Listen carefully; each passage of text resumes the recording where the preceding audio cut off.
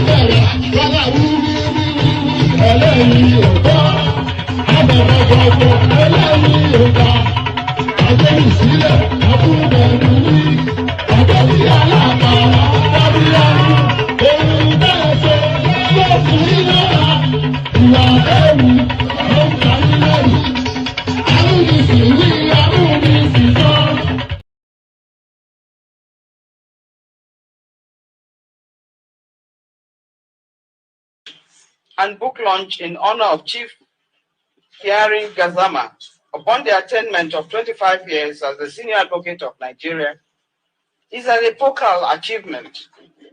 It is no doubt appropriate that the theme is, quote, the Nigeria of our dreams, a call to the patriots. I say so in the light of the prevailing situation in Nigeria as a result of the 2023 general elections, which has generated a lot of storm, necessitating the conversation which we are about to indulge in, as there seems to be moves to throw the nation into chaos or conflagration. These may be brought about by some individuals and groups who, fanning the embers of hatred, bigotry, and tribalism, fail to see the possible outcomes of the utterances without caution that are being thrown around. It is human to feel cheated or having the short end of the stick, but one who is not declared a winner at any of the electoral contests, such emotions, however grieved, does not justify bringing the roof down, the roof of our nation. The reason is simple, that in such an eventuality, that aggrieved person may not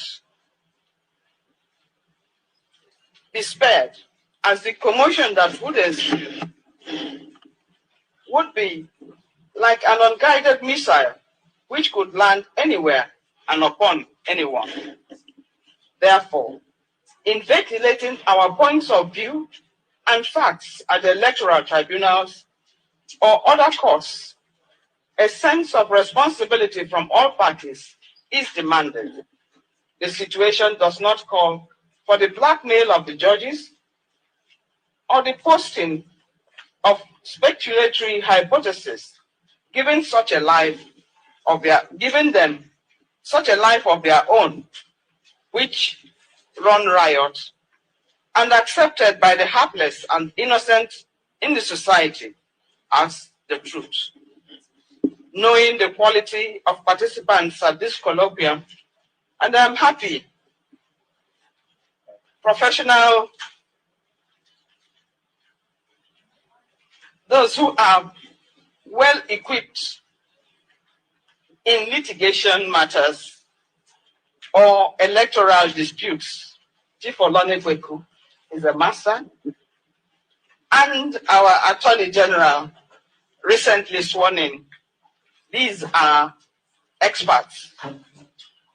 I am confident that having such persons here, including our chief host, Chief J.K. Gazama, there is confidence that at the end of the day, a resetting of the mind would be taking place, and we would keep things in perspective in the full knowledge that elections are seasonal and litigations relating thereto of the same bend.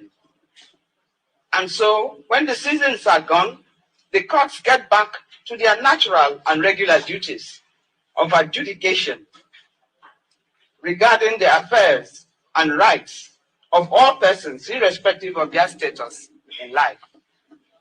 J.K. Gazama, Senior Advocate of Nigeria, has called us to this discourse, lest we forget our past, the recent happenings in our country, and the need for a restoration of the ethos and the values for which the founding fathers had set in motion as guide to all of us, young and old, irrespective of the positions we occupy in the society. We all have to get our acts together and rebuild our nation.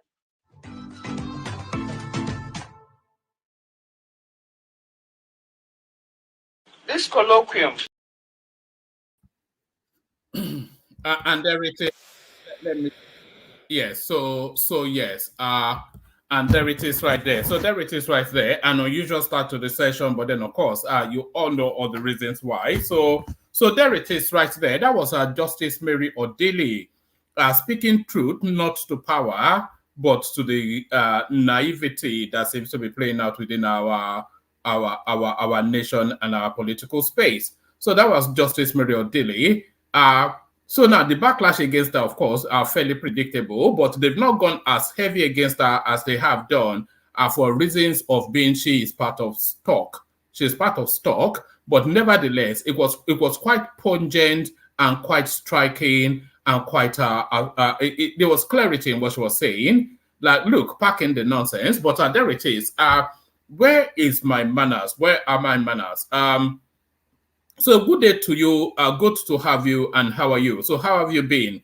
So here we go again. Another session. Your friendly neighborhood, bald-headed or you're laughing man. One man went to mow. So we go on that journey again. Come along with me. The usual protocol. Click on the like button just as soon as you're coming in. Subscribe if you haven't done that already. The hyperlink that says StreamYard, that's your invitation to come and join us on the screen. And if you want to well, you can buy your host cups of coffee. It's pinned on the comment section, but of course, a lot of you ignore that, but I'll continue to mention it anyway, just really because it's part of the, pardon me,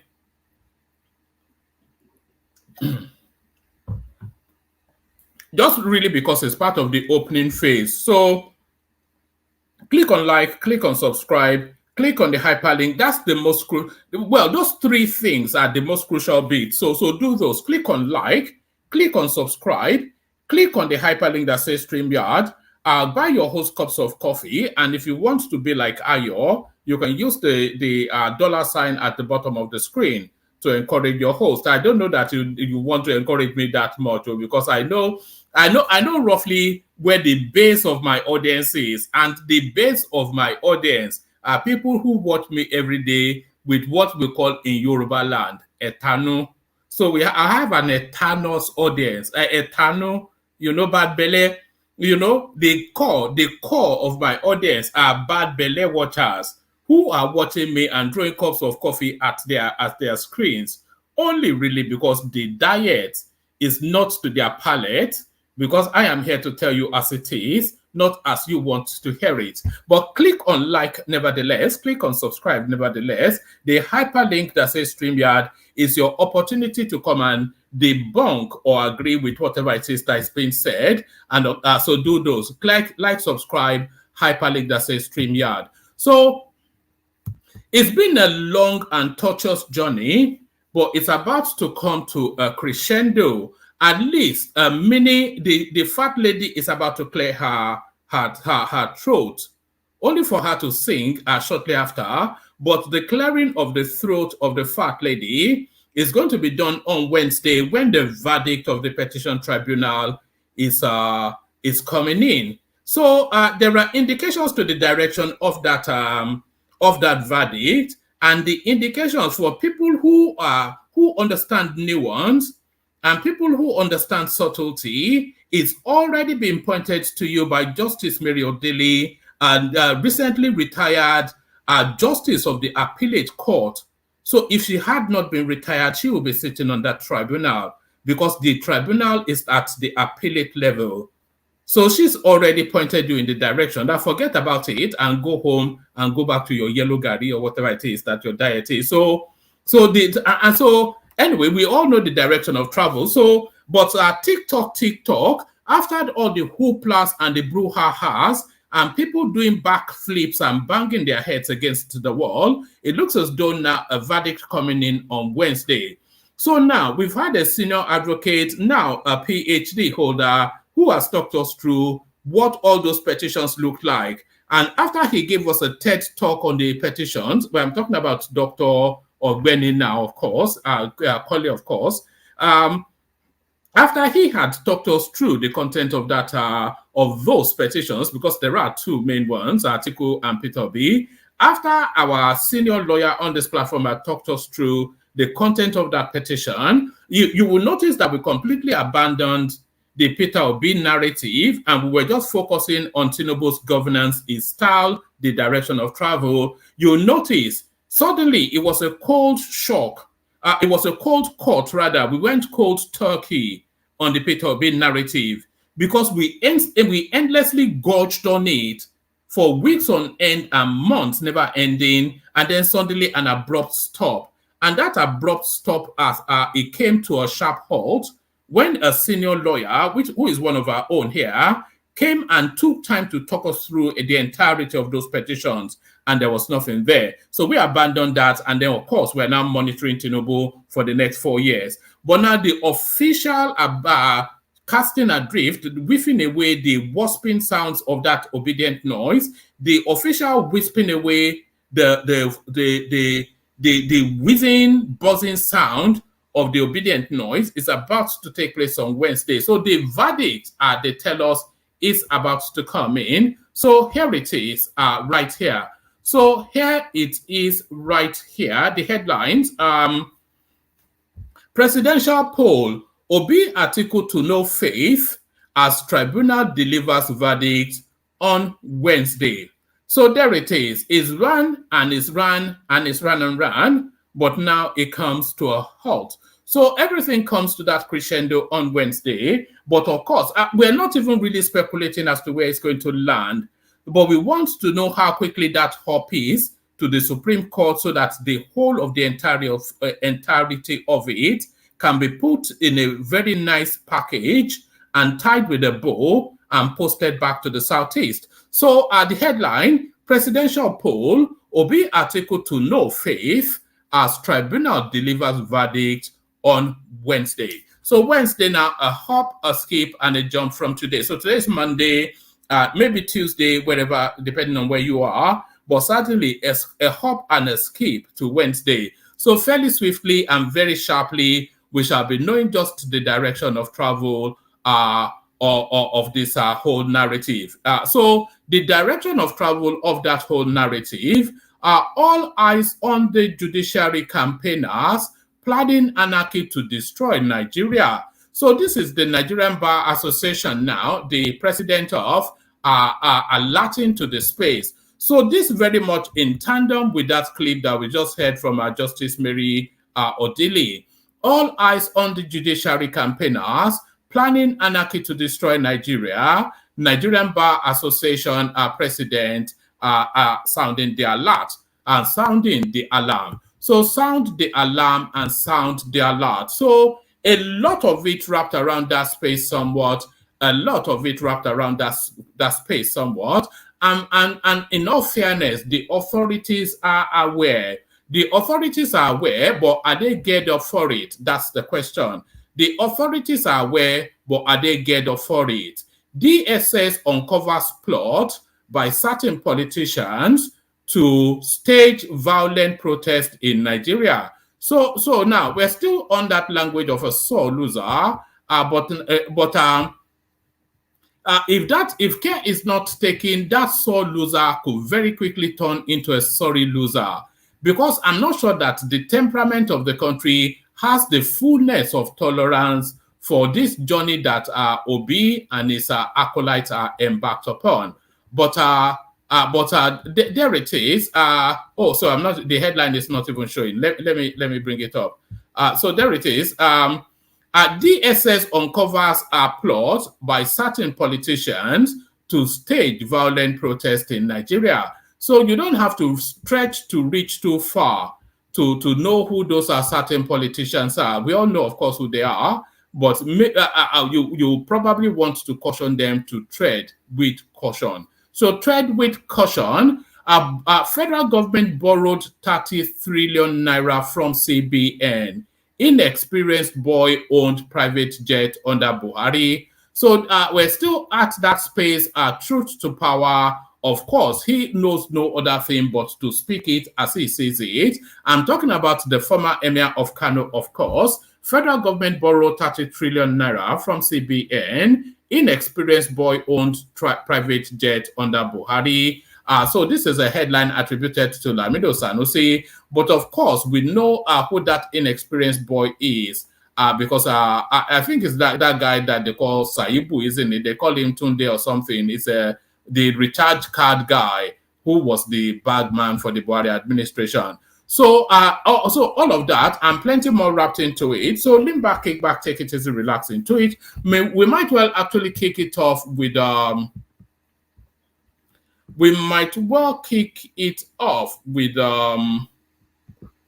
clip that I was watching with Femi Falana. So we might well kick it off with this. We just see what direction it goes. But lean back, kick back, take it easy, relax into it. The protocol, of course, click on like, click on subscribe. The hyperlink that says StreamYard, so click on that as well to come and join in the conversation.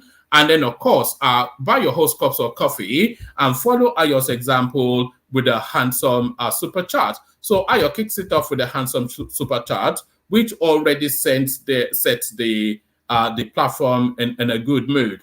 Yes, do all those as we go to the Kegites. Only water, where they see my water. Oh yes, water.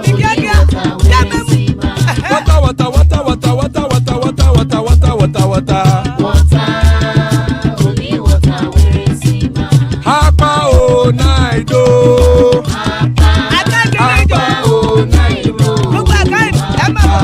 Hapa you don't come oh. Hapa oh night oh. Hapa oh night oh.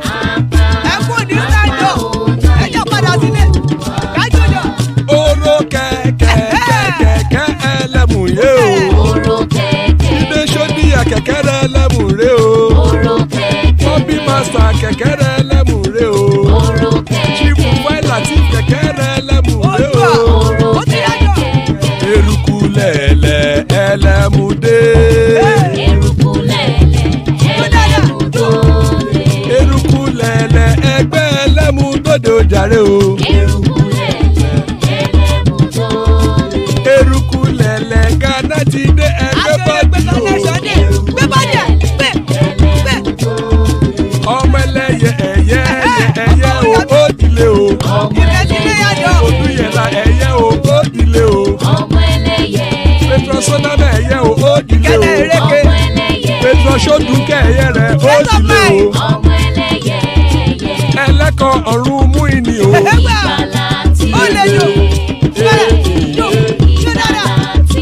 Àkùkọ ọ̀run mẹ́kọ̀.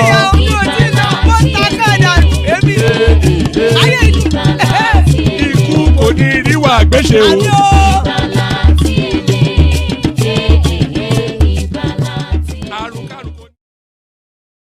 And there it is right there. Ikuko Neriwagbeche and may death have nothing to do with that. Amen to that, on behalf of myself and you, my friends. So let's get straight and immediately into it. All of that noise is about to at least be paused for a moment and hopefully then halted very quickly by the Supreme Court. Presidential poll, Obi Atiku to no faith as Tribunal delivers verdict on Wednesday. The Presidential Election Court, PEPC Tribunal, sitting in Abuja, will on Wednesday deliver judgment on petitions seeking to nullify President Bola Tinubu's election. So there it is. The two petitions marked XYZ and ABC were brought before the court by a former vice president and candidate of the People's Democratic Party PDP, Alhaji Atiku Abubakar, as well as the candidate of the Labour Party LP, Mr. Peter Obi, respectively. The Justice Haruna Samani led 5-member panel of the court had on August the 1st, okayed the cases for judgment after all the parties adopted their final briefs of argument. Whilst adopting their final written address, Atiku and the PDP, through their team of lawyers, led by Chief Chris Uche, SAN, urged the court to declare that President Tinubu was not qualified to contest the presidential poll that was held on February the 25th. They prayed the Presidential Election Tribunal to nullify the entire outcome of the presidential election and order a rerun of fresh contest. Atiku and his party alleged that the Independent National Electoral Commission (INEC), despite receiving over 355 billion naira for the conduct of the election, deliberately bypassed all the technological innovations it introduced for the purpose of the 2023 general elections. They contended before the Presidential Tribunal that INEC acted in breach of the amended Electoral Act when it refused to electronically transmit the result of the presidential election. On the issue of the transmission of election results based on new provisions in the Electoral Act, we are all in agreement, including the INEC, that there is a new regime in election management. This thing is not scrolling. The essence of the innovation was to enhance transparency in the coalition of results, which was an pardon me. The essence of the innovation was to enhance transparency in the collation of the results, which was an area that we usually had problems with, and not the actual election. And secondly, to enhance the integrity of the results declared. We agreed that INEC had an option, and we brought video evidence by the INEC chairman showing that the electoral body indeed chose an option.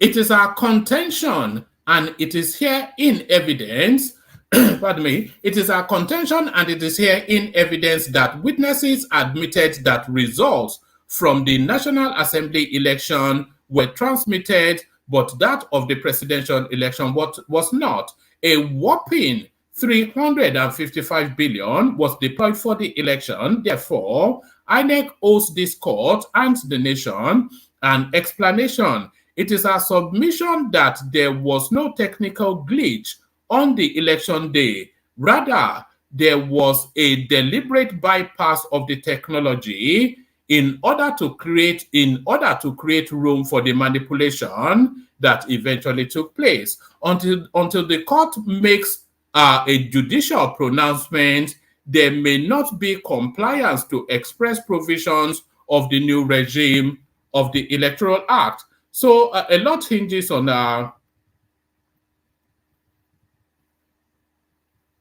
All right. It's a long read, but I think for the purposes of we have to read all of this. All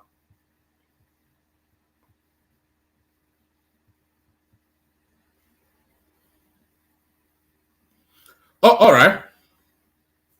Let me pick it up from this paragraph and then I'll run through it.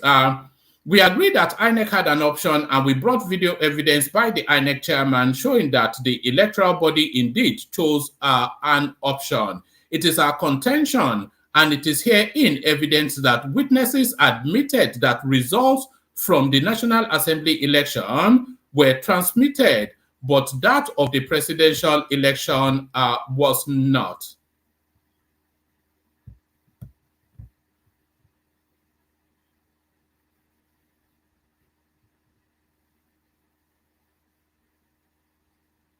Hold on.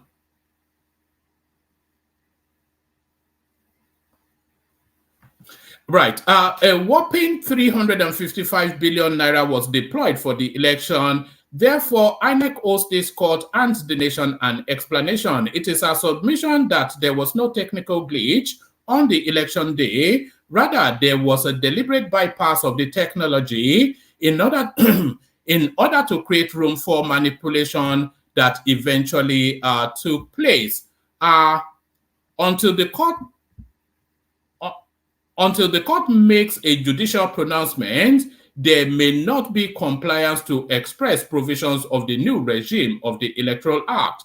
My lord, in a situation like this, the burden shifts on INEC to explain. It is not on the petitioner to explain why there was such a technical glitch. We urge this court to hold that there was a deliberate non-compliance. The substantiality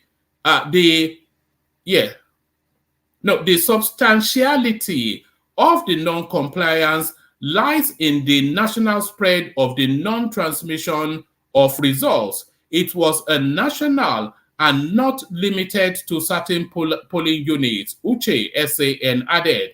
He further before the Presidential Tribunal argued that the forfeiture proceeding that involved Tinubu in the United States was still subsisting. It is our position that time does not run out against crime. Even if there is forgiveness in the Constitution, there will always be consequences foreseen. We urge our lords to adopt the modern trend of leaning towards substantial justice and not technical justice. Let this case be the precedent.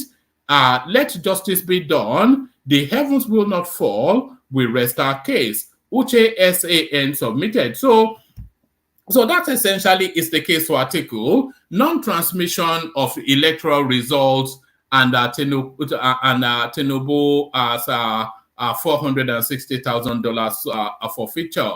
And that is the basis by which they are asking the petition to upturn an election. So throw that one in the bin and let's go on to Peter Obi. Likewise, whilst adopting their own final brief of argument, Obi and the Labour Party, through their lawyer, Mr. Levy, something or the other, SAN, argued that there was no glitch during the election, but an intentional act to sabotage the outcome of the poll. So somewhat repetitive.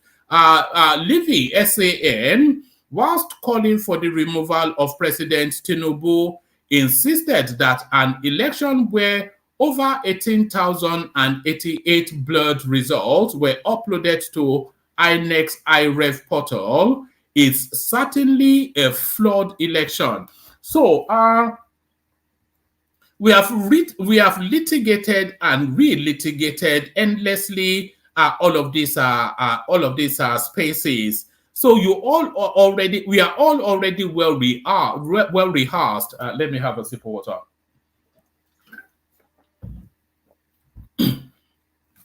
You are all already well rehearsed in the arguments, and it's really just to take a position depending on what your political leanings are. So this is what they are saying. It says, Levy SAN, whilst calling for the removal of President Tinubu, insisted that an election where over 18,088 blood results were uploaded to INEC's iRev portal is certainly a flawed election. So it's not really what was uploaded or not uploaded on INEC's IREF portal that determines anything.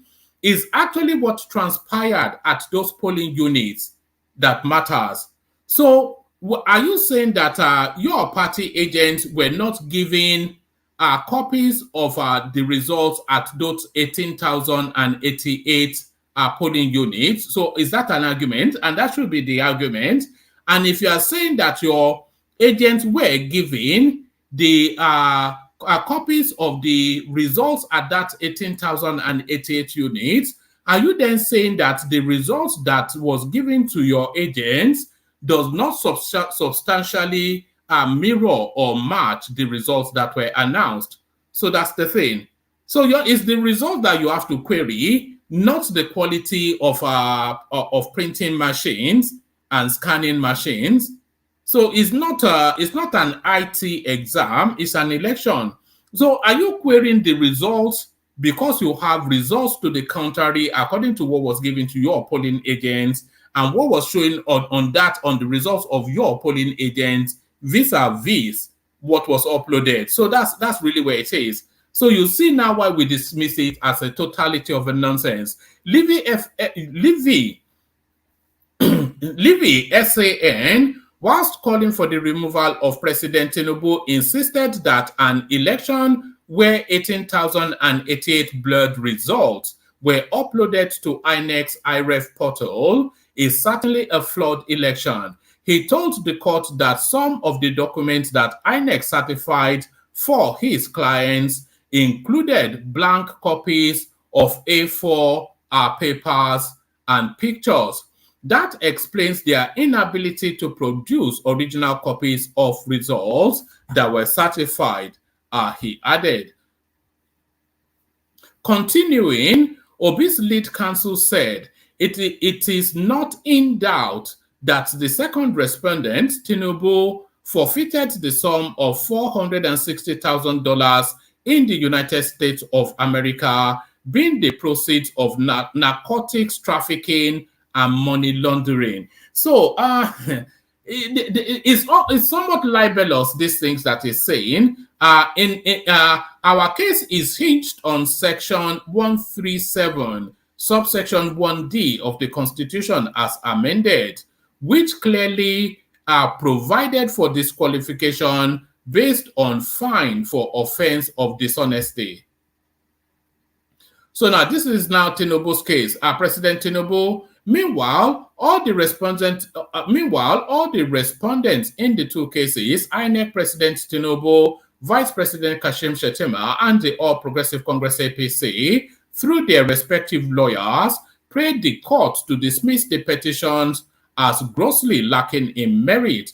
INEC's legal team, led by Mr. Abubakar Mahmood, SAN, maintained before the Presidential Tribunal that the presidential election was not only validly conducted, but was done in substantial compliance with all the relevant laws. The electoral body argued that the petitioners misconstrued and totally misunderstood the purpose of the technology it introduced for the 2023 general elections. It told the court that the Biomodal Voter Accreditation System, BVAS device, was introduced for the authentication and verification of voters and for transmission of results from polling units to the IREF portal. INEC's lawyer said there was evidence to show that the commission went to great lengths to ensure that the technology functioned as designed. The applications used on the BVAS device was developed in-house and tested again and again, both for performance and reliability. The intention of the first respondent to conduct a world-class election is clear from the evidence that was placed before the court, he insisted. He argued that no evidence was presented to establish the allegation that INEC made use of an election coalition system in any election that was conducted in the country, adding that such a system did not exist. Mahmood SAN told the court that INEC made use of manual coalition system, admitting Mahmood SAN told the court that INEC made use of manual coalition system, admitting, however, that the commission experienced a technical glitch that lasted over 4 hours on the day of the presidential the presidential election was held. He said it was not true that the glitch was contrived to create an avenue for results of the elections to be manipulated.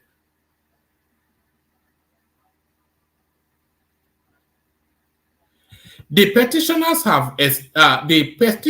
have failed to establish that there was human interference that led to the said glitch, and they have also been unable to prove how the failure to upload results in real time affected the outcome of the elections. So you see that sentence, you see that sentence ends it all right there. So that is the end of everything, isn't it?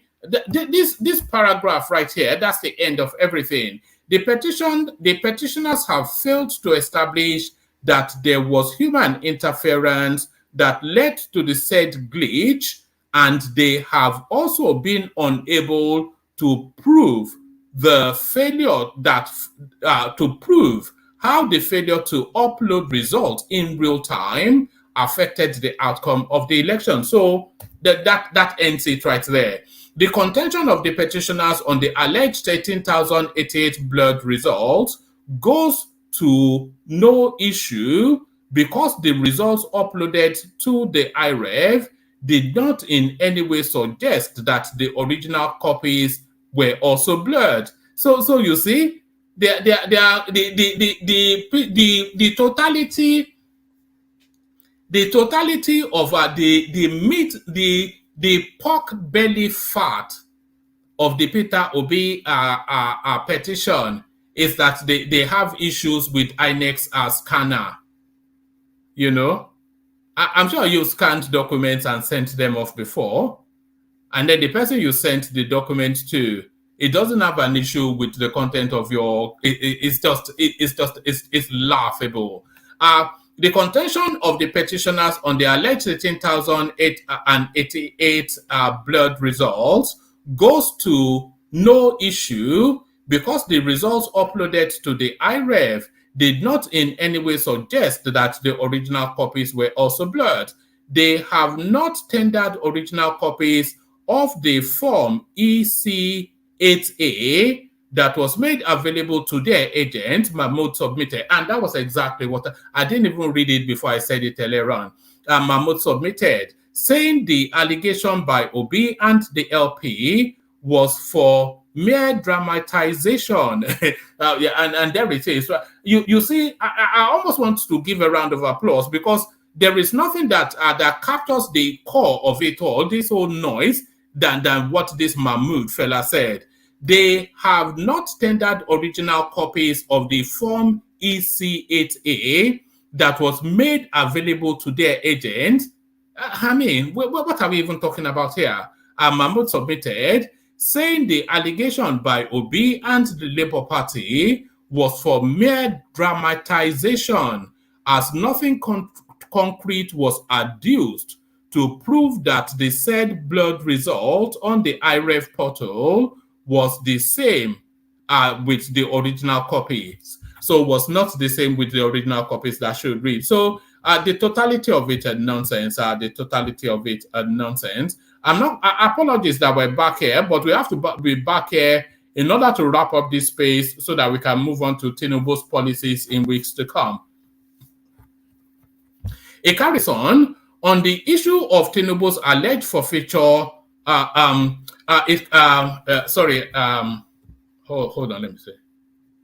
Yeah, so it carries on the issue of Tinubu's alleged failure, rather, to secure 25% votes in the FCT. INEC's lawyer accused the petitioners of inviting the court to adopt an interpretation that will result in absurdity. INEC told the court that it was illogical for the petitioners to claim that a candidate must secure 25% votes in the FCT to be declared winner of a presidential election. It argued that such an argument would run contrary to the spirit and intendment of the drafters of the 1999 Constitution as amended, adding that FCT ought to be regarded as the 37th state of the Federation that is without a special status during elections. Similarly, President Tinubu and Vice President Shettima, whilst adopting their written address, urged the Presidential Tribunal to dismiss all the petitions. Addressing the court through their team of lawyers led by Chief Wole Olanipekun SAN, the duo said it would not be in the public interest for the court to set aside the decision of the electorate that led to their victory at the poll. Arguing that the petitioners completely failed to discharge the burden of proof that was required of them by the law, Chief Olanipekun SAN further argued both Atiku and Obi of merely dumping documents before the court. He told the Presidential Tribunal that his client won 1/3 of the votes in the FCT, adding that Obi had no locus to challenge the outcome of the election since his name was not found on the register of the Labour Party. On the issue of the forfeiture proceedings that led to the imposition of a fine against Tinubu, Olanipekun SAN relied on Section 137, subsection 1E of the 1999 Constitution as amended to argue that his client could not be disqualified since over 20 years had elapsed since the case was decided. Even if there was a sentence before, it is no longer to be reckoned with, adding, "My lord, may we submit that the second respondent is not under any fine."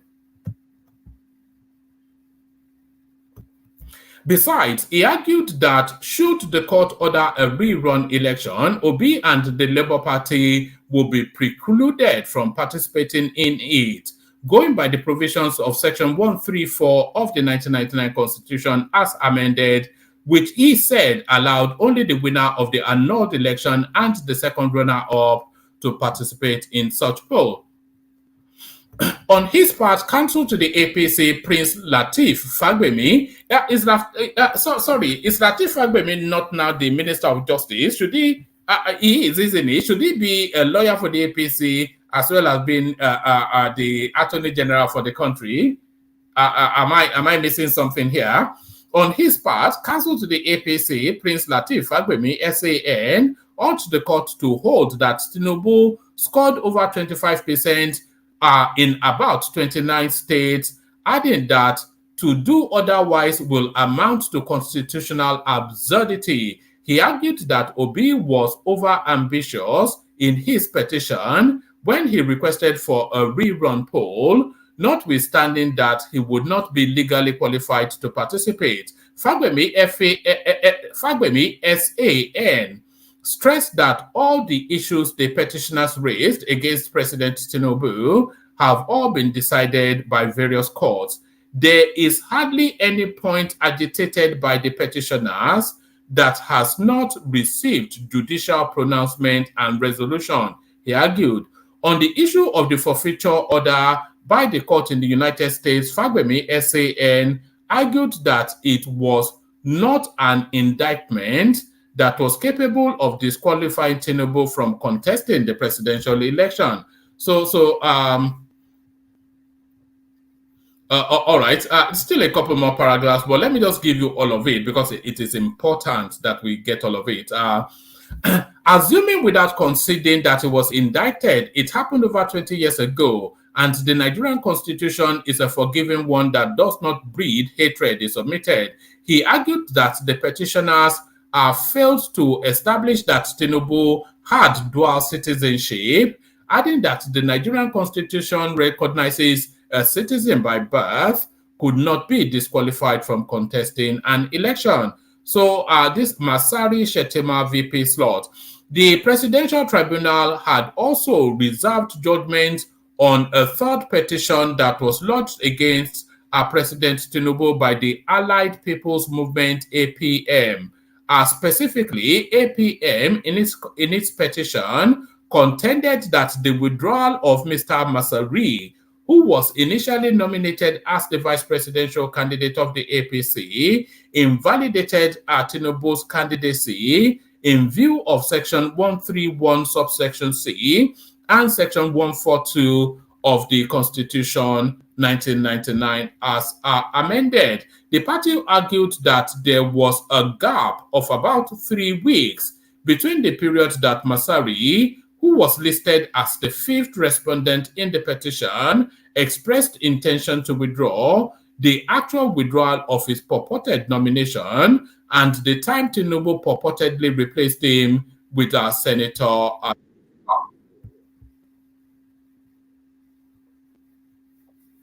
It further argued that Tinubu's candidature had elapsed at the time he nominated Shettima as Masari's replacement.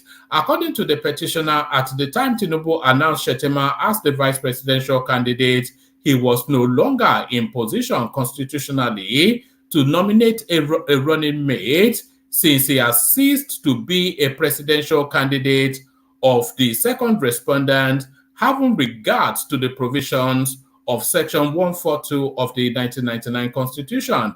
More so, APM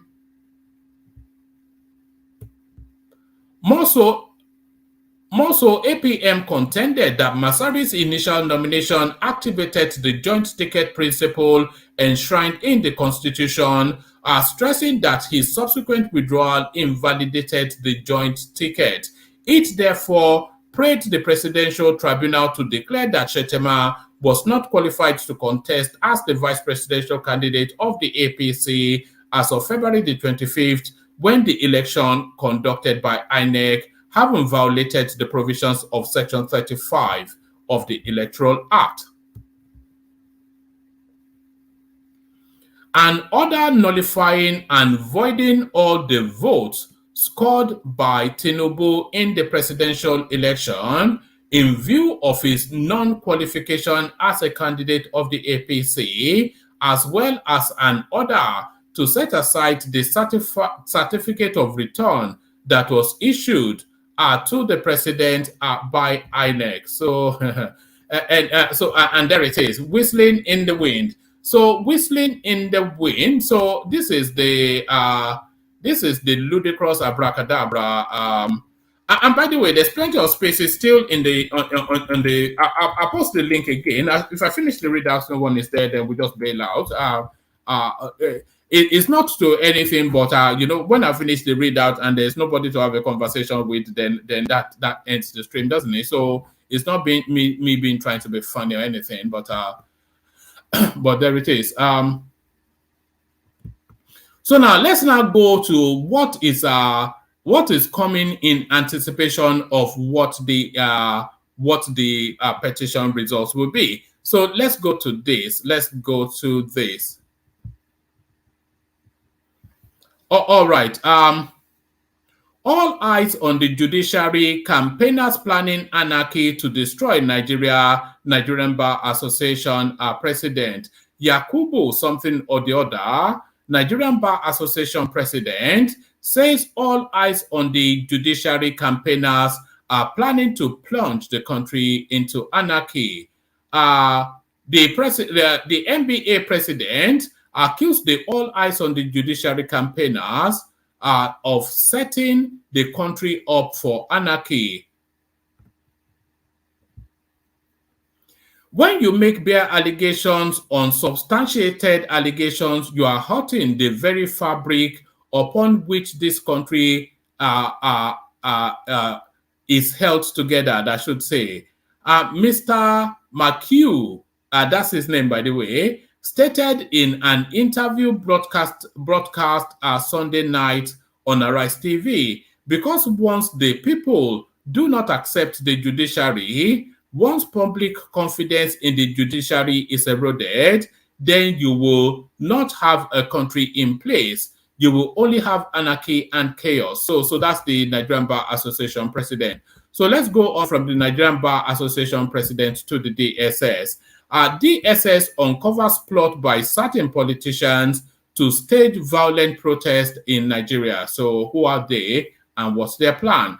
The Department of State Services, DSS, says it has uncovered a plot by some elements, including certain politicians, to stage violent protest in parts of the country. So there are only really two flashpoints there.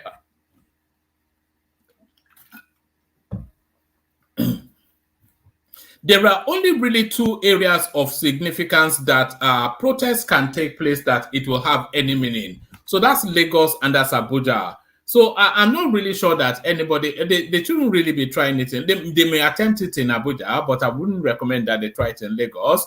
We all saw what happened last time. The Department of State Services, DSS, says it has uncovered a plot by some elements, including certain politicians, to stage violent protest in parts of the country. A statement issued by the service spokesperson, Peter Ofunaya, on Monday, September the 4th, 2023, said the protests are being planned in order to discredit the federal government and the security agencies. The Department of State Services, DSS, hereby informs the public that it has uncovered plans by some elements in parts of the country to stage violent protest in order to discredit the federal government and security agencies over sundry socio-economic matters, the statement reads.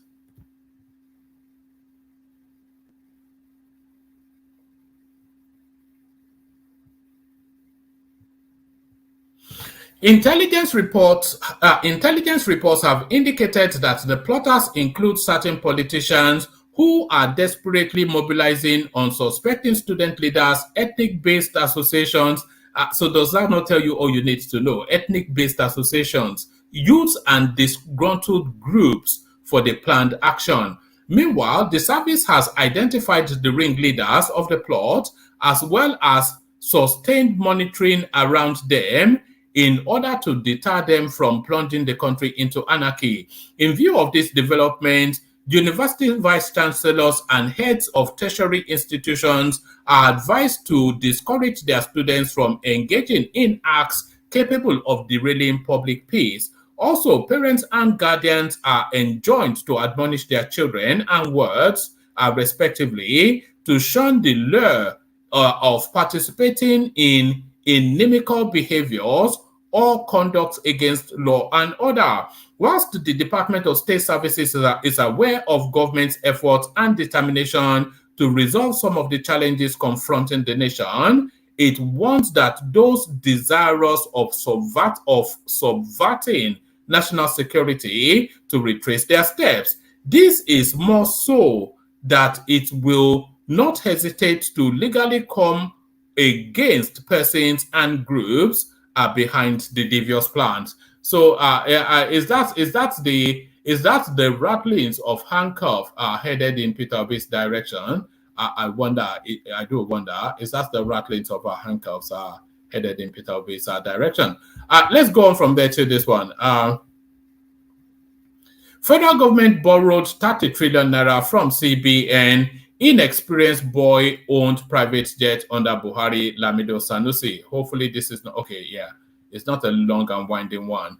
Muhammadu Sanusi II, a former emir of Kano, has said former President Muhammadu Buhari-led administration wrecked Nigeria's economy. According to Sanusi, in a recent video message to Nigerians, the last administration treated the economy without recourse to expert advice. He claimed that some sycophants exploited the system and that an inexperienced boy owned a private jet under the past administration. Sanusi, who noted that borrowing had crippled Nigeria's economy, urged Nigerians to be patient with President Bola Tinubu-led government. In his view, Nigeria led a false life in the past 8 years. He said, the last 8 years, Nigeria led a false life. The government borrowed from within and without. About 30 trillion naira was borrowed from the central bank. All the revenue the country generated in the last few years couldn't service the debt. Debt service exceeded 100%. The government borrowed to service debts. No country can grow this way. The time will come when one cannot borrow anymore. Additionally, there will be nothing to pay the debt. Those writing demanding that we speak on the current situation in the country, this is not the right time for me to speak. It was like a driver on the road driving recklessly, despite a wise counsel telling him of a crater ahead. What will you tell after plunging the car into a hole? People refuse to listen to us. We will only now advise them to be patient. I will never say Tinubu has pushed Nigeria into difficulty. I am not saying he's flawless or flawed. We will speak when he goes awry or when he goes astray. The government can't pay subsidies since it doesn't have the means. If they added tax, we will have to pay. If they added tax, we will have to pay since borrowing is impossible. If the CBN printed more naira, the dollar will jack up to 1,500. We must suffer. When I was the CBN governor, it was 150. Today, it is somewhere around 900. They treated the economy the way they wanted and refused to listen to expert advice. In the last 8 years, only sycophants succeeded. The sycophants bought dollars at 400 naira and sold at 550. An inexperienced boy who had never worked anywhere owns a private jet. So that is Tunde Sabiu, almost certainly that inexperienced boy. So the inexperienced boy, all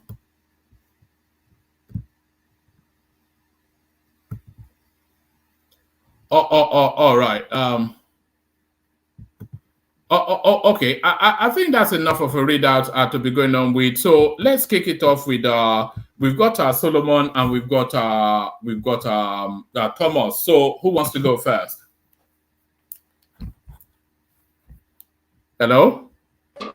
Yeah, let me go first. All right. Good to have you, Solomon. So kick it off. Where do you want to come into the conversation, Solomon? Yeah. Sorry, what did you just say? What did you just ask me now? No, I said, where did you want to come into the conversation? Obviously, the verdict of the petition tribunal coming up on Wednesday. Wow, what's that sound? Yeah, good morning, everybody. Can you hear me? Yeah, I can hear you, and as well as some sound, but carry on. Yeah, this election petition tribunal stuff is going to really be serious. Like, it's going to be very serious. And I think I saw a headline where Tinubu's had a meeting with the chief of defense, the ministers of defense, and defense ministers. Sorry, and chief of staff, like the chief of staff, and yeah, I saw that too. So definitely it should be this election stuff. This Wednesday stuff will be part of the reasons why they are meeting. And you see, DSS has already come out to say that they have intel about. So what's going on with your system? So slow it down a little bit. So I was using the earpiece. Can you hear me now? Yeah, I can hear you, but we can hear some wooden sound. Is it better now? Is it better now? Yeah, it's a bit better now. You know that meeting that Tinubu had with the service people. Oh. Has it gone back again? No, don't worry. We have to push through it since you are the only one here. So, you know that meeting that Tinubu had with the service chiefs. I thought that Tinubu is going to India for the G20 meeting. I thought he was having that meeting with the service chiefs in order to just get reassurances that they were not going to do a coup on him when he's away. That's what I thought was going on there. Yeah. I was even surprised to I don't know if he has gone because I saw headline yesterday that he's going. That he has already gone to US. I mean, where they are having the meeting and all that. But I still saw a headline this morning that he had a meeting with this security agents. And yes, the cool thing I know. I just know that the whole discussion they had was concerning security and everything concerning security, and this maybe definitely this cool thing is going to still be one of the main reasons they had that meeting. But this election thing of Wednesday is going to be the major reason. I can assure you, I'm very sure of that. It was the major reason why this meeting was held, because it's the way people are going about it. But the way I feel, this thing is only going to happen in the south and not in the north.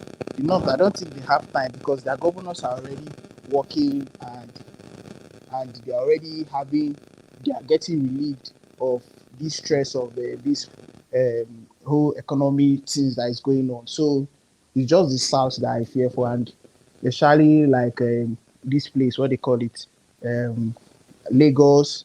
In fact, the whole of the south, even as Sabasef, as small as that place is, Yeah, they will no, no, definitely. no, I'm not sure that anybody will care about whatever happens in Asaba, but certainly Lagos, you'd expect a strong security presence in Lagos and Abuja. And if you do anyhow, you go see anyhow, as they say in Lagos. And the DSS are already warning parents to just to caution their children. Yeah. For me, I'm not even scared of. I'm not scared of Abuja. Like anything that will happen in Abuja, I don't think anything serious is going to happen in Abuja. I know that it's the state capital, but no, I don't think. I So don't sorry, think did anything. you say you're using Bluetooth? Yeah. Okay. Yeah. My Yeah, do you want to earpiece. remove it? Or, yeah, remove Okay. it or Let me remove it. yeah, there's a Can you hear me now? yes, yes, go that way. That now we can hear you. Yeah, Okay. Okay. so yes. But for all of it, this thing now comes to an end somewhat. Well, somewhat of an end. I'm sure some people will still push towards the Supreme Court. But even Justice Mary Odili is already telling them to pack their bags and go home. And she's their own inside person. So you see, they already know. They already know the people there. I even believe maybe Obi himself might even know that no level. Do you understand? Obi That no knows level. now. So He knew from when the results were announced that the game was up. He's just one of the submissions of the lawyers was that the whole thing is just dramatization and just acting. It's just acting up, isn't it? yeah, because he really carried. He was a leader of the movement, and it's somehow that he will just leave your people like that on the road. He's not going to tell good about him. So well, it's a good thing that he has led them to this point, but he should try. And even I saw a tweet when they said that as soon as they disclose the date for this final petition, for the result for the final verdict or something like that. Yeah, the I saw as soon as DSS and that DSS tweet about protest and all that, I saw a tweet. People were just tweeting like retweeting about that this time around Obi should not tell them what to do. He should better just respect himself. He has played his role. He should allow them to. So let them go out now and then let the security forces deal with it. So I mean, sometimes when the kid wants to put his hand in that fire, after you admonish, then you say try it. So let them go out and then let's see how that plays out. Yeah, but I would advise that people should just calm down, and there will be other way, not just come because in fact if they let And me by the even way, if anything happens, Obi will be held culpable. Obi will be held culpable.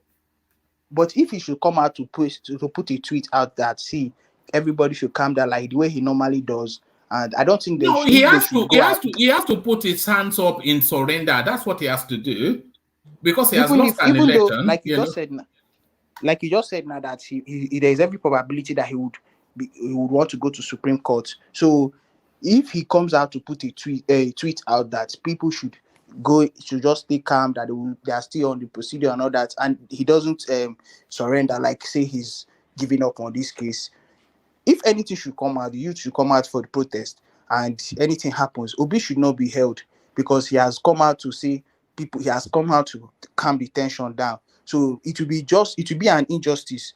But he has pushed it to this point now. Did he not push it to this point? One man, let's just, like I told you now, he's a driver of a movement. He's a leader of a movement. Let him just keep on keeping their those people's hope high. Should keep giving them hope. They should keep having hope. But he should try and do what. I hope the security forces are giving him close monitoring. He mustn't be allowed to run. No. He's not going to run. He must not be allowed to run. I don't see him like somebody that is going to run. I believe he's going to do the right thing by even tomorrow or today. Okay, today we're already in the next day. He's going to put up a tweet that tomorrow, I believe he will do so. That tomorrow, that's on the 6th of September, that they will be going to hear the final stuff about the election and all that in the court. That they should try and their best to calm down and hold on to let them hear what they will say. But definitely that there must be a way that they must find a way to recover their mandate, but it's not going to be in a worrisome or in a problematic manner. So definitely he's going to put up tweet like that. And if he should do that, one man, we don't need to really blame that man. I won't lie to you, we don't need to blame him. It is the people that I don't want to call them the coconut head, but the thing is, Solomon, he has mismanaged those people up to this point. So he cannot now at the last moment just make some whatever and then absolve himself. Whatever he says now, if those are gullibles, if the gullibles react or act in a wayward manner, Obi must be held culpable. No, one man, you're not understanding what I'm saying. He has been doing this thing. He has been doing this thing even after the election. You saw how he every time he's always putting out tweets to calm these people down. He's doing it. He's taking action, so they can't use those things against him. Can I interject? Yeah, you can come in. No, we can barely hear you. We can barely hear you though. So if you are using a Bluetooth as well, if people are using Bluetooth, it doesn't come through. So if you want to make a Hello, Solomon. Yeah. I hope you're following what's happening in the States. How Trump is being treated on something similar. I hope Obi will be smart enough and accept the verdict in good faith, send congratulatory message so that it doesn't end up having serious issues. If United States can treat a former president like that, you talking about Trump? Yeah. You talking about Trump? There are some videos. The Prime. Yeah. The Prime. Can you mute the YouTube because it's echoing back? So mute it. Yeah. You can still hear it on. You can still hear it on StreamYard. So mute the YouTube. Can you do that? Is he okay now? No, it's not. You can hear it as well. Okay, I think I've done that. Oh, all right. You've done. Can you hear me now? Yeah, Solomon. Yeah, carry on, Solomon. We're having feedback from the Prime. Carry on, Solomon. Okay, you can't compare Trump and Obi. Trump's own case and Obi's own. Why? Because Obi tries to he tries to make himself, like, he puts himself in a way that he's not trying to cause problem. Like he doesn't make utterances or tweet utterances that will cause problem in the country. He tries to calm these people down. He has not made any statement that would unlike his vice that was saying those things he said after the election. Obi has never done something like that. So you don't have anything to be honest with you. We can't compare Obi or put Obi in the place of Trump. Trump used to come out, has made statements that are not good for the state. So you can't say the same thing about Obi. If they should do anything, if Obi should come out today now, if he doesn't put any tweet, maybe any action they take, if he doesn't come out to say, please, obedient, calm down, do this, as in to calm the tension down, the head, and the Nigerian government can have something, if at all, to hold this guy. But if he comes out to put that tweet, or to come out, or even to broadcast that, see, Igbo should not do this, Igbo should, as in just calm them down. They don't have any right, as in it would be unjust for the government to behave, to go hard on that guy, or to do anything on against him. Yeah. After the Supreme Court judgment, people should be picked up. People should be picked up after the Supreme Court judgment. Certainly, people should be picked up. Yeah, let me. People like who? One man. Like, well, you know them, the usual suspects. Pansat certainly should be picked up even before the You're making sense in what you're saying. I think that you're right around the corner. You're almost there. I don't know how you do it. You say you're from the southeast, and when one man is provoking southeasterners and needling us with his sly remarks. No, please don't do that. Don't do that. You did that the last session. No, don't do that. Don't do ethnic divide again. You did that the last time, so don't do ethnic divide again, please. Now, don't do it. Okay, don't make me do it, right? But anyway, let me say to you, Eze. Tinubu is not Buhari.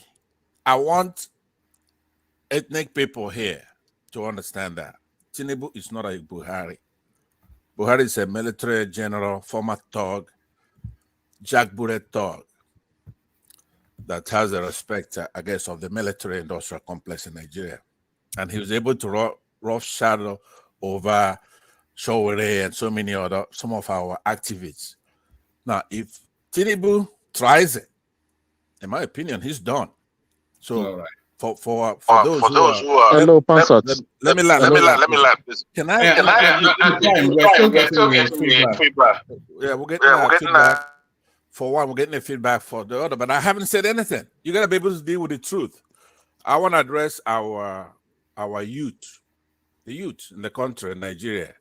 Here it is. Get ready, Wednesday. There are qualities. No, please don't canvass for violence. One man. I think you should moderate this situation, because a clear incitement at this point. Please, How? You're just trying to incite people. You're trying to incite people. The prime, if you scroll back 1 minute, you hear what we're hearing. Just scroll back to when you speak. Carry on, Solomon. Yeah. My goodness. That I'm Solomon, leaving, right? You are leaving. Okay, thank you for coming. No. You're out. You're out. Yeah, that's enough of that. So sorry, carry on, Solomon. Yeah. Like Mr. Pansat that is here saying that the youth should do this. Will he be here? Because some people are where they are now, trying to incite these people to come and start on that Wednesday. They should come and start protest and all that kind of thing. Then they will not hijack the protest, and the thing will not result to another thing. So let's not do this thing. Let's not do this thing for real.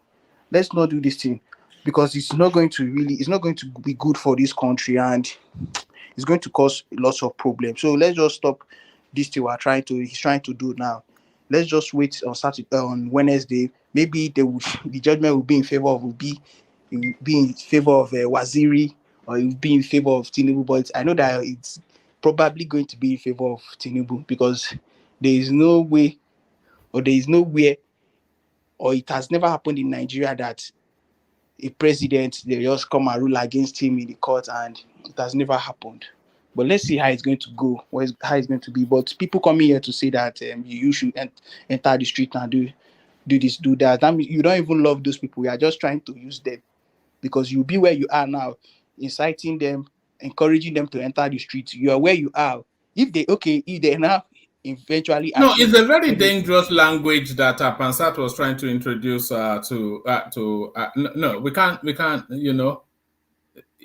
can't use language like that, especially in this time that we're in, certainly not here. I will not be held responsible for that, Yeah, so if okay, for instance, now they now achieve, maybe they achieve the goal or they did not achieve it, those people now die. You will now come back to the Nigeria here and enjoy yourself.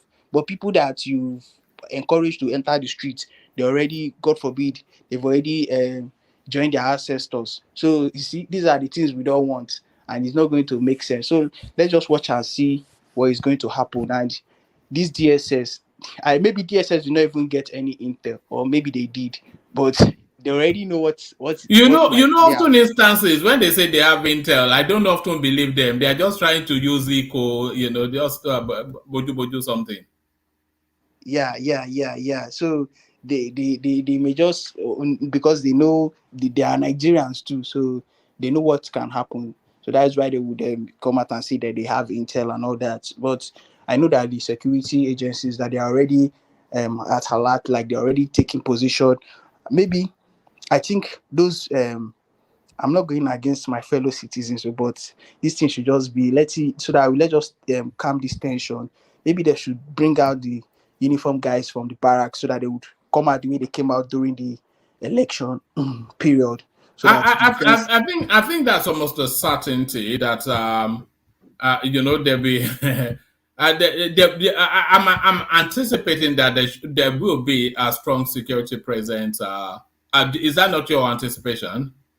Yeah. Yeah, that's what I'm trying to say. So that it will bring this tension down, and people would have fear and not to come out to engage in any protest.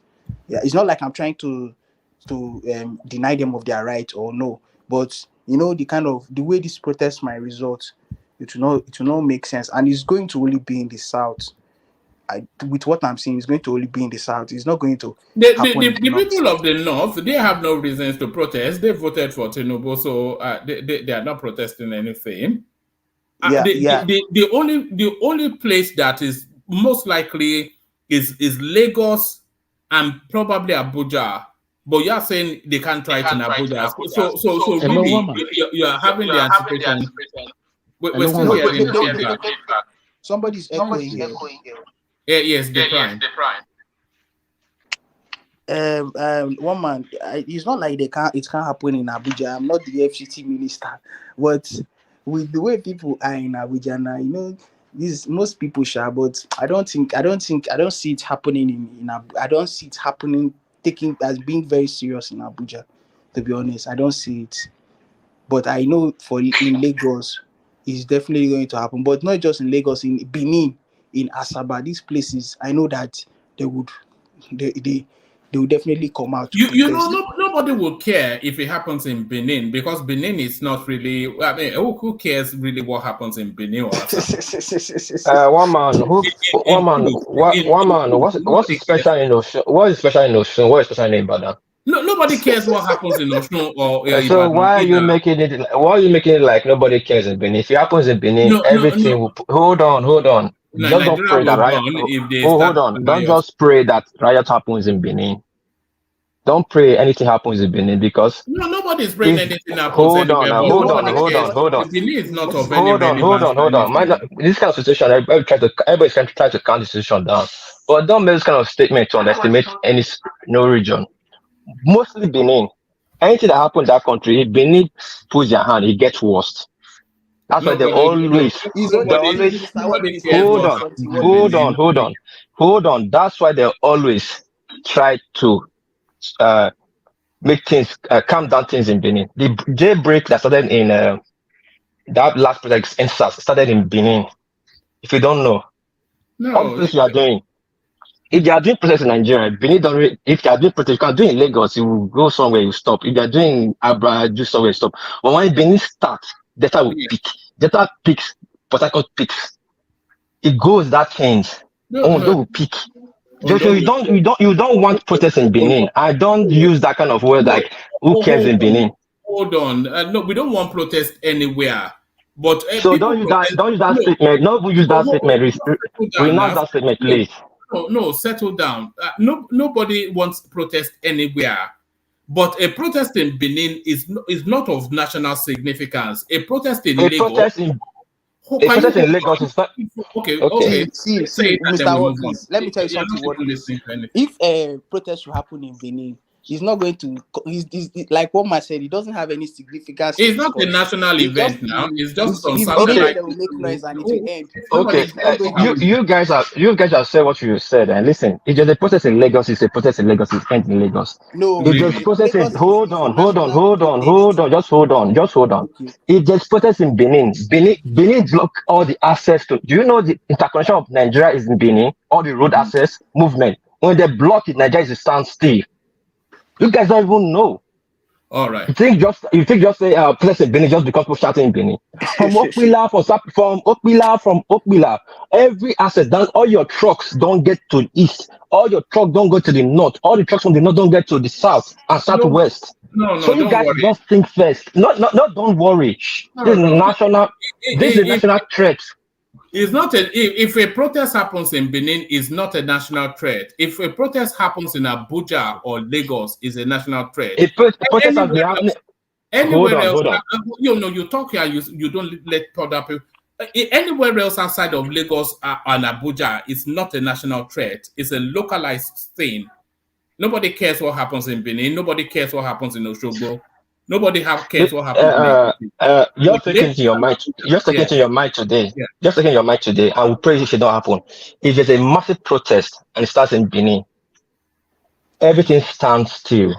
All right. Just take it like that. I don't need to argue with you. In Nigeria, yes. In Nigeria, I don't need to argue. I don't need to argue with you. I don't need to argue with you because it's like you guys forget history. It's just like you say things you like. That's a joke.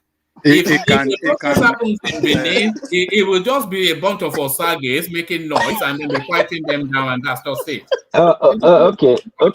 Let me tell you. Have you ever witnessed protests in Nigeria before 1 month before you left the country? Bro, good question. I ask you. No, Eze, you are too young. Wait, Eze, sorry, I'm not trying to insult you yet, but you are too young to contribute in this question I ask one man, because I know you're like 20 something. One man, have you noticed any protests in Nigeria before you left Nigeria? Big one. All right, make your point and then we move on. I don't want to be stuck. I'm not making any point. Just ask you a question. If you say no, then we'll move on. If you say yes, we'll move on. I'm just asking you. Have you witnessed any big protests? If I say no, we move on. If I say yes, we move on. So yes and no.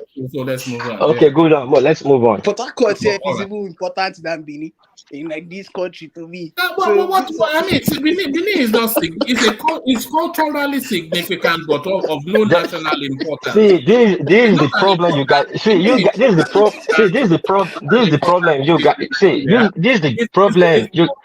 Culturally important, but it's not. It's not back. I'm talking about culture. Let's move culture. Hold on, one man. Oh. Look, if there's a protest in Benin that disrupt the transportation between the west and to the east, that is going to can affect our economic activities. So to the north, that was said to the north, and then to the north, it can if they Mr. hold on. What you say is if they block hold on, if they block that expressway and vehicles cannot pass through, may we affect. It will affect. Just talking. I'm talking about Benin, about cultural businesses. So but if that does not happen, if it's just within Benin and there's no disruption to transport flow, then it will just be limited. I mean, the nation might not feel it. But if they have to block the highway, man, it's gonna be a catastrophe. Let me add this. Yeah. Sorry, let me add this. I'm not just saying it because it's a cultural well-known place. Benin is what they call Benin the heartbeat, not just because we are powerful. Hold on. The heartbeat of what?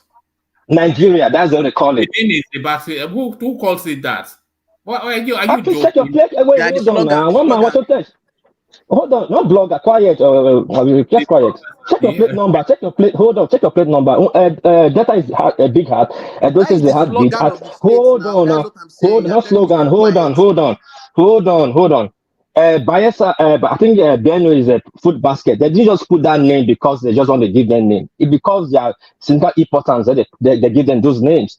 Benin connects the northwest east in strategic location from aviation to road logic to riverine marine. Do you know how? Do you know important of the marine lane in Nigeria, Benin? If there's a protest in Benin, like I just was a big protest in Benin, nothing will go from north to south, south to east, east to west. Don't pray it happen. The end starts in Lagos. How did this start? This is not where they block Benin block everywhere. Lagos peaks. Did you see the queue from Undo to Ibadan Express? Because nobody was passing through Benin to Lagos and Lagos to east. Don't pray protests happen in Benin. If they block Auchi, Okmila, nothing from Delta, Port Harcourt will go out. Nothing from Calabar will go out. Just as there are protests in Calabar. If there's protests in Port Harcourt, who cares? Things will still move. But there's a big process in those states. Don't pray. Forget. It's not by oil. It's not by oil. This is your problem. Not by oil. It's the location. Hold on. Can't you just learn? You went to school. You learned your lecture. Just learn. Your transportation, air, land, sea. You must pass through. If they block all those assets, you go nowhere, and you don't pray for it. Nobody's talking because they are saying Benin, they are a cultural place. I'm telling you that the last place that happened, I just use NSAS. Go and check. Is Benin that block Unibet, block Ekpoma Auntie, Supply Road? What happened? They pick up in Lagos. What happened? Benin Station was a great lock, long express lock from Benin to Lagos. Don't pray it happens. And I wish it doesn't happen. And don't start using words who's Benin. Please. Thank you very much. Take your time. Thank you. Use your time. Yeah. One thing, one man, what piece is not putting it factoring inside here is mentioning Awuchi.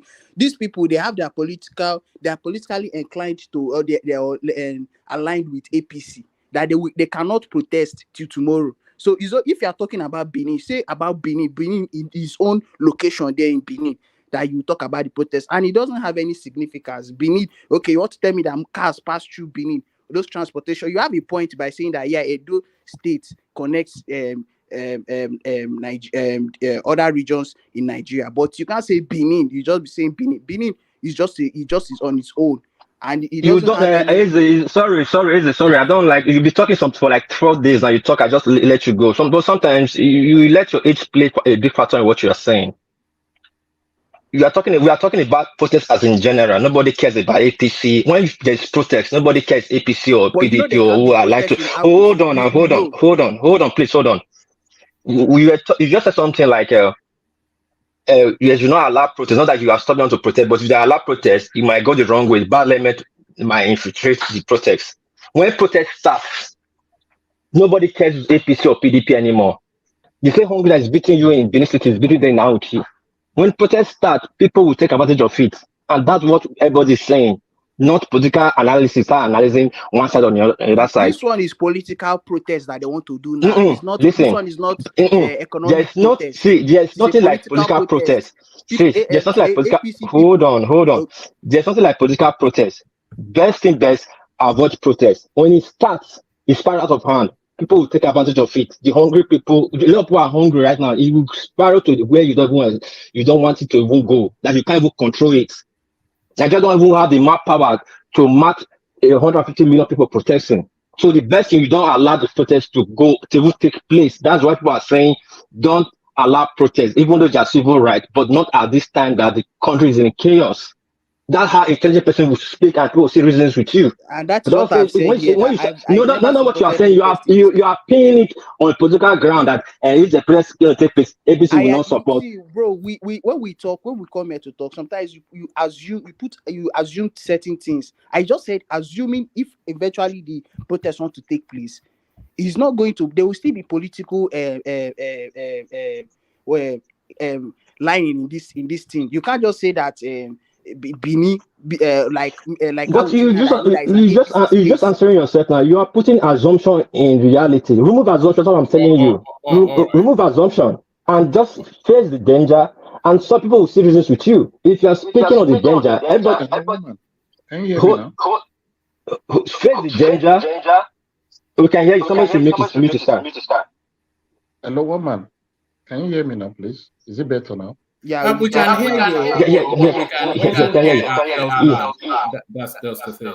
I'm sure you can hear it too. You must be hearing it. You are hearing the same thing as us. Yeah. Face the danger. Say things that rally people around you and people see reasons with you. Nobody want protest now. The verdict is not going to, heaven's not going to fall. Jesus Christ is not going to come down. I don't know why people are so looking for something different from the verdict. The president is president. Don't even award the verdict to Peter Obi. They cannot see that position till the 2031 because Tinubu will appeal. Appeal will take on that.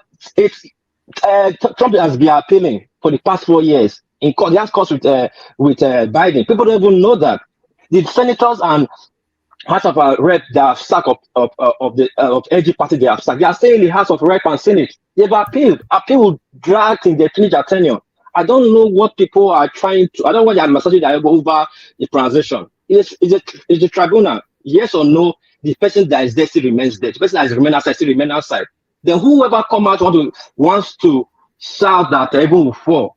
We must come out and condemn it, not start making assumption. When you make assumption, you start bruising people's ego. Simple. All right, let's get back to Solomon and get back on track. Back to you. Yeah, woman.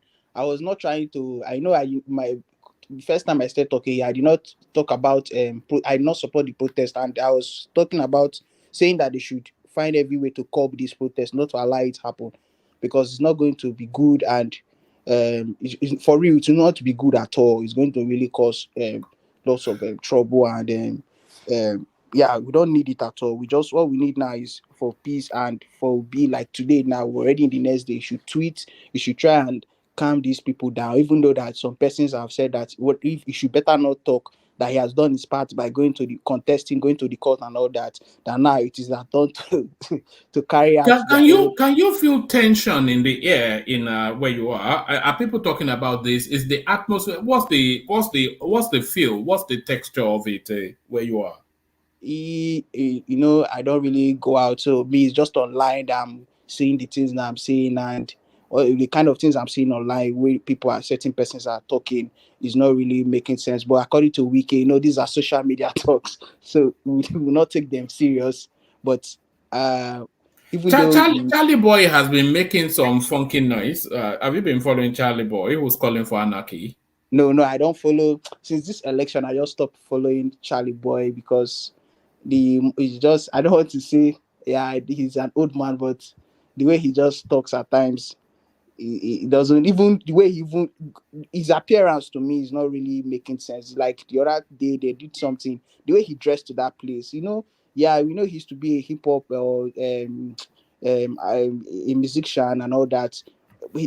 Now he has gotten that he's getting old. He should just level up in terms of appearance and all that. He's getting old. He's 76. When is he going to be officially old? Yeah, getting old. He's old now. He should just drop certain things, and especially to him now, in terms of reasoning, in terms of his conscience now, he's behaving. He has a good conscience to an extent. The fact that he wants the betterment of Nigeria, but in the way he presents himself, is not really encouraging. He should do better. I believe his kids, they should talk to him. Look at the way he dressed the other day to even though those things we are wearing, they're expensive, but those kind of attires are not what you should be on in going to certain things. In fact, at this age, you should start showing it. Yeah, but it's an artist though. So artists they get that fiat, don't they, to dress as they like. Artists at what age? You should calm down. He's still releasing albums now. Is it not still Which album? Can you listen to his album? If he should release an album, will you subscribe to it, or will you? I know. I will. Though. You know, Charlie Boy is one of my favorite artists. One of my favorite tracks is it's a Charlie Boy track. Unwata Mace. It's yes, one of my favorite. One man. So I don't want protest at all, for real. It's not going to be good for us. It's not going to be good. Then I don't know this bash between the former Attorney General, is he in Goodluck Jonathan? Is it Adoke? Yeah, and this Buhari. I'm talking about Buhari's administration. Then Garba Shehu, coming to bash the guy. Like these are people, they just disgrace. They just disgrace us anyhow. He's still on the run, isn't he, for corruption? That former Attorney General under Goodluck Jonathan. Yeah, one man is very, very bad. Like it's really, really bad. The way they should do better. The way they are behaving now is not really making sense. As in, for real, for real. I know that maybe he triggered Buhari, so that is why Buhari came out to. Buhari don't have any chill at all. He was really, really triggered for him to send his spokesperson to reply that guy, and that guy really hit this Adoki very well, very hard. Yeah. What are you making of Lamido Sanusi's commentaries that 30 trillion debt, nothing to show for it, unemployed people are owning private jets under Buhari? Yeah, you see this Sanusi, even though sometimes I don't really agree to what he says, but in this particular thing he said is the truth. You know, this Buhari's administration, many people that I don't want to say never believed they will cash out. They did. They cashed out massively. Like, and it was just few group of people, like Jonathan's time that people, or at least it was everywhere. Yeah, but these Buharis were just certain persons, certain people that were just close to him that were just cashing out. So that is what this man is talking about. That the administration was really like it was a setback. Anybody that will come here to say that Buhari, it was a setback to the country, to be honest with you. And look at the way APC now is saying that APC government left nothing for them. It's a disgrace to APC. Ebekebe. Then I don't know why is that I the don't know Yoruba why you've we led? did this. I don't know why we did this thing to us that would have allowed APC to would I just remove this power from APC first. APC is not good for this country. I am telling you the truth. APC is not good for Nigeria. APC is not good. You know, group of betrayers, group of criminals, like people that just assembled themselves and just hit the country. No. APC, we need to. So Solomon, what are you making of Justice Mary Odile coming out in the manner that she has? You know, the whole of the Peter Obi space, they are up in rage because everybody thought she was with them, but she was quite scathing in that her submission in Abuja. Yeah, there's one thing this guy used to say, sorry, Doku, but they never leave you. They have left you, they've left them. You know, when I was telling this, especially my Southeast people, you know, people come here and call somebody Sabu. I don't understand. What you that at your age, you don't know what you are, you don't know the kind of place you are. Who is the Sabu there? We were saying it here. I was saying it here that these South people, they are not people that I mean, they are elders. Even if they are youth, we might support support Ubi, but their elders they already know what's up. They already people that know about Ken Sarewa, that know about Isaac Boro. So you want to come and tell me that in their own head they don't know that what their founding fathers has already bullets that to them they feel they've dodged. You now feel like they will not come and follow you to do the kind of thing you want to do. No, now it's very unwise of certain persons. So you see this Mary Delina, I'm not surprised at what she did. She's married to a Rivers man, and I think she's from Rivers there too. So they've already taken position. They did not support Wike, they did not support Wike, but when they made Wike city minister, the whole of Rivers were jubilating. People that say they supported Ubi. So the one man, these people, they just that would be support. They were just look at Wike that even gave him his vans, his vehicles to campaign in that place, do everything for them. Look the day they were Shehu was interviewing him. Look at the way he was talking. Imagine calling out my own uncle a social media. It's crazy. It's really crazy. It's really crazy. So I'm not surprised at Mary Dili. It's the South people as a whole. I'm not surprised at them. No bad feelings. I don't have any bad energy. But when it comes to politics, let's just play it well. Know that there's no sentiment in it. That is just the thing. Yeah. All right, Solomon, let me play you this clip and then give me a brief reaction to it, and then I'll go on from you to Ekene. So let me play you this clip.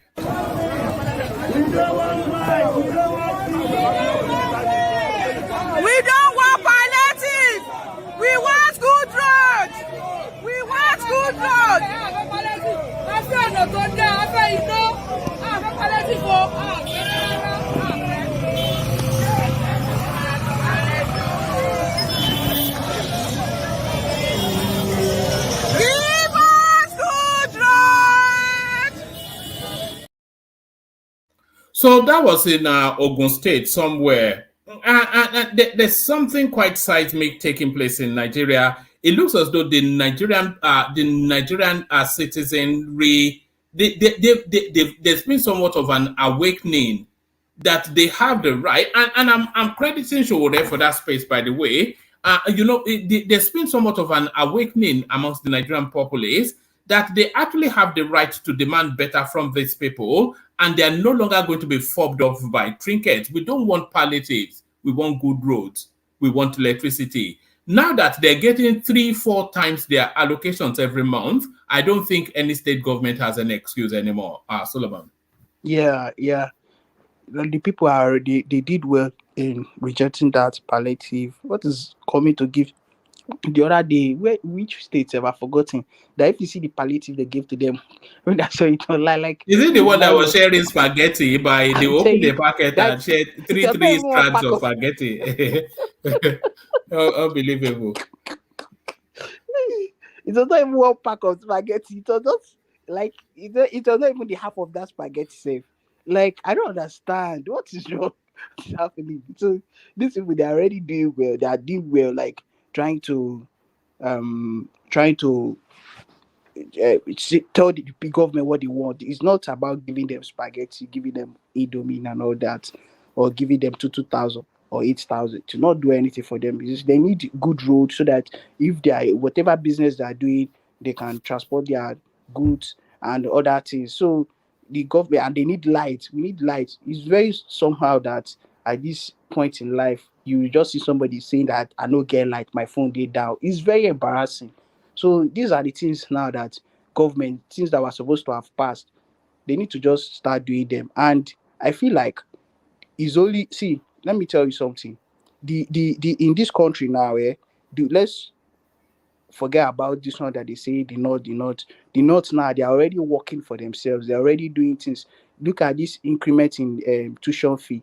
The north, look at the way their governors are slashing, are just dividing, are just bringing out programs for them to, in fact, the other day Kano state governor paid up to 850 million naira for 7,000 students or something like that. Yeah, in I think in Bayero University, or is it not something like that? Yeah, in one of those their schools here, and some other schemes that they are bringing up that they are using to help their students in the north there. But in the south, they're not doing anything like that. So I want these our southern people, governors, to start doing things concerning this tuition and other things. They're already doing well, constructing roads, doing major what do you call it, projects. So in the south, we should do the same thing. This school tuition thing that they've increased, let's let them look into it and help people so that they can go to school. Yeah, thank you, Do, Woman. do you see yourself settling in the north, Solomon? Because you are always speaking in glowing terms about the north. Do you see yourself settling in the north? Woman, I feel like the way of life here is better than the way of life in the south. Sorry to say. Do you think they are better people than us? Even, yeah, because here they are not materialistic in this place. They are not, even though they have the money, but they don't do those kind of unnecessary show off they do in the south. They all those nonsense. And even the people you meet in the north, the kind of orientation they have, that is ones that are educated, and is better to me, is better than the orientation some persons in the south get, that you just be focused on only on the material things, on things that are not really, yeah, they may be important but they are not really relevant. So but in the north here, you see, they just is like let me say they live a proper lifestyle in the north here, even if, yeah, they live maybe because of their religion, the way their religion has positioned them and all that. But I won't lie to you, they I hear is better than the south. All right, brilliant. Thank you, Solomon. Stay with us. Thank you for coming in. But now you kicked it off. So thank you, Solomon. Stay with us. Let's go to Ekene, see if it's ready. Ekene, you're up next. Woman. Alaji Agba, Afa. Nakwana. I did fine, sir. How about it? Well, Everything is cool. Just Brilliant. Yeah. A big day coming for you on Wednesday. It looks as though on Wednesday you will get your mandate back. You must be excited. Well, I've already moved on, Chair. Even though if it happens, I will still be happy about that. But just that I moved on from that space. Although I will still be. Are people talking about it where you are? Because I cannot imagine that they are talking about anything else other than. Why? It's a topic of every Nigerian. It's a great topic. You see, this election triggered a lot of things. A lot of people were awake in this election. So it's not just that the election happened in Nigeria. It's not like that. People, even though a lot of people still believe that the system is corrupt, but people like me. I want to see it. I want to still see the corruption. How they will still Do you get the sense, Kenneth, that there's going to be somewhat of a violent reaction when the results come in, when the verdicts come in from the tribunal? Because there's no anticipation, of course, that is going to be any verdict favorable to Peter Obi or anything like that. But is there a sense that there'll be some sort of a protest on Wednesday or in the course of the week? I see the reaction shows that there will be violent protest, especially in Abuja. So the reaction that I'm getting. So, but for this area, I don't know. Lagos State is calm. So, but are you seeing security movements? Yeah, a lot. That there will be security there. There'll be a lot of security movement. That's why they said they will televise it. So they want people to relax. They don't really want people to come to that tribunal space. They want people to go home and relax and watch it. Because if that thing starts in that hall, I don't think it will be a good thing. Because Nigerians are not playing one man. So they won't like to, if you watch the letter they gave. You say obedience are not playing, not Nigerians are not playing. Obedience are not playing. It's hitting everybody. But this one now is based on political thing. Say somebody that supported Tinubu will come and be joining you in protest. It's obedience. People that supported will be. No, somebody even Atiku. Even if it happened, the Atiku space will still be happy about that. So it's not only obedience, it's Nigerians. I'll call them Nigerians.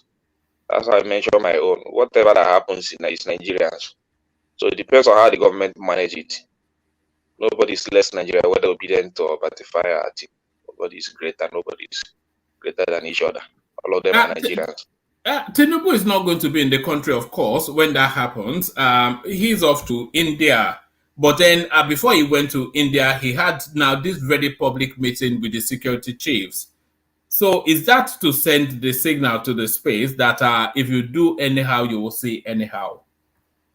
Well, sure. He has already done his work. Even Wike as the minister of FCT, because it's also a plus to him. Yeah. If not, the way FCT is now, it's not just you don't need a weaker minister, especially this type of tribunal of stuff going around in that area. So you need some strong mind that can administer that space, and that's part of the thing he has given to Wike to do. So I just want to know how they manage the situation, because for me, yeah, I don't really want it to happen, because Abuja is still and what's the reaction to the Mary Odili comments where you are? I take it you've seen her video clip. It's gone viral. But what's the reaction to that? And what is more importantly, your reaction to it, Mary Odili? For me, woman, there is nothing to react about her. She just made her statement the way she wants. So nothing to react. I saw it's just on Twitter. People are calling her we shut that and all that. So for me, there is nothing to react because the corruption in Nigeria is not a new thing. That's why from the beginning I tried to make sure that I don't involve myself saying that the tribunal will do miracle and all that. When the INEC has not done miracle, what will tribunal do? Just need to give them money to do what they want to do. So it's not a new thing to me. The only thing is just to fight again. Continue to fight in the right direction by going out there to still make our choice. So that is the thing. All right. What are you looking at in the news? Are you still watching the dollar? And then what are you looking at? It's still you know, that is the problem we are having in Nigeria. If things get better, nobody will complain about who is governing you, who is governing who. The issue is that things are not getting better. If you check, even for a few days ago, you know, Pure Water has added money for just today, bread, all that and all that. There's a lot of increase. So if things are getting better, you will not see all these things. Well, the reason why you see all these things is that it seems that things are not getting better, especially our economy. So Lagos State rolled out its palliative. Is it a bag of rice, a bag of beans, and a bag of gari to 500,000 families? One man, you know, it's just like mocking. Those things are not working. I said it here. Those palliative is just like a mockery to Nigerian. I saw your last video. I'm happy that people are beginning to understand the situation. How can you be giving people a bag of rice or even quarter bag of rice at this period in Nigeria? So I don't even know how these people think. But for me, I will not see evil and call it good. I'll say my mind. The government is not doing enough. But I believe they will do. They're getting to 100 days in office. So I will not see a clear cut where they're going to, no matter what anybody wants to say. So that palliative, I don't know what to say about it, but for me, it's not a good idea at all. It's not a good idea. What people desire now in Nigeria is a good governance. Good governance. Good governance. You don't need all those things. I watched the news today. The Zamfara state today is nowhere to go. Zamfara state. So most of those northern area, they're nowhere to go. A lot of youth coppers were kidnapped in that area. And they were making a suggestion that no youth copper will go for youth service in that area again. That is killing youth service. That NYSC is becoming something else, and people are not eager to do it anymore in Nigeria. Insecurity is killing it. They were interviewing those parents that their children were kidnapped in that area. No contact, nothing. Nobody knew the whereabouts of those young youth service people that were kidnapped in that Zamfara area. Zamfara area is a threat now. It's a very big mess in terms of insecurity. And these are the problems we are facing in Nigeria. These are the things our government needs to face with bold action, so that things will begin to work. You don't just come and be dashing people food to eat. You show them how to fish that food. Go and fight those insecurities. Even if it is that food, if you have 1,000 naira, buy something reasonable for your family, 1,500. Today, what are you going to prepare with 2,000 naira in a family today? How many people are making that? All right. On a positive note, Lagos State has launched the Blue Line for now public use. Have you been on any of those metro systems yet that Lagos State is rolling out? Well, I just saw it on the news. It's a welcome development. Yeah. You've not been on any of them. That's the second one. Have you been on any of them? I've not been, even the first one, I've not been on it. The second one, I've not been on it. You know, this is a high And the maintenance. Lagos Ibadan train, you've not been on. A lot of development is happening around you, and you're not taking. And all you want to do is talk about the dollar. Eh? Yeah, that's my. You know, is people that are doing business. Maybe people that are doing business in what are they calling it? Lagos Island are the people that will enjoy it. So it's not for me. I stay in Ojo. Before I go that area, unless I have something important to go there to. So even if I go, I wouldn't necessarily need it. I just enter bike, go where I want to go. You don't want to go and ride on it just for the adventure of it, just to acknowledge development. No, I don't really need it. It's people that need it. It's a good development, especially in this area. You are turning Lagos to New York. You don't want to be part of it. It's a good for me. The train will be smelling. That the place will be smelling. I say New York. No, it's a good development too. But my issue is that blue line is a very high maintenance infrastructure. That the government, I will not just want them to just launch that and leave it, because a train to run with electricity. The red line will pass through your area now. Abi, which one? No, it will not get to my area. Not at all. It's just at my 2 to Marina.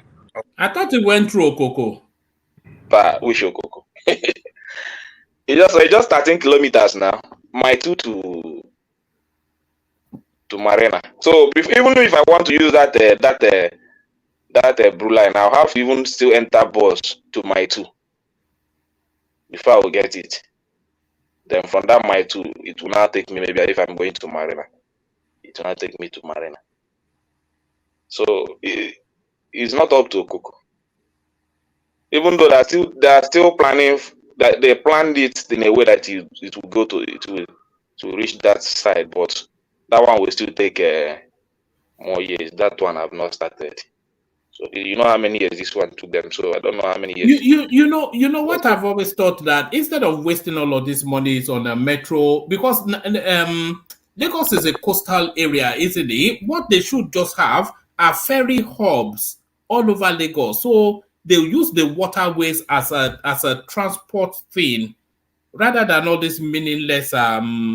If they went with that strategy, all this money that they're spending on this metro thing, which is a vanity project, they would have just built the whole of that waterways. There was a time where a friend of mine were going to ship ferries to Nigeria, but one man, I think we are behind time. I will send you the marine station, the marine station for the boats that goes to Badagry, and there is another one at Uzumbambadiwe, and another one at Ekpe. That one goes to Ekpe. Is it working though, or is it just? It's working. They are working. Those are smaller boats. They are working. They are working. They are working. Anybody who can dispute it, they are working. They have ferry service too. One man. Exactly. Yeah, that is working. That is working. So and they are interconnected. You know, you can. Those boat transport systems, I think they are working. Then connect to ferry service, and so it's progress. I mean, we are making progress. I mean, small. Look at the Lagos Ibadan one I sent you a couple of days back. Can you believe that's in Lagos? But people are not using it. All these things are happening around the Kenya, and it doesn't want to acknowledge it. I acknowledge it now. It's just that I don't use it now. If I have to use any one of them, maybe I would have more experience of it, because for me, I don't use it. I don't see I've not had the need. If I have the need, I will not use it. But I've not had the need. So there is no way. They went overboard with those train stations. I mean, I'm not belittling our taste, but as they could save more money. Look at it. Look that. I think that's it. Is this one is the one they launched today now? No, this is the one from Lagos to Ibadan, from Yaba. This one is a federal this project. will rival Piccadilly, not so. Well, I won't go that far, but it's an effort. It's an effort. It's an effort.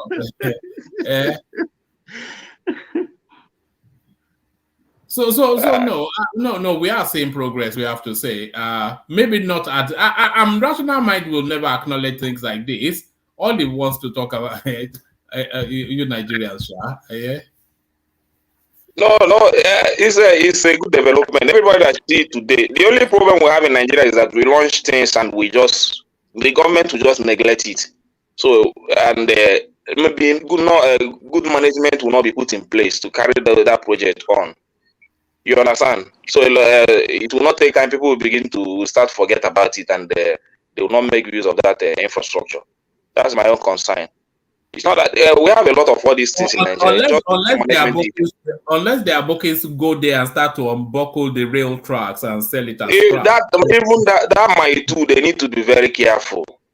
The rate of booking in that area is very high.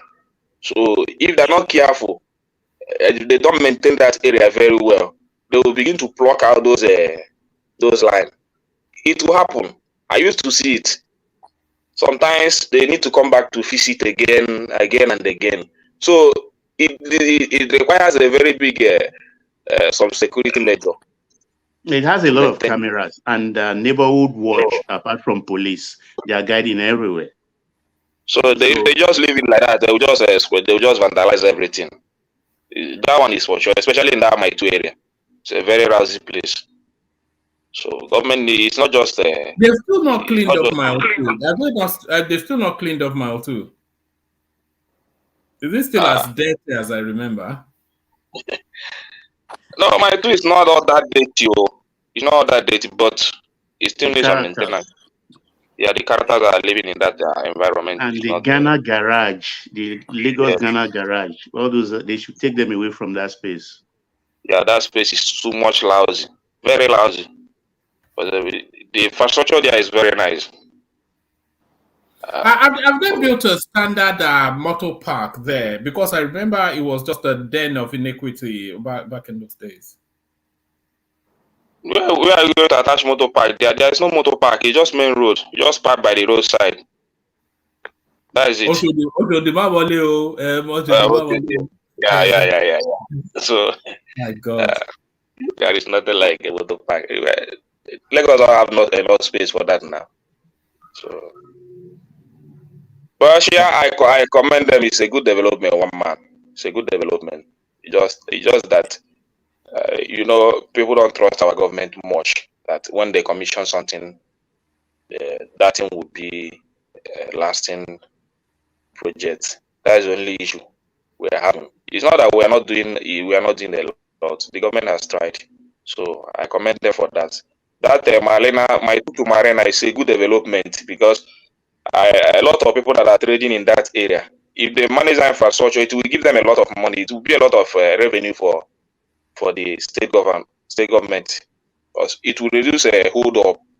I think they say 500,000 a daily this thing. So if they can manage it, it's a very big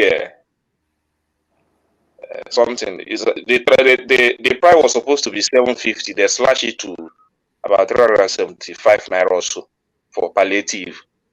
So it's a welcome development, especially for business people. I've always objected, just as a matter of principle, that government should be taxing people for using infrastructures like a road. Then what are people paying taxes for? If they pay their tax, you use their tax to build a road, and then you tax them for using the road. That has no meaning. How do you maintain the road without taxing it? Because you maintain it from the tax that you're already collecting anyway, do you not? Wouldn't they build another one in another place? Other people need. Are you saying that people are just going to go there and be using that thing just like that without paying anything?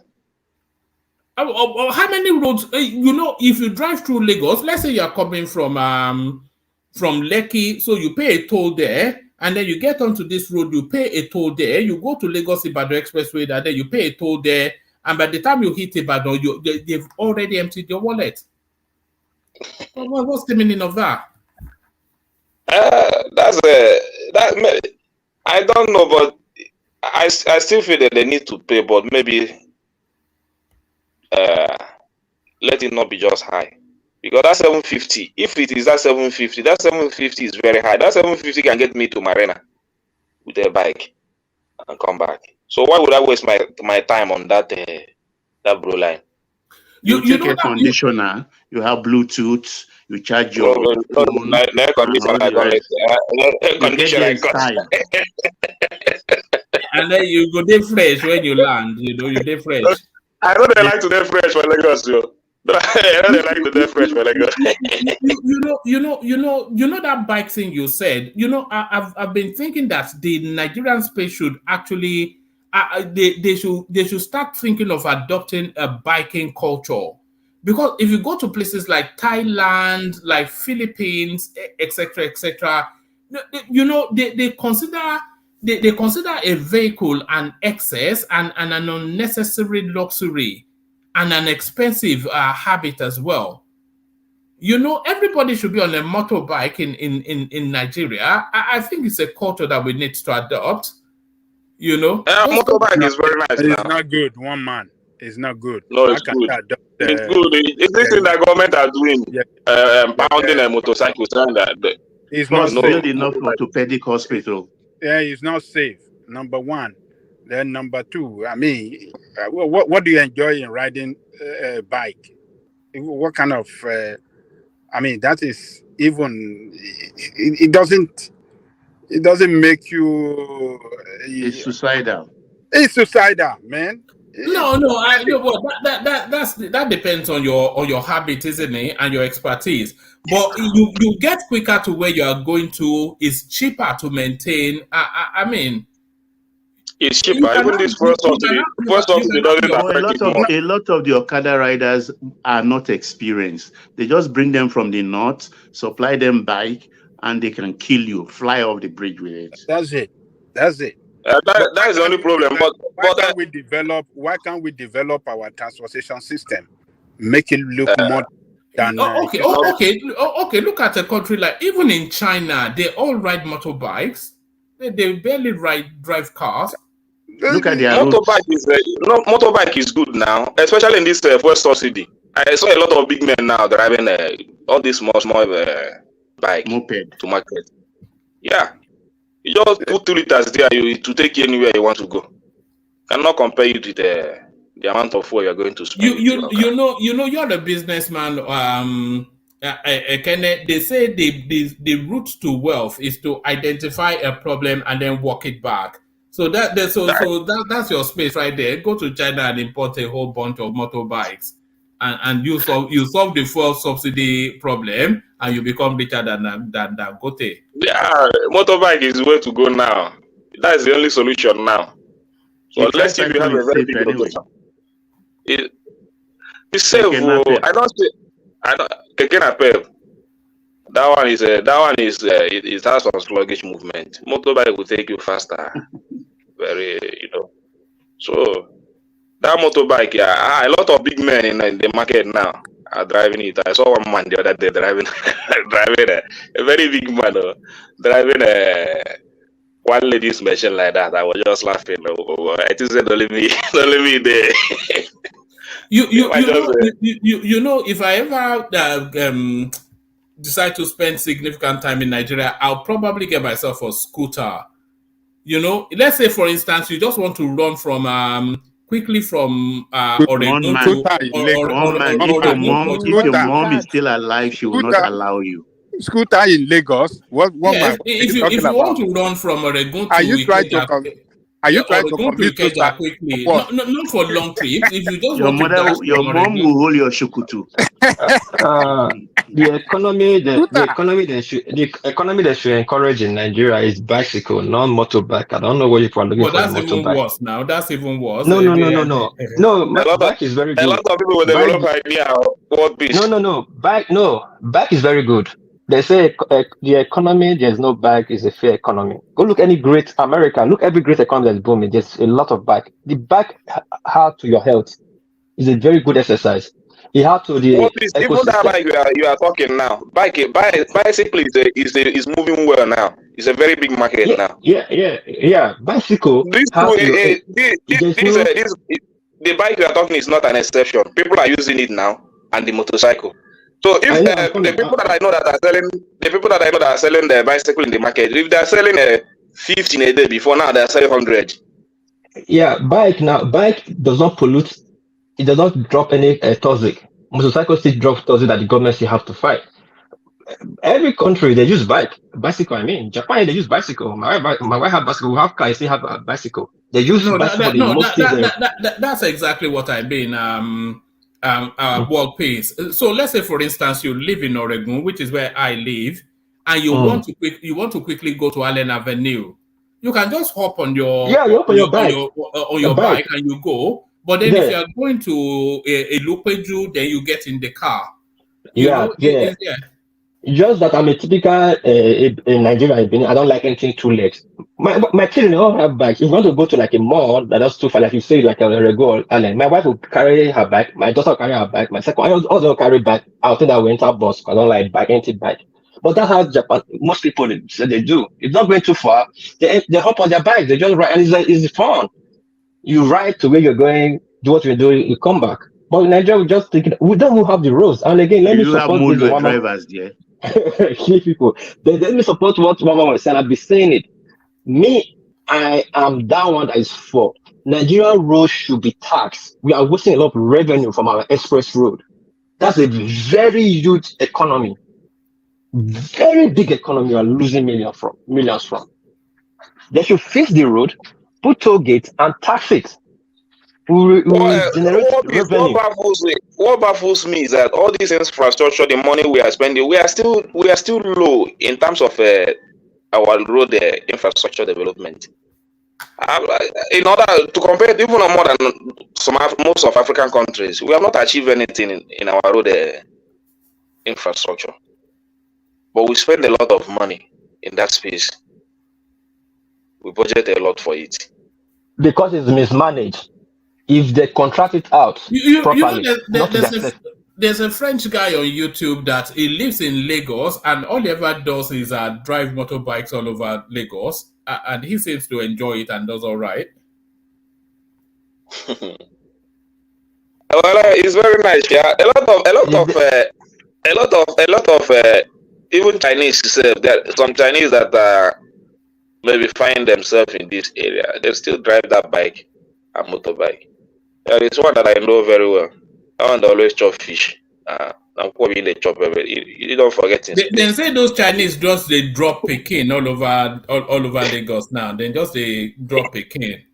And then once they come and test that catfish, that Wobi. They know they go back to China. They will test the catfish, and then they will test the catfish seller as well. That one always drink about wiser and the catfish. That one don't even get belly self. Don't get belly like all these big men in Nigeria. You don't forget in space every evening catfish and Budweiser. You just jump on top of his bike. Yeah. Go home. All right. Nigeria is a very good country. Just that I don't know what is happening to our leaders. They're not seeing our especially our diversity. They are not managing it very well. They are not managing our space. They don't want to develop our infrastructure, a lot of things. So if they do it, one man, if I tell you, I love this country, Nigeria, so much. I don't know why people leave this place, but anyway, yeah. Like you know the funny thing is, Ekene, everybody that is abroad, they will not admit it, but they look on you with envy, you know.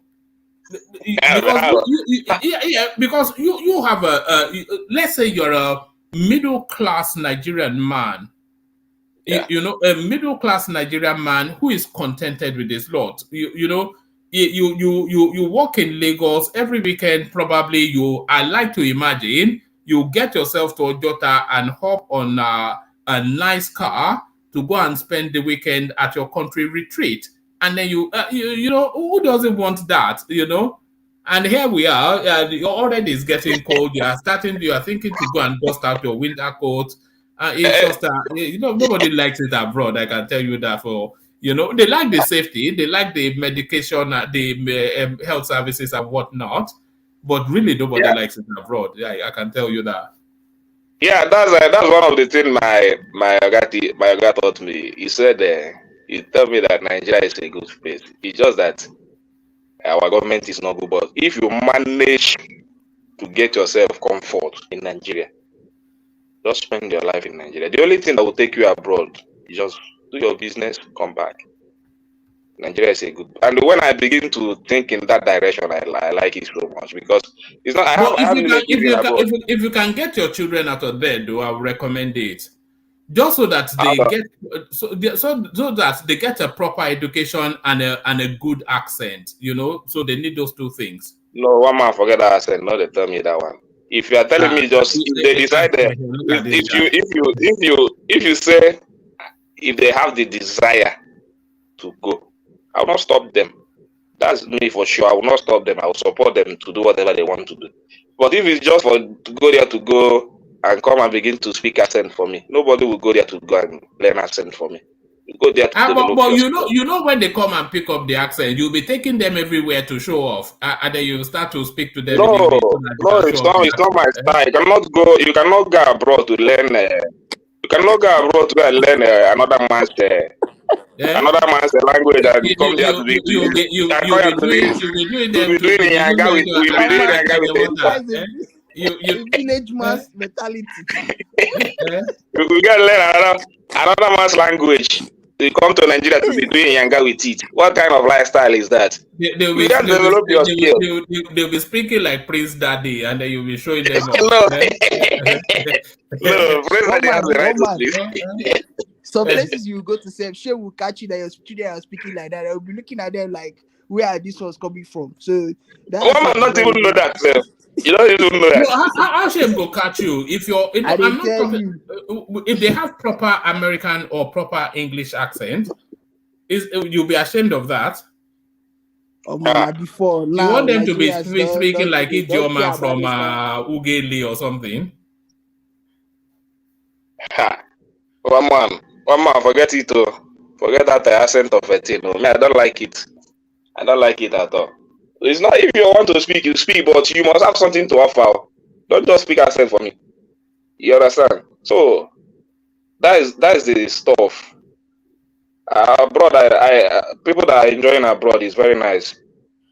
It's very nice. But I know people that I have cousins that live abroad. I have 2 doctors there, but they're doing well, but I'm okay with Nigerian stuff. All right, let's catch up quickly with Emmanuel before he leaves us, and then from Emmanuel we take the I think have we lost the prime? We've lost the prime. So from Emmanuel, then we take the conversation on to Baba. Yes. So Emmanuel, come in. You of course died in the wool obedience. A day of excitement for you on Wednesday. Emmanuel, I bet you cannot contain yourself. Emmanuel.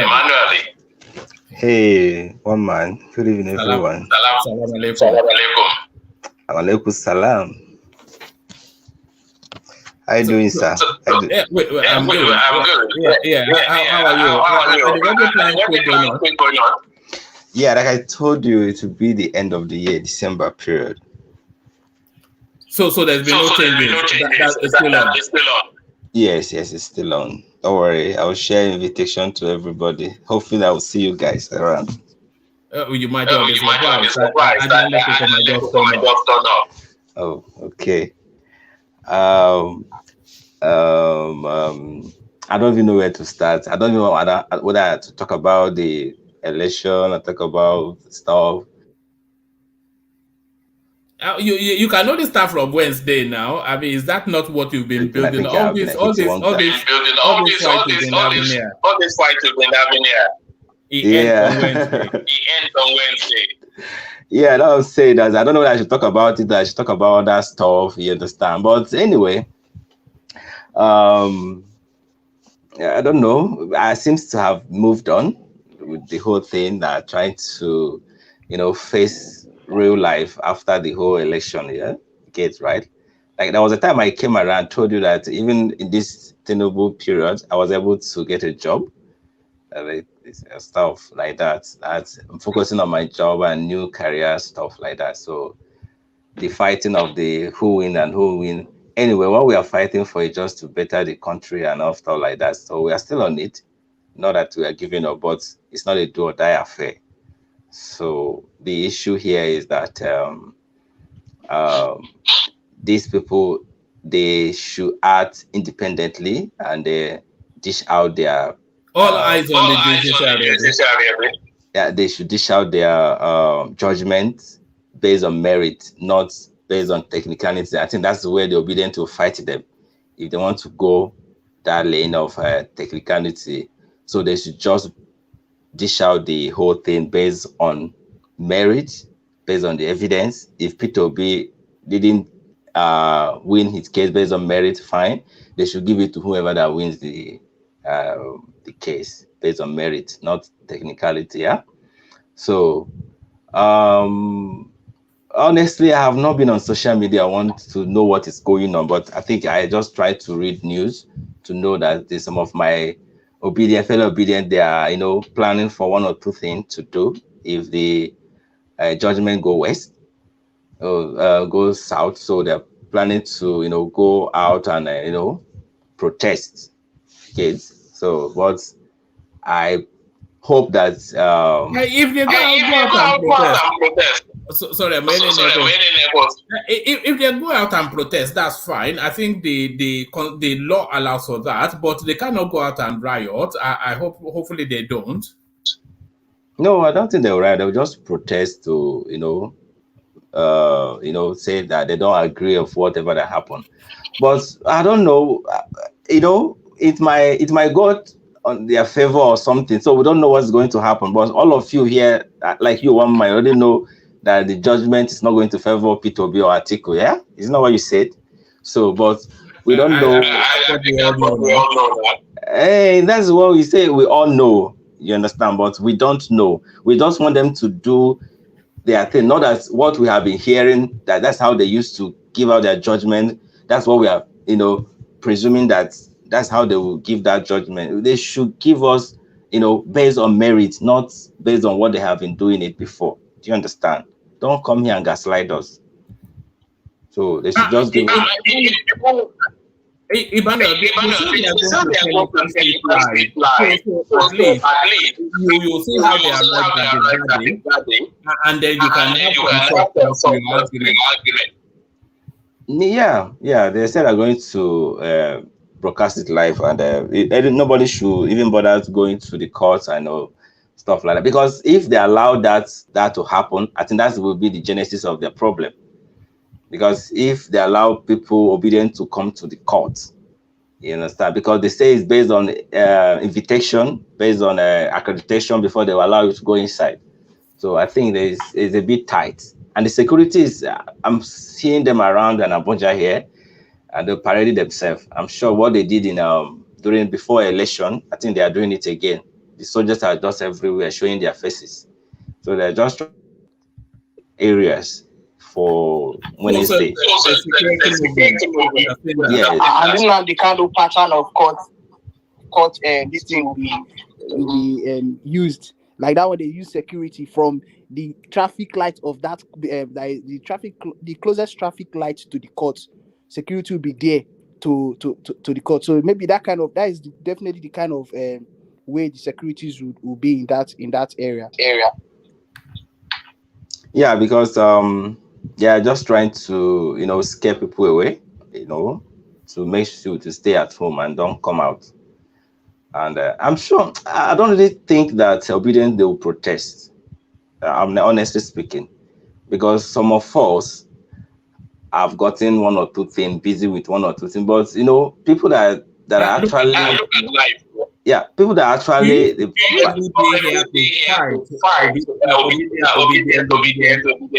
you find a job, you abandon everything. One man, I know that I abandoned them. Like, I'm not saying they should not protest. I'm saying that somehow, one man, you're putting words in my mouth. One man, look like your system is like going. What's that? Ajale Coco. I said it sounds like your system is echoing. No, if I mute him now, you can hear me okay. But if I unmute him, it's coming from the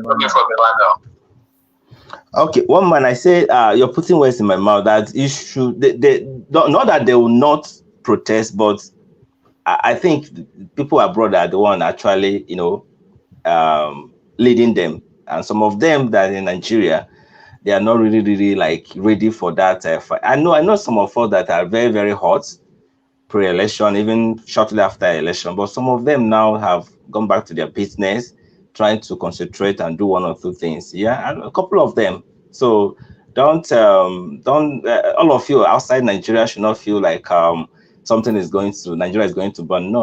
Obedient, I don't think they're going to do anything. You understand? Something drastic not going to happen, honestly speaking. So no fear. Is that in spite of people like Vansat is not. Vansat is just coming here to rouse you guys. You know that. So is that really jolly? Just relax. Nothing is there. I don't think there is going to be a protest, and I'm sure Peter Obi will put out tweets as usual to calm the environment. That man has been a very wonderful man. We should give it to him. Look at that. Hold on. Let me people are asking, is this the same Emmanuel Uka? Wow. How time makes you cool off. Yes, he got a job. He's getting married. So the future looks bright for him. So he's now not part of the wildlings anymore. That's life now. He's abandoned Obi. I have not abandoned Obi any day. Obi is my leader. And I'm following his footsteps. That's what I'm saying, that we should give him that credit is a man of peace. Honestly, we should just give him that credit. He was able to calm obedience down. Even today, I saw some tweets. People are just begging him that he should not, calm anybody down. That he should not even tweet anything. That they are not going to answer him. They are not going to listen to him. That he has done enough. So I'm sure he will still come out and do something. Maybe if the whole thing did not go in his favor. Do you understand? So not that I'm not still in support. I am, but I can't go for protest. Do you understand? I might not even be available for the protest. Look at that. He's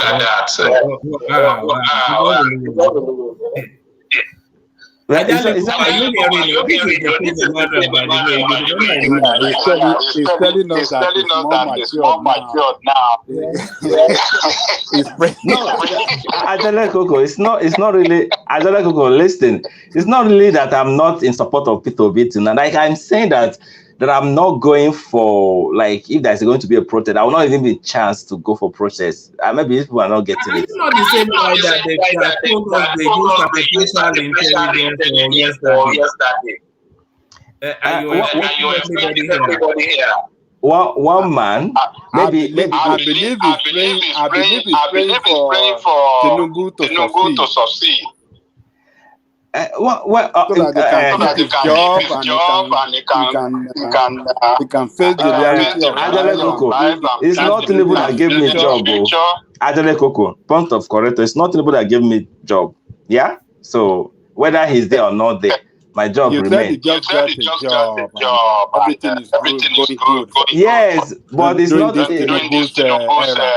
When some people are saying that inflation is killing them and Ajale Coco, you're putting it not what I said. I said I got job during this administration, but not that he's one that gave me my job or something like that. You understand? My people are suffering. I know that everybody is suffering. But it's just they are making big money. Look at that. Did I just tell you the car? What? Emmanuel, we are hearing heavy echo from you. Okay, well, let me correct that. Yeah. Okay. No, that's better already. Okay. No, that's better already. Is it okay now? No, I think you've got two devices and they're bouncing off each other. No, I think I was on my monitor. I just off the one on my monitor. Oh, all right. Oh no. Yes. Okay. Let's just start carry on. Let's just start carry on. So you asked the question. What did you say? I can't even remember. But tell us about your new job. You sound very excited by it. Well, is we're saying that everything is going good for you now. You are making good money. And hoping for a better future. You know. Yeah, so you don't have to be too frontal. You don't have to be antagonistic of Tinubu anymore. You are praying for him to proceed. I've been frontal, huh? Have I? I think the only person I have fought here is that woman that called herself. Try to remember. Yes, that woman that called herself. What else will she call herself? Yeah, that woman that has called herself Zita. I think that is the only person I have fought for here. So I've been a good guy here. She's not here. You're not supposed to talk like you're not making sense for you.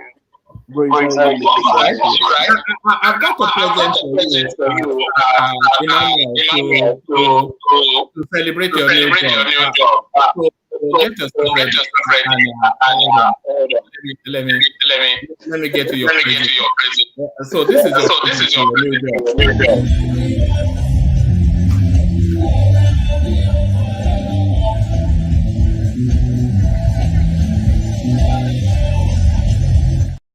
You see? So Tinubu has done you good. One man it's not actually Tinubu because my job is not I don't know how to put it. It's a job that will take me outside very soon. It's not really like Tinubu that did it for me. Yes. So it's not. It's just that keep working. One day it will happen. That's all. That's what happened. You understand? Right. But I'm happy it happened. He will take the glory, as he will take the whole thing because it happened during his time. That's all. All right, brother. Yeah. So other things that have been happening around us, the economy, the dollar, the whole thing, our naira going, I don't know where it's going this time around. So they just have to do something. And I pray that things get better for us, our country, so that everybody will be fine. So that's the only thing I can say. Yeah. So that my people will at least will have a little to eat and free to go around and do their business. Especially dollar. They have to do something about our dollar. It's going down so much. And you can't even buy anything again. Can't even use anything again. So but you don't care. You are being paid in dollars. One man, what are you saying? It is still affecting everybody. That's how the first day I came here, you showcased my picture and said, "How am I the one that I don't look like someone that is suffering?" So stop. It's not like that. Everybody is suffering, even though you're rich. It's touching you. Do you know that ordinary when you buy a liter a fuel of 5,000, that line you cannot even move. Do you understand? So fuel that you can buy 5,000, it will take you the whole day. It can't even take you for 2 hours now. So whether you are rich or you're poor, you are still suffering. Imagine where the rich person is suffering. So what happened to the poor of the poorest? You have to let them breathe. According to the breathe. But they are not breathing. They have already right now. So, and that nonsense thing they are carrying around saying is a palliative is just very foolish. We have not even seen that. I can't even rate this man at 100 days. I can't even rate him because I've not seen anything. There's nothing that he has put in place that is working for the people. It's only for the elite. So I'm not going to judge him yet. I might even give him full year to operate. You get? So, but for now, I can still score him 0. How are you giving him sorry, let me make you how are you giving him a year when you are getting your mandate back on Wednesday? One man, we don't know how it will go now. So let's just see how it goes. Yeah. But so whether is not my president. One man, leave me alone. So one man, you know, a lot of people that suffered some kind of, a lot of people put much interest in this election. So you wouldn't want to go and put all your focus in the tribunal again, knowing that they might fail. Nigeria is a system that you just have to operate it with a liberal mind. Don't just put all your mind. You're expecting something, yes, but you cannot just say it must happen. If you do it like that, you are clearing your energy. You are putting yourself high blood pressure and all that. Just remove your mind. Let them do their thing. You understand? So that's what is going on. Especially in our space. All right. One man. I want to say something. I commend you for something like before you used to bring a iPop every time this in your platform. I think for some couple of weeks and months now, I think you try to avoid them, and I love that. So because the more you do that, you try to promote what they are doing. So it's good to avoid that space and continue talking discussing on the issue of Nigeria, not going to talk about them. Do you understand? I'm just like, like I used to tell you that you should not be discussing it. Like you're giving them that, leverage of, spreading their propaganda and all those stuff. So this your platform is a platform that I cite YouTube, and I love coming because you discuss on issues, and that's why I'm still around. Okay. So, but there was a period that every day you talk about them. It seems like I disappeared for like some months, but I noticed that you just talk on issue now. No, the Simon Nipa thing is more for comedic value. It's like a bit of light entertainment, isn't it? It's just, we just bring him up once in a while just so we can point and laugh at him, and then we move on. Okay. So, well, on the issue of still there, by the way. What's he doing now? Everybody has forgotten him. Yeah, I love it. Yeah, he's I can't even hear anything he's doing again. So no more sit at home in the East, no more issue in the East. So no more insecurity, no more killing in the East. And I love the fact that it's not happening again. And I love the fact that his case is not coming up again in social media. I don't know where he is. Maybe he has already in the one, hole like that. But I don't know. But I love the fact that you are not bringing the case again, to be honest. But another guy that you guys, and especially you, seem to have abandoned is Nnamdi Kanu. So have you fed him completely now to the DSS so that they can eat him to the bone? Have I ever supported him in the first place, one man? Even this our elder people you call what's their name, Seth? Ohaneze. Do you think I regard them? So I know the element of people I love in the Southeast, and I respect them, to be honest. So apart from people, we don't get everyone else. No. I love some, a lot of them, but individually, not a group. Not a group.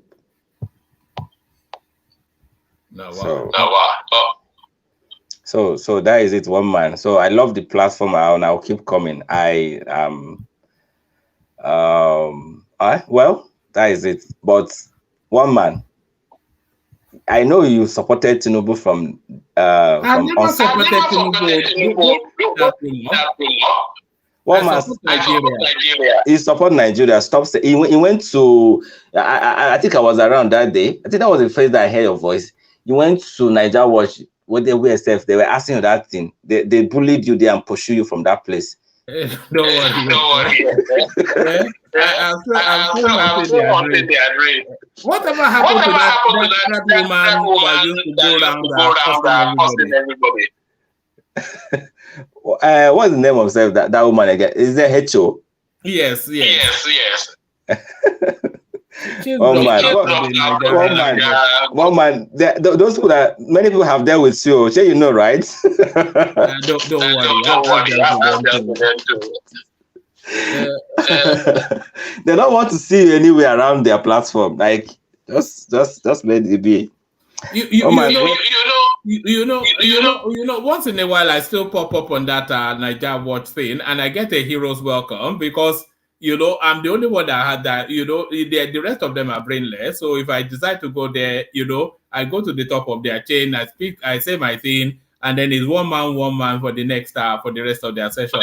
One man, the way you say that they are brainless, that's how they say this is your platform too. There are people who they have, they are brainless. So but you are here now. How can they say that? No, but I love your platform anyway. I love your platform. But I think the one I will not enjoy to come is when Thomas is anchoring it. No, I can't. It's too why? No, it's too tribal. Like I'm just saying it here.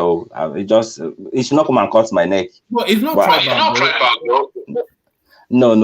The way you handle the panelists, I don't like it. What did he do? He shot at them, and I used to. Sometimes I don't even listen. I don't pay attention to his. Anytime you leave, I just disappear. You know something funny? I enjoy Thomas's session. You know the next day when I wake up or something, I'll just scroll quickly away from my own space because I don't like to hear my own voice. And then when I go to Thomas's section, I always enjoy it. Okay, that is you. I don't. Right. Maybe you should come and host one of these days. One man, no hard feeling, no. Like that. This is me personally, yeah. No, it's feedback now. Yeah. So. Okay, let me allow another person to talk. I'm kind of busy. All right, don't leave it too long the next time. Okay, one man. Thank you. So that was Emmanuel, previously a Tinubu hater. Now that Tinubu has given him a job and a wife, now it's a Jagaban. So there he is. So that's Thomas. But a man who doesn't need a job or a wife from anybody, a self-made man, a multi-billionaire. Baba, you're up next. Baba, are you ready? Me heal like that. Yes, now I'm only speaking the gospel. So Baba, a real delight. I thought the place would be really agitated because, of course, this much anticipated now presidential poll Obi Atiku to no faith as tribunal delivers verdict on Wednesday. But it's somewhat hold on. Okay, sorry. Yeah, but it's been somewhat tepid, the session, not at all as agitated as I was anticipating. Is it that people are already resigned to the fate?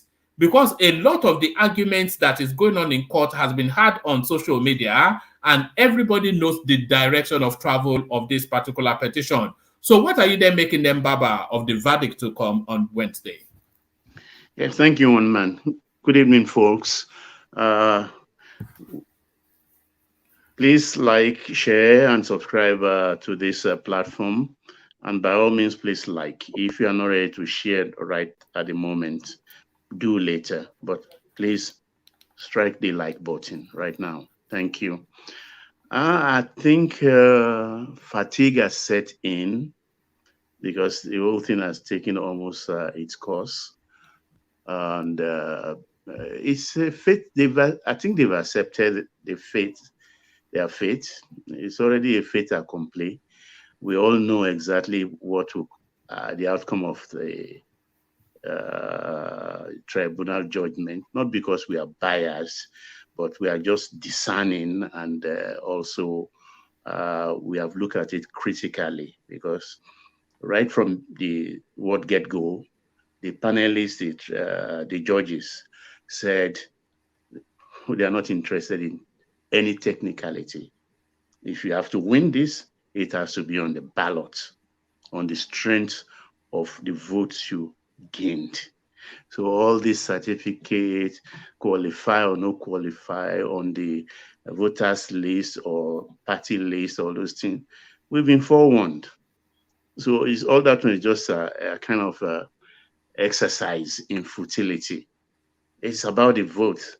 And I've seen a couple of few tribunals, observed them over the years.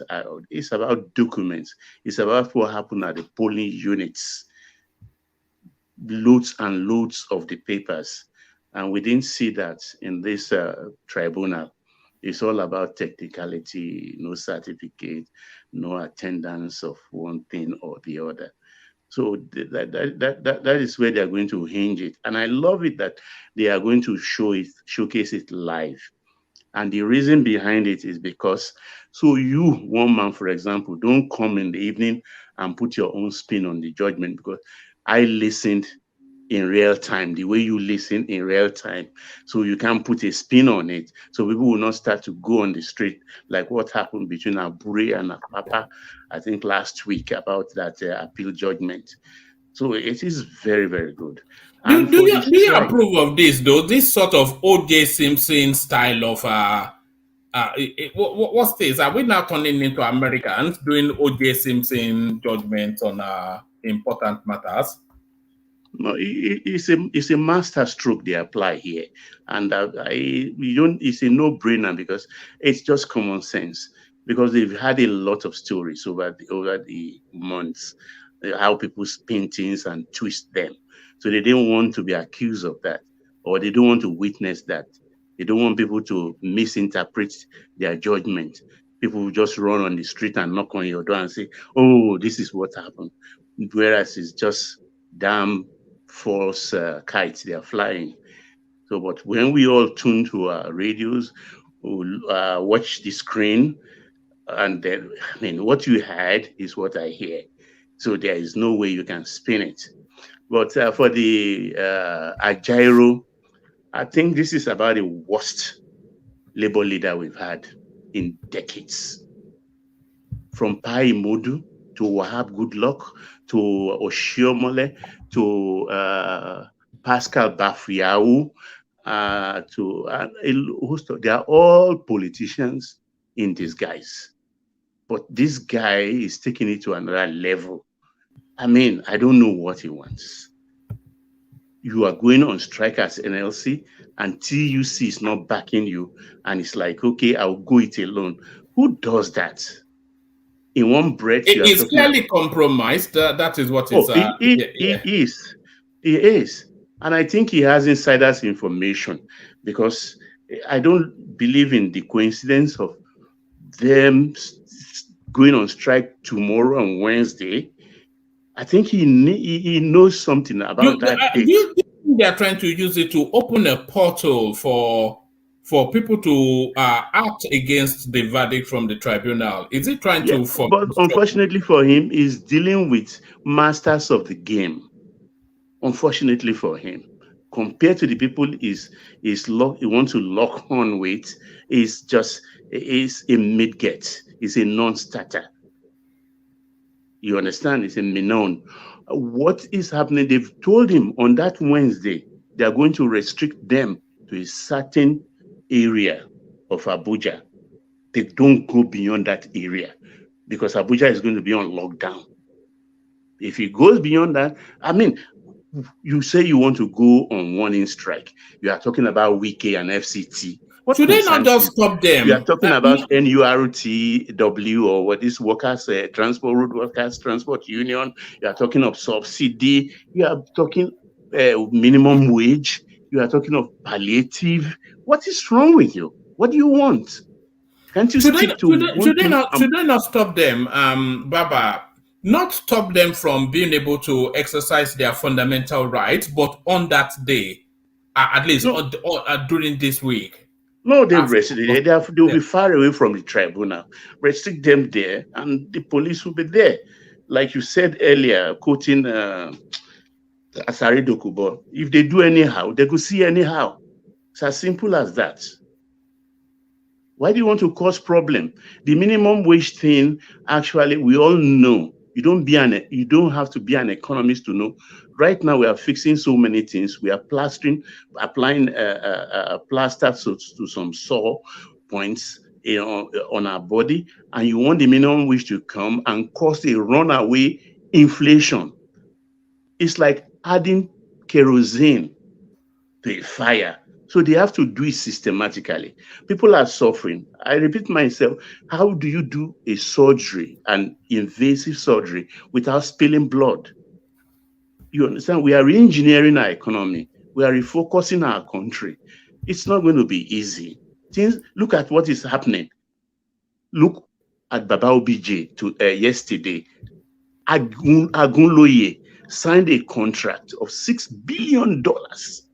And you, a man on whose desk the box stopped, you say you don't know. You never asked any minister to do anything beyond 25 million naira. But somebody signed 6 million, and we are now in the hole for judgment debt for about 3 billion.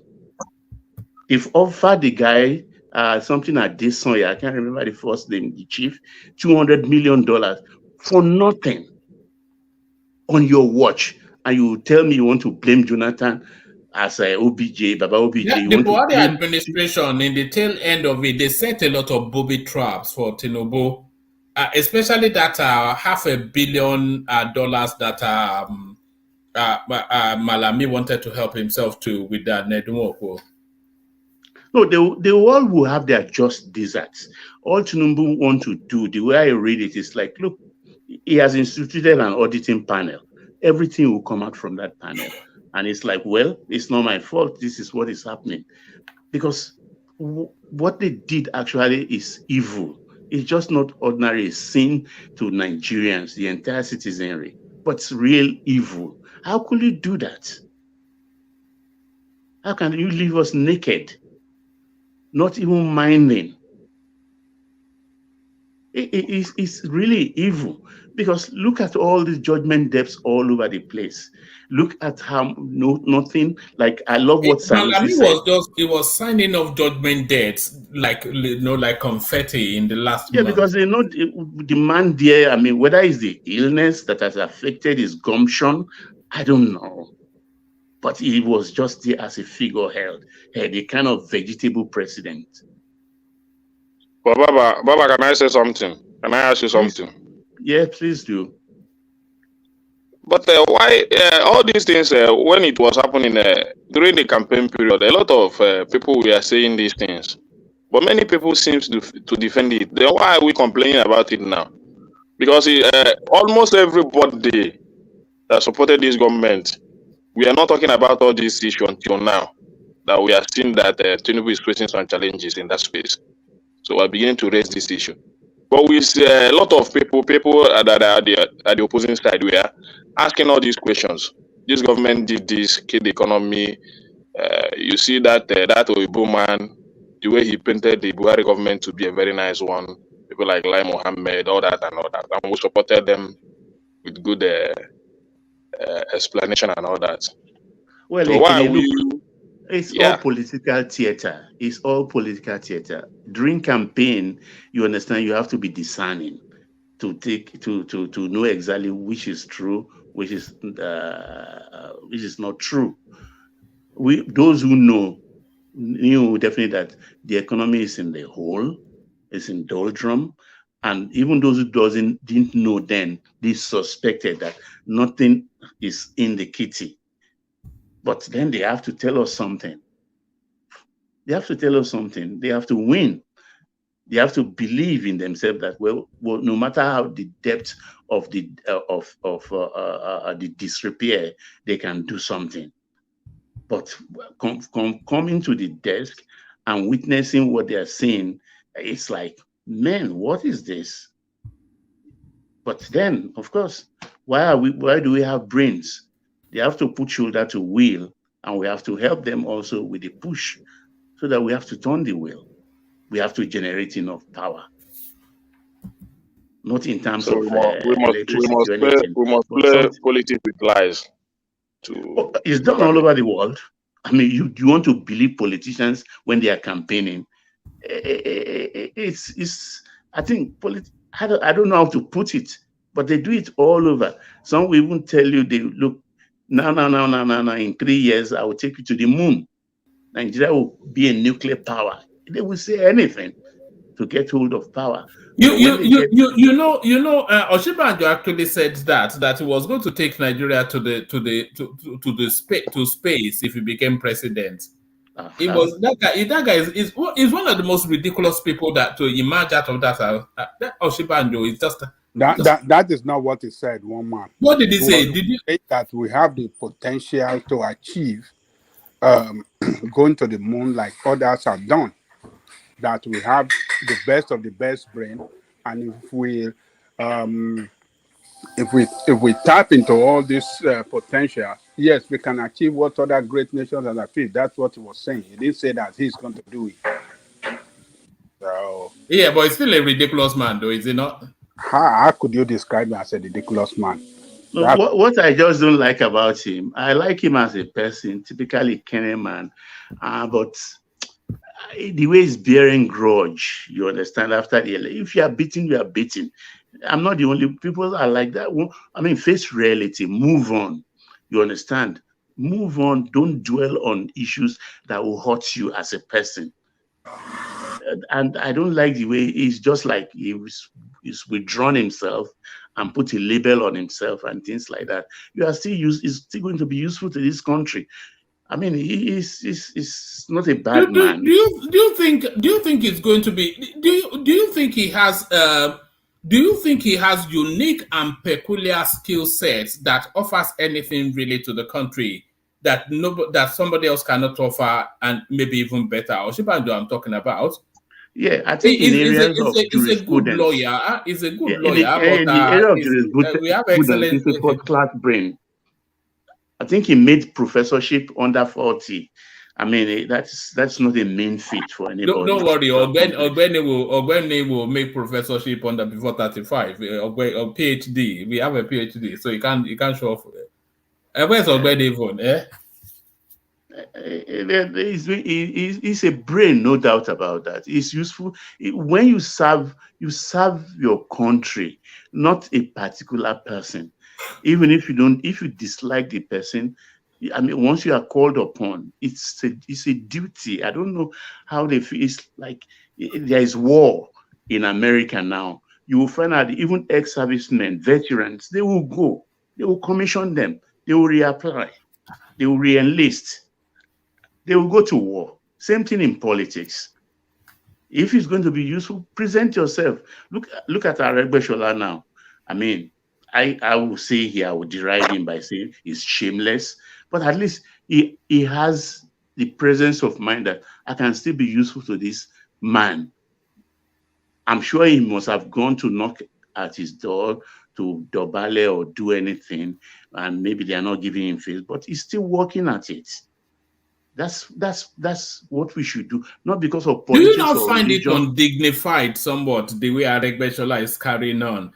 At least people like Oshibanjo, as much as we deride them, people like Rotimi Amechi, at least they fought the fight, they lost the war, and they went quietly home. But Aregbesola is just, he's making a fool of himself all over the place, But people like Amechi, people like Oshibanjo, those would be dangerous enemies.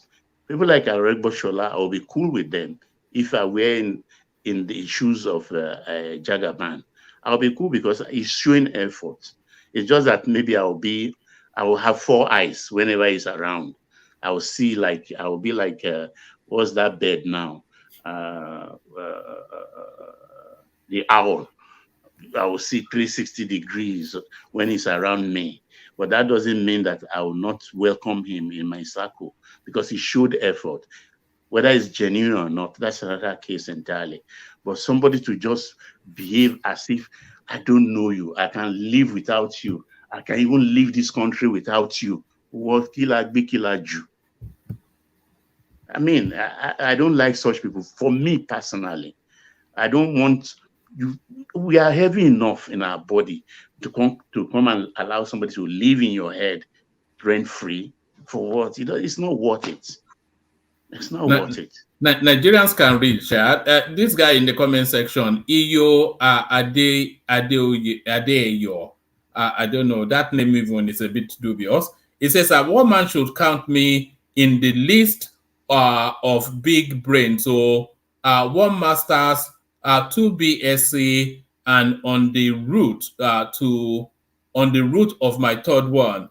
So anyway, let me not do that, but let me do it a little bit. So I suspect that that master's is not in English, certainly not in spelling. But carry on.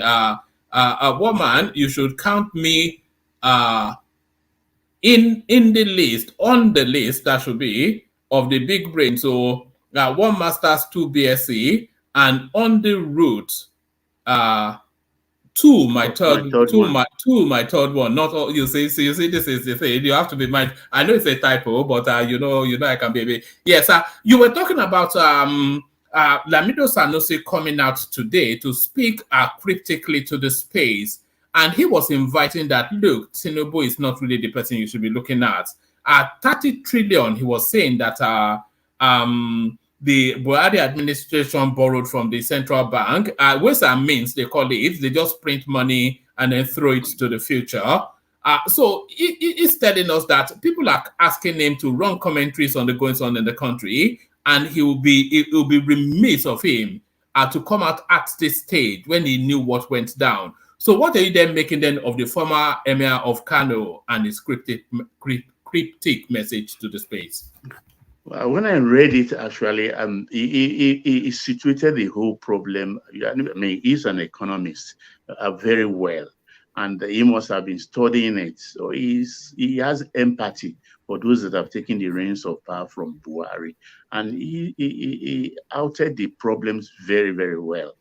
And I mean, if you read in depth what he said, I mean, you want to see Emefiele and start biting the meat off his body. Because like we always say here, but I think it was Iskulata that I was even saying, oh, don't bring any banker into TBM anymore. It has to be somebody grounded in economics.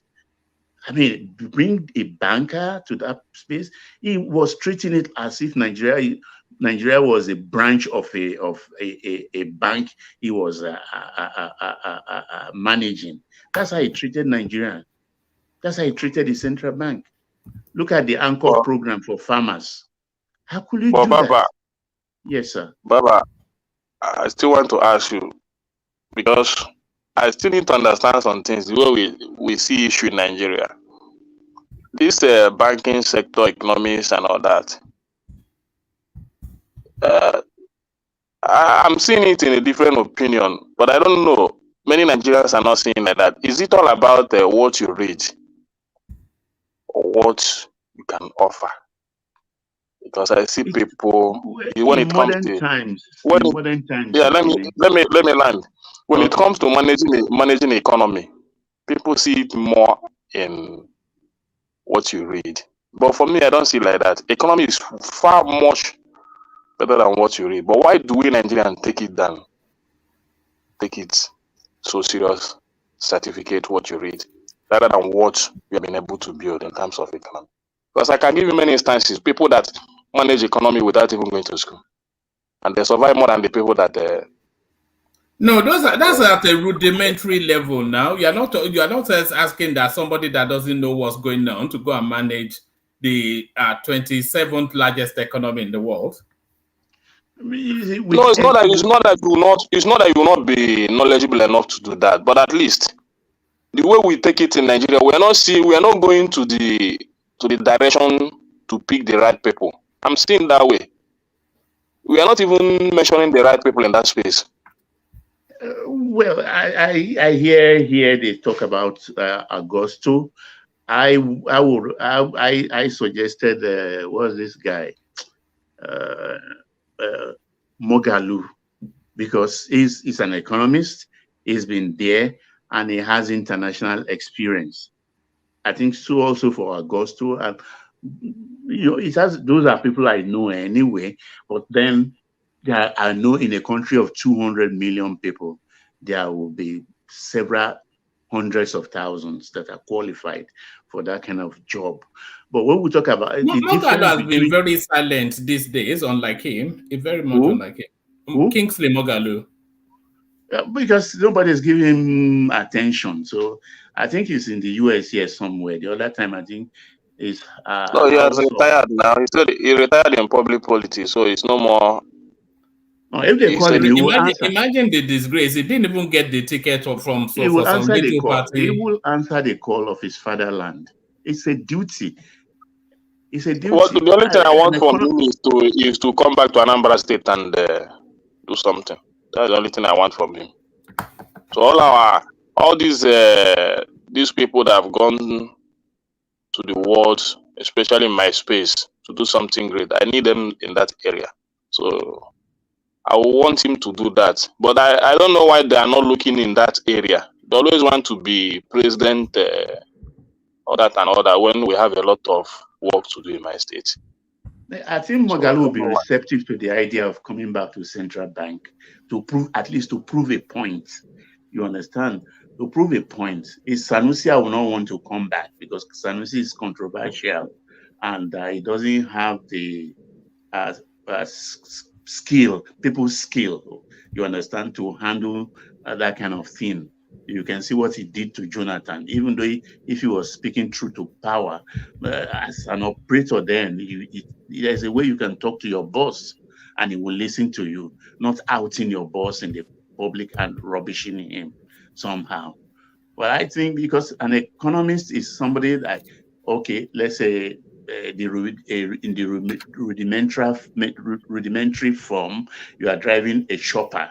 A pilot for a chopper is different from a pilot that could take a Boeing, and a Boeing pilot is different from the one that can take a sonic aircraft like the Concorde and things like that. So an economist is a super accountant, a super statistician, a super analyst, a reader of economic graphs and stuff like that.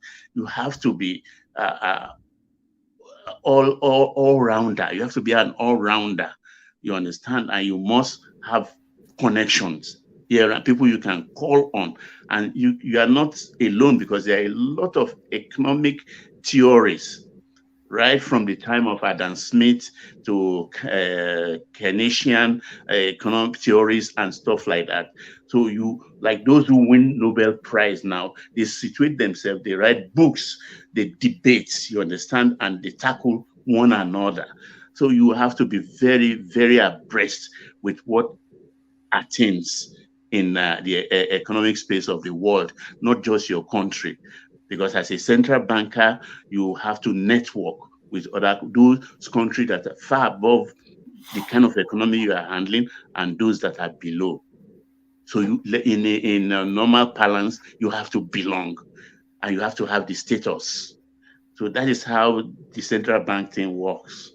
But Emefiele doesn't have that, from Zenith Bank MD straight to central bank. It was meant to be it was meant to be a placeholder, wasn't it? When they hurriedly got rid of Lamido Sanusi, I thought it was just meant to be a placeholder for a couple of months until they found somebody really substantial. But then I think the election saved him, and then and why Buhari quite kept him, I don't know. And then he's been just there looting for 10 years. It's amazing actually how he stayed that long. Baba. I don't know, because I thought he was just going there to be a placeholder until they can find somebody suitable. Baba. But I think he spread the goodies around, and he spent 7 years, not so, or 8, 9 years there. I didn't give him a chance in hell when he started. I was thinking maybe when Jonathan is ready, Nigeria must be unbreakable, Baba, for all of the things that a lot of people have done to that country. Even what Emefiele did. If that happened in another country, that country would have collapsed. Say, okay, Nigeria's economy, I think it was described, who described it during Abacha's time? I think the guy who was handling, was it IMF or World Bank then? He said it's amazing with all the sanctions that if you go to Lagos, you still find Nigerians drinking beer 12 noon in the afternoon. That was how that fellow put it then. It's like you can't break the Nigerian economy because it's not, the Nigerian economy is about individuals. It's not about manufacturing space. Everybody has one jig or the other on the side doing, and which is at least fetching them money. Like the situation we are in the country today. I mean, given another 3 months, you find out that all the agitation, everything will peter out, and people will settle into the groove. It takes time. They'll start. Everybody is now racking their brain to see, look, how can I survive this situation? That's how Nigerians are. I think I tell people, I say, look, we are special because ever since I look at my own life, I mean, I didn't gain anything. My lights, there's no time. We don't have 2 generators, borehole, our own hospital. At times I ask myself when I was expatriated, my God, what is this? Where is the government? So if I use NEPA, then electricity I don't pay, I don't feel guilty because the government had never done anything for me. So if it's that 2 hours a day I can gain without burning my own diesel, I mean, I'm far okay with that. Baba, I think Patrick wants to come in. Patrick, have you finished eating? Patrick, I would like Onje go. No, this is my first meal today. Yeah. What time of the day is it where you are? It's 7 o'clock, 7 p.m. Are you fasting? No, I've been very, very busy. Okay. A cup of coffee this morning. Yeah, thank you. I think sorry. Patrick is trying to lose weight. No. Yes. I think we're all on that struggle. Sorry, sorry, go on. Did you notice what one man just said about Emefiele, how he destroyed the economy of that country? I think we are just blaming the wrong person. We are blaming the wrong person completely. Sorry for the fact that he introduced that new Naira note, which was not just his own decision. You understand? But when you say economy, a lot of people are responsible for managing the economy. As central bank governor, there are some instruments that he's responsible for, and he's not the one who is going to take decisions on those. That's the interest rate, that's monetary instruments, and some fiscal instruments, some fiscal policies are not within his purview. The fiscal policies are very essential part of the items that are used in managing the economy. So he doesn't control tax. He doesn't control how much of tax. He doesn't control government expenditure. Government expenditure is a major factor of the economy.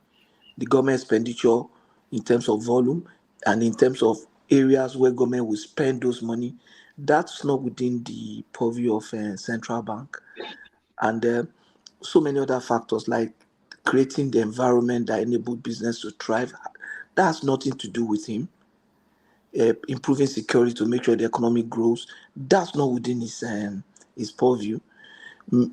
Sanctity of contract, such that even when foreign investors come and they run into issues, they can go and enforce that contract in a very structured judiciary system, and where government is accountable to judiciary.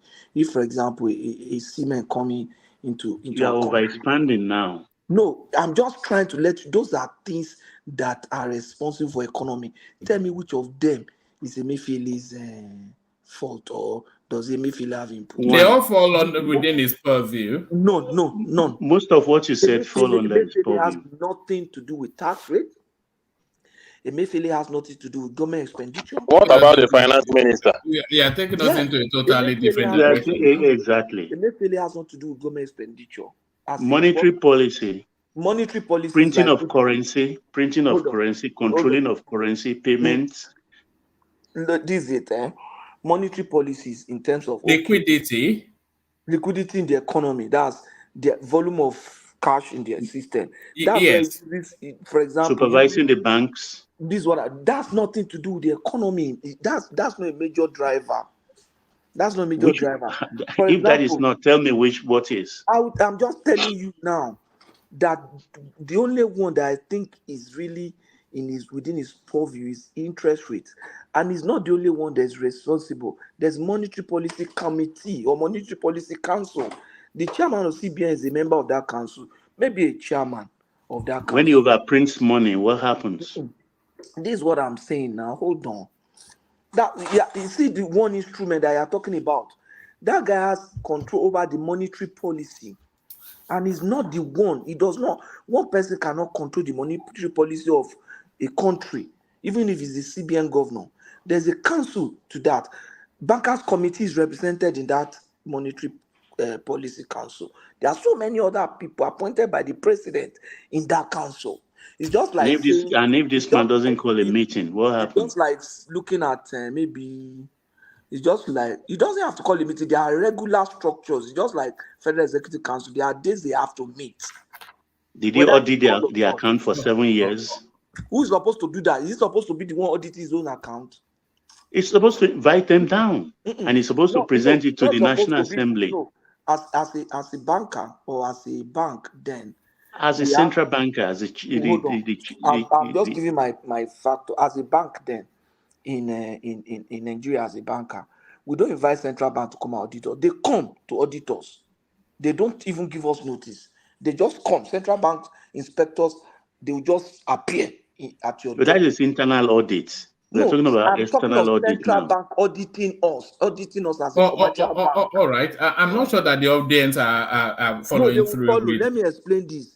No. Central bank. Don't get too heavy into banking because it's meant to be a light at least. We are talking of the economy. Central bank cannot audit itself. The auditor general will go to the bank and say, "We are auditing."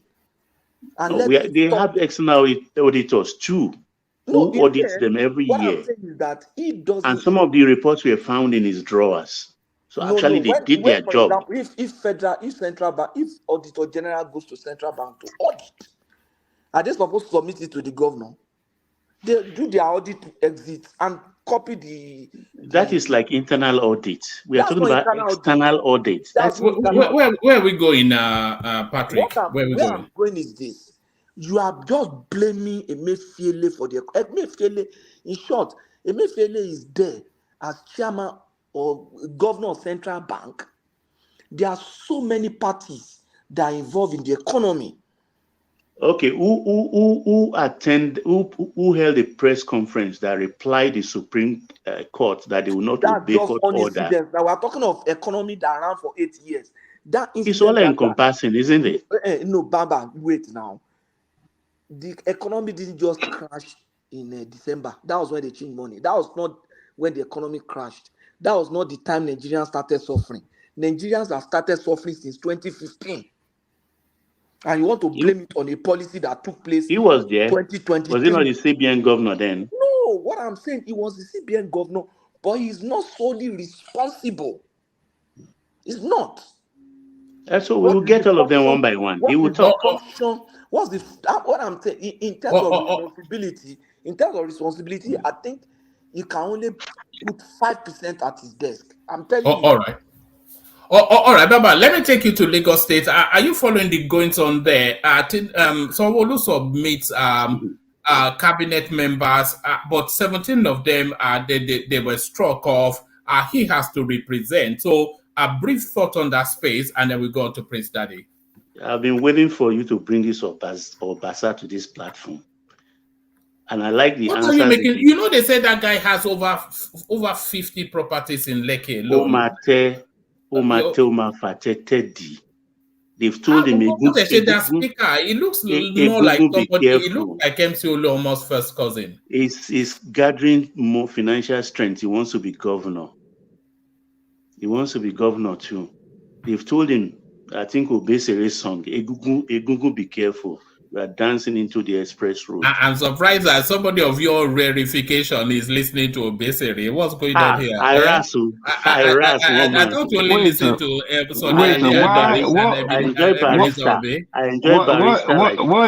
What's wrong if Obasa become the governor of Lagos State? What peace? Stay in your station, I beg.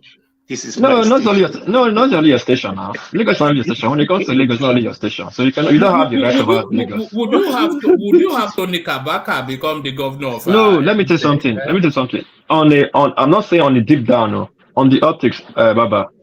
He has been there for 3 times now as a Speaker of the House, right? And for that's a mistake. I know. Yeah, I understand. And I was surprised he came back at the third time. It's worse than Jando.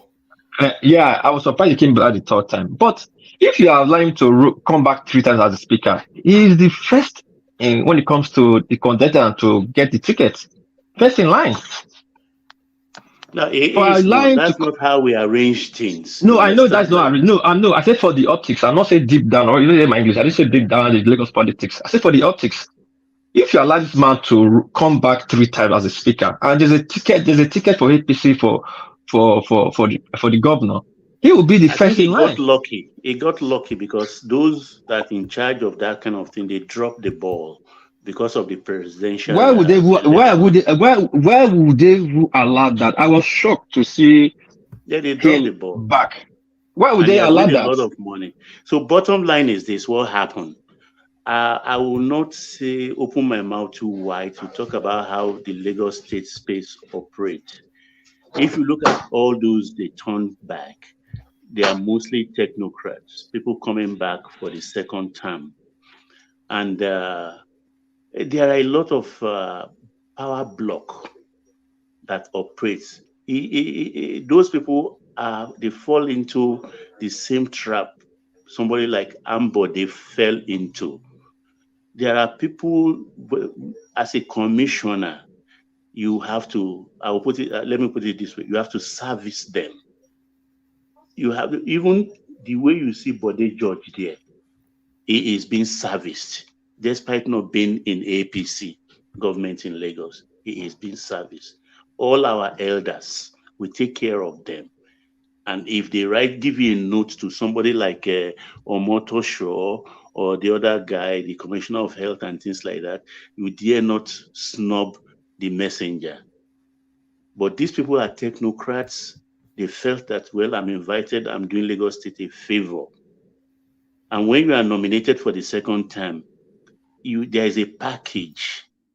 There is a package you have to put together for the house. Those people didn't steal money, so they don't have that kind of thing. Someone who should have backed them up and provide a package on their behalf. It did not do that. That's what is at the bottom of all of this. In reality, it's Lagos politics.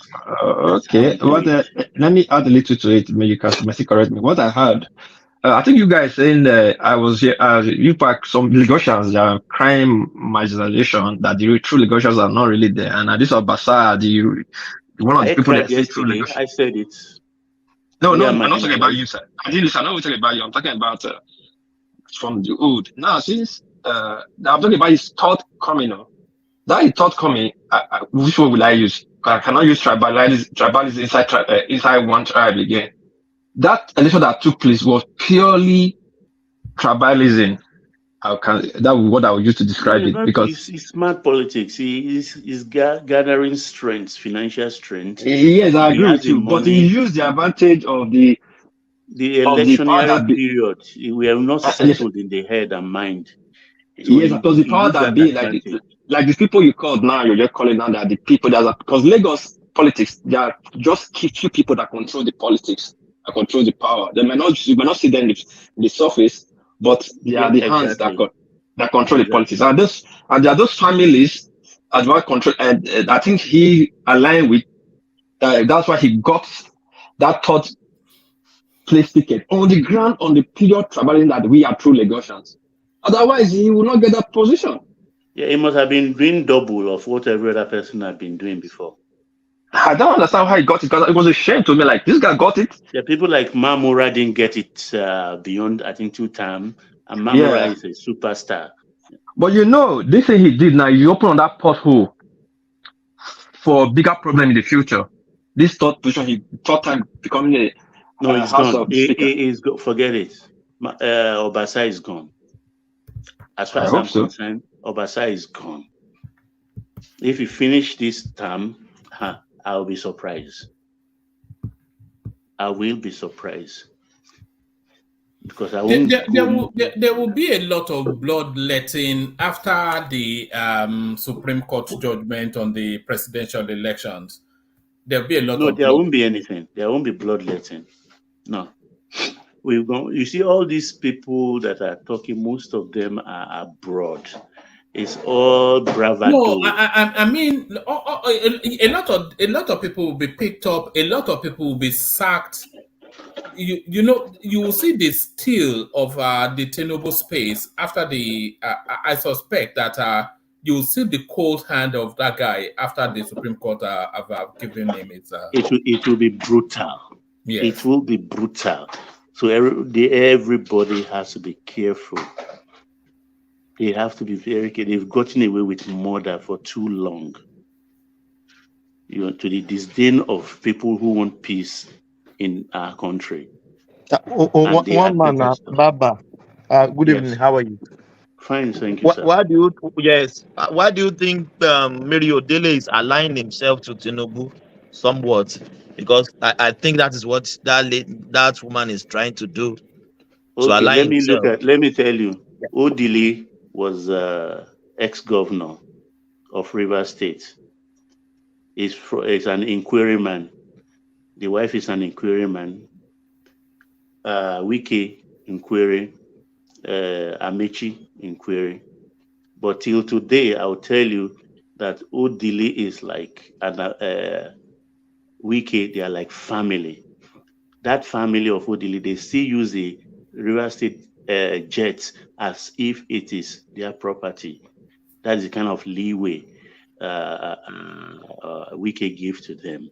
If you observe rightfully, when Jagabam visited River State before he was sworn in, you see they were there prominently. Where Jagabam was himself and the wife. So you can see the hand of Wike all over that. So she has sealed everything for them. Let me put it that way. So though the forum where she came out 2 days ago to say something, I mean, they were just trying to make a molehill out of an anthill, or how did they say it? Because Olaonikbekun was a chairman of Body of Benchers. It's from Olaonikbekun that she took over as chairperson of the Body of Benchers. The Gazama that was promoting his book or memoir or something like that is a very, very senior lawyer. The Attorney General also was there. So no lawyer actually will want to denigrate a Supreme Court judge, whether serving or retired. It's like a mortal sin. No reasonable lawyers will do that. If you do that, well, if you say, you will escape them, what about their junior? Even if they are retired, they have their junior, they brought up. That thing is like a cult. It's like a cult. So you don't offend big judicial officers like that. You have to be very, very careful. More also, there has been, but Odile and Tinubu has been friends since the first, since 1999. They have been friends. Friends. I like the way you put it. They have been friends. He's friend to everybody, all the But yeah, politicians. I know they are all friends. Again, the right word to use this person, they are all friends. So you have been friends since long. I don't know what people are thinking or what. If Odili came out to say anything, he said things from inside. People should even be grateful because it's inside that he just give a snippet what's going to happen. You know, No, but it's not. as I speak, we all know definitely that even Obi knows what will happen Obi on knows. Wednesday. He knows what will Atiku happen. I don't know why knows. people. White people are going to die in their words. Just look at those state election that happened, the local government election that happened, and Oh, PDP won the whole 18 states. 18 states PDP won. Eze was talking Our about it, but Obaseki dried eye about it. and you imagine Solomon was complaining. These are the people they were supposed to be when it comes to the election, their own election. That the PDP won 18 states. I look at people, I laugh. Obaseki is very but unpopular. realistically, can I be a governor and organize an election and I will So, lose? look, I Let's would look. face I it. don't say. How can it happen? Obaseki is as unpopular he is in Edo State. He still won 18 local government, 18 plus 8, 18-0. A man that did not conduct free and fair election. That is You think? Ajale Koko, do you know this guy speaks only Yoruba language? He doesn't speak any Edo language. Did you and wait? Yeah, he's Ajale another Koko, Gbadebo wait. in that space. Ajale Koko, just hold on, wait. No, the funniest thing. Even Osomole war, they won in the local government. They didn't write it. Nobody votes. They wrote results and submitted to INEC. And now that make me laugh. Now the same INEC we are complaining about that said that is against PDP. He's not the one that called 18 local government for Obaseki yesterday. All people are friends. We should not die in their war. Now, I think wow. that guy, Fason Now, Roti, or what's result, his they name? just the right, no He election. said, don't die in There's the no fight. material, no beavers, no material. Nobody, people, obedient were on the line. APC don't even bother to go because they know the result. You have to do the result. Those one they Yes. obedient. Then election rigger, they rig the election. They go. Did you hear Abure kicking against it? Abure is not kicking against it. Thank you. What is? And you can imagine the same PDP is contesting presidential election when they are rigging in Edo. You can see Nigeria. The same people, PDP or FP that is complain that INEC is not doing a fair justice in the tribunal. They just called INEC just called 18 local government for you people for PDP. I thought there would be riot in Benin. Nothing. Above they even contest it. Even the wicked say fraction. Wicked did not contest it. Baba, this is what I was talking about the other day. That country, look, we are not practicing democracy. We are just practicing fraudulent government. That is it. We are not. This is not democracy. You see, whoever that have the greater strength among them will carry the and that is it. So don't let us forget. Thank you. Because this election, I was really hoping for it to see, because it's Tinubu first bypass election under his regime, the local government. So I was looking at how at least INEC will perform. When I saw that day, no, people didn't even go to vote. What peace? That election was not organized by INEC. Now was it? It was not organized by INEC. Now it was not organized. No. It's not organized by INEC, but INEC will still represent there now. Without INEC, will you vote? It was organized by Obaseki by himself. Now we understand that, but at least INEC can still say, there's illegality here. True of us. There's no illegality. No, not illegality. There was no INEC official in any ward. That's the most funny unit. Nigeria is a joke, man. But have I seen any governor losing local government election? No, it never happened, Baba. It will never happen. How can it happen? It will never happen. Kaduna State. That means they hate that person. They hate that person. That person is the enemy of the state. That's why. Hold on. Kaduna State, El-Rufai introduced electronic voting at the local government level. The result, APC won more than PDP, but PDP had a sizable number of chairmen. I mean, so it was in the local government. in local government. We should commend Rufai. At least he showed that he wanted free and fair election. You know, he has conscience. Yeah, Angelico, true. By introducing the electoral machine, first time in history, electoral machine in the state. You know, so that there will be transparent and free and fair election. He should be commended. Yeah. Yeah, we should commend him. That's why I didn't deliver the presidential for Tinubu. Yeah. They should commend him also because that act alone showed it gave politicians a lot of threat. That's why the election was the worst. There was no beavers. They didn't introduce it. Because if they have introduced it, the person could not win one local government. In 21st century, they were writing election material with hands like in 1980. Where were the beavers? Where is the Arab? Hey, I ask you, the world peace. How would Obaseki live his life after leaving office? Where will he go? Do you think he go to Lagos? He go to Lagos. That cannot be human being, no. That cannot be human being. The father was a judge. Appeal court judge. See, that guy is not a human being. That guy has fought with all his friends. The only person I have not fought with is Dangote. He has taken everybody to court. That guy not be human being, no. And the people that follows him, that same people like him, they think in one way. So just his nickname. We call him Wait and See. You wake up and find out your building is being demolished. You can do what you are doing, saying, you wake up the next day, you gotta finish you totally. You know what he did to Oshomole? He almost ruined Oshomole's political career. If not this senatorial election of Oshomole won. You can imagine someone that was former Labour chairman, 2 times governor, APC national chairman, at that time one of the biggest party, second biggest party in Africa. He reduced him to nobody that Oshomole could never present councillor. With Wike's backing. Yes, backing. They remove Oshomole from the world, from his constituency, from his polling unit. Oshomole became nobody in APC.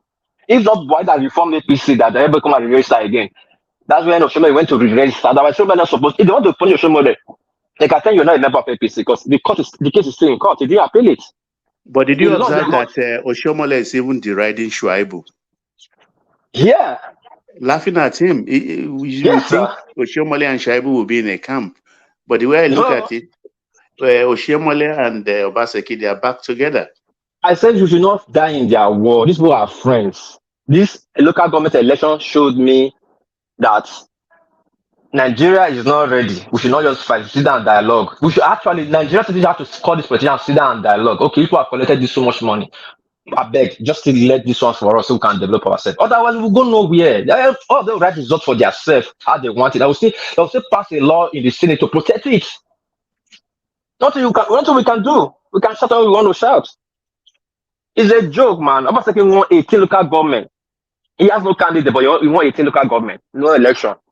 No, I think what we can do is we shouldn't be lazy. We shouldn't leave the local government election in the hands of the governor. It's too important an arm of governance, executive, because the local government is the nearest government to the people, to the grassroots. Why should you leave just anyhow person in that to organize it? INEC should take proper care of that space and supervise. The way they scrutinize gubernatorial election and presidential, that same attention should be put on Baba, sorry to cut you short. They say election is local, right? If Lagos local government lost, is it Olimosho? Alimosho? Is it Alimosho you call it? Yeah, the big one. Yeah. Yeah, the big one, Alimosho. If you lost Alimosho, you have actually lost 50% of Lagos vote. True or false? That's a cash cow. Okay, now then you leave that kind of position to a local government, to the government to be conducted by himself. I don't understand. Yes, the election is local. If you want to win the presidency, you have to win from your unit to your local government. In fact, Alimosho always come last. So that you know what you are short of. So make up with it. Baba, what please? Yes, sir. I think you are driving the wrong direction. We should not be inviting INEC to be the one conducting local government election. We should even come to the point where each state conduct their own presidential election, just like you have in the US. You understand? Each state will conduct their own presidential election. So INEC is decentralized. The way INEC, one person will be the one controlling everything, and they will just declare results. If each state had conducted their own election, obedient won't be saying what they have said now. At least to be clear, you understand what I'm saying? Let each state have their own electoral body and conduct their own election and return it, just like you have in the US. Well, it's about political maturity. Maybe we'll get to that much It will later start right down the away. road. Uh, Maybe um, hey, Baba, sorry. Was that Batoski that said that? I think so. Yeah, I totally disagree. It's not gonna work. I mean, I'm not sure even in the U.S. you're talking about the level of corruption at the local state state level, it's even much greater than the ones you get in Nigeria. Because the ones in Nigeria are just like crude and crass way of rigging election. What do they do? Like steal like ballot boxes and they run away and they intimidate. But if you know the level of sophistication that goes on in the state level here, uh, Patricia wouldn't have said that. It's equally as bad. In fact, I prefer the federal level um, election management. I think it's much better actually. On the state level, like we can just announce the result right now. We can just announce the result. I mean, each and every state will go tribal. I mean, it's going to be that No, we don't simple. have In the fact, capacity. We shouldn't even think of it yeah, right now. No it's way. going to be a mess. I mean, the redundancy, the corruption, everything that's happening right now at the federal level, just magnify that, or just no, yeah, it's going to be terrible. I think Simple. for months we'll be compiling results and disputing the same.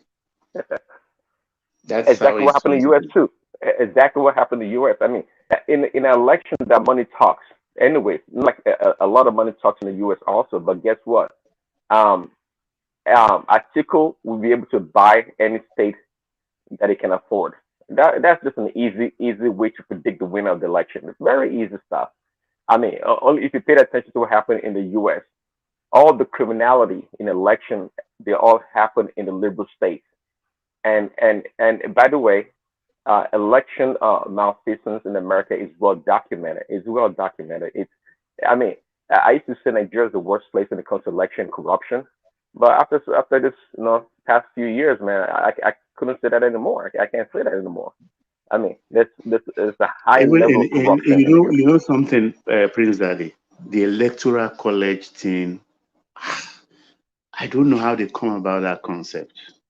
I mean, if it was necessary then, I don't think in these modern times electoral college is necessary anymore in the US politics.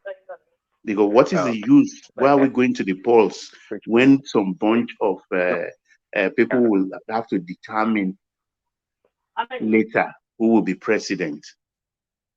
And how do they allocate or allot numbers of the electoral officers to each state, where some states will have 3, some big states will have 20, 30? I don't Yeah, understand it. Baba, I'd like to indulge you to rethink the electoral college in the U.S. I used to think the same way also. In fact, I used to think or say that the electoral college is undemocratic. Uh, but having learned about it and its purpose, actually, it is very much needed in the United States. And quite frankly, and I think we kind of do replicate that in Nigeria with the 25% um, um, requirement in 24 states, or is it two-thirds of the states? I think it's actually our form of electoral college, actually. And in the U.S., it's much needed. If you understand what the electoral college does, actually, you can tell that it's quite vital because what it does is that it prevents the disenfranchisement of many of the smaller states or rural areas. It gives them a voice, and that's why sometimes you can win the big state like California, New York, Texas, Florida. but yeah, Florida. But your numbers, if you divide them, left and right, you need those smaller states like maybe Washington 8 or 7 points, Oregon six points. Those numbers they count, and that's why I see sometimes states like with less than 10 million people, the candidates, they go there and campaign many times because they need that number.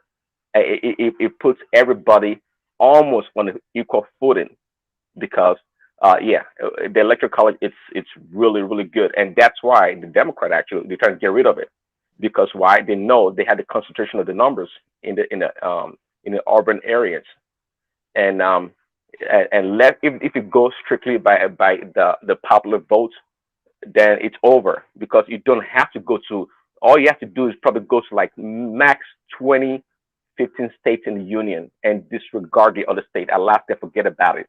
New Hampshire, all those places, I mean, forget about those places. They won't count.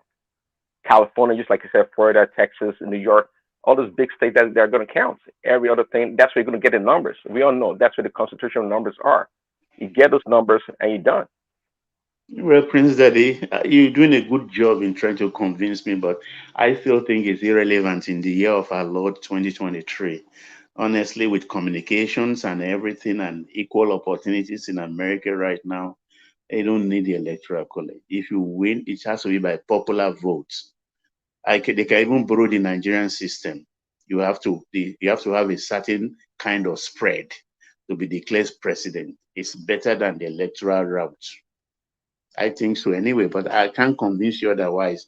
I know you are a Trumper and a MAGA. Deny it.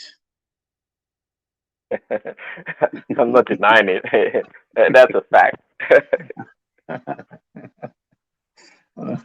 Honestly, I don't know. So, but let's go back to Lagos. He has guns, Prince Daddy. He has guns. He and Babati, they have guns. Nigerians with guns. There was a time I was suggesting that and I'm interested in your take on this because everybody threw it back at me. There was a time I was suggesting that Nigeria should liberalize gun laws in the same way that America has a liberal gun law, and every Nigerian should be allowed to carry a gun. And that will solve the security problems. People were not keen on that, but I still think it's. I think it is a carryover from the military era. I think it's high time they allowed it, because gun has saved me twice in Nigeria. It has saved me twice, and I know the importance of it. So it's something everybody, if an armed robber is coming to attack me and he knows I'm armed, he will come cautiously, not the way they will do it recklessly because they know Baba, you're unarmed. Yes. Baba, did you Yes, take sir. your gun to Nigeria? No, I bought it there from a seaman. It's illegal, though. Yes, one of my friends took his gun from Australia to Nigeria. Yeah, you can do that illegal as well. You register it when you get to the point. No. So what you register a double barrel, or a pump action. So you use that receipt to cover your pistol. It's not that nobody's going to give you license for pistol. No for way. Pistol, yeah. But he carries pistols. Yeah. And it's not every state that register license pump action. In some states they don't issue pump action. Like Lagos issue pump action license. Yeah, Lagos issue pump action. Yeah, some like what we do when I bought mine then. I registered my pump action from Lagos, then the double barrel from Benin, because they were allowing double barrel, but it was an English double barrel that which is automatic 9 rounds. Then I think they should introduce it. They should allow everybody to have guns. They should allow everybody, so that if you are coming to rob me or to do me harm, you will think twice. So Baba, you want to turn Nigeria to America? That you guys are killing yourself. May you not be robbed in your life. I pray that for say amen. I've been robbed twice. I don't have gun, but God save me. Yeah, God save you. But have you has the trauma gone out of your body or your psyche? No, it's still there. Yeah, it's still there. Yeah. When is that time they attack you midnight in your home? You can sleep. For even me with gun, after I conquer them, I can't sleep until I hear Allahu Akbar done. Then I'll start sleeping.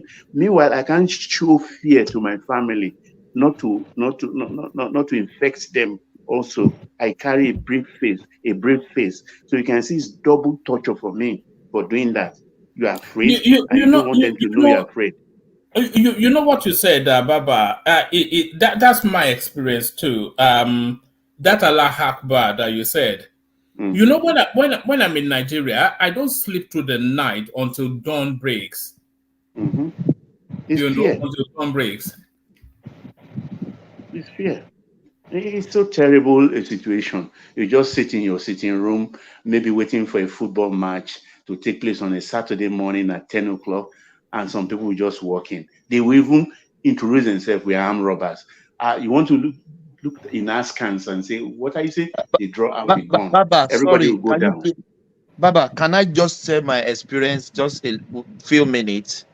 As go ahead. As you rightly said, that day, if we were armed in the house, we should have taken down all the armed robber. They came, they stood at the front of the house.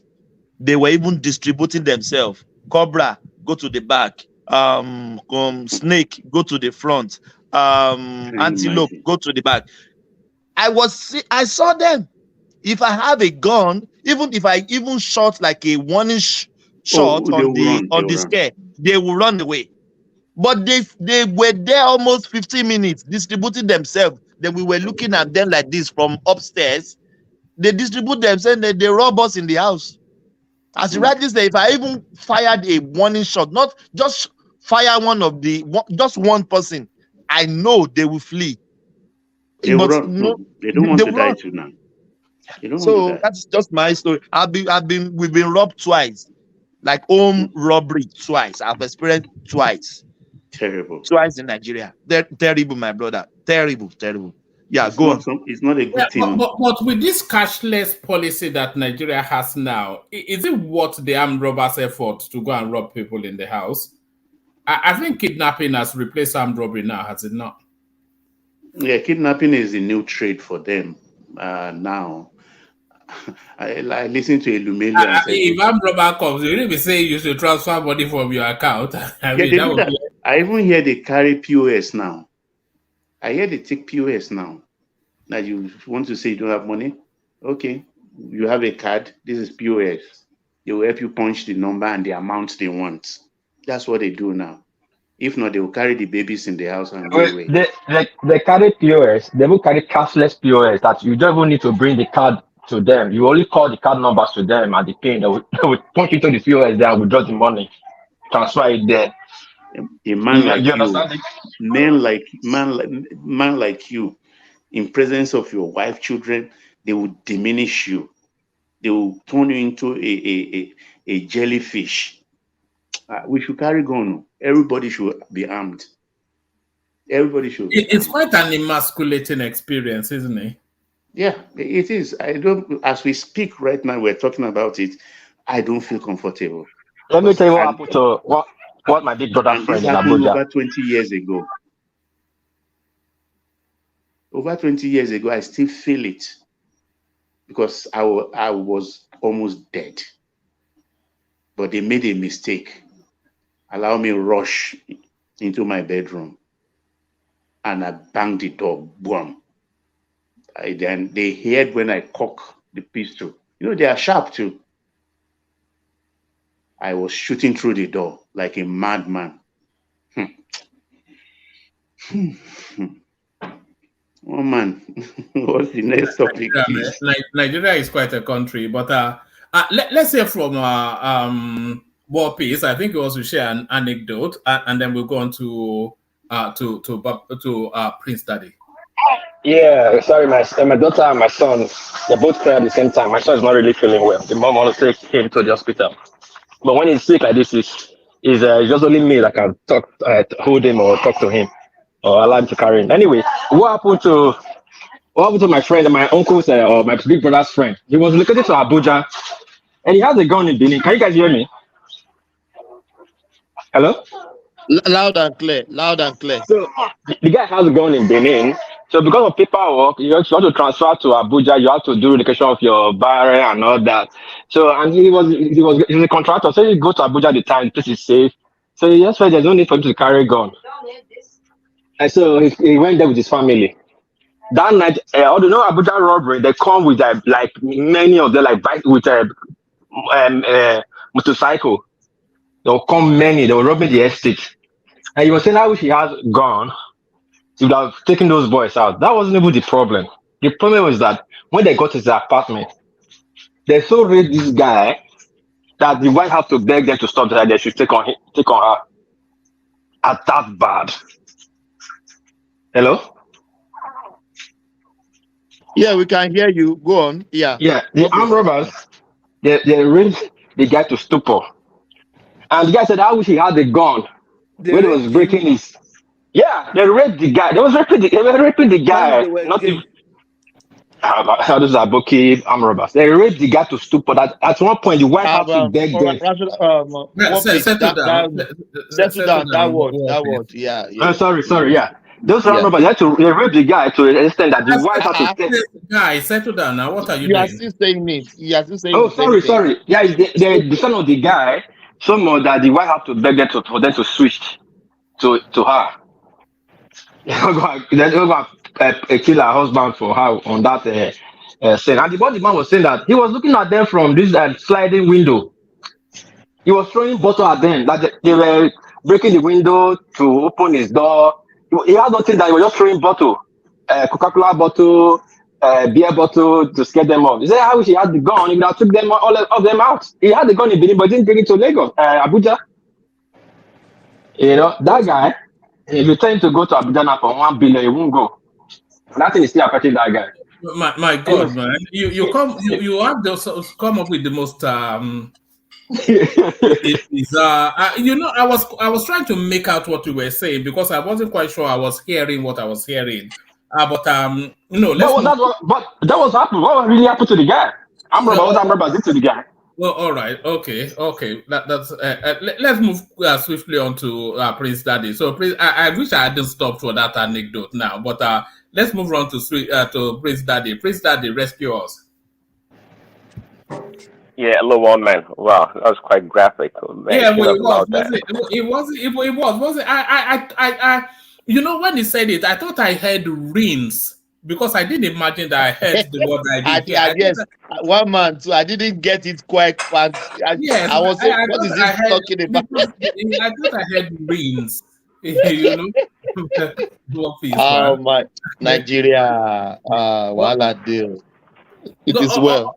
All right. So Prince Daddy, yes. Thanks for holding on. You know, it can be a bit of a wait sometimes, but yes, we were going to kick it off with the verdict coming in. I suspect on Wednesday it will really kick off, but certainly now Wednesday to look forward to. Are you just glad that this thing is coming to some sort of an end? Prince. Yeah, well, man. Are you driving? I'm talking through my Bluetooth. Is it?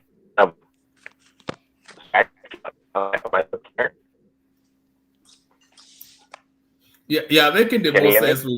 We can now. Yeah. Is it better? Okay. Yeah, carry on. Yeah, I was saying, hello to everyone. Like, subscribe, and share.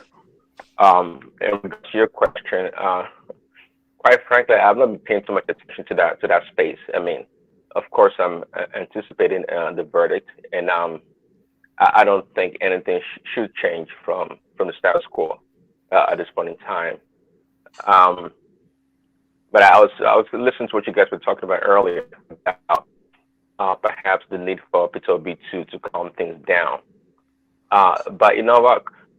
I'm not gonna. I guess I can say in defense of P2B. P2B is not. I don't think is that of a person that wants violence or rancor or these disturbances. Yeah, I don't think he cares for that really. Yeah, I don't think that's P2B's thing.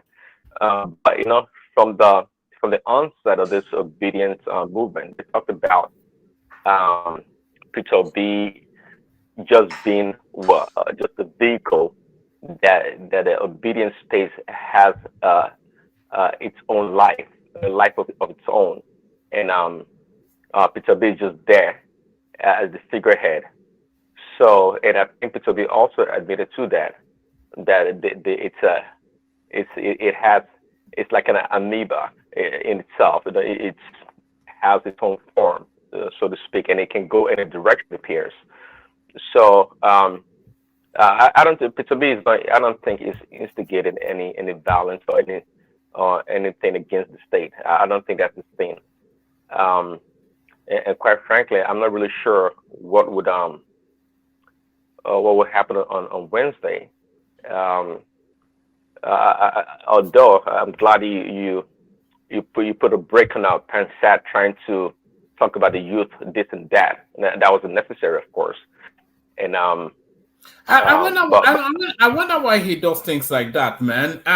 I know he's popular with Ajan Lekoko and one or two others, but the guy, man, is taking too much of an effort just to manage him. Sometimes you think he finally gets it, and then he goes left wing again or right wing even.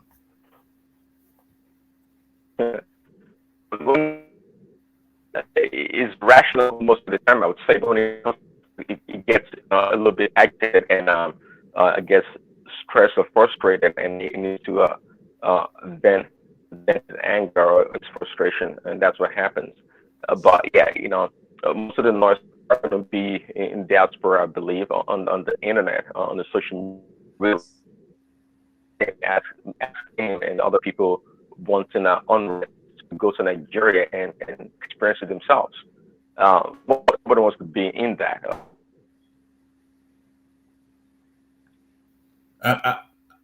Are you there? I think Prince is breaking up. Anyway, one more quickly. People like Pansat, people like Pansat, people that reason like him. There are so many in that Nigerian and all over the world. You understand what I mean? I don't want to be tribal, but I can't such people like them. Yeah, what they do is that they try to make you see their problem like your problem. I know you understand me. Now, like I heard you in the beginning when he was talking about when the show started. If people want to agitate or whatever, if they feel they want to agitate, they will agitate on their right causes, not you making them to understand that somebody's mandate is stolen, somebody's mandate is about to be stolen or all that, and we must come out. It's not so. When I contacted one of them 2 days ago, but this years ago, so they're talking about this, called me telling me about this verdict, blah blah blah. I asked him, I asked my brother, hold on. I asked him, how is it not my problem? How many times have you people agitated for me in those states? He said none. I said, so when my start seeing these people as bad people, the justice system as bad people, that if they give that don't go my way, don't go your way, then the country must burn down. Let's stop this. Because they come to you to agitate your mind, towards put that bias into your mind, towards another person. And which is not good at all. It's not funny. If you have anything to say, you say directly. Don't instigate other people. So that's the part I want to talk about, that Pansat stuff. Yeah, I've seen many of them like that, and people have to be careful not to be used by people like Pansat. Thank you, Waman. All right, brilliant. All right, brilliant. I think we have Prince back. Hopefully the connection kicks in now. So, Prince, are you back? Yeah, I disconnected my Bluetooth and when came back. No, that's brilliant. It's brilliant now. We can hear you perfectly now. Yeah. So I for one, I'll be glad when the final nail is put on the coffin of this whole thing. It's been quite divisive, that Obi space. Because people have gone into their trenches. A lot of it has been ethnic. So when it's gone, when it's done and dusted, we will try and just expand the platform to bring back because once upon a time we were actually overloaded. Ajale Koko will tell you with Southeasterners, it was only really when we got into the politics and we couldn't really agree that a dumb ass like Peter Obi had any prospect of being president, and they didn't quite like that. So, but it's been quite divisive, this whole election. Yeah, well, yeah, it would be nice for I guess, for them to come back. I mean, really, if they can accept the final result of the judiciary, really, and that'd be nice. And it's kind of tough to convince people that they lost. But you would think it would be much easier to convince the obedient that, look, you guys came third. Even the second person didn't win. How much more you guys? But somehow, some way, they permitted the results or how the election should have turned out, and they believe in their heart of hearts that they won. Which is kind of it's quite interesting, actually. And I think we've asked the question before on the platform. Do you think they believe that they won, or do you think they are pained that they lost? Oh no! I mean, they believe that they won. It could be a combination of both, but trust me, they believe that they won. When it gets to a point that you defenestrate your logic, and even when people explain things to you, you just your brain. It's like having a heart transplant with a heart that does not that's not a match, and your body rejects it, right? It has gotten to that stage. You cannot tell them otherwise. They believe they won. I mean, some of them absolutely believe that they won the election. And do you blame them? If you look on the internet, it was quite clear. I mean, I don't know. They did a pretty good job, you would say, because all the way from Lagos to Benin to Ghana to all around West Africa and overseas, the obedience were more popular. They were more popular. They were more visible, quite frankly, and a lot of people, even in Nigeria, that don't know what is going on across the country, that they have access to the internet or social media, they truly believe that. You'll be surprised that there are more people in Nigeria that believe that they won, that will be won, than perhaps people in the diaspora, really, because the picture of the social media that matters, that really matters to them, and they believe they won. You can't convince them otherwise they didn't win. But now, if you want to break it down to them, okay, so like rational mind would come and is convinced also that Peter Obi won in Sokoto or the votes were suppressed in Sokoto. It just defied logic. Rational mind, what are you talking about? Where did in Sokoto Peter Obi win? How? If the votes were suppressed in Sokoto, by how many votes? 10 million? But to be fair, right? Rational mind is not here now. He never said that Peter Obi won in Sokoto. No. He said the vote was suppressed. I heard it. I quoted him right. He said it more than one time, so I'm quoting him right. He will not tell you that Obi won in Sokoto specifically. He will not say. I didn't say that. He said, I'm quoting Rational Mind. Rational Mind said the Peter Obi's votes were suppressed in Sokoto. His own words. I'm not quoting out of context. Yeah, that does not connote that he won in Sokoto now. But you are saying it categorically that he said that to be won in Sokoto. No. I was saying that how would the obedience justify that Peter Obi won in Sokoto, for example? And Pansat, you have to ask Pansat. Pansat will. No, the only Pansat has that explanation. Instead of you won in Kano, Obi won in Kaduna, Obi won in Kebbi. I think Tinubu did not win one state. Yes. Oh, exactly. I was going to say that, and I think he said that Tinubu didn't win at one single state. Not even. Okay. So that's the level for someone like Pansat, of course, smart and brilliant, and is convinced that Peter Obi won. I mean, what more can we say?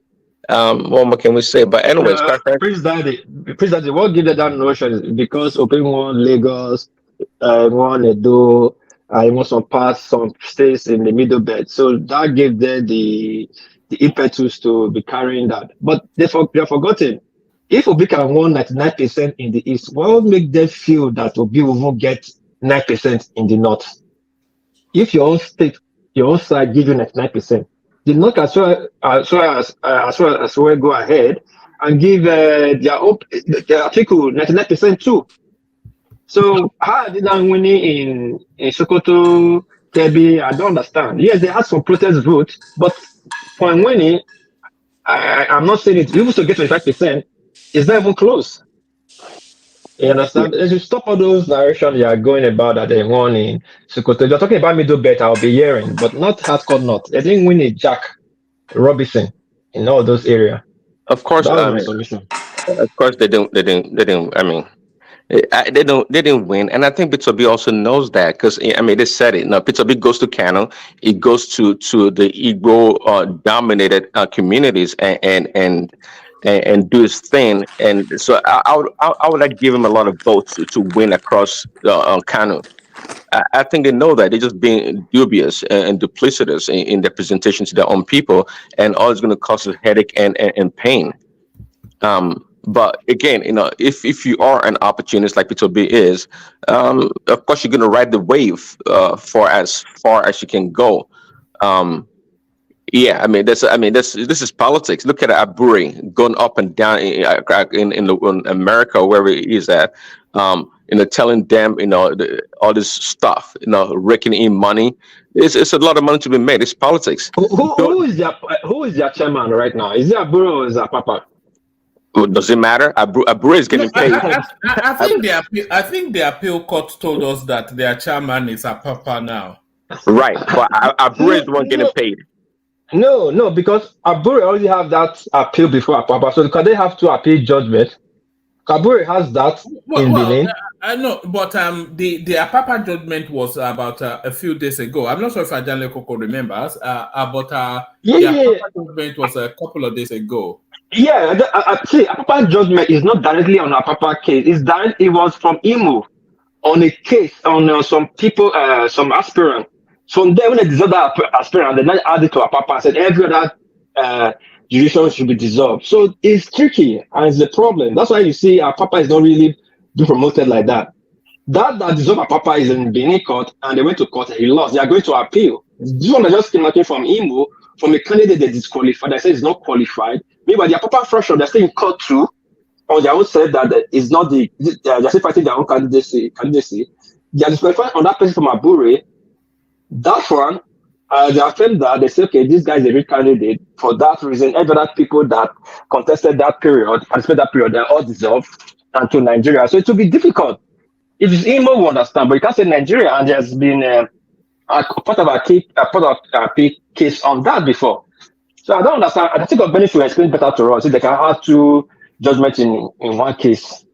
The thing is, Abure will leave that party anyway after the verdicts come in. Oh, sure. I mean, he's getting paid. What does it care about? Abure getting paid. Doing Okupe also got paid a lot of money. That guy, it was shady in his dealings. Come on, see, and they're not unique. I'm not pointing finger at them. PDP, APC, they all do the same thing. It's politics. I mean, everywhere. Even there's a lot of money, somebody got to grab the money back. So that's what it is. I don't blame them. It is politics. Yeah, that's but again, Okupe has somewhat crossed over to Tinubu now. Of course, now this is not. Why? See, sometimes I hear people talk about this politician, how things go, and I don't know why they are surprised. I mean, they really treat these people like they're non-humans. Again, maybe they're like aliens. I mean, these things are not surprising. Okupe, even before when it was, sometimes even Pat told me, right, when these people were supporting Peter Obi, you can tell that they have one leg in here and the other one there. These people also they have their own interest. Okupe, as far as I'm concerned, was all about the money bag, and he got paid. They don't care, Peter B happens to be, there's something called, there's an acronym called TANO, taking advantage of naturally occurring events, right? Some people are like well-stationed, smart people. They have the resources, they have money, they have manpower. When an event occurs, they take advantage of that event because they're well situated to embark on it. So people like Okupe and many other people, they do that. It's just a short term, like getting into the stock market for a short term, ripping the stock price when it goes up, and you cash out. Or even if you short the stock, people, eh, not a big deal. But again, on Wednesday, we hope everybody. I will hope everybody comes back and like, okay, this is the official result, and maybe not just support Tinubu by mouth, but in heart and in our dealings and doings to want the best for the country. Because at the end of the day, it's the common people that are suffering, really. All right, brilliant. Was there anything else you were looking at in the news today, Prince? No, not really. I didn't even touch the news today at all. I think I sent you one video about I think it was an African report about the Gabon junta and the French government had that mastered each other. Did you get it on your WhatsApp, on your Instagram? I'll check in a moment, but let me take Prince Daddy's thoughts on this. This is something that somebody else sent in as well. It's to do with religion, of course, a topic that I know you pay attention to. So there it is. It says something happened at church today and it pissed me off. The pastor came down from the altar and told everyone to bring out their offering whilst inspecting it from seat to seat. It was so weird because he added no one should transfer less than 1,000 naira. It doesn't say naira, less than 1,000 to the church account. The way the camera will face your offering envelope whilst you are bringing out your 500 naira was so unnecessary. Men of God should do better. So yes, somebody sent that in, and people send a lot of things in, but that especially struck me because there's this church that we used to go to in Woolwich in London. But then something happened one day that made me think that no, I'm never going to come here again. So now it was Christmas. I usually really back in those days. This was back in my single days. I usually really only go to church on it wasn't on Christmas Day, actually, it was on New Year's Day. I usually only really go to church on the New Year's Day because I always like to break in the year in church. So now the pastor then he was doing the usual ding dong ding that they do, and then suddenly he came to the offering bit, and then he said, "Oh, the people that are going to be offering X amount of pounds stand up." And then the people that are going to be offering X amount of pounds stand up. So people that are going to be offering £1,000 stand up, and then he'll bring you out and pack you to one side of his altar. And then people that are going to be offering X amount stand up, and then he'll bring you out and then pack you to a side of the altar. And then I was flummoxed when I was seeing this going on. So I was there, if I had £100 to my name, and I'm giving that church £1, and you had a million pounds to your name, and you are giving that church £10,000, I'm considering that I'm giving more than you because I have very little. So I mean, where does that all even come into play? The pastor embarrassing is a shakedown, isn't it? What's going on in these churches, Prince Daddy? Well, it is a shakedown. Yeah, we can say that. See, the church or the pastors and others, men of God, and the people, they are both guilty in this whole scheme. Quite frankly, scheme or scam? sorry. Okay, I couldn't resist. Carry on. Well, it is a scheme. The scam from the past.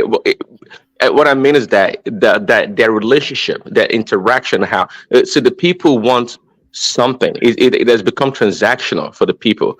See, the people want something, so they think they should give money to get what they want, and the pastors are exploiting the people because they tell them what they think they want to hear, so they can exploit them more for their money. See, people don't give out of their out of their heart. It's really transactional. I go to a church. They don't even announce people to give money. It's been like since COVID actually. Nobody asks for money anymore. But guess what? Everything is still being done as usual, as normal. You know, it's amazing. But and that's why when people try to blame religion, I said no. That's absolutely nonsense. There's nothing ever been given to man that man has not abused. Religion just happens to be one of the tools. Also, there's nothing I'm saying. It doesn't matter. Religion, name it. People will always abuse people, but we Africans, um, I think people have said it before, on this platform also. If people have everything they need in Nigeria, water, light, electricity, all these things, most people will not go to church. They won't go to church, and if they did, they're not going to give them money. Okay, because they believe giving is they get something back. It's a transaction, the kind of two-way transaction, and that's what it is. And the pastors, um, rightfully, see, it's the West, our values and the way people think in the West also, it's another thing. Um, Giving should be something you do out of your heart. You should not be forced to give. You should give because you want to give. That's why it says we should give with gladness. That's what it says in the Bible. He said We should give. without reluctance, without compulsion.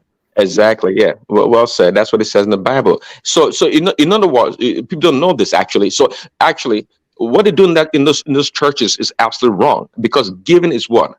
Giving is predetermined. Giving is predetermined, meaning that before you leave the house or wherever you are, I'm going to church today. I'm going to give $10, £20, predetermined. It doesn't. There's no reason why any pastor or any man of God should be demanding people to be separated by their value or the amounts they have to give. It shows the criminality going on in that space. Giving is predetermined. I'm telling you, it is in the Bible. You should know that you want to give. It's from you, from your heart. You give because you want to give. You should not be moved by what people say you should give. No, give what you want to give, and it doesn't matter how much you give. Okay, because even Jesus Christ was able in the story in the Bible, he was able to tell about this lady, a poor woman that gave like 2 cup of coins in the pot as donation. Jesus Christ recognized a giving, saying the giving that she gave is more than the rest of those Pharisees and those people that gave, because she gave from a need. She gave from. Is that the widow's mite something? Yeah, well, it can call the widow's mite. Yeah, she gave she gave very little, everything she had. She hadn't. But the people that were given much than she did, Christ gave her more credit. So, again, it goes just like our politics and everything we do. It goes both ways. The people are great. Please, Daddy, sorry if I may comment. I think this is my own space. I'm a Christian, so I was moderating at the church yesterday, and when I read the Bible verse for the giving of the offering, I was telling the congregation that if I'm forcing you now to give, put your money in your pockets and go back home. Don't give because I'm saying you should give now. If you don't have anything in your mind before you left your house that you want to give, don't bother to give, because God doesn't even want you. Maybe somebody force you, mandate you to give. No, even if you have $10 in your pocket and you don't feel like giving, keep your money with you, because you understand what I mean. But some people just think they have to coerce you. Some people even threaten you that if you don't give. I've been in a congregation. My mom has been in the congregation before. A pastor told the congregation to give all they have in their pocket, and people were trekking home, and the pastor entered his own Prado Jeep, and he drove home in his own Prado Jeep, and people were trekking him. He said, give everything, your transport, your everything you have in your purse. Is that not stealing by trick? God, continue, my brother. Yes, Prince Daddy. Yeah. Yeah, well said, Thomas. Actually, yeah. Prince, sorry, I don't understand. I think in the old, when they say give tithe to people, it wasn't necessarily money. I'll be offering. It wasn't necessarily money. I think what you have, it could be bread, clothes, or whatever you can give. But now, why is it not money that you must? Yeah, because you can't take bread. You can't take bread to the church to the church now. For what reason? You can't take bread to. Imagine that a congregation of about 1,000, and then when they come to offering time, everybody comes to the pulpit with a loaf. I mean, With I get bread for that matter, I get one. But these people are too much. Just you see, there's one I watched too. There's a pastor, I think in America, Nigerian pastor. He was talking to his congregation. He said that his work, he needs to be in America, but because the visa he has, he cannot do his job properly. That he has a B1 or B2 visa, and for that visa does not require him to do much. That he needs a B5 visa that can require him to work. But for him to have that B5 visa, he must have $800,000. So he said he doesn't like to ask, but the Holy Spirit, the Holy Ghost has been telling him to ask his congregation, that to ask his congregation for 800. Do you watch that video as well? What please? Oh my God. send it in now. Send it in. If you have it, send it in.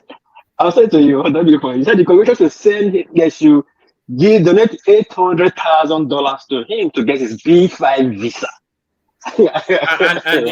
and they did. No, I didn't finish it. I couldn't finish the video. When I went to that part, I switched off. Maybe Thomas can finish it if you can. Yes, I got the video. One man, I will send it to you. I got the video. I'll send it to you. Send it in now. Let's see if we can play it for our audience. So, you see, when it comes to religion, I don't know. As Africans, I think we have to be very, very careful. Very, very, very careful. I'm a Christian. I go to church. I've fallen my own prey when I was younger, you understand? Buying things. They come to the office to make their demands. Children pastor and senior pastor has dragged themselves to my office because of musical instrument I bought. Disgracefully. I've had them convince me, don't give anything to the widow. The church needs this. And this one of those traditional old church, not the modern Pentecostal thing. You understand that? But nowadays, I just go to church. I don't even register. The church I go to here, I did not. I refused to register as a member, but I go regularly. I read my Bible. I know what my Bible tells me. I know I don't read Revelation. The book of Romans is my favorite, apart from Matthew, Mark, Luke, and John. But believe me, it doesn't stop me if I come to your village today and I pass and I see Ojubo Ishu. I will pay obeisance to Ishu. That's Lucifer. I will pay obeisance. And even your villagers will be surprised whether I put on tie or put on full agbada. Because my umbilical cord was buried in the soil of Nigeria. I will call out Ishula Lu Onile Orita Ishuma Shemi Oma Elomini Oshe. Why don't we Lucifer? I think we had that conversation here when I know it's not Satan. It's only Satan. It's only Lucifer. No, Lucifer issue. Okay, I think yeah, that's true. That's true. I don't think he has equal in English this thing. But of course, if I'm passing, I see Ojubo or anything, I will pay obeisance and even call the cognomen. Baba, you said you pay obeisance by saying Eshumashemi Omelomi Nikoshe. Correct. Why Tofimashomelomi? Why not say anybody at all? He has a work to do. For those who don't respect him or fear him. Omelomi ò ní ìyá ni. Omelomi náà ní ìyá now. Kóun náà kí Omelomi kó darí ẹ̀ síbòmíì. Kóun náà lọ bẹ̀ṣù. Exactly. Kó darí ẹ̀ síbòmíì. That's funny. So Look at that. I don't tie myself to these things. My Bible is with me all the time. I know because when you read the Bible, you have to be very careful.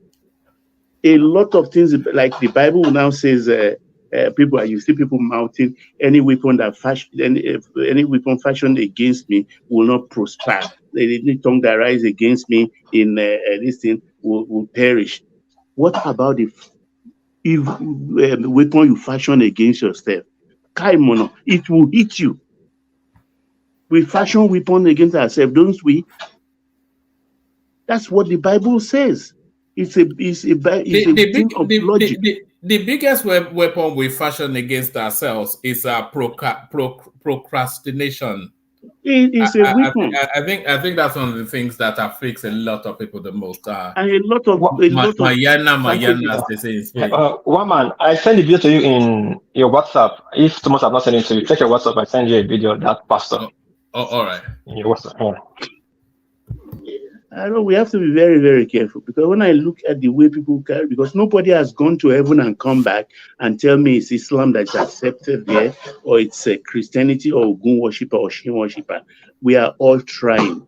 The only why I do Christianity is because amongst all of them, some will say I'm a searcher, some will say I still looking, I'm waiting. But Jesus Christ said, I am the way, the truth. Are you a religious Christian or a social Christian? Or church goer? Let me. I feel somewhat that our interactions with religion, especially Nigerians in diaspora, is more of a social thing that we want to be able, because we want to be in the gatherings of our own, and that's usually is in church.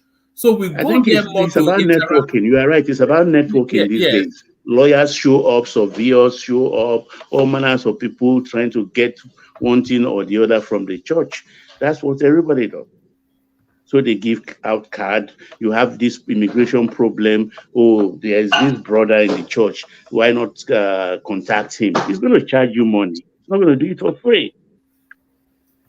So it's about networking. My accountant is in my church. She does your tax issues. This is the reality of the time.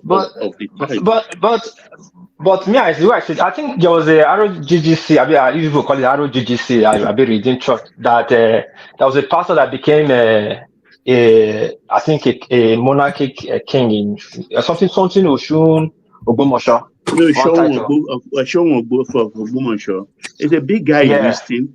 They've made him and he's denouncing RCG now, but tomorrow night he will go and raise his Irukere in RCG and be saying King of Kings.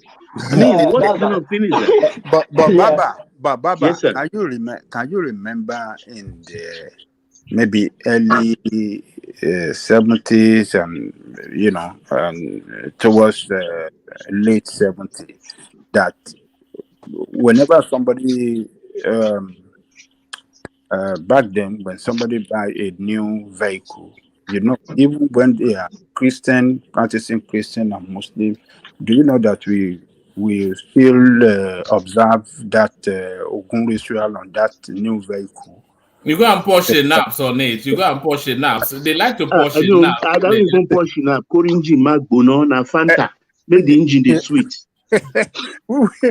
I remember back then, Siemens. I remember Siemens Schnapp. Yeah, my first car in 76, I took it to my father. He has to pour Schnapp and bless it. And we all drink and stuff like that. It's our tradition. It is who we are. And those old men, they will put the first one and then they swirl it around there and then they spit it on the car as though it was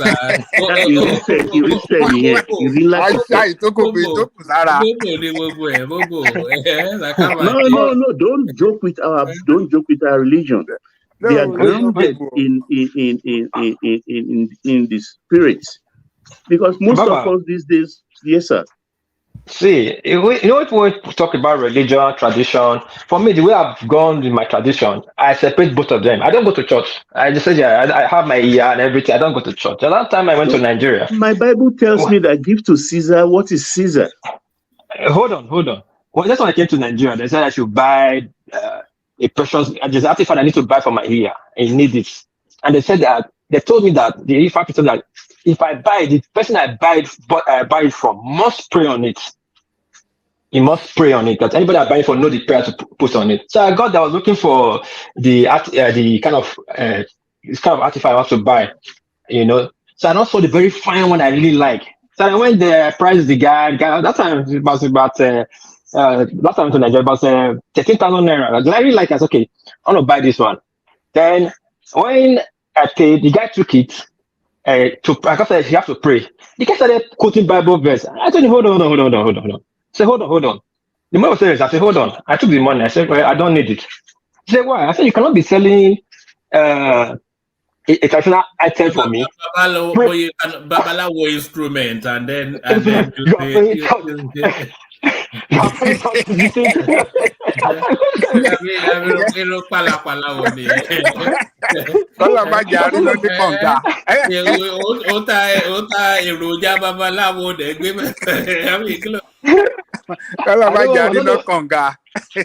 what you are saying, but I just said the guy, you cannot be selling traditional items. They will be praying Christian this thing for it. Because they actually told me there's certain prayer you have to pray on this. That guy they look for. I don't know. No, but I went to the next two places. The one I bought was not really one I wanted, but it was what they told me to do. Because when I bought from that lady, the woman actually prayed the way they said I should pray, and the woman actually faced the sun to a certain angle and prayed the prayer. And like the woman knew what I wanted, and I bought that, but that wasn't the really one I really wanted in my heart. So what am I saying is that when you are into tradition, if you are into tradition, then face tradition in total. Don't mix it with Christianity or Islam. That will affect, because it will not answer well properly again. Because there's certain things you don't like to do because of your religion.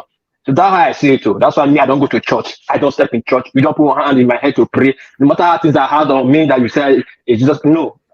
Everybody must die. That's one thing. So if what I'm believing, and if I serve it, it's not going to be eternal life. One that will still die. So let me enjoy it now. And from your hardship, you will learn a new thing. Everybody I must not cut. And I don't need to give money to pastor. Me, I don't like it. Me like to negotiate. I can negotiate with Babalawo. He says bring 10,000, I'll negotiate with him. Baba, at 10,000 I get. You will do make it work. At 3,000 I get. That kind of things I like. Not the one I go and drop money. I don't know what my faith be tomorrow. So that's my own take, Baba. Thank you. All right, Prince, come in. Prince, let me play you this clip that Wapi sent in, and then you give us commentaries on it. What's this? There's something the Holy Spirit is telling me to do, but I'm struggling. So I don't want it. I don't want it to be like I'm trying to. I struggle. Honestly speaking, I struggle to ask for fund. It's a struggle. I struggle with that one. That's one thing I need to get born again with. I need to be born again on that one. I struggle with the Holy Spirit a lot on that one. He said, this is what I've asked you to do. The Bible said they began to donate. Everybody were giving their gold, their silver, their this, that. So to me, do it. I need to, should I say it? Should I say it? No, this is not force or duress. But I want, God said, the ministers, people who came here, must from their heart do it. And He says to me, I should tell you that He's going to unlock financial doors in your ministries. Fraud. It's going to take a sacrifice of a seed that I'm about to call for. I have exhausted every possible platform to legalize myself in the United States to do my work. Do you understand that? I have a work to be done that God has sent me there for the work. But I cannot be operating under B1, B2 visas. It has a restriction. Are you get what I'm trying to say? a lot of restrictions. I've done all my investigations the most reputable, reliable, and dignified way I can gain my visa is called EB5. I'm not know EB5. Okay, it's an investment of 800,000 US dollars, and you get your green card. Are you hearing me? But you will get it back in 5 years' time. Does that make sense now? So the man of God needs 800,000 US dollars to get it done. We've signed up with the immigration lawyers, and they're waiting for us to begin the process. Is somebody hearing me? So God has asked me to throw that to you. If we can have 800 people that can give $1,000 what? Dollars. Start. Is there anybody here right now who in their spirit you know that God will touch you to do it? Anybody here? Wave your hands if you will. So there it is. That guy clearly he clearly taught a module at the university that he's even modest. He's even modest. At least he didn't say it's for God. He says for him. The man was honest now. He has gone to find the house in Lekki. So Prince Daddy, what says you, Prince Daddy? This guy, this pastors, man, they become like really, really good actors. They're good at it. They've mastered it, and they are. And some of them have been to school of psychology, but they know how to read people and psychologically profile people and get to them. Well, this guy, it sounded like he was making presenting a business proposal. How come he didn't tell them that it was going to give them interest over 5 years if you get the money back? Does he want to keep the money? Now, if he has said that, I don't know if he got the money from those people, but if he has said that, perhaps a lot of people would have come forth and drop $1,000, hoping to get, I don't know, $1,500 or $1,200 in 5 years, which is not a lot, okay? But he didn't say that. He wants to get the money from the people and keep it at the end of the 5 years, right? Is that what he wants to do? That bit confused me. He said you get it back in 5 years. So if he invests that 800,000 on the visa, and then the money comes back in 5 years' time, does it then go back? Is canvassing 800 people to give $1,000? So is it then going to go back to those 8,000 people in 5 years' time and hand them their $1,000?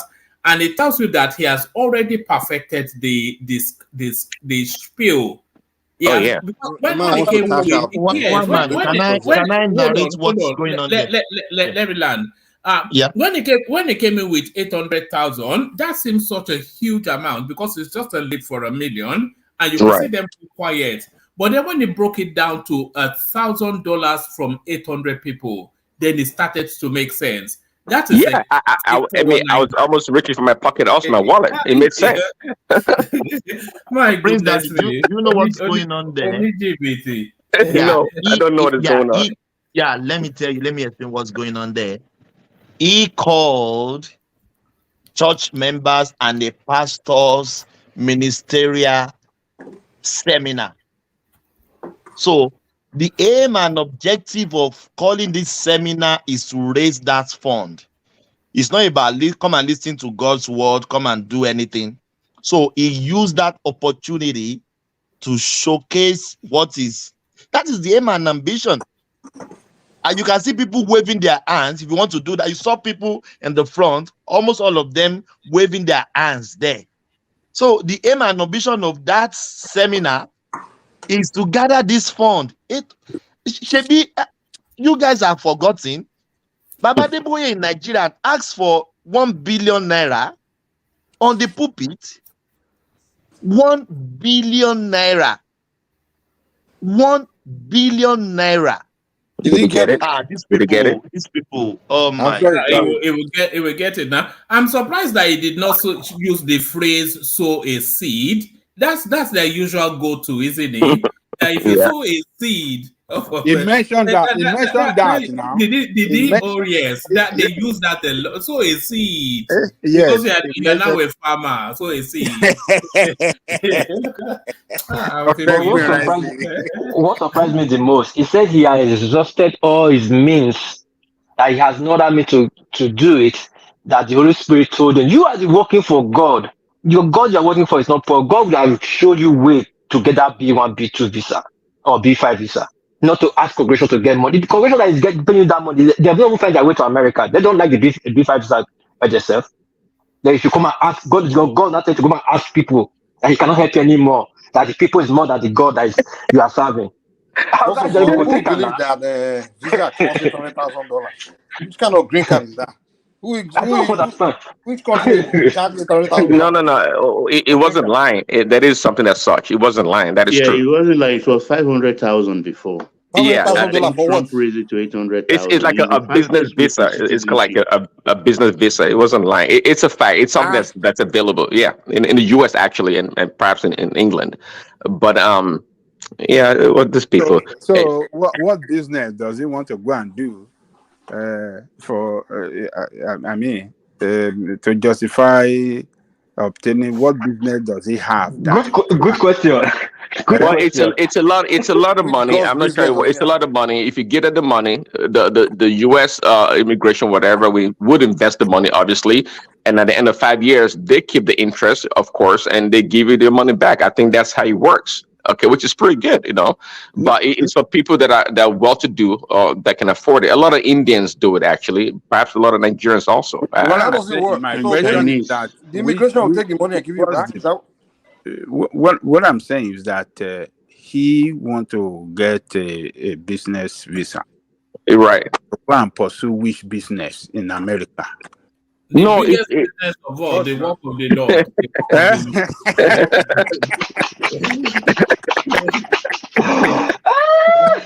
God business. For 800,000. It's a form of visa, really. It's not really. I don't think it's about actually doing business. But the money itself, of course, you have to justify. Somebody in the comment section is saying it's an investment visa. Yeah, So it's for the state to invest. It's like giving the bank your money, and at the end of the day, the bank doesn't give the interest. They don't give the interest. They keep the interest. That's pretty good. Over 5 years, they're gonna make, I don't know, a decent amount of money depending on the interest rate, right? So it's yeah. According to the guy words, he said he's for his own job. He said that he has just all his means for his church activities. He wants to go and do church activities in America. Yeah, you cannot do the Lord's work properly. He has exhausted all his means. That is the N1 and the B1, B2 visa is restricting him to do his Lord's job. So you need a B5 visa to do his Lord's job. So Lord's job, not business visa, investment visa. It's not God now. It's not so God's work now is not money. And if it's money, God will give him money now, because Suleiman said that. Pastor Suleiman said he entered toilet in France. I think he came out in Germany. If you declare God can take you from France to Germany, why can't he just touch your heart and they will give you the B5 visa without not asking the congregation? And that led me to quickly say this. There was one TV show host that was talking. They were talking. The people were having calling. What the guy calling for was actually different from what the host asked the guy, but the host have to put a stop to it. So when the guy called, the guy was telling the host that, well, he's in South Africa, he is doing his duty, he is doing his God's calling. All the host guy said, hold on. I'm tired of this nonsense. I keep hearing these stories all the time. You're in South Africa doing God's calling. You're in South Africa, you are in the country people do God's calling is a rich country. Why don't you go to Yemen and do God's calling? Why don't you guys go to Saudi Arabia and do God's calling? Because don't call people from Saudi Arabia. Don't call people from Yemen or Pakistan. Why is it that it's a country that you can get money, use POS to send money or credit card to pay money? Is that place God will do calling, will send you to go and do calling? And that guy, the guy left the show. So what I'm talking about, this thing, it's dollar now. Back in the day, what that pastor was doing, we used to call it fine bara. Do you remember that phrase? Ajale Koko, fine bara.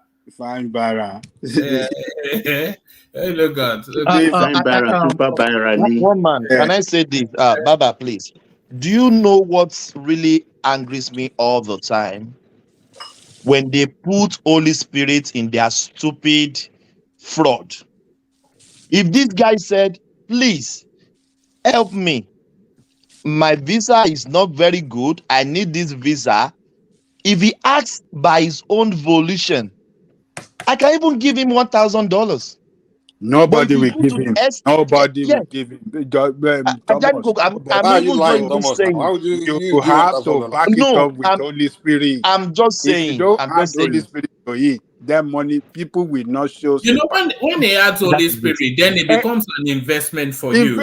You're investing in the possibility that you want to tap into the anointing. You had him said that he said that God will bless them back in 1,000-fold. And he's been struggling with the Holy Spirit. He doesn't want to say it.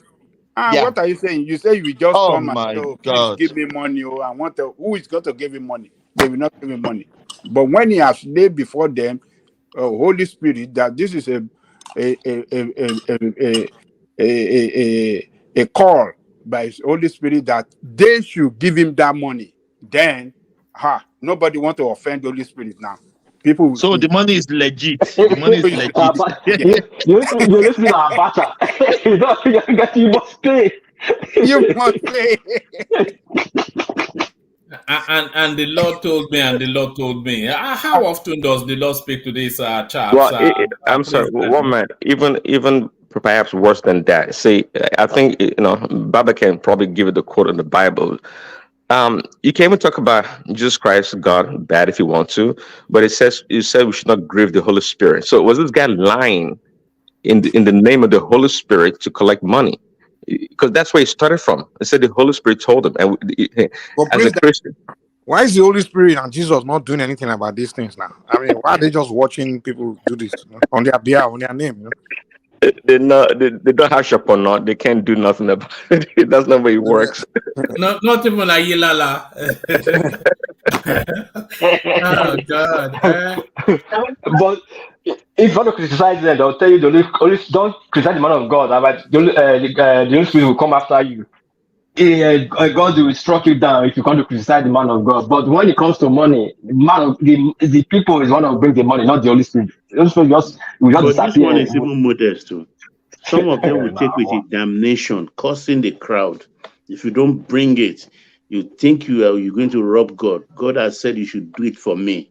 You have to do it. I give you 7 days to do it, and he will start speaking in tongue and displaying some gyration. I watched a video of a pastor in don't let me mention the region Nigeria so that I will not be stereotyping. He brought out the offering basket and he was counting it. He saw 50 naira, 20 naira, and he was cursing them on video. That Mama Chinedu, you brought 50 naira. Is it? He was cursing. I'm sorry. He was cursing them. You can't force people to give to God. God doesn't need money. Every money we are giving in the church is just to, maybe they want to buy petrol, they want to propagate, they want to go for gospel, they want to go for preaching. God doesn't need your money to bless you. I've always wondered how that basket is handled after they take it to the back. You know that offering basket. But man, you guys are not being fair with these pastors, man. So when you guys go to club, do you enter the building for free? You have to pay to enter now. So how are they going to pay for the? How are they going to pay their bills? If you don't pay, they have to pay the bills now. The lights are inside that building. The building, the cost. They have to pay bills now. So you guys have to go to church for free. Enter their building for free, Abi. On that point.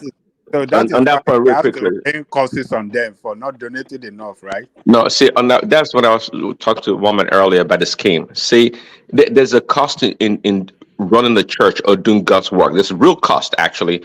But again, if people give from their heart, But because people will not give, they are greedy. It's all about taking, not giving, and that's why these pastors, many of them, are resulted in these schemes. To get people to cough out their money. People should give naturally from their heart. Some people can't. I mean, they know better. They have homes, they have cars, they have things. It costs money to live. And truly, these churches, when they run their programs, it does cost money. You got to pay the staff members, the pastors. And people should naturally want to give. But at the same time, people give, and we see what these pastors, what they do. We see what they do with their money, with the jets, the private jets, and all these luxurious homes and things that they have. So that's where the problem comes in. Churches need money. People should give, but we shouldn't be gimmicking people to doing it, because people naturally would not want to give. We Africans or Black people, it's all about taking. Most white churches, I don't think they ask for money. I mean, they just the church that I go to, for example, they had a project worth about maybe $200,000 to more than that, actually, to annex the building there, and people give out of the free will. At the end of the day, nobody announced any single person's name that donated. Not at all. Nobody really You don't cared. meet people like Rod Parsley, people like Benny Hinn, and Olsen. Do I go on mentioning their names? Those are Americans. They are mega rich. Some of them Good have evening, Princess Rosie. No, Those that so that just like it was talking about corruption in American politics. I'm not saying all American pastors, Benny Hinn and the rest of the guys, but if you go to number churches, ordinary churches, they don't beat you on the head for your money. They don't do that. They don't do that. Has he been arrested? You would think by now they should have arrested him, but I think he repented. I think he came out. He came out, and I don't know what he repented for. Oh yes, was it the one that said something was a scam, that they've been running a scam for years? One of them came with a big confession.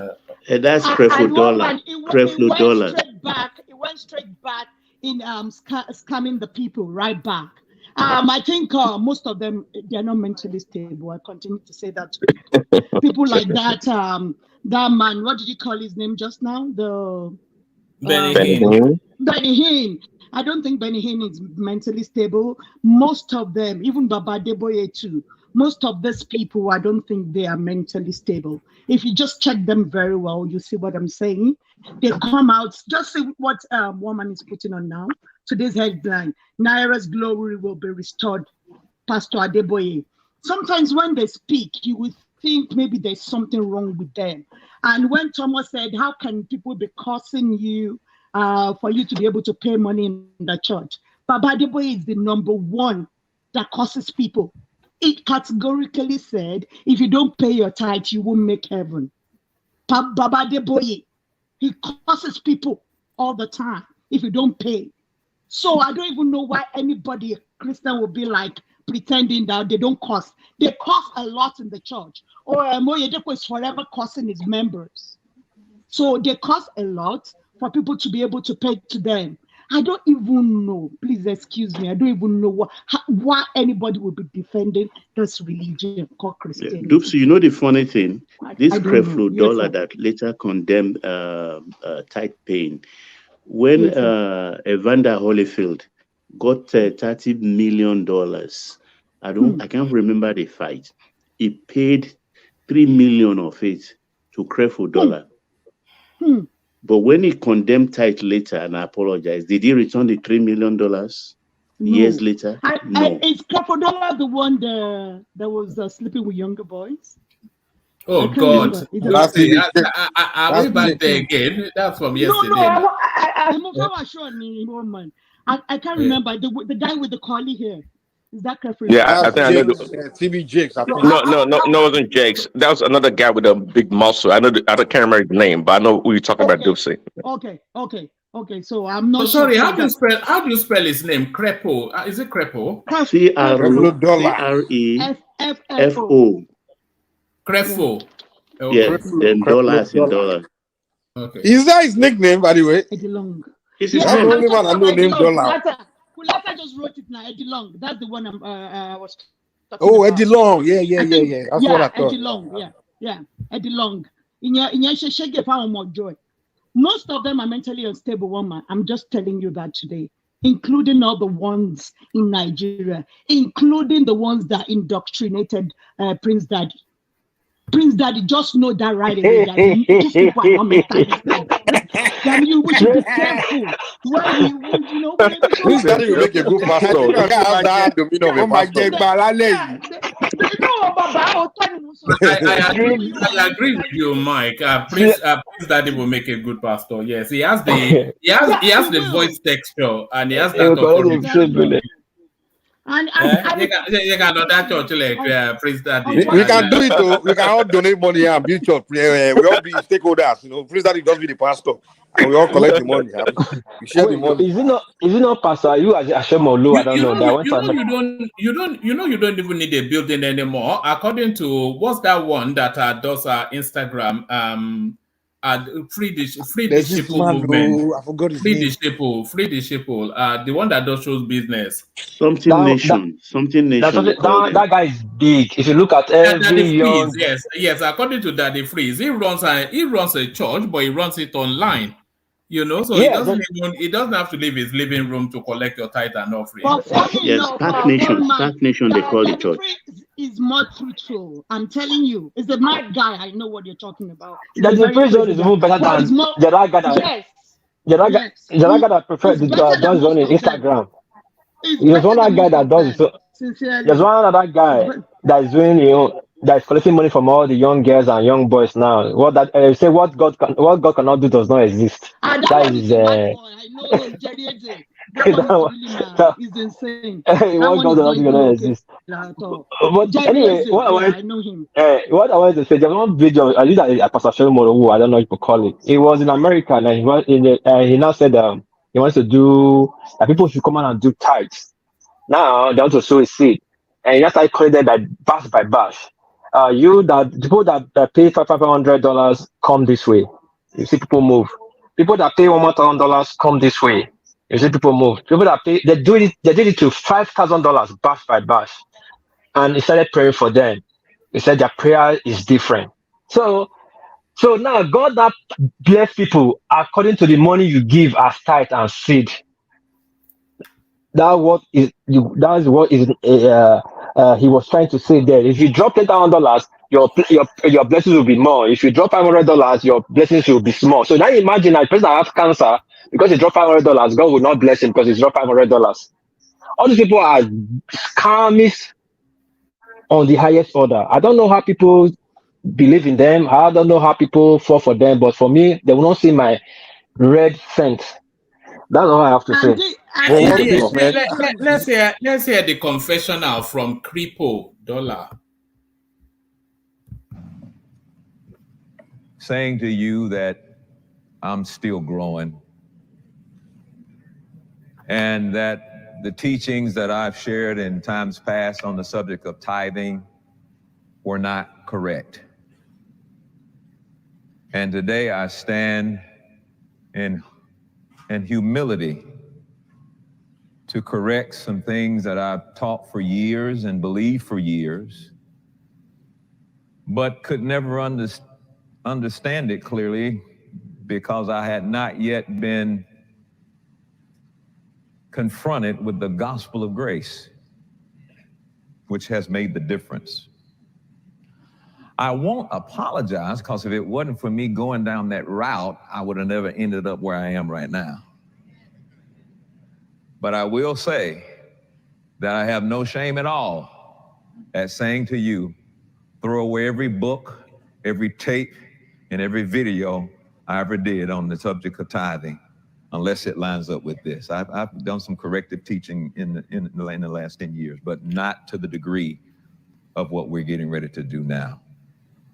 So why is this important?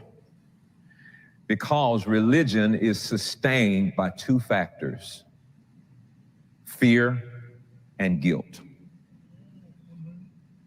And if it's one subject that the church has used for a long time to keep people in fear and guilt, it is in that subject of tithing.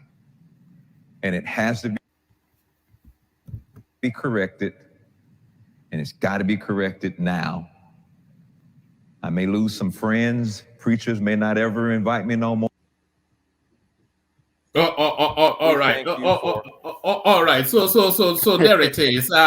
After he has collected the handsome $50 million, whatever, and suddenly I find it unforgivable what that guy just said, because he's an authority meant to be on the Bible, and he gives interpretation to it that influences a lot of people's decisions in life. And then the part that he uses to call, and suddenly he says, "Oh, I did not understand it. Now I do." What does that mean? You know the most dangerous thing. $50 million later, now you understand it. You know the most dangerous. Money back? The most dangerous thing about Christianity is like there's no consequence. It's like there's no consequence. Like almost like they tell you that you can do anything as long as you just repent. So you can go and be murder and Monday, Tuesday, Wednesday, as long as you come to church on Sunday and you ask for forgiveness, that's it. You just repent. So there's no consequence, and maybe that's why crime has become so skyrocketed. The statistic shows that most of the prisoners are Christians, you know. But then when they are caught, the Christians that haven't been caught, we say, "Oh, they're in not Saudi Arabia." No. In the world, even in Nigeria, any society where there's Christians, they are more in prison than anybody else. Mike, God is long suffering. God is long suffering. So, but to say that there's no consequence, I'm telling you, to say there's no consequence is not true. Actually, you're telling me. No, it's in the Bible. You can ask Baba too. It can collaborate. But to say, I think it says in the book of Matthew, right? There's consequence. Of course, in the last day. So what's the consequence for crystal dollar? Who told you that? However, though, if you repent genuinely, of course it can be forgiven. There's no sin. There's no sin. No, there's no sin too big that cannot be forgiven. But the thing is that, yeah. So you agree with me that there's no consequence? What about the concept of Jesus as taking away all our sin?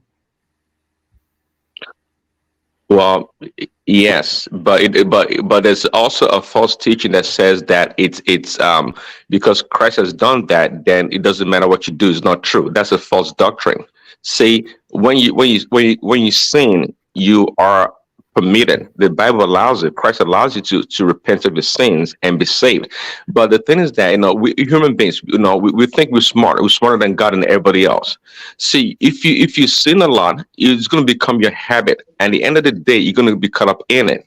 See, that's the danger about it. But yes, you follow the tenets, Prince Daddy, because the Bible says, I can't remember, if we confess our sins, He's just and faithful to forgive us and cleanse us of. Forgive us our sins and cleanse us of all unrighteousness. Gentlemen, let me bail out, hand over to Thomas. I can barely keep my eyes open. So thank you, your super chat. Kulata came in as well. So thank you to those. Let me hand over to Thomas as the conversation carries on. Carry on. Thomas, Joe, I'm here. Yeah. Yes, Daddy. All right. Carry on. Yeah, go on. Yeah. Yeah, so the key thing actually is confessing your sins. One man here now. One man always. I don't know why one man always belittle my regime. I have a regime here. You're not.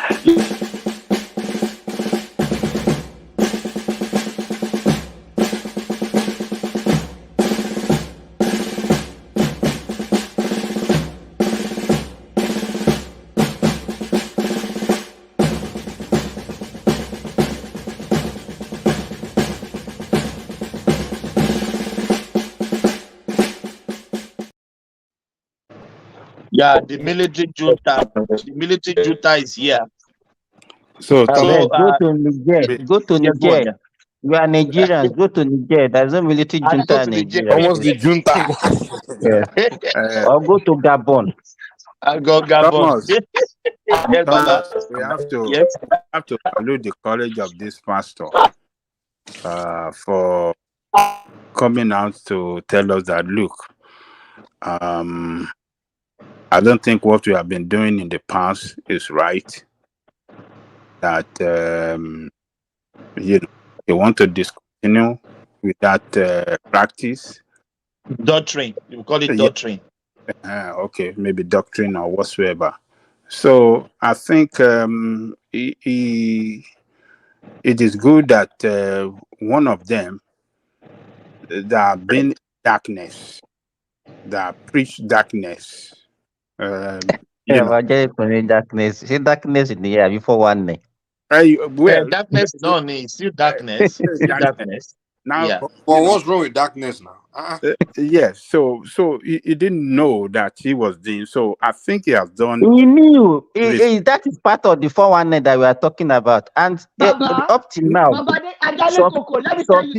some people are still preaching the same thing, and they still have followers. So what are we talking about? Let me tell Baba something. Baba, you know when we were younger, with the 419, they would say count like 5 poles. By the time you reach your house, you will find the money underneath your pillow. You know that kind of old scam. So now people have changed that scam over years. Exactly what Creflo is doing right now. He's changing his tactics. It's a lie. Repent, Baba. Because once you try to find you out, most of them are changing their methods. That's exactly what he's doing right now. It's still a scam, sir. But you see, Dupsy, Baba Jegoro, to back you, Dupsy, are you telling me this pastor not talking now? Are there people not still dropping tithe and offering in his church? Did he stop collecting tithe and offering? No, under the idiom of Lord loves the cheerful giver. Yes.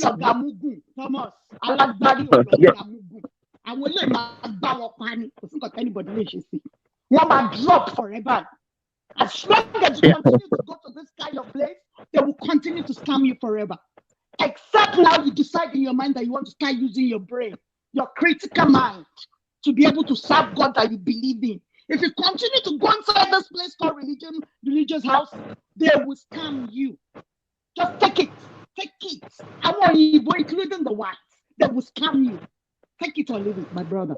But he doesn't want to scam. He doesn't want to scam people no more, and that's why he's saying, or rather, Baba, look, the doctrine of is not. It's gonna come up with another tactic, sir.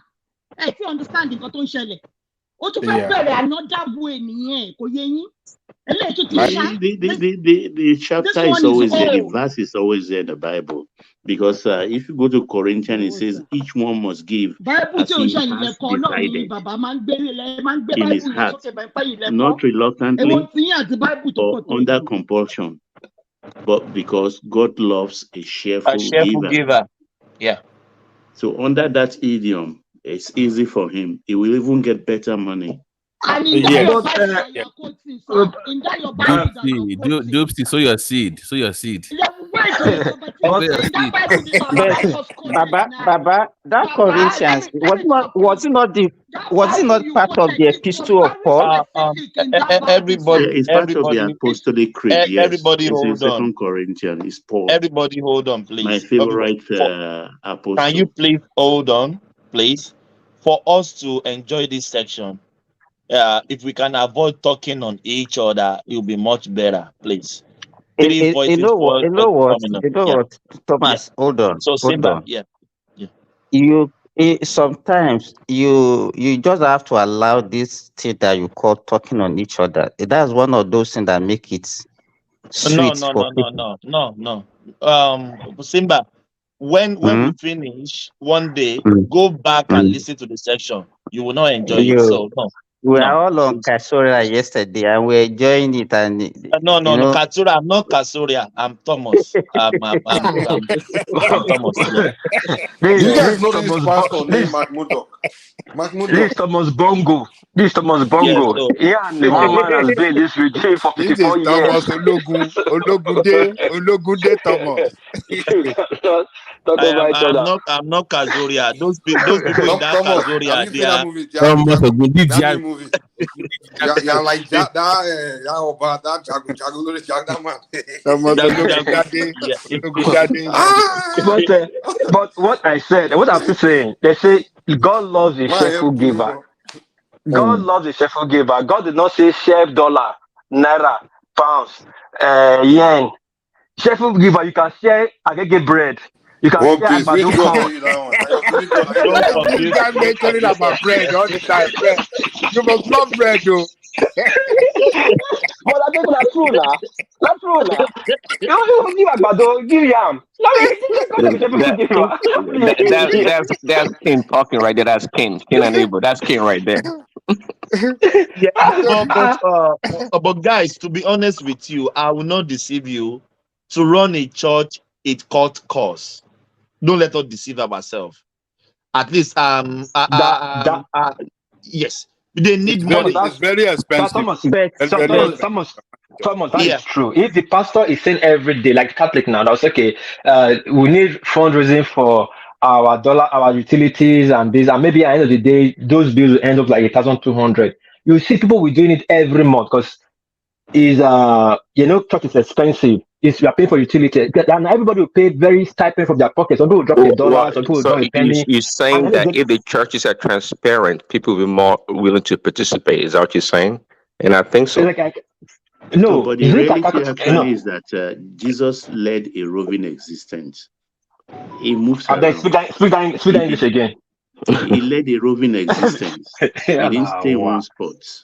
But Okay, Baba, sorry, Yes, I sir. have a question for you. If Okay. you just mentioned Jesus now, but during the time of Jesus, there was no church. Yeah, that's what I'm saying, that he led a roving existence So from one why place to the should, if other. we say we are And he Christian, came to if we correct. say, So just hold on. One voice, If you please. say we are Christian, and what Christianity means that Christ-like, why should we now not practicing what One Jesus voice, practiced? please. One voice, please. on carbs. What is going on, please? One voice. Simba is still talking. Hold on, please. Let him land. Simba, land it, please. Okay, I was talking to Baba. I said, okay, if we say Christianity is Christ-like, and during the time of Jesus, there was nothing like a church, then why are we now doing something against the practice of Jesus when we say we are Christian? Because Paul But himself was not a that's a Christian. mistake. It wasn't called church then, but they gather in the temple. It wasn't no, called church. but There's a when he church. was We going can to say do, that the church then. let me interject. When he was doing Yeah. the great, what we now call Great Commission, when he sent out his apostles, he said they should not even take a purse nor water. Say, go into the world And preach the gospel. Yeah. You understand? That is the Great Commission. He didn't tell them go into church. Admittedly, we have to have a place to get together Congregate. to worship. You understand? That is understandable. But in these days, all the apostles, they work. There are fishermen, there are carpenters, and there are tax collectors. Tax collectors amongst them. So some pastors do not work. They have to work. If you don't work, you can't eat. It's in the Bible. But these apostles, where are they from? They are all Jews. But in Nigeria, what they don't tell us is this, Mike. Christianity is dynamic. When Christ came, he was a Palestinian Jew. When you finish, I have a question. Okay, Christ was a Palestinian Jew. He came to correct a lot of things. He's called himself the Lord of the Sabbath.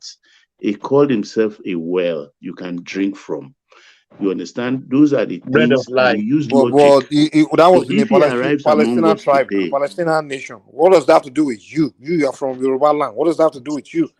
I've said it before in the beginning here that my kind of Christianity, I give to Caesar what is Caesar. No, that's not what I asked you. You said Jesus Christ came a man that exists among Palestinian people, right?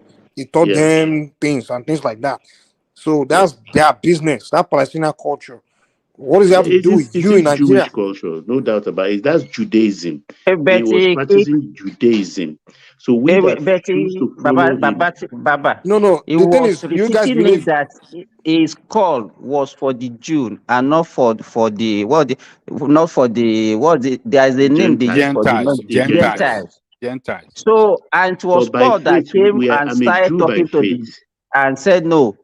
The same Paul that was against him when he was alive was the one that turned everything around. Guys, hold on, Joe. Sorry to interject. Baba, can you just repeat that? You said you were a Jew by faith. Can you just repeat that again? I'm a Jew by faith, yes, because I'm Christ follower. Are you okay? Are you okay? Seriously? I'm sorry, not need to be respectful. But it's true now. It's true now. Baba T, It's true. Let me explain now, Baba T. Baba is from Northeast Israel now. Why you guys laughing? Please. Hold on. Hold on, please. Can I interject Baba, you, Baba, can you please? clarify that statement? Go ahead. Please, can I interject? Hold on. Yes, it's getting rowdy. Hold on, everybody. Hold on. Go and sleep. Simba, please. I'm not joking. Please. Let me ask you the Please question. let me interject, please. Baba, hold on. Babati is talking. You will come after Babati. Just to clarify, I'm not even talking to the of a big journey. Baba, can you explain what you mean by you are Jewish by faith to us so that we can understand what you're saying? Okay, Christ that I follow is a Jew. You understand? So Sorry. How did can you please let him land, please? No, it says something now. I don't want you to continue. Don't let me go to the route of putting you in the background, please. We can't have conversation if somebody if they haven't even learned anything. Please now, help me now. Yeah, go on, please. Okay, thank you. I follow Christ. Who is Christ? A Jewish preacher. You understand? Because one thing we must realize is that Yoruba says, in your Londorisha, Jesus Christ is a deity, first and foremost. He is a deity.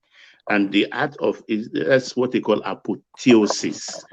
That is our religions are very similar. So if he's a Jew, that's why I say by following him faithfully, I'm also a Jew. I'm circumcised. I was circumcised like the Jewish faith. I imbibe all his teachings. And I believe that if he comes back today and meets the world, don't be surprised that he will still change a lot of the things that he found on earth today. So that's what I meant when I said I'm a Jew by faith. Because let me interject you, sir. Yoruba Jew. Baba is a Yoruba Jew. Let me interject you, sir. Baba, it's so disappointing, sir, to hear somebody as old as you to talk like this. No. Maybe you were not. Hold on. No. I will not take that. No. I will not take that. Hold on. Are you? Is everybody not adult here? So you are the one that be guiding adult. I thought, is she curse? The only guideline here is not to insult. No. Mike, please. Can everyone just be adult and have conversations? Mike, please. Please. Go to the message. Don't attack people. No, you can't say that to people. No. Do say what you want to say. No, we can't do that. I won't take that. Mike, okay, please, Thomas, I'm the one moderating this section, please. I beg not verse. Let me ask Thomas. Let me ask him. Please. They are still in the conversation. Please, hold on. Just help me, please. Don't let it get it frustrated. Please. I'll bring them back, please. Doopsy, no, don't let us go that route. Ask your question and let's move on, please. Thank you. Yeah. Doopsy, well, you have to explain to her. What routes are you talking about? Sometimes you're not even clear. Oh, I don't know what you want. What route are you talking about? I'm making a statement. You didn't allow me to talk. You just love to put people at the back. This is okay, please. I beg. It's okay. have to come when a woman is here. What please do you understand? So that we can have intelligent conversation. Sometimes when people don't understand something, they just start misbehaving. What did I say to Baba? I was addressing Baba in a polite manner. Take it easy, Thomas. No, that is not polite. No, that's Dupsy. That's not polite. No, that's not polite. You address you are the the one that Thomas, will tell polite me is what is polite subjective. and what is not polite. They are not Please your share the children. box. You are the one. You have to Please. teach your children what polite is. Oh, guys, don't make this difficult for me. Please. Okay, Baba. Let me Guys, continue, please. sir. I'm begging you, please. Baba. Thomas, If let I've me tell you offended you, something, man. Baba, I'm Mike, sorry, sir. please. Listen, Mike, let me tell you something. I'm not. Dupsy, go on, please. Okay. Can I answer the question? Baba, I'm sorry, Baba, if I've offended you. I'm just saying that I respect you, sir. That I don't expect you to talk the way you're talking, sir. That's what I meant. You were not hearing you were not hearing the beginning when I said that. Look, first and foremost, I'm an African. Number two, I don't follow faith blindly, and I give to Caesar what is Caesar. I mentioned here a few minutes ago, maybe you were not here then on the platform, that if I step into one man's village and I walk past Ojubo Ishu, I will pay obeisance to Ishu or Ogun. I'll kira Ogun, and even if there is somebody there, I'll buy oil. It doesn't change me from who I am, because my umbilical cord was buried in the soil of Africa. Because I can't go directly. The principle here, as espoused in many books, is that, look, God is a big entity that you don't just open your mouth as a creation and just call unto him directly. There are lesser gods. And I chose Christ because of all of them, be it Ogun, be it Yemoja or anything, who will say, okay, I will carry your offering, I will carry your tithing, I will carry your supplication to God. Jesus Christ said, I am the way, the truth, and the light, confidently. Without me, you cannot come to the Father. And he went further to say, and they said there is only one mediator between man and God, and it's the man Christ. It's very authoritative. It is direct. Daddy, you are still but it doesn't stop me. quoting from this book that your colonial master wrote, sir. That is my own problem now. You are still quoting from that book. I think so. Anything that you have researched yourself, you're still quoting from that same book that your colonial master gave you. That's what I'm worried about. Well, I find it convenient. You understand? I've said it on this platform before, but if I have the discipline to be an adherent of Yemoja, for instance, I will gladly do it. But I don't have the discipline. I don't have the discipline to follow Muhammad because I can't bow my head or do ablution 5 times and pray 5 times a day. Can I ask you a question? Yes, sir. You said Jesus Christ said he's the light, the truth, and the light, and without him, you can't get to the Father. Yes. He said that's what the Bible says. Do you honestly believe that you can't get to the Father without Jesus? He said it confidently. Do you believe it?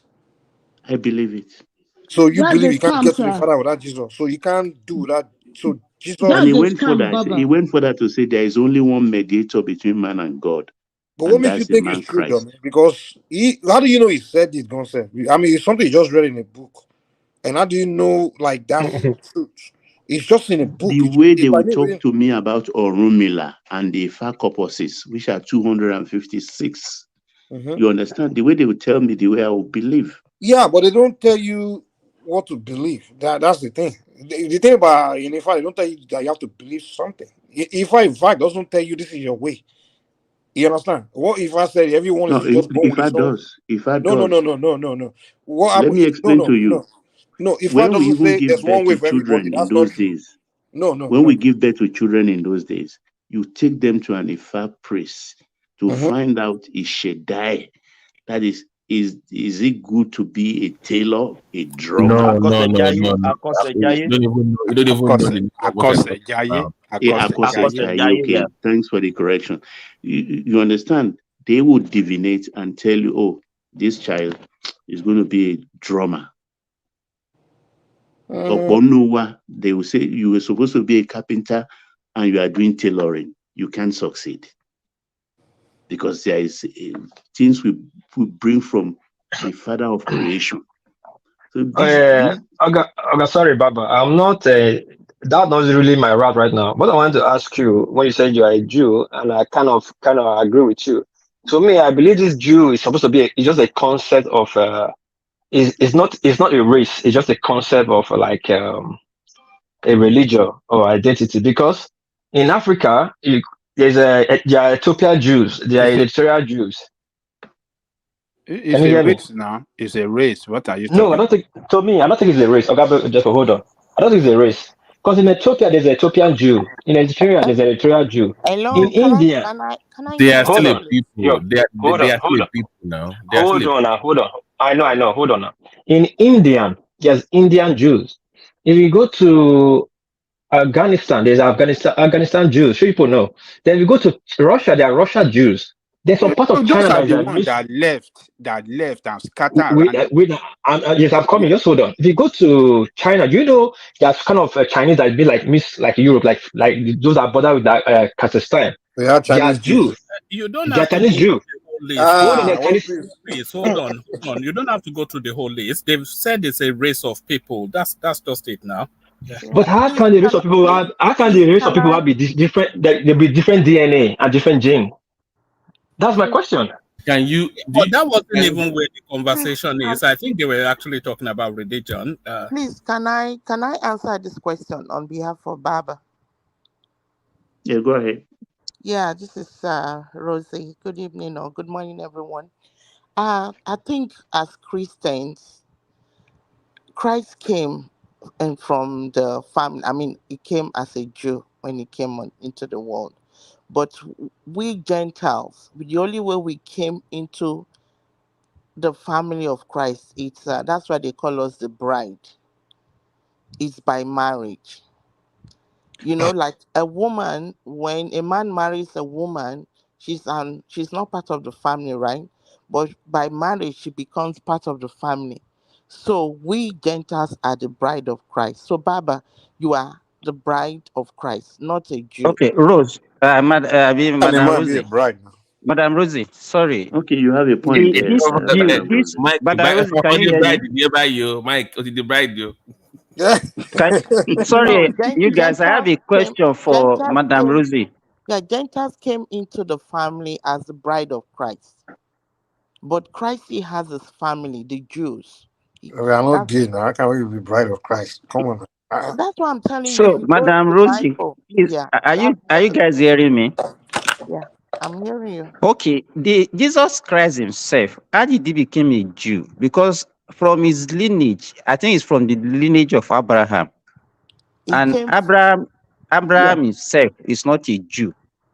So if your father is not a Jew, how did you become a It Jew? came from the lineage of David. David is also from lineage of Abraham. Yeah, Well, Abraham is not a Jew. Okay, It's wait. true Christianity, Let's say how it's a the Jew Jew. came about. Okay, Abraham, when God called him, he was like in a land where they were worshiping idols, right? So God told him that he wants to take him to a place so that he can serve him as the only true God. So from Abraham, you have Esau and Jacob, and then Jacob, that is Israel. God changed his name to Israel. That's where the nation of Israel came from, right? Jew. Israel, which is Jacob, his name was changed to Jacob. That's how the nation of So, Israel. so originally, he's not a Jew. He was converted to a Jew. Is that what you are telling us It's now? not converting. No, don't get me wrong. Let's talk about the lineage now, okay? There is Esau and Jacob. It's They from are the offspring of Abraham now. Yeah, that's what I'm saying. So from Esau and Jacob, that's how you got Israel. and that's the Jews. You have Edom, Esau. That's where his own lineage is. It's like Abraham has Isaac, right, and Ishmael. Ishmael. Yeah, Isaac. That's how the Jews came about. Ishmael, that is the Arabs. Hagar, the daughter, the son of Hagar, right? So that's how the lineage is from. So there's confusion There's here no because if confusion. you have Let me clarify. There's no Let me confusion. let me clarify, You are please. not trying to Let me understand what I'm clarify. saying. Let me clarify. Abraham was a Hebrew, not a Jew. There's a difference. Okay, So that's what I'm I thought they saying. were the same. They're not the same. Hebrew No, and Jew is Israel, not the different. nation of It's Israel. not. It's not Jew. That's It's Hebrew, how. but it's not Yeah, Jewish. the nation of Yeah. Israel. That's it, the Jews. So after 70 years, there was a time when Christ came, he said that Solomon temple is going to be scattered, that somebody will come and there will be war. The Jews are scattered all over the world. So like from history, if you know history very well, Abraham actually came from Samaria, somewhere in Iraq. okay, that's fine. But what I'm saying is the nation of So, Israel now. I'm saying it's not that. That's why I'm saying that there's a lot. So, if somebody came from Iraq, which is not a Jew, and then now we are calling his offspring Jew, that's what that I'm is. telling you. Do you hear him? I don't know if you understand me. Esau and Jacob, the twins, right? Jacob's name was changed to So that Israel. means He had let me explain. Wait, piece let me is explain. Let me insinuating. explain. Just Let hold me on. explain. What piece is insinuating? Because if it's called somebody a race, if Jew is a race, then it should not be something that will say somebody became from another place. I cannot become a Jew now because I'm a Yoruba man. Now, if somebody is a Kurdish or somebody from Iraq now became another race, is that's what I don't understand. Okay, what you need to understand is that thank you, the Simba. nation. What I'm trying to No, say is Igbo that people are the Jews, man. nation, Israel. Israel, his name was Jacob, right? His name was changed to Israel. He had 12 sons. That is how the race, the Jew, came about. And God promised that He will make him father of many nations. No, Yeah. no, but you are So don't confusing get us more. confused. So No, it's not. it's confusion. I'm very sorry because the father, whatever number of children that he has does not change their race. My forefather is a No, Yoruba man. How can I? Ishmael. Okay, Ishmael so is from Agar, and Sarah begat Agar is an Isaac. Egyptian. Is an Egyptian. Okay. Okay, so Uh-huh. are the Arabs Egyptians? Because Agar gave No, birth to Ishmael. the whole thing is Ishmael. true in Okay, look, confusion. if you I'm very want to The sorry. wait, I'm bottom wait, very line is let's the sorry whole to thing okay. say. don't relate to us. Okay, That's the let's thing. say It if doesn't you want relate to to us at okay, all. wait, let's trace the origin. That is from the Bible. Let's trace the origin of man. We all came from Adam and Eve, right? Is it not from No, one that's woman? not Even true. that No, we origin, did that not. story of Forget origin that is one. not Did not. true. It's not We, Okay, true. It's not look, true. you are saying it because you don't believe the Bible, right? well, the It's not Yoruba, true. our way of race How is can a different. normal person with rational mind believe such a story? But do you believe the your Quran? But It's I the same believe thing. That's what I'm it's about saying. That's what I'm So symbology. saying. are you an Don't atheist? go that route. We are making You are you so an it's not atheist? about. Madam Roxy, Madam Are you Roxy, an atheist? Yeah. Madam Roxy, in Yoruba, we were taught at the story of creation. It was Obatala that moved with human beings. You understand? And Ogun was part of it. Many originally were part of the molding of human being. Oshun has something to do with our bloodstream, the rivers in our body, which is our bloodstream. Yeah. Ogun has to do with the metals in our body, which is our bone and minerals. They all participated in the creation of molding man. So that's our own story. But you are not Yeah. telling me that we Yeah, go and say Mike. because Yeah, Adam and Eve, Mike. now No, that's what I have to believe. no, Mike, you believe this because of, I mean, where you're coming from, based on what you are told, right? Which one am So I supposed to accept? The one where I'm you from know, or the look, one from another everybody, place? look, you see, that's why it's a free world. Everybody is entitled to their opinion based on what was passed over to you. You believe in Obatala, Shango, Oya, and all the rest, right? Christians believe in Jesus Christ. Muslims believe in Allah. So, everybody's free to their opinion, but you cannot say no, I don't accept Christianity faith because you are not a Christian. Mother Joseph, please No, let me say this before you. Sorry, no, let me it's say not a this before you matter of move on. accepting. It's a matter of trying to make My, sense. Like, I'm not going to my, say, yeah, please, okay, go please, ahead. Bro Minister, Bro Minister. See, Sorry, one piece. Before you go on, let's bring Dami into the conversation. He's a new voice. We've not documented either him or her. So Dami, unmute, come into the conversation. You clearly come in because of the topic. So let's hear from you. Dami. Can you the one that was in the conversation before, right? Yes, I think so. Dami.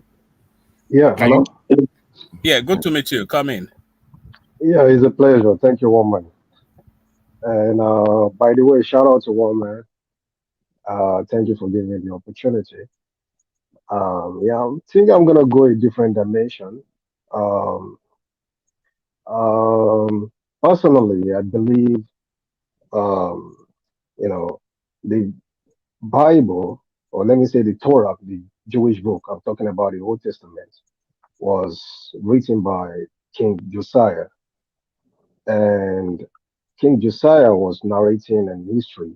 Or he was narrating a history that is like 2,000 years, you know, before he was born. Please, So, before you continue, can I ask you a question? I'm sorry. What's your perspective? Are you a Christian, Muslim, African traditionalist, or an atheist?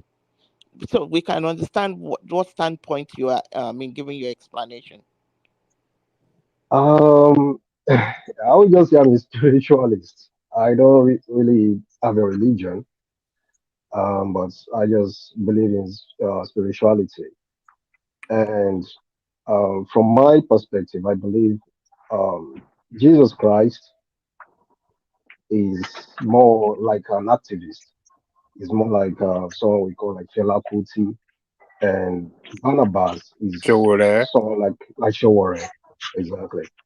So why Jesus Christ, why Barnabas was advocating for freedom, because the Romans, you know, they they colonized the Jewish people. in the morning, afternoon. Jesus, on the other hand, was preaching for unity with Roman. Like, well, give what belongs to Caesar. So to me, these are just activists. They are just like two different activists. And that's why the Jews don't believe in Jesus Christ even till now. So it's just something about like two people that came and trying to get freedom, trying to free their people from the Romans. But I think after that, the colonial masters, you know, invested in these stories, and then they brought it into Africa to colonize us. And it's just for their own selfish interest. But if you really understand the Bible, if you understand if you study theology, you will understand that these books written are not. Let me just make it clear. Let me break it down. I believe the Bible is can be divided into three aspects: myths, legend, and history. Okay, so some parts are history, some parts are legend, and some parts are myths. And most of the Old Testament are myths. And that's why I said King Josiah was the one that was narrating the history of Abraham. All this history of Abraham, Moses, those are myths. Most of them are myths. You know, most of them are myths. Someone is narrating history of 2,000 years before he was born. That was when Torah was written, the Old Testament. Yeah. So most of them are myths. And as I understand, even Israel was two separate nations. We have Judah, we have Israel. Okay, so Judah, the capital of Judah was Jerusalem, and the capital of Israel was Samaria. I can't really remember. But King Josiah was the one trying to join the two nations together, and that was why he came with this history. And that's what most Jews believe in. You know, so to me, we're just arguing, debating blindly on an history book or a myth of some people. I mean, they don't really relate to Africans. We have a different history. I mean, I don't think a white man will really believe in the history of Shango, just like we believe in their own history. So we have a lot of questions. We have a lot of things to question them, to question the Jewish people and the Israelites. So it's just like a colonial way of ruling us. It's just the whites just took the book to colonize us. So that's just what I believe in. Thank you, my brother. Ducey, are you still there? Princess Ducey. Princess Ducey, are you still there? It's I'm here, Baba. Hello? Princess. So It's Biba I'm here, there. No, Princess. Rosie, Princess, no, My name sorry, is Dusi. Rosie, Princess Rosie, I'm Princess here. Rosie, sorry, I'm here. I'm Rosie. here. She's I'm a Okay, here. queen. She's not a some, princess. okay, sorry, Princess Rosie. Let me to my question or my explanation now. What Simba was saying and what I was saying before. This Jew of a thing, like I said, I believe it's a concept. Now, let me use South Nigeria. Now, with South, let me use that as an example for you. Simple example. Now, you see the Yoruba and the Benin. It's very easy, and we can agree and disagree. We can claim the same lineage, and if you go biologically, we might have almost the same DNA or the same gene. Now, you look at Yorubas in Lagos, in Southwest, they can claim almost the same lineage with the Yorubas in Benin Republic up to Ghana. It can be biologically proven that okay, these people are the same. Uh, they have the same gene and the same DNA. Now, we the Benin now we can claim almost the same lineage with Izon, Calabar, even Igbo, because the gene is almost the same. You can trace it and you can find similarities up to Cameroon. You understand? But I what you thought, cannot excuse me, hold on, wait, hold on, hold please, on, please. hold on. I thought Benin, they came from Oduduwa too. So why are Hold on, you just hold on, lineaging? just Okay, hold on. I'm making an example for you. okay, Now, okay. but what you cannot mismatch is this. You cannot mismatch these South people I just called just now with Somali people. Basically, ethnically, they are not same. You cannot mismatch them with Arabian people or Ethiopian people. They are different people. So what I was saying is this: if you say Jew race, how come India have Jews? I just say Kazakhstan. It's a part of China or Kazakhstan. They have they have Jews there. They have Russia Jew. They have German Jew. They have Ethiopia Jew. They have black, white, Okay, different gene. can And I there's answer your how can that be question? possible? Can I answer your question? Yes. Okay, Yeah. do you know they were scattered all over the world? It was later on I think 1936 or so they became a But nation. that does not change your we are different human. But That does not change it. listen That now, are does you not on the make black and white. look? It doesn't mean that the Jews were concentrated only in a particular place. They were scattered all over the world.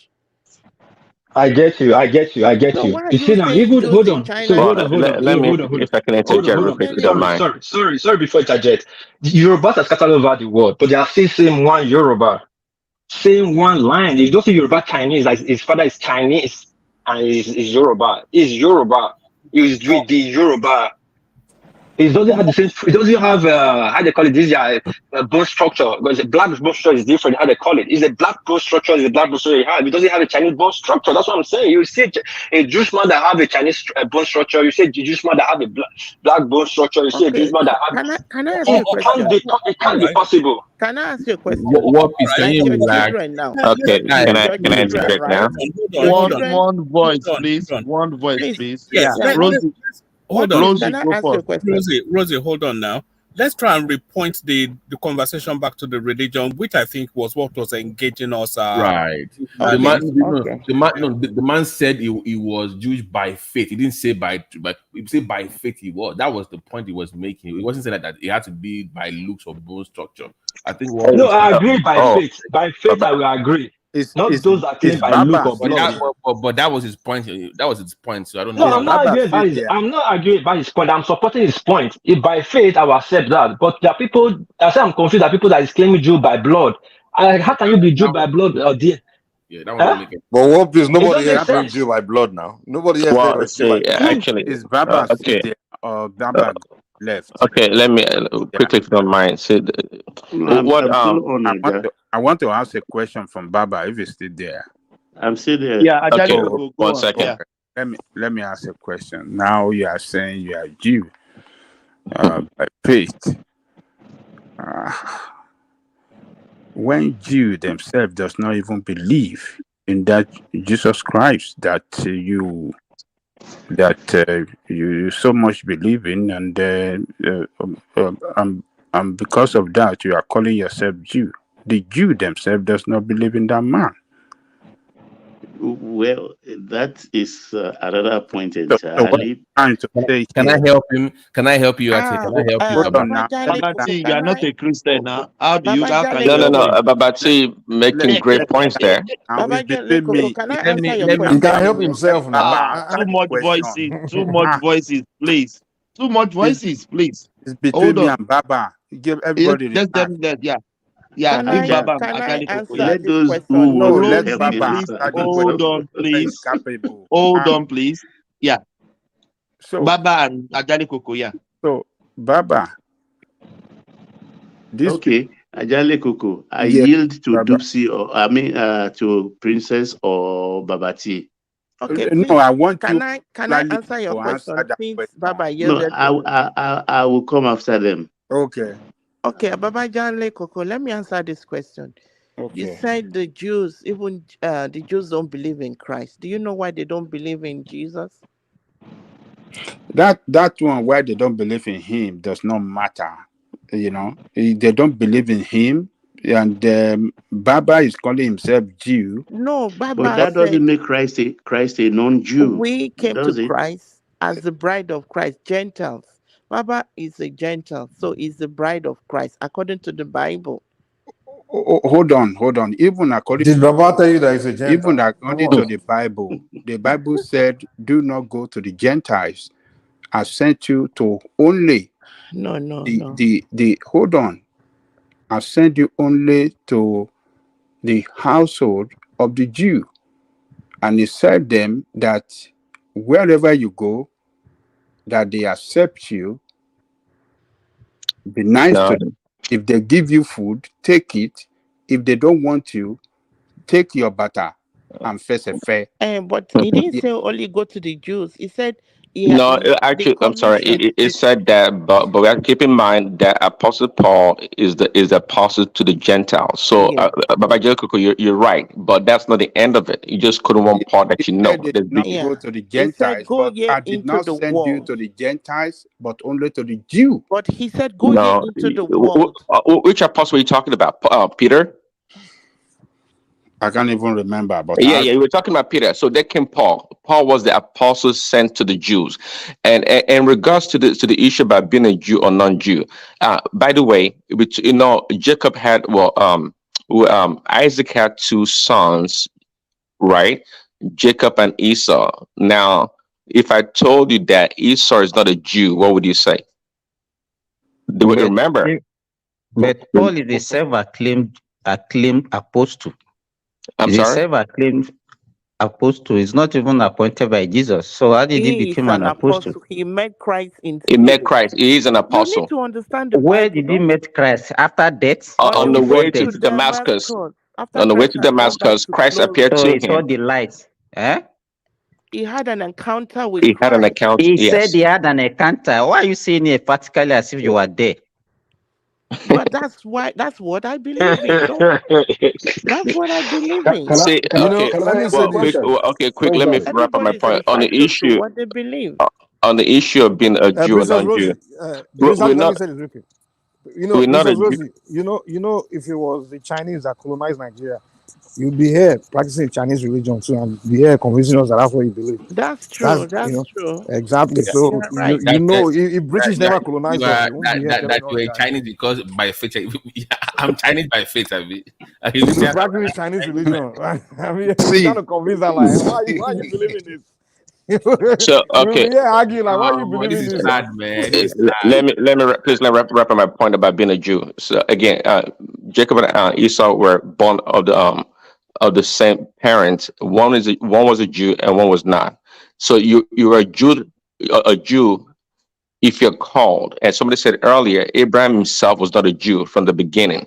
But when God established the lineage, of the 12 the 12 tribes, that's when it delineated the Jewish lineage. Okay, and there came about Christ. But overarchingly, beyond all this being a Jew or non-Jew is one thing. The question here is that, or the point here is that we worship God in spirit and truth.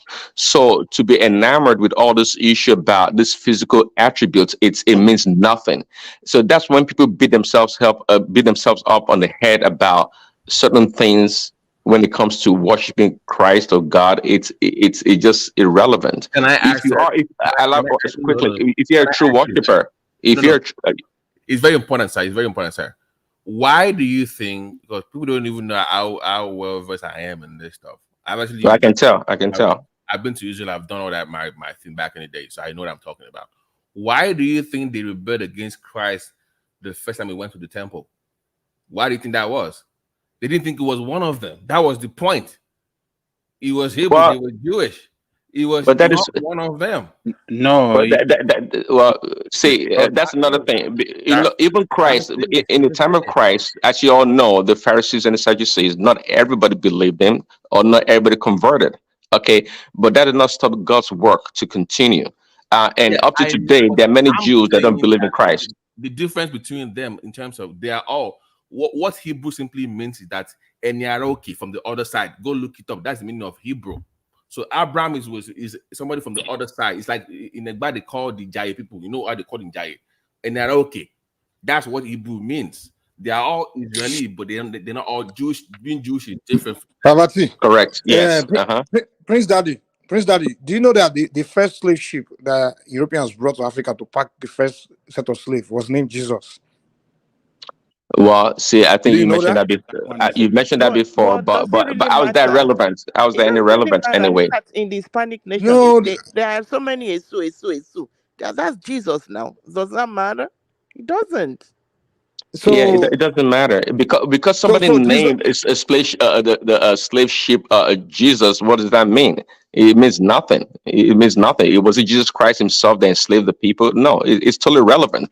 This is an attempt to try to to, if you can say, demarcate Christianity or the I will practice of never. Christianity. I'm not doing that. So don't No, get no, me. not you. I'm saying in an I'm attempt to just saying many that. No, other. I just feel like it just doesn't make sense for an But African this, to believe Mike, these are to human believe beings that in action. These are one human beings in one action. one white man or whatever, whether it's a Palestinian or is a European, is your God and a personal savior, and you can't get to God without him.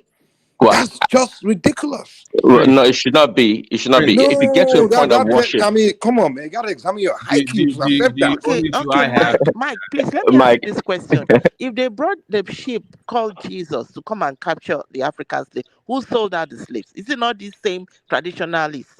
No, it was not traditional list, though. It was Who criminal. They sold were out the selling slaves? people. So the Oyobo man Give me used all evidence these when nooks and Babalawo was selling crannies some. of No, Yoruba land to come eh? and get them. The Oyobo man that brought the ship, Jesus, knew the nooks and crannies of Yoruba land to carry people away as slaves. Yeah, Is it not the same? I'm not arguing that It's whether the we same were African saints. traditionalist people that sold out their No, it was people. not.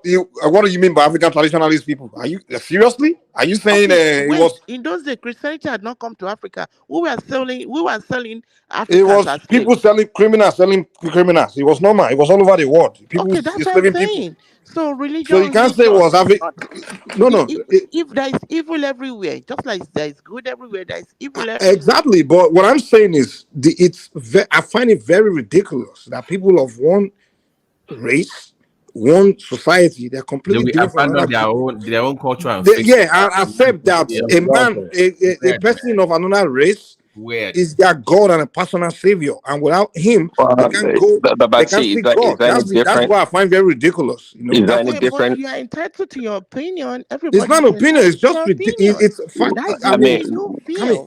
Everybody there's is no other we group have of entitled to people that their would do abandoned. opinion. this except We have a black God people. has given us Chinese man will find wisdom that to. very ridiculous, Yeah, or that's to you. Japanese man. That's to I'm not you. saying you That's your cannot do opinion. it. Telling that without a You are white man entitled to or your Palestinian opinion, man, you can't Mike. see his God. You are entitled to your say, opinion.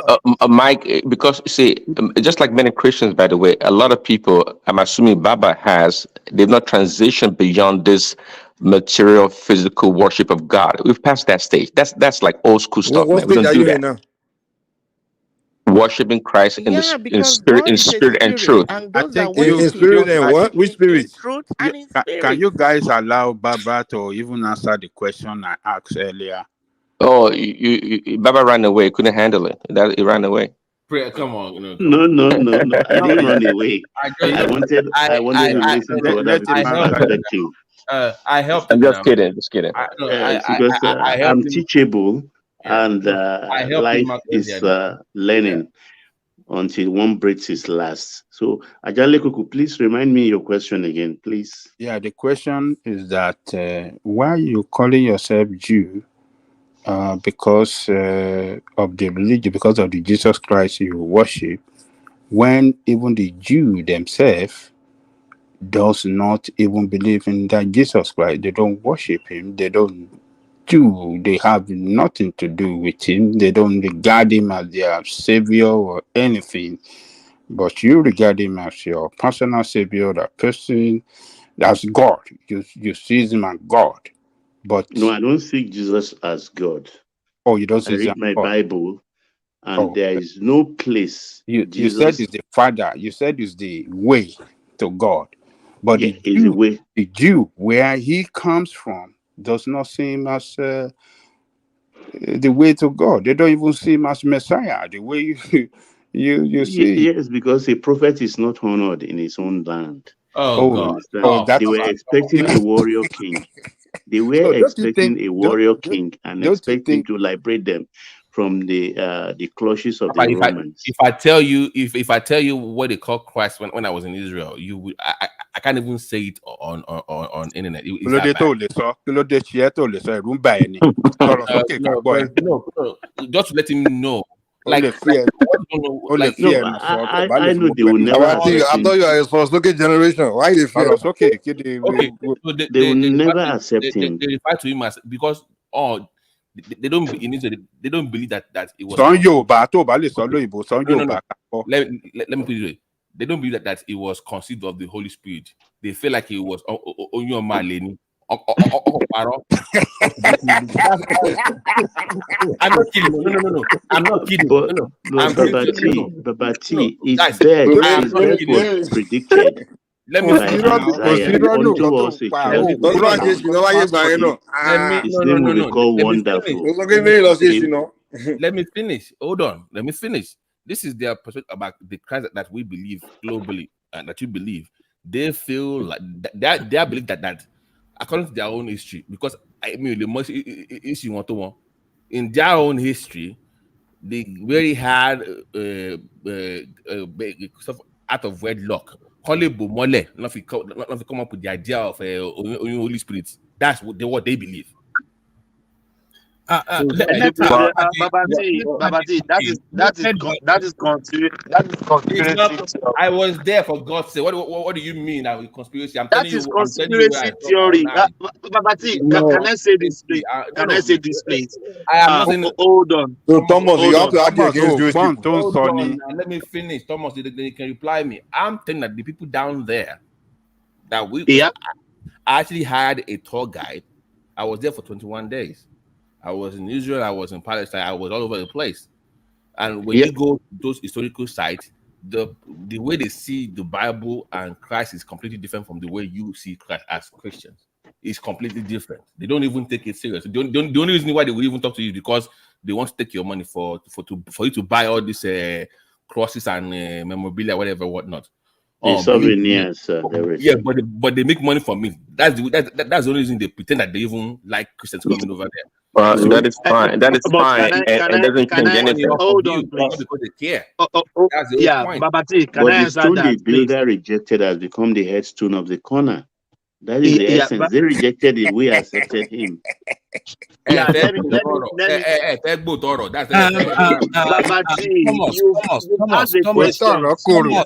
Thomas, try and bring Paddy in at some point. You know he won't force his way in, but try and bring Paddy in. Yes. Thank you, Waman. Yeah.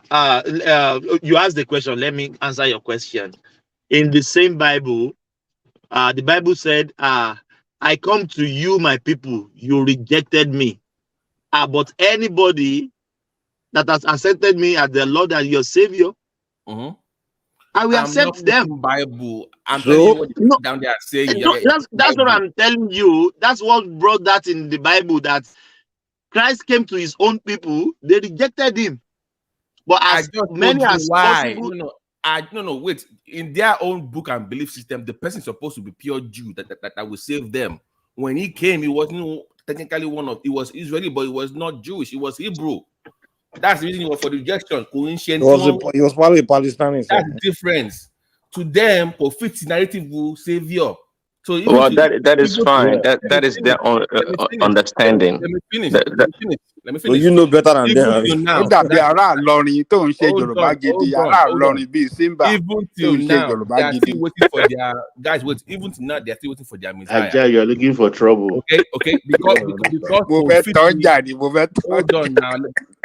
Please, let me finish, please. Because according to their own book or whatever, Simba is a Jew, he's not a Yoruba man, no.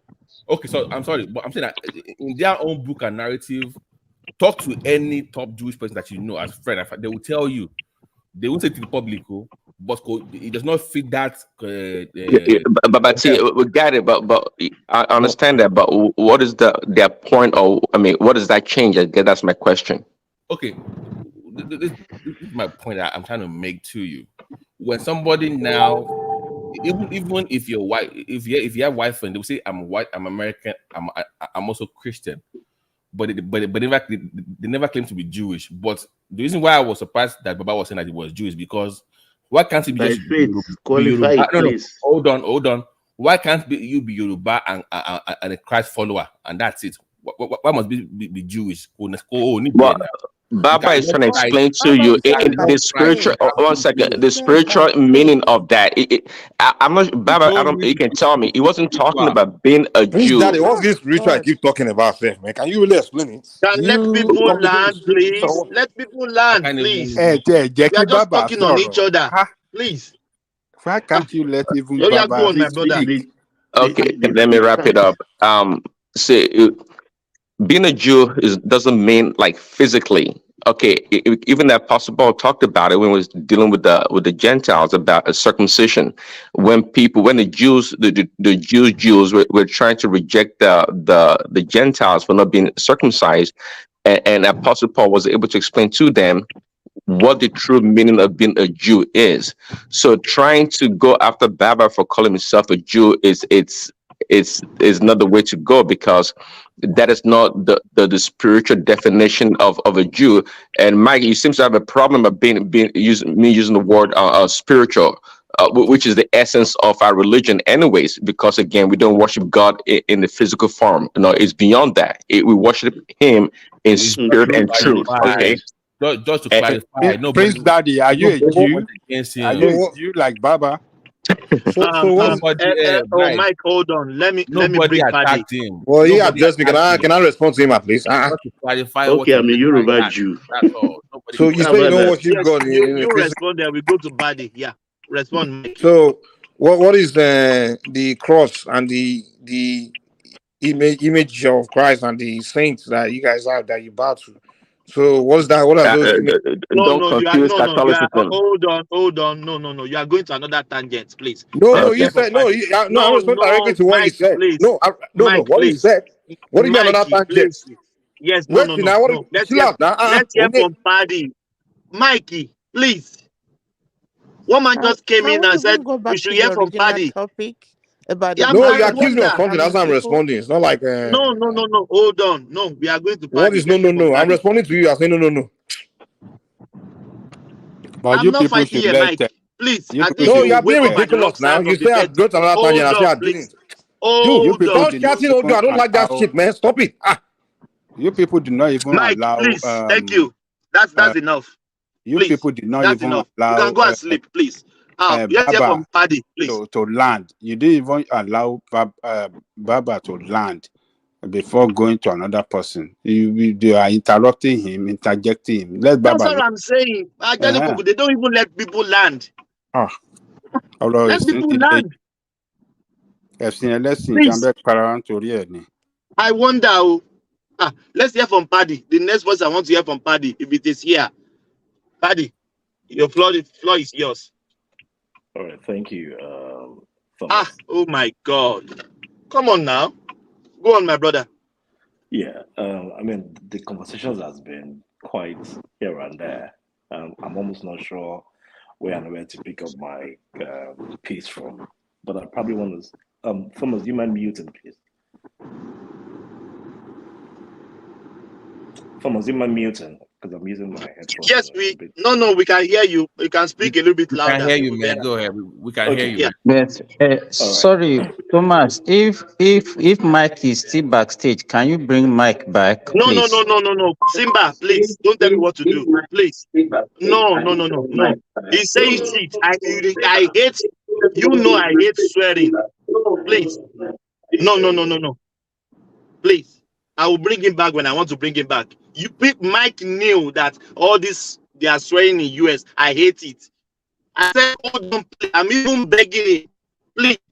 He's saying I don't like all this shit. No, I don't like all those things. So you, America, you can swear. You can't be swearing online. People are Simba, watching us. be careful, though. They will ban you too. Please, Simba, Buddy, go on, please.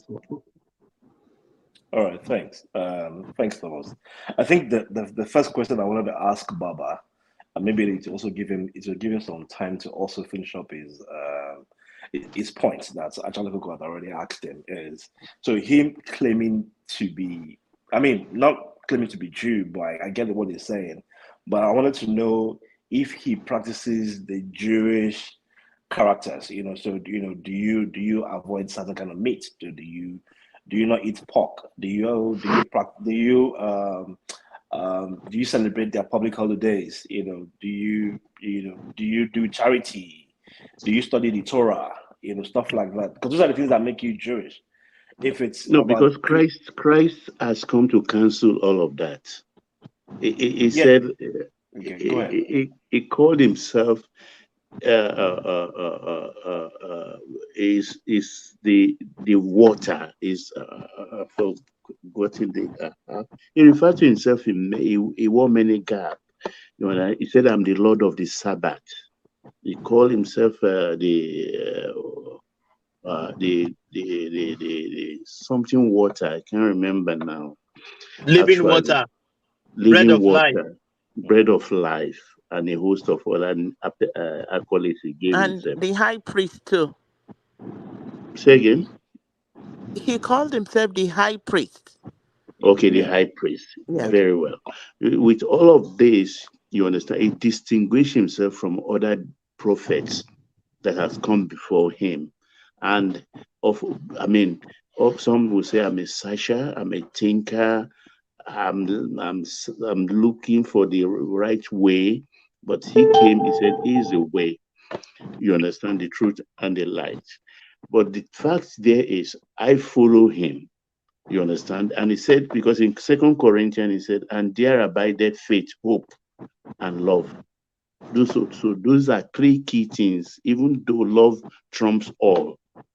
So that's why I use the word I'm Jewish by faith, because it's one of the tenets of Christianity, a follower of Christ.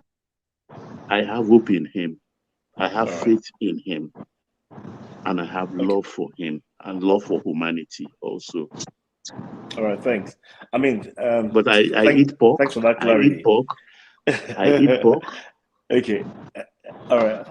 Awesome. I mean, thank you for that clarity, right?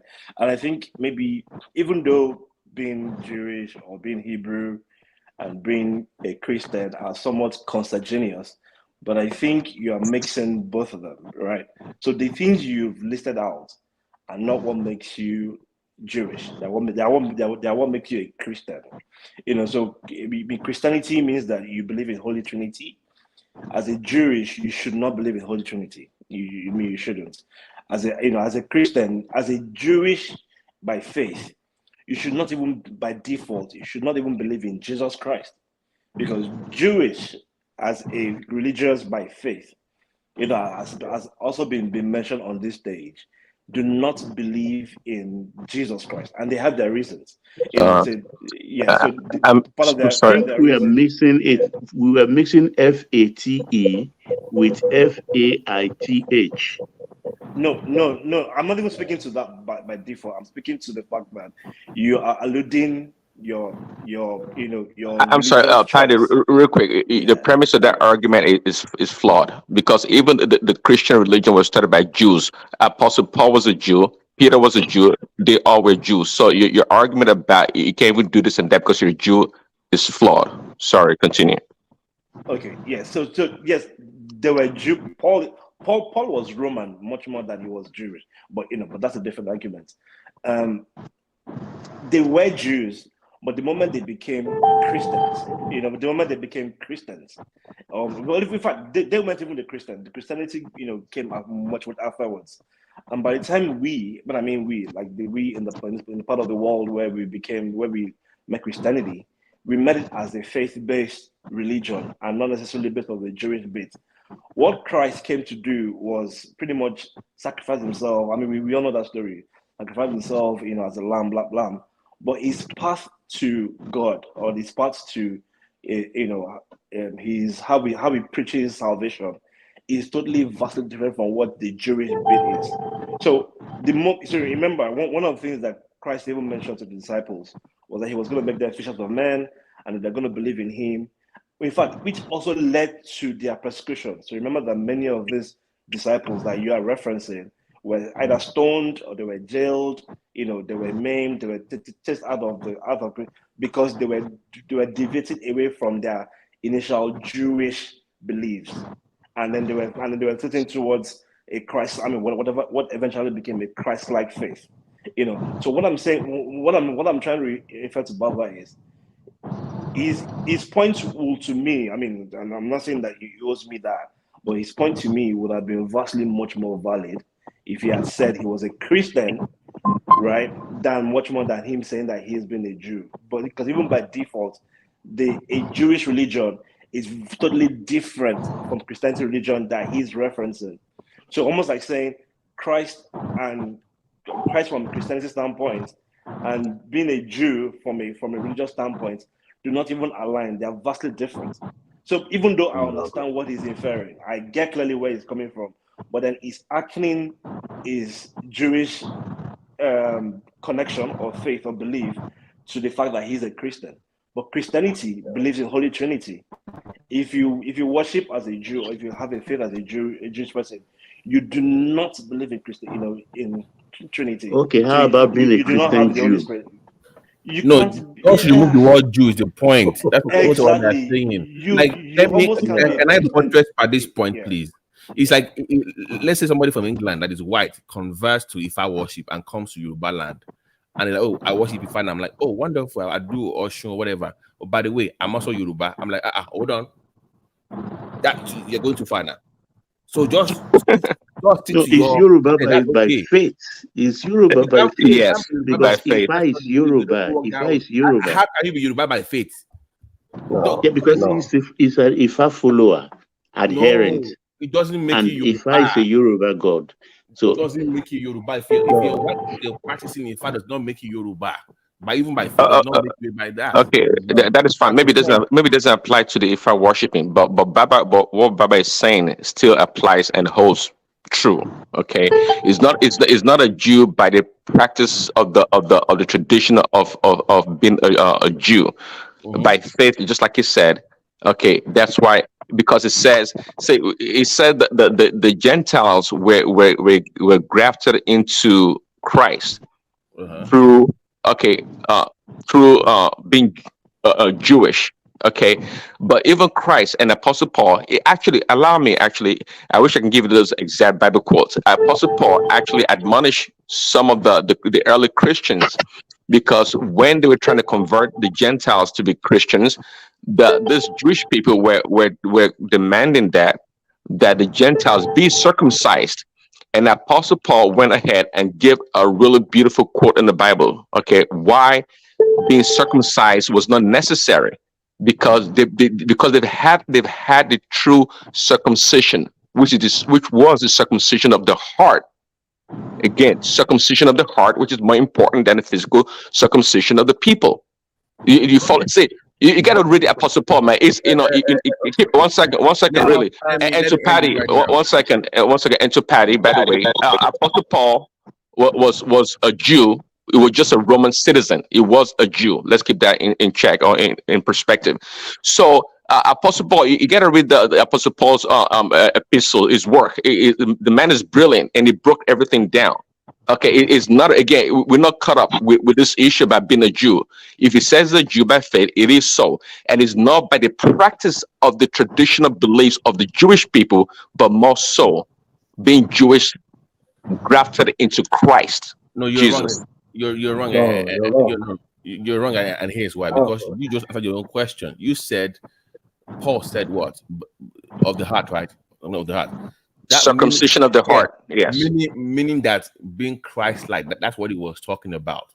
You following Christ itself is good enough. You don't need to align yourself with the traditional values of the old ways of doing things. Following Christ enough is good enough for you to be one of us. Doesn't mean you should then change yourself to them, because you can never be them. So right, but Apostle Paul was hold on. It was referring to being Christ-like, where the word Christian comes from. That is the heart conversion, not the practicing with Judaism or in his prayers from that. That's what, so you kind of went against your own argument in some ways to perform. I didn't, but guess what? I'm not even going to say that you're wrong, but I didn't go against my argument because I'm trying to. My point is this: being Christian is good enough. That is good enough. You don't need to start forcing yourself to be. No, but here's the thing: it's very important to understand the symbolic meaning of being a Jew. It's very important, actually, as a Christian. It's very important. Okay, there's a reason why Jesus Christ. It's the reason why Christ came to the Jews, and the Jewish people are what we call a people group that represents Christ. They are a people group. Christ could have come as a Yoruba person or an Igbo person, a Hausa person. It didn't matter. But there's a reason why God went through Abraham and came all the way to the Jewish people and chose those people as a representation of himself. And the Jewish people. Wonderful. You do know that technically being Jewish in that context is a covenant, right? It's a blood covenant with. Yeah, it is a covenant. Exactly. Okay. To the point, yeah. Hold on, because let me just end it up right there. But the covenant that you Gentiles are making with Christ is not the blood; it's the one by the cross, according to your own Bible. It's a new covenant. Remember, I know this thing. What you have with Christ is a new covenant, not the old. They live by the old one. You are living by the new covenant with Christ, not the one that they signed there. So how can you then link yourself to the old covenant that they had? Their own is different from yours. Is my argument. Your own is with Christ. Their own is with before Christ came. It's two completely different covenants. Well, I agree with you, but I agree with you. You should know this. Guys, can I say this, please? Yeah. Can I say this, please? Simba, if I'm a bit harsh the other time, just apologies. Mike asked that behavior or swearing on here. I don't take swearing here, and we have rules and regulation here. You don't insult people, you don't swear, you don't call people name. So that's why I put him in the background, and he left in his own volition. I didn't kick him out. So you guys continue. Thank you. But Daddy, I hope you get my point, because it tells you that he's coming to fulfill that. So it's like I'm already here to fulfill the Old Testament. The issue that they didn't abandon what they already signed. They didn't go with him. But your only to them is Christ. So stick to that is my point. I hope you get my point. Just like BT. Okay, folks, it's past midnight here. Please excuse me. I go to sleep. All right. Thank you. Nice talking to you all. Paddy, what did you say? I didn't hear you. Your mic is all right, Baba. Yeah. Oh yeah, no, I was gonna. Thank you very much. Good night. Before. Yeah, thank you so much. Good night. Yeah. See ya. Yeah. All right. I probably would just speak to Prince Daddy instead.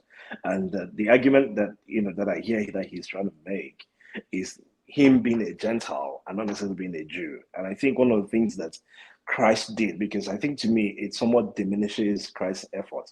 Because one of the things that he tried to do was to ensure that the salvation didn't only end within the Jews, it also included the Gentiles in it.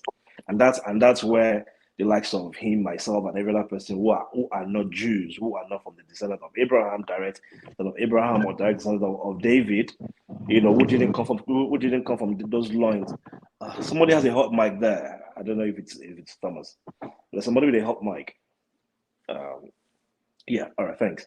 So those people are Gentiles, and that's enough for you to even hold on to your faith based. I mean, we all know the story of the lady of the Samaritan, the lady met by the well. So those things include you into that faith, and being a Gentile and a Christian is very, very valid. In fact, it's your faith and your connection to your promises of salvation is still as valid as you being a Jew and being a Christian as well too.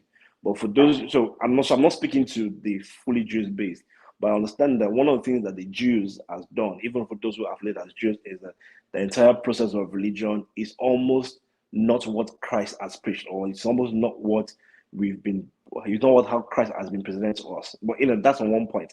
On the other point that I think someone mentioned, I want to talk about it because it kind of came to my head, is that when someone was speaking around how come we maybe like the Yorubas were able to absorb, I'm not speaking for the entirety of the West Africans, or one of the reasons why we were able to absorb Christianity was also the way it was introduced to us. So I want to make a point. So whilst colonialism was one of the reasons, was one of the ways, right? But there are also voluntary conversions. And in fact, the very first Christians were largely the ones who were voluntary conversions. Those who were the ones who were captured in that ship called Jesus of Lubeck. So those ones were like the very first. So there were people who generally converted voluntary. There were also some missionary efforts, yes, that happened. There was colonialism, yes, also that happened as well too. And then there also syncretism, and I think that's the one I'm even trying to speak on. Paddy, Yeah. Are you Yoruba? Yes, I am. Can I ask you an honest question? Do you think we are culturally? Do you think we are better off without Christian? Like, if you have to do it again, we would have been better society without the Christian invasion into our culture. Okay, so I think the point I'm trying to make now might answer your question a little bit. And no, I'm not dodging. I just don't want to derail the point so that, but I'll probably just infuse into the point I'm trying to make, right? So syncretism, is one of the things that made Christianity a little bit easy for us to assimilate. And I don't want BT or Mike, if Mike is on stage, to flip out. So remember, in our pantheon in the Europe, right, we have the concept pre-existing of Olodumare or Elidumare, however it's called, that supreme God. But then we don't worship him directly. So we connect through him through other spiritual deities, or right, however you want to refer to them as well too. So people were worshiping, or people were worshiping those deities, but then we understood the concept of God. But what Christianity was able to do was to give that, to say, look, you can almost have, all you need, just rather than having several different families or different people worshiping several God, you can now even worship that God directly. So what Christianity didn't. Paddy, slow down. No, it's very important. Okay. Olodumare is not the God of the Bible. I hope you know that. Just again, I said no. Because when I hear Yoruba people singing Olodumare in church, I always laugh. So when you say I know Olodumare is not the God in the Bible, let's not. I know. Okay. No, again. So this is what you and Mike do. You don't allow people to finish. You just want to quickly. I'm not disputing that. I clearly said at the very beginning that Yorubas understood the concept of that supreme God that Christianity was bringing. What Christianity gave us, there is Jesus, right, and then there is God. So Jesus Christ is the Son of God, and that God is that supreme being, or sky daddy, or whatever it is, that supreme deity, that supreme being that we have there. It wasn't a new concept to us because we also already had our supreme being or supreme God, which called Olodumare. So that's so I clearly separated the two. So just flow with me. So that concept wasn't new. Now, what Christianity gave to us was a little bit different from what Islam gave to us. Now, I don't know if the Muslim might give pushback, but how Islam, one of the ways Islam was able to hold his own waters within the Yoruba within our empires, within the Niger Congo empires, was to reduce slavery. So when jihad came, people who were not Muslims, so people who were not Muslims were kidnapped as slaves.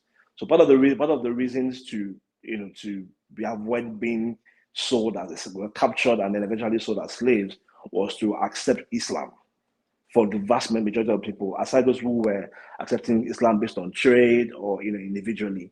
So I'm speaking to those ones. So Islam came from a jihadist standpoint. However, Christianity came from multifaceted ways. So there were the voluntary people, and then there was this syncretism people as well, whilst also not bearing colonialism and missionary. But the syncretism of itself was easy because people want what Christianity was selling. People already had that concept already pre-existing. So that's why you see that many of the names that our forebearers within the Yoruba pantheon were referring to our own supreme God. It was easy for us to call this Christian God the very same name.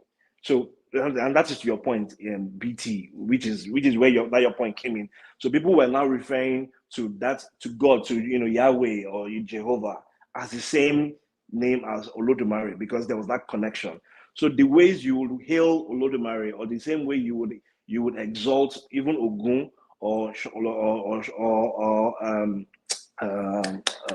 Orumila, or you also use those or Batala rather, you use those same exaltations even on Christ himself and God, and that's where syncretism came in. So it was easy for people to assimilate into it. So not all of us within the Yoruba pantheon took Christianity by colonialism. So when people say we're colonized by Christianity, not everybody took it that way. And I'll give an example. In fact, there was many pushbacks. An example is one that I've had on this day before about when we had argued with Mike, not argue per se, but when we had bantered a little bit around Shopono. So there was a massive pushback. Another example, which is probably a very popular one, is the Kitiparapa War. The Kitiparapa War was also a little bit of a pushback between the Yorubas and the missionaries. It was part of, so there was taxation, there was also religion as well too. So it didn't come in all smooth or all well and dandy. There was pushback. So when they were trying to forcefully colonize, Yorubas pushed back. But when they came from a missionary standpoint, Yorubas accepted it. And even that acceptance is almost what we are still doing today. So you find churches like Tribunal, Seraphim, and Celestial, and the very early Adeboye days were able to use the same way we worshipped our deities, our gods. We were able to transition that into the way we worship Christianity. So they stole it. So you can use all the fancy word all you like. You can say concept, transition, whatnot. If you say those are that's gone beyond concept. Anything you can't keep using the word concept. That's just literal robbery. So just call it what it is. It's not robbery. That is not excuse me. That is not concept anymore. That's beyond concept. Why? You literally just stole the words. That's not concept. It's syncretism. Hold on. One faith to replace the other one. That's robbery. Okay, hold on.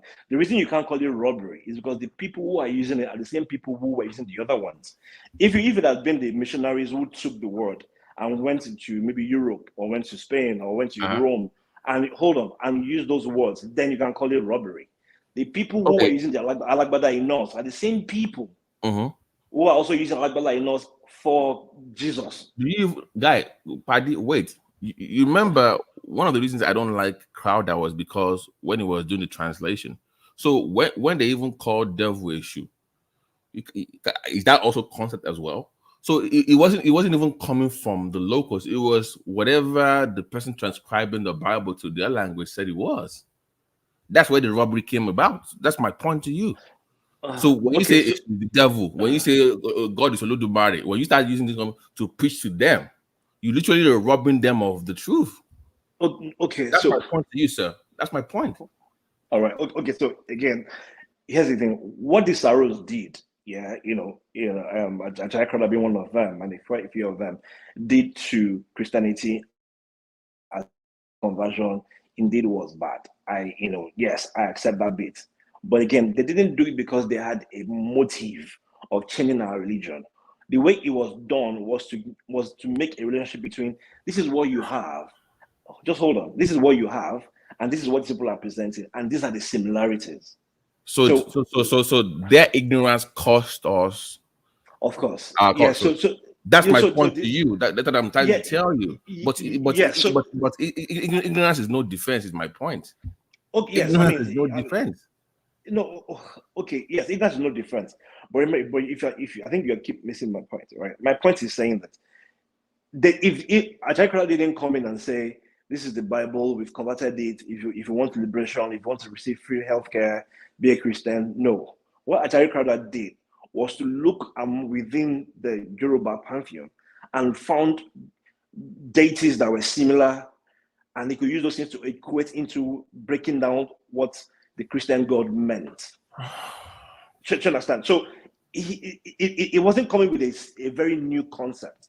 It wasn't coming with something that was vastly new. That was why it was used issue in the first instance, because the concept of what issue was referring to people, brother. He was able to action it to that set. Yeah. I'm with you in terms of trying to find similarities. My point is that sadly they were not similar. Yeah. They were far. Like the balance. I'm telling you, our court morality, the balance of our court system was issue.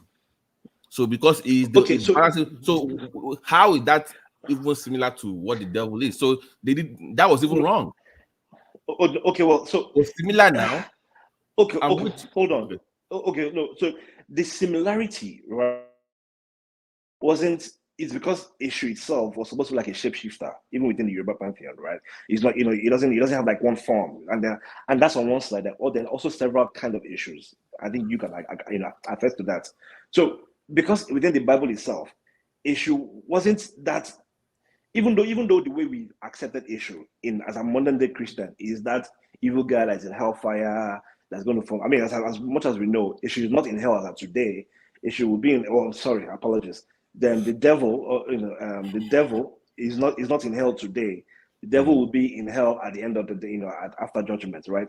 And we also know that no, that's not. I'm just saying what the Bible is now. The devil is going to be, as far as we're concerned, the devil has only been casted out of heaven, right? And then after judgment day, so right now he's looking for who to devour, who to kill, and then who will bring their souls into hell with him after the day of judgment. What I'm saying is that because of the suits, the cunningness, the shape-shifting attitude that was projected of the devil or Satan within the Bible, and again, I'm not making a case for Ajayi Crowther. I'm just understanding now. I'm just understanding, like, look, this was the closest he could use. Issue as a deity is not of one form. Issue as a deity can be good today, can be bad tomorrow, can be bad to you, not bad as a person. Can be bad to you. Let me explain to you what it is. Please, stop being heckling now. No. Because you got it wrong. No, just give me a second. Are you a fan of Star Wars? Issue is pretty much what you would call Luke Skywalker. It's supposed to bring the balance between the force. That's what it is. It's not shape-shifting anything. His job is to do that, to balance both sides on purpose. So if you're going to left, it will go to right. If you're going to right, it's to balance you between good and evil. That's what his job is. So it's not, you can't say shape-shifting. He balances both sides of the force. That's what the issue is. Okay, fantastic. But that point, wait done. Okay, so even if you go that route, right? Even within the same devil, the first act that the devil did to people is to be like it was evil. But the first act that the serpent did, or whatever it is did in the Bible, as people refer to it as this case, is to let Adam know that you will not die. You'll only be able to see like God. That's like what it did. And if you look at that context, it wasn't evil. He just presented the options that Eve had to her, and Eve took it. On one corner. If we look within the Bible, the only people that Satan or the devil killed are just people. That's Job's children, and those are the people that the devil killed. The devil did not kill any other person aside those Job's children within the Bible. Nowhere else that the devil kill anybody. So I'm not trying to say. So the devil itself, as send the Bible, it's just someone who would just present you your other options, whether you're good or bad, and then there are consequences for it. What you've said about issue is not far-fetched. If you're good, it will give you good. If you're bad, it will give you bad.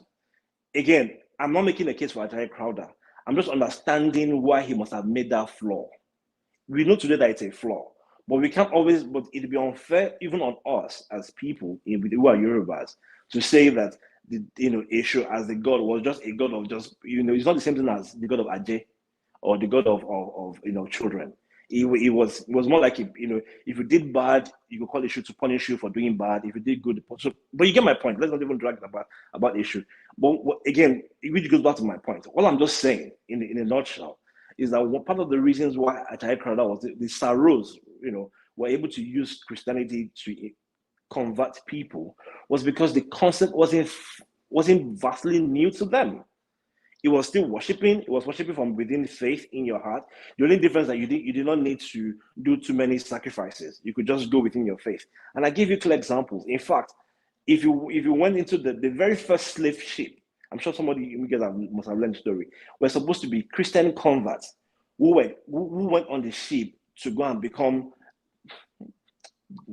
get baptized. So the story. Let me just make it very very mild. The story was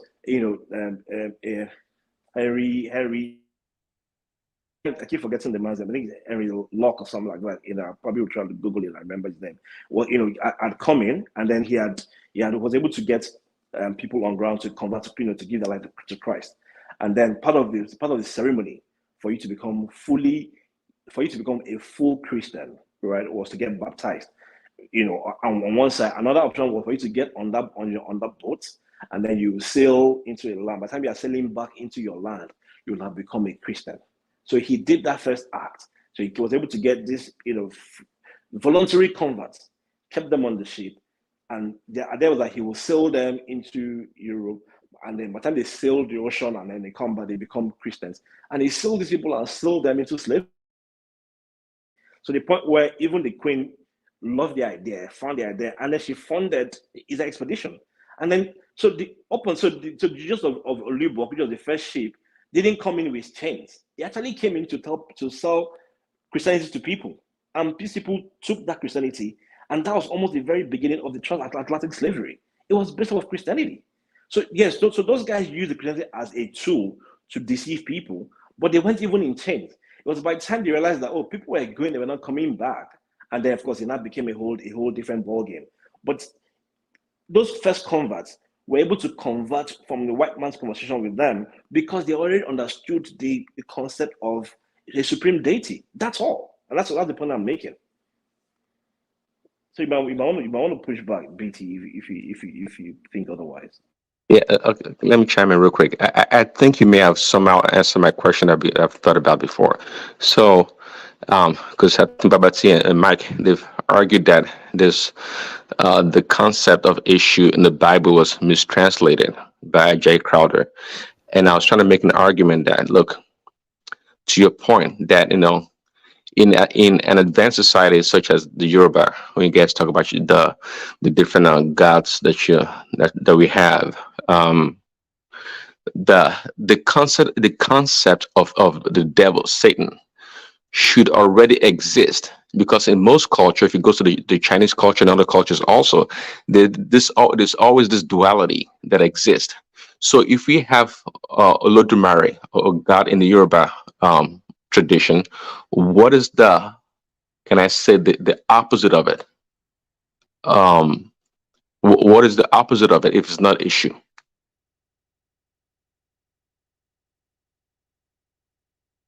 Point, but issues. The devil is not supposed to be the opposite of God, though. But but I'm sure. Yeah, that is true. In this context, yeah. I totally agree. Yes. Yeah. So in this context, it could be anything. Funny enough, it could actually be Shopono itself. I'm just saying, in this context, in the context I'm also making, if Ajayi Crowther could have also used Shopono, the only difference was that the way Shopono's punishments were said to have come were a bit more physical. So remember, just give a quick example, was supposed to be maybe like the chicken pox. The what people assumed was chicken pox was supposed to be the grains that they had eaten was coming out of their skin.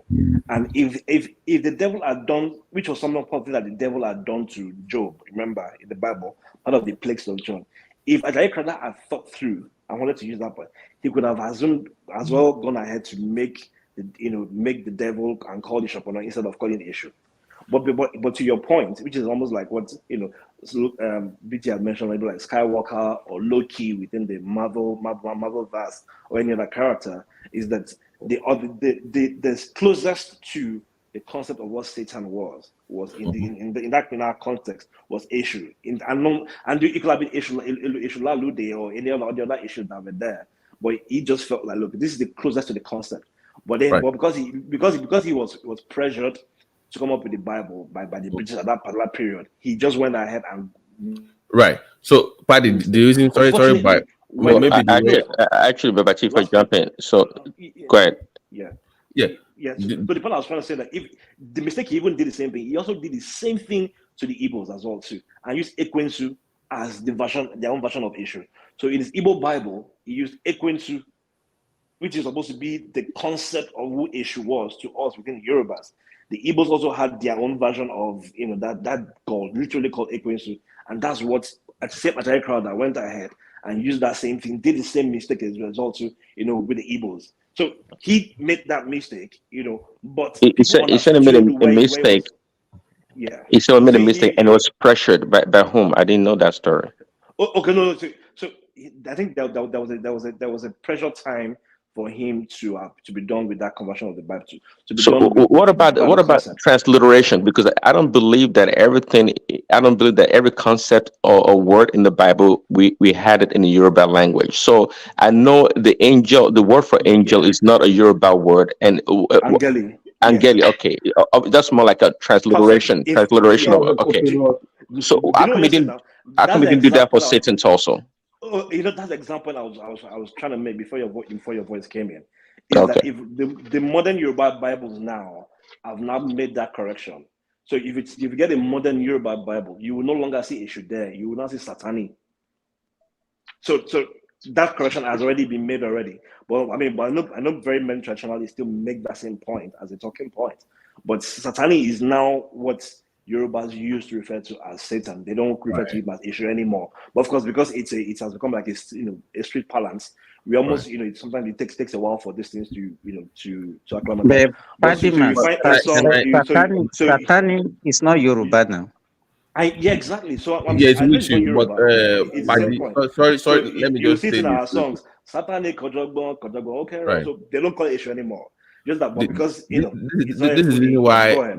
This is the reason why I get very passionate about the issue, because in our own culture, the issue itself is your court. The balance. When I say balance, that is your court system. That is what is so. Even in the court system, that was his duty. So you will see what you call the messenger, So if that's why in life, if you're too good, you get punished for it. So you're supposed to, you've been too nice, come back to the center. You've been too bad, come to the center. So that is the whole point of the issue. So even our old court system, even to now, if you go to Ake Palace, if you still go behind the palace, you will still see the old issue courts, people still go there for the future. Could it be a deliberate effort in demonizing our own deity? It wasn't some kind of ignorance, which maybe I didn't want to go too deeper that with Paddy tonight, but there was a deliberate attempt to balkanize our culture, and they knew exactly where to go. They knew, because that was the heart and soul of what you would call in today's world your judicial system. It was the balance for our enforcing what we consider good and evil.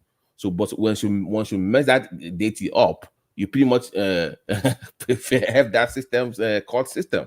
Because that is the same thing where a Yoruba man will call himself a Jew just because of the religion. So that's my own thing. I just didn't want to push back so back with Paddy, because that would be a different conversation. We have to go in depth No, analysis. I agree with you. It's not even an argument, it's a deliberate effort. They So just did when it you say deliberately. It so wasn't a when mistake. they go against your Olodumare and say, oh, because if you ask the average Yoruba person that is a Christian in church now about Olodumare, they will think it's God. Paddy knows it's not, but most of them don't understand that. So it's not like, oh, it was just kind of something that was similar. They knew exactly what to attack. Those key deities, important ones, they went after them. They wouldn't have known. I mean, so okay, even the They person you're wouldn't talking have about, known. hold on, the person you're speaking about here, Ajayi Crowder, was picked up as a slave by the Fulanese at what age? At 12. He, was taken on this expedition, dropped in Sierra Leone, grew up there, school there, came back. He came back to his ancestry. He wouldn't have vastly known all the so by the time he came back, it was. I mean, so just give an example, and I'm Prince Daddy. Pardon me for using this example. So let's use a Prince Daddy as a case in point. So Prince Daddy had said before on one man show that he probably maybe at the age of 8 or something, he had moved into the States, and then he's probably lived there almost all his life. Thankfully, he hasn't lost his Yorubaness. Same thing with Ajayi Crowder. He didn't lose his Yorubaness, not because he was already taught, already speaking the language. He already understood some of the religion. I mean, we would assume that he did, and then he grew up in Sierra Leone with the British, came back as a Saro, right? Now, again, part of the characteristics of it, again, so I've said it before and I'll say it again. And I'm not making a case for him to say what he did is right. I'm just putting myself in a situation of the British have said to you, you have a mandate to make a Yoruba Bible. You have a mandate to even give this your people, a name, and so you had to give them a geopolitical name. Can I, Because Paddy, at sorry, that sorry, point sir. they were already. Sorry to interrupt you. Can I recommend a book for you to read? No disrespect. That will clarify so that you will know exactly how they did it. It's a book called Black Critics and Kings: The Hermeteus of Power in the Yoruba Society. It was written by Andrew Aper in 1974, but they did a reprint in 1992. So I'm going to put the link down. Just take time to study it, and you will understand how exactly that was done. And you can go on YouTube and even listen to Shoyinka briefly explain how that was done. So this idea that it was not deliberate is false. I'm sorry. There's enough evidence for you to look up. To my point, to my point to you, of all the gods to use, of all the least characters to use, what purpose was issue 7 to the Yoruba pantheon that making him evil was justifiable? Like I said earlier, when I said it was the heart and soul of our court system. And I gave example of even in Ake Palace now, they still have those court systems that people still go to resolve cases, family disputes. Even till now, people use those court systems even at the Western Court in Abeokuta. So that was earlier I said our court system was based on the worship of Eshu as the balance of the force between good and evil. So when you go and swear before a god, when you make promises, so that's what it was for. So when you attack the court system, the very founding head of that court system, what do you think that was for?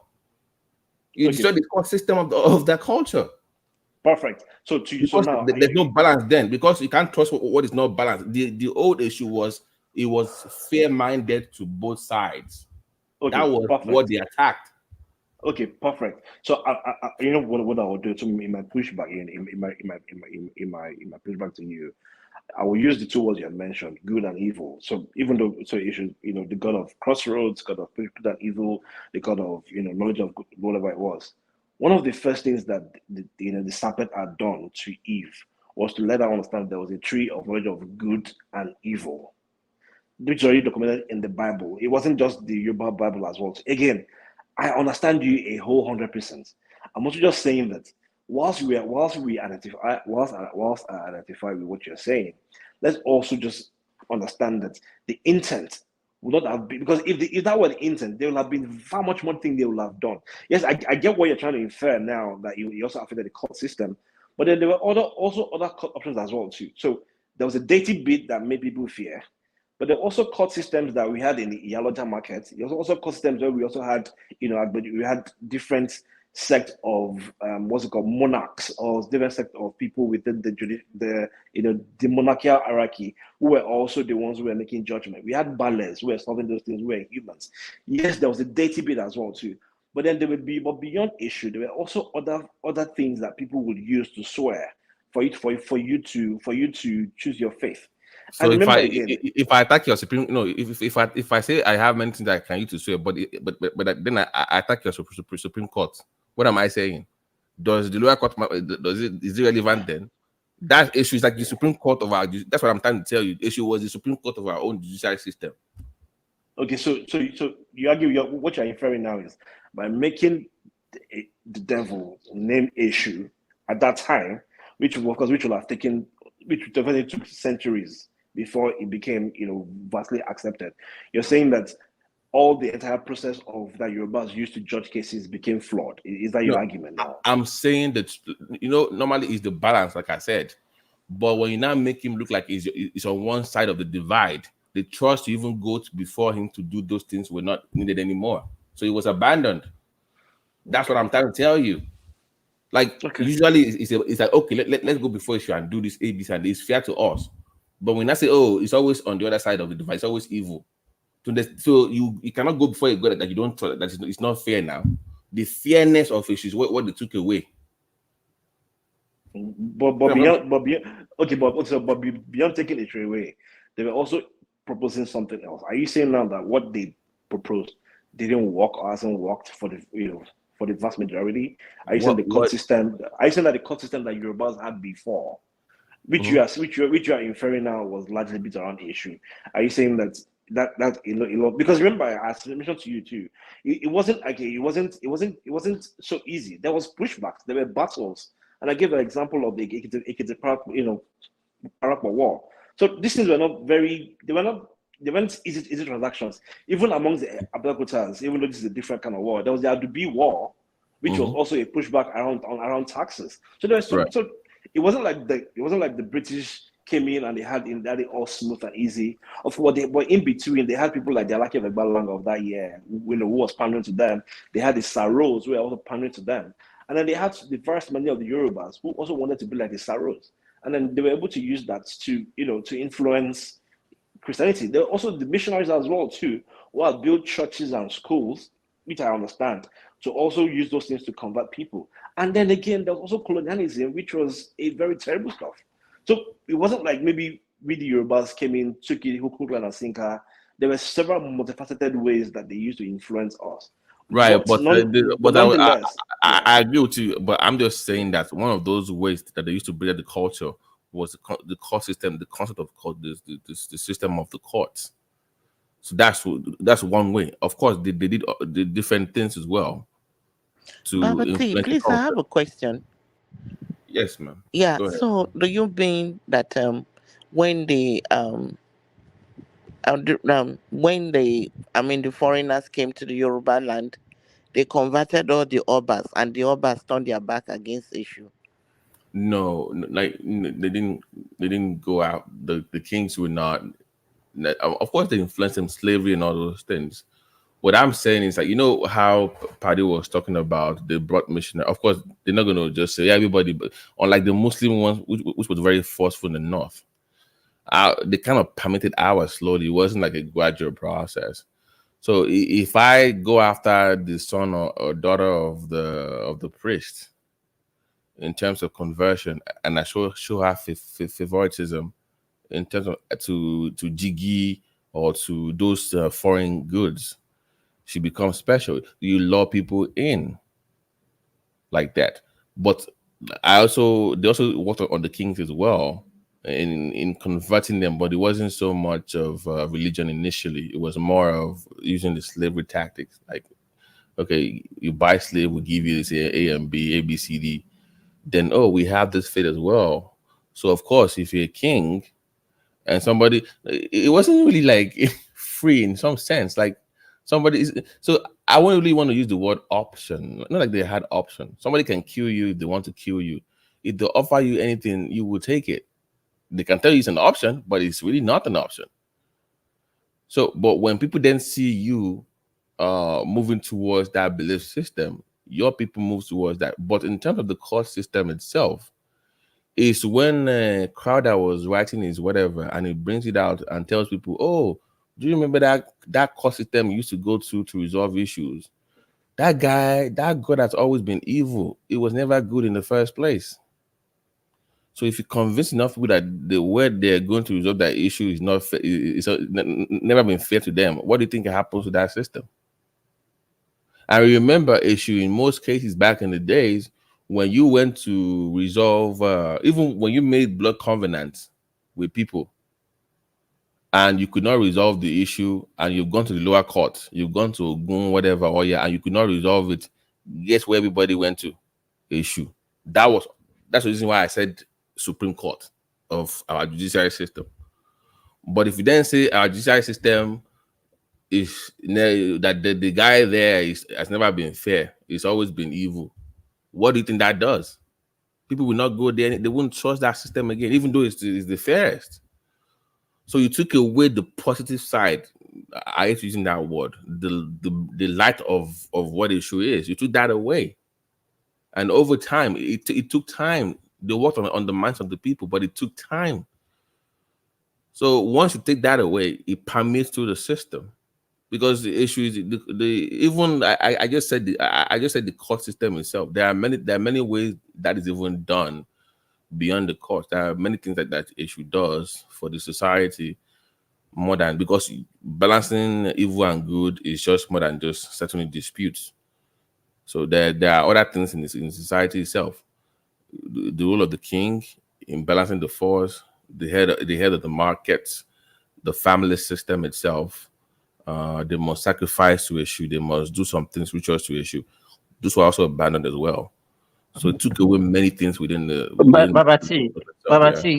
Babati, don't you think that what was responsible for all this is lack of, maybe we didn't write our own history? You know, and Atenuje, I know I'm a man, I have to say it, but Atenuje, of our people also. And it's not only peculiar to the Yorubas now. You talk about the black race generally. I know. People kind of, because then even this because the other time when Madam Rosie was pushing back, he said, I didn't know your people that are selling you people as slaves. And those are the history that the European wrote, that she read, and she believed it, and it's also using it against us. So for the Mrs. Rosie, I put the name of the reason why I'm saying is that how did they get the slaves that they took out? How did they get them? No, they just came like that, and people started selling them like that. There was a lot of pushback. They killed a lot of people. It's like what is happening very presently. It wasn't that way before. You got to understand. Usually, if you were a smaller kingdom, the only way you could survive was to form alliance with an empire that would guarantee your safety from other kingdoms. That was the way it worked.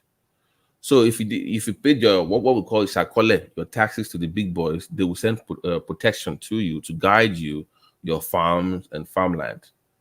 What the European? So if I defeat you now, how is it different from what is happening presently? Let me finish. So you know where I'm coming from. So if you lost, they take your women, they kill the men, and they sell you they make you slaves within their own empire, or they make you pay with your own kingdom, or they take you somewhere. The slavery was not selling you to other people before the white people came. It was using you to expand the empire that they already had. So how did the white people get the slaves then? What they did was that they introduced incentives with weapons. So they would now go to those small cities and say, you don't need to join the people of Benin Kingdom anymore. You don't need the other people anymore. We can help you defeat them. But if you win and conquer one of their smaller towns, those people give it to us. So to guarantee their own safety, they have to trade with the white people. So they were using those smaller towns that ordinarily will succumb to the pressure of those bigger kingdoms. They were giving them weapons to fight the bigger kingdoms. But in exchange for those weaponry to keep coming, they have to sell over the captured. Yeah, so that's why I'm saying that they sold these people out, right? but it was Yeah. for survival's sake. That's To my an point. extent.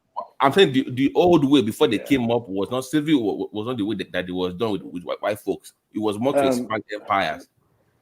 Yeah, but okay, so I think yes, I'm not So it disputing was that. like a trade by barter. Yes, that was Yeah. what Of it some was. sort, You lose yeah. that Trade you for help me. weapons. Yeah. I But used it to expand the my point I was empire. even trying to make, yeah, the point I was trying to even make earlier was that whilst many of us today focus on the most recent, slave trade, which probably happened, and that's the transatlantic slave trade, the trans-Sahara slave trade that also affected many people, in fact, far much more within our coastal part of the Sahel, the Sudan area, is lasted even long, even lasted even to as recent as Okay. The as the they 80s. call that one Trans The India. Trans-Sahara, no, the No, it's Trans-Sahara, Trans the India, the one Trans-Sahel. that happened in Sudan, So Kenya. there's the Trans-India. There's also the Trans-Sahel. That's the ones that happen within the Mali, within the northern Okay, part of okay, Nigeria. Yeah, okay. was in the Bogu, happened in the old Malian Empire, happened in the old Ghana Empire, happened in where we have like Niger, Chad, northern Nigeria, even some part of Bogu. Those ones was even worse, because by the time our people were getting into the Iran Saudi Arabia area, they were not just using them as slaves, they were also castrating them. So meaning that they had to take a whole lot more. So one of the things that chattel slavery did was, after they took the slaves for a couple of hundred years, they stopped taking new slaves, and then they had the ones like in America, in Brazil, in Cuba, in the Caribbean islands. They're procreating. But the ones that the Arabs did, which was one of the things that birthed Islam, they were taking those slaves. If they died in the Sahel, they would die in Sahel. The ones that made it, when the men got there, they castrated them so that they won't have babies. And once that man's lifespan is gone, they were also taking much more slaves. And this slave trade happened up until Common Era. Common Era meaning as recent as 1970 something, 19 something, they were still, taking black people as slaves. And you will find some of them even happen today in likes of Libya, in Iran, and Saudi Arabia, when you find Nigerians crying that that they're using them as slavery in some of those areas. Those are the torments that black people face through within the Arab world is even far much more grievous. As terrible as the transatlantic slave trade was, what happened within the trans-Sahel slave trade was far more egregious. And I think to Rose's question is that it was like a triad. So that you would sell slaves, and then they would take those slaves to America. On their way back, they go to Europe. They'll bring in fabrics and sugar, either for plantation, bring fabrics, bring guns. Even up to some of the women we revere. Like Yeah, that's what I'm saying. That it's our people that is selling our people to them, right? It's not straightforward the way you are saying it. The way you are saying it, you are to give you saying an it in a example, very Let derogative me way. surprise exactly. Rosie. To give you an example, Yoruba, when they say BT, Eru, one second. Eru is not a BT, slave. just 1 second. Go Yeah, ahead. BT, just 1 second. Yeah. So Rosie, just to give you a little bit of context, right? Dahomey, that we know today, at some point, tried for several years to colonize modern day Abeokuta. So even with the Amazon warriors and the colony That's right. wasn't just take the land; it was to use them also as slaves. So it was to just have an idea that a whole Dahomey, which is current day, Benin Republic, was going to invade an Abeokuta place, take on the land. But I think what made that particular beach difficult was that they met a very strong resistance. So the Abeokuta warriors were also as strong as the Dahomey female warriors. So it was a stalemate battle that happened for decades. So you will find that country coming to your country to take your people and use them as slaves. Another example is that you find people like the Igalas who will go into to current the Igbo in the southeastern region and take the Igbos and sell them as slaves as well too. So it wasn't. Yes, it appears today as we're using it ourselves, but in principle, how it was back then, how we are a monolith as Nigeria, or we are monolith as blacks now, or monolith as Yorubas, wasn't the case back then. So it was going to be the full. Someone like an Ajayi Crowder was sold by the Fulan, by the Northerners. So the Northerners of today, which are probably modern in Nigeria, were the ones who were taking Yoruba slaves and selling them. So Ajayi Crowder was sold by a Northerner. So it wasn't like maybe, of course, we had Yorubas, someone like Efeshi Teodowura, who was selling slaves. But they're different stories. So some people believe that she was selling some more than some Yoruba people, and there are also people who believe that she was selling people from, they're buying slaves from the Galas, and the Galas largely sold Igbo slaves. So to buy slaves from Igalas, but then the different accounts. We just don't know. We just don't know which one to believe it. But to Babate's point, whilst that happened, we also had very many Yoruba warriors who pushed back, because what had happened was that we had several kings or rich people within the Yorubas who had amassed several muslim guns. So they were able to now fight back those people who were coming to invade their land. So it was an invasion. It wasn't maybe, they go and wake you up and say, come and become slave. It was several lands, several territories, invading other ones to go in. So one of the things that made the Oyo Empire very strong was that the Oyo Empire was providing some sort of shelter. And the Oyos they were known for their cavalry, being that they were horse riders. So your empires, once you were paying your taxes right, they were somewhat guarding the vast majority of where we now know today as your empire. But in between those people, you had someone like Dahomey, you had people like Bogu, you had people in Nupe, you had people all the way from as far as not current day Ghana, but the old Ghana Empire, people from Mali Empire, who were, people from different places who were actually taking slaves and selling them. And they were not selling them only in Badagry or so. They were selling in Sierra Leone, so there were Sierra Leoneans there. They were selling in several parts. They were selling in current Gold Coast, different places, even all the way to Angola. Angola still were selling, even to Zanzibar and Tanzania, the Sudanese, the Mandinkas, the Dinka tribes, different people, different places. As long as they have access to you, your settlements, they will use you as slaves. It was the practice then, at that time. Okay, this makes sense to me, because before I thought that it was these same African chiefs that were catching their people and selling them out just because of greed and the gifts the whites were. And because that was the story they made. That was the story they gave to us. Rosie, not their No. own people, because because you keep saying their own people, it's not their own people. Remember, it's different people, it's different tribes. So you can't say like they were saying their own their own. No, Yeah, okay, I understand it now. I understand it now. Yeah, can I come in? I'm sorry. Um, yeah, I think to a certain extent we sold our people. Okay, I think during the Oyo Empire, some kings tried to stop the slavery, okay, because they were making money from slavery at that time, but they tried to stop it.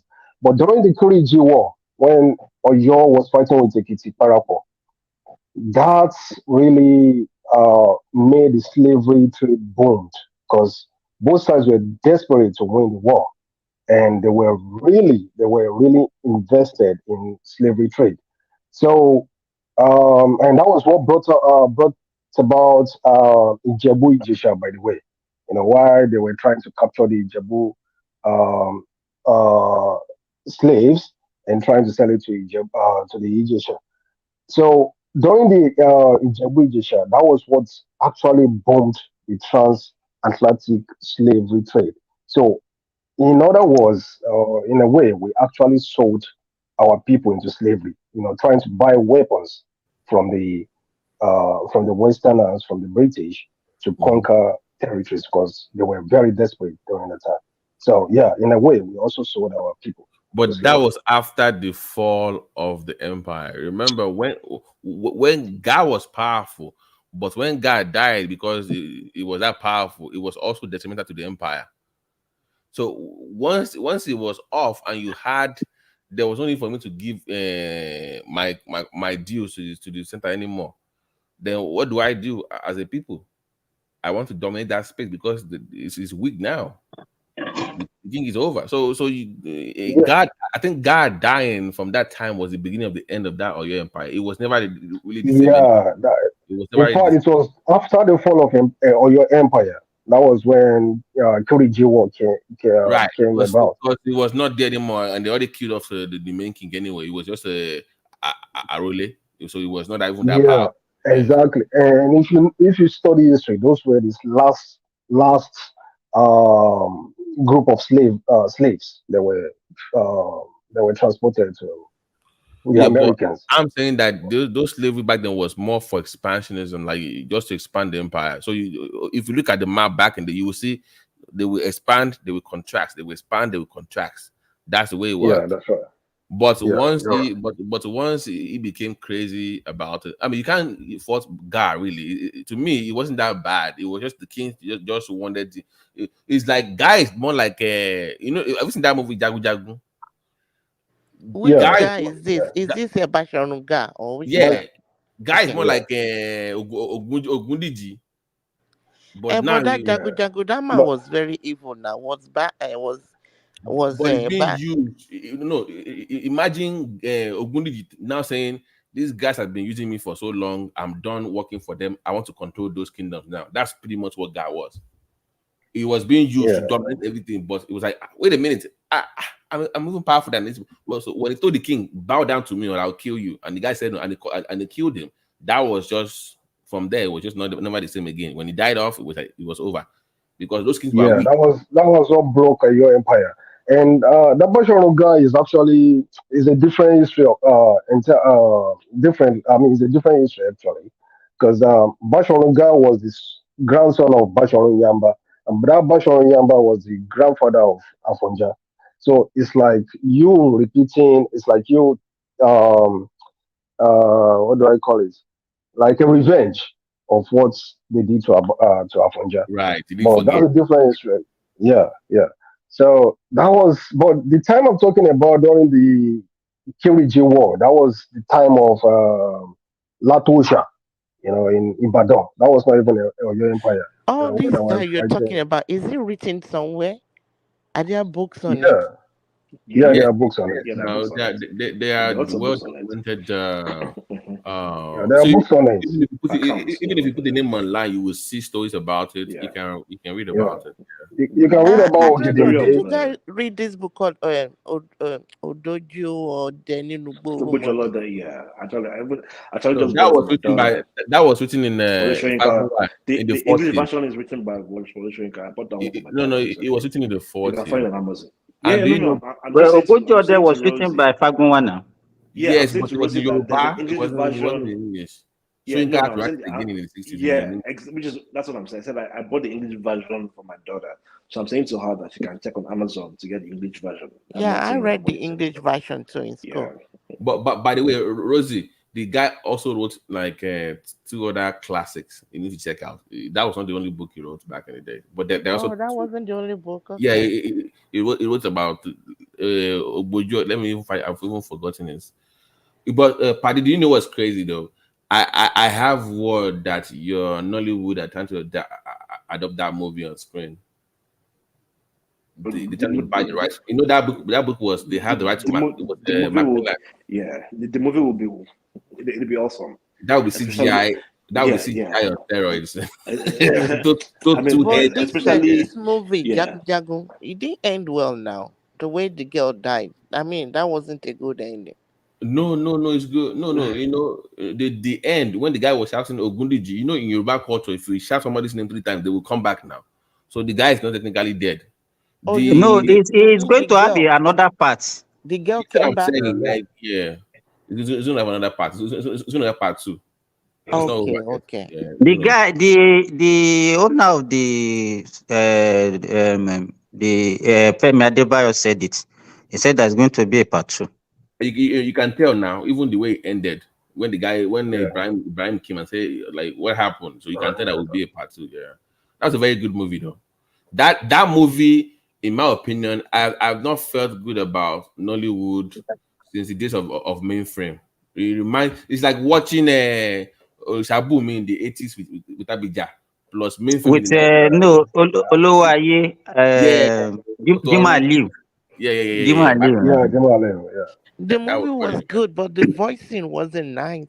They should have allowed them to speak Yoruba and then they'll be writing it in English. They Oh, did. it's No. your choice on Man, Netflix. It's your change your setting. audio, okay? Yeah, change your setting. Yeah, Change your audio on your they spoke Netflix, in okay? Yoruba. When you watch it. Oh, I need to change it. Okay, I Yeah, didn't know that. No, it's just like all this Indian movie and Mexican movie that you watch in Nigeria now. You think that they are speaking English, but they're not really speaking English. No. Simba, she's saying that she didn't watch it in Yoruba. That they didn't. Yeah. No, the movie was If actually you done watch in it in Yoruba. Yoruba, You'd enjoy it more in Yoruba. I'll watch it in Yoruba. I watched it in So English. they have Yoruba, they have Portuguese. If you watch it in Yoruba, you will enjoy it better. Yeah. Okay. I think I have to You watch will be it able again. to appreciate the language. Yeah, because when I was watching it in English, it didn't sound original. You know, I wasn't.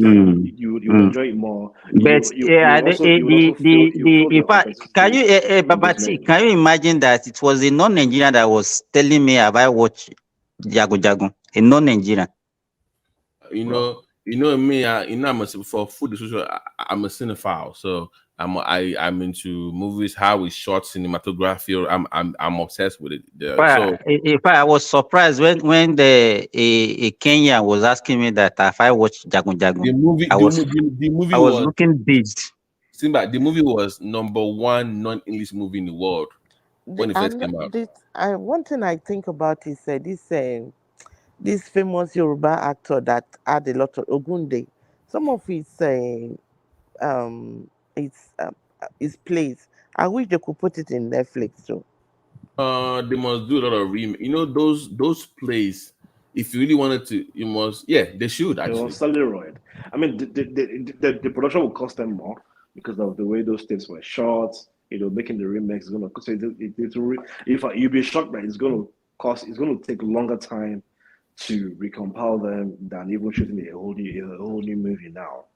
So being able to convert those very old, celluloid short movies from those tapes, getting them and trying to make them into 4K. I mean, even the cost it took them to convert Titanic, even though it was shot, in common era, to what they have it today.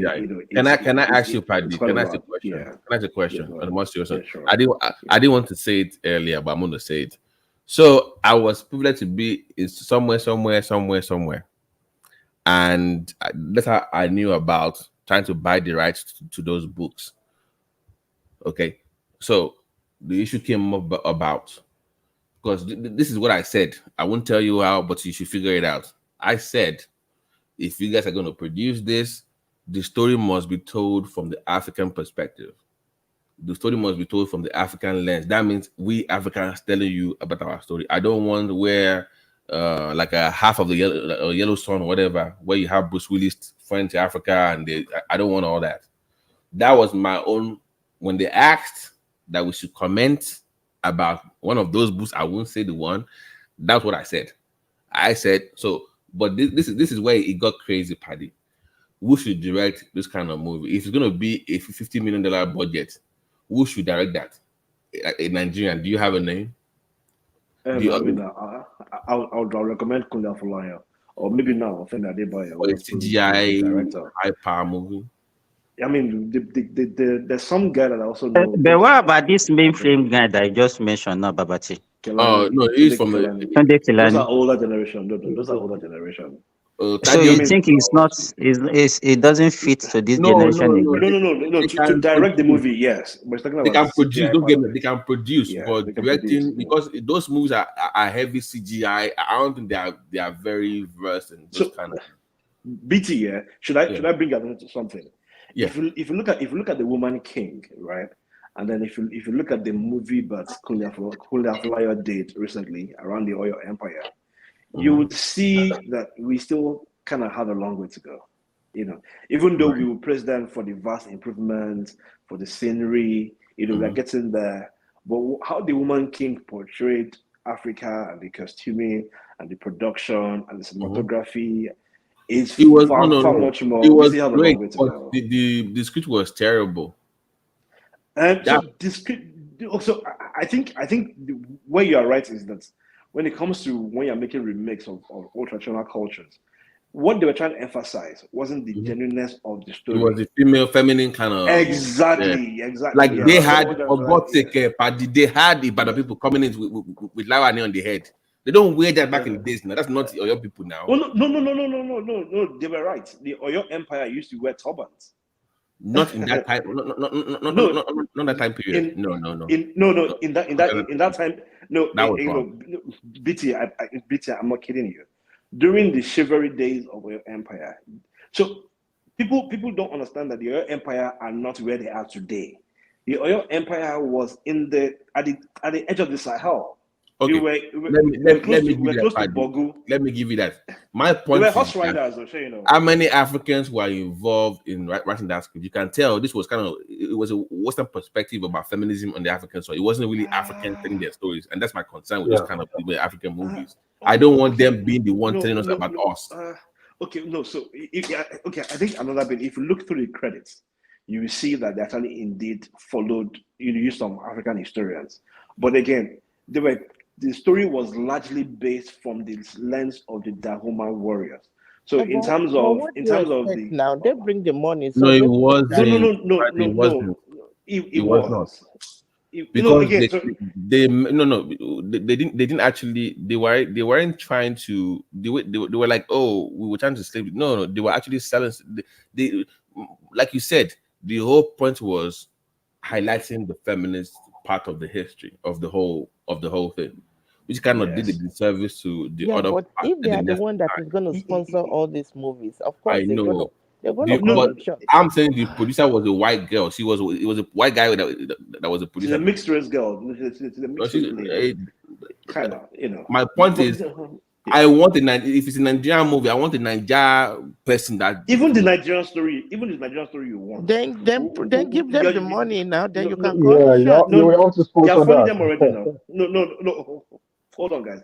As of today, they are funding them. I mean, Netflix funded Kulia Folayo. So we have the story of Jagun Jagun. We have the one for the story of Anukulako, right? But and Anukulako came from the Ifa story, right? I mean, from that mythology. What I'm saying to you is that for a Yoruba person who is from a Yoruba person today would not see the Dahomey warriors from the lens of the Dahomey warriors from within themselves itself. Of course, a little bit was skewed to make it a bit more interesting here and there, but I agree with you. They were projecting the strength of the African women, from the Wakanda, the Wakanda story and all that. So from that lens itself, I think it was beautiful to know that indeed within the West African culture, just neighboring Dahomey that we ended up colonizing in some way, we had women who stood up and fought men of other kingdoms, right? And at that particular time as well, too, the story, the accuracy of course, is not in full details in terms of maybe the warrior that had a child with the warrior. Those ones were adjusters. But the fact that the Oyo Empire was indeed a dominating empire was true. They didn't make Oyo inferior. So, in fact, on the front part, Paddy, on the front part, why didn't they show where we beat them? We people from Egba, we kind of beat them up a few times. But the story is why did they show that? Yeah, but the story is not about the Dahomey.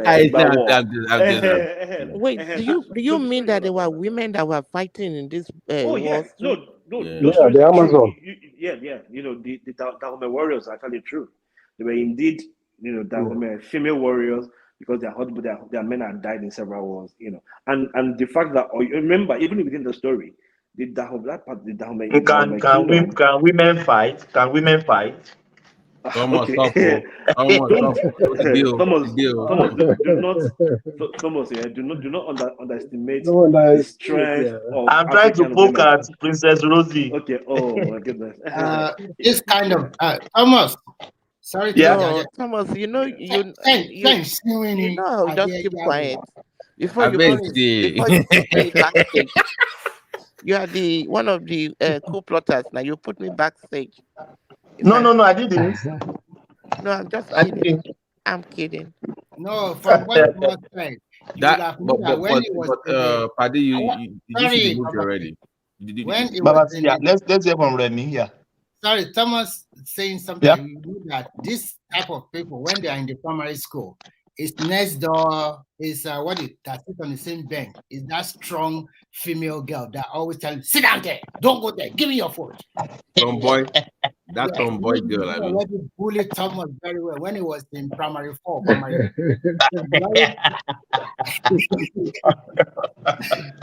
I have one particular one when I was in primary 2 that time. The girl always bullied me because she's tall and strong, very, very strong. She's a bad girl from Ekiti, and she have this. But why you guys remember primary 2? I don't remember primary 2. Are you kidding yourself? You don't remember primary 2. You don't remember what about primary 4? Can you remember primary 4? Primary 4, okay. Never. Thomas, go and use Ogunsoye. Because this one that you cannot No. Why can you be remembering primary 2? Primary 2. Oh, you I can don't remember. remember. You can remember. So, What it means that Thomas is one of those kids that they took to primary school at the age of 1. Thomas, He are was you not making too mature much before he of started your school. Australian kangaroo? When Don't he be was making 9 too much months. of the Australian kangaroo, Thomas. That's all right. Australian kangaroo memory me. How can you be But remembering see primary what I 2? think. No, See what I think, someone. I even remember. I remember my primary 1. So what are you telling me? But Are you kidding me? Guys, Come on. Can I oh my ask Paddy a goodness. question? Paddy, can I ask you a question? Do you think Yeah. that with the success of Dagun Dagun, do you think they will invest more on those? Because the epic movies kind of died down for a while. We went to this Lekki kind of everybody wants to be posh. Do you think that we are back to the era of epic Yoruba Oh movies yeah. again? Oh yeah. So the Jago one is a photo shoot of Anikulapo and a few other ones that come like that. So I think what is different now is that these directors and movie producers are a bit more intentional. They're no longer just making stories from the cup of their or The their own very writing. very They're predictable not one. exactly. They're not running research because those Paddy, researches are not the contents that are actually viable selling now. So Mm. history is selling now than before. no, Paddy. I think Before it was fiction, now it's they history. learned from the music industry. They want to go original. Because that the only story that people can appreciate is your culture. Simba, my girl It's a Yes. cried. must for me though. But My girl but cried I get your point. when that girl died. When that girl died, she was Wow. crying. I'm like, oh my god. She's like, no, how can they kill her? I said, Yoruba movie there. Opario. Actually, Ababati, I think the Yoruba classes should return because all those modern Yoruba movies, you can kind of predict the end. Yeah, it was. I was even surprised that the girl would die that way, and even the girl was even the Agemo. And you can see that in the ending, you are right. That is not the end of the movie. He was just trying to kill what's called that brutal Jago himself. Remy, who can I think he believe will that? come back. Remy, hold on. Who can look at the beginning of the movie? Look at the landscape. I'm like, this is Nigeria. He said, no, to me, that movie it's totally Oyo now. outclassed. That is Oyo, guys. That was Oyo State too. That was that. I'm like, they have all this thing. No way. They have all this if in you Oyo go State. to like Oyo town, you go to like this. There's another. Have you ever been to Alafin's Palace?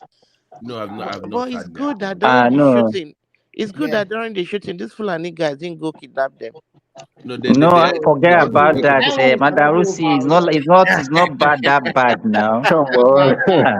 It's just propaganda. No, because the impression we have is that all the villages, all the rural areas, You people, all these, people in diaspora, you heard so many false story and you believe what them. happened is that we are exaggerating. Nigerian newspaper. I thought there are no farmers in Nigeria anymore because of the Fulani. So what are they now eating in Nigeria? They are not eating food. Sensational headline. You read the news where they will tell you that 10,000 people just killed in this particular village. And you will surprise, 10,000 people just like that? And before you flip another newspaper, that this is sensational news headline, they will tell you in a town very close to Kwara in Learning, about 2,000 people were killed by herdsmen. And when it's all lies. I think there are so many evil Nigerians that they want to turn around. So people are still peacefully going to their farms and coming home safely. Exactly. Everything is just done now. Everything is okay now. Wow, that's good to know. It has never been that bad, Madam Rosie. It has never been that bad. It is the newspaper, just a way to also sell their own newspaper. Remember those if you say people cannot go to farm in Nigeria, then how would they eat? Growing up, we used to wave to them now when they come with their cow. That's the way we were. It wasn't a big issue, but now they're coming with their cow. They have guns. I'm like, but it's true that some of them they are not from the original Fulani, some of them from the Senegal and the rest. And No, but the question we're supposed to ask ourselves: how is it possible for somebody to come with herds of cow and invade the village and he will still be able to run away with the cows? Is it possible? no, right. And none of the cow will But that die. was what happened in Bongo now. Is that not what happened in Bongo and No, others? that one they live What there. happened? There's They nothing live in like that that. one. Anybody, if you see any invasion, they don't come with cow. Okay, okay. How is it possible? You can't run with cow now. Lie. They are bad for like, but they say, oh, But there were people. truly there were cases of some of these people manhandle But it wasn't the head man that murder we've some always people in the known. But you guys village. remember that. Quick one. But you guys remember that the primary issue then was that these cattle were invading people's farms and eating on their farm produce. That was the beginning of the conflict. So you find locals, telling those headsmen to move away, and those headsmen would say, we've already been grazing here. What's the problem? So they were settled within the locals and maybe the heads of the farm, maybe their malims or whoever it was that they were. Now, but just to take away from we still had the militias that had guns. But I think maybe one of the things that people are probably missing, I just want to move back a little bit to politics, is that the Niger peace we've had, within the last 1 year, 1 year and a half, was because they had a civilian, president who was vastly cooperating with Nigeria and Chad to chase those people. But now that we start having some sort of sort of insurgents back again, because the military junta is giving freeway to those unmanned Sahel. So I think I've mentioned before that the entire Sahel is, in fact, Niger itself has the largest unmanned space in the entirety of the world. So that desert, that's the entire Sahara Desert, is the largest unmanned space ever in the world. Because there are thousands of miles where you have so much land there and there's literally no one there checking you out. There's no drone, no security agency, nothing, because it's just sand. So those guys, they can come in, commit a crime, run straight through Sambisa forest, run to the Sahel, and they're lost. All they have to do is just wear their white turban, and you will see they look like mirage to you. And I think that's like one of the reasons why I don't support this, this junta, this coup that happened. But and then maybe if they can get the civilian president back, we can have some sort of peace installed within that. How do you feel about those advocating for military under the disguise of freedom, Nigerians? So those things are ridiculous. So I don't even like discussing on this platform. They were like, yeah, they're going to free them. I said, military care. Yeah, what's going on? Okay. No, I think I remember the day Ajale Koko was arguing that we had it smoother and softer within the military. So you mean they are not going to release the mistake people make. No, the mistake people make is that they mix a system of government and economy and mix them into one, right? Democracy as a system of government is our military forceful rule as a system of government are not the same as your economy. So your economy can change or shift, can make or mar you. In fact, during the time of Abacha, we were having it worse than we had during the time of Babangida. And during the time of Babangida, we had it worse than we had it during the time of Buhari, and go on, all the way down. But saying today that is a military, a people would forcefully take government, that you cannot hold them accountable, you cannot question them, you almost don't even have your freedom as a people, is a better government or is a better way to run, is where that blows my mind. But that's what we call false doctrine in Christianity. False doctrine. Heresy. But for them to keep equating the economy of 1980, even from a global lens, I think the other day I was watching a documentary in the American system, and then I was saying that the median household income for people to buy a home in America in the 80s, if you're earning up to, in fact, if you're earning, I think buying a house then was about 60,000. Buying a house in America today is, in fact, a very cheap house, about 400,000 in the same America. So that means America itself as a country, even though they have what we refer to as a stable economy, the income level has risen astronomically. A family household could survive on $40,000. In fact, you were wealthy, any $40,000 in the 80s. Today, in this year 2023, a household income of 150K is broke. So why would someone not come in today and make that same case and say, oh, because we're changing dollars at $1 to XYZ back then, we have to do the same in 2023. Those are socioeconomic factors. That's economy. That is not system of government. I don't think anyone who understands the nitty-gritty of how we suffered under the military, back then would wish us to go back to something simply because they want dollar to be, they want dollar to be one for one. What Well, would make how dollar would one you for one is not military. excuse me? It's How would you explain the situation of like Cameroonian president that's been there for over 40 years? If the military come 44. and kicks him out, 44 years. They say it's good. They say his son is I'm getting ready saying to that take it's over now. terrible. The military needs to kick them out and bring new set of people. Rosie, they say his son is. Rosie, don't be like that. They say his son is getting ready to take over for him. So it's a family business now. Okay, so even Rosie, the one of Gabon, the transitional president is also a cousin to the ousted president. So it's still a family affair. There's no difference then. Just waste your time then. Are you serious? Yes, and the guy was even talking that there is no plan for any transition. He does not have no plan. He does not know when they will return to civil rule. He does not know. So that means we are having Can I land this another point? Okay, so okay. I think let me land this point, right? And the point being that their constitution permits it. Maybe they have to keep running for election or however it is. You find that in Europe, Angela Merkel did how many years? She did 16 years. And nobody felt that Germany was terrible. Holland have a prime minister of how many years? Probably 15 to 20 years. Their system of government. What about Russia? Belarus. Exactly, same in Russia. What about same with Putin? China. Putin has been there for nearly 24 years too. No, he left and came back. He left and came back. So we have Russia, we have China. Yeah, China he left No. in the early 2000s and he came back. I'm sorry, So, Patty. in other Quickly. words, you are supporting this president to die. No. Quickly, please. Regarding Angela Merkel, would you say they had a free and fair election and she came back to power many times because she won?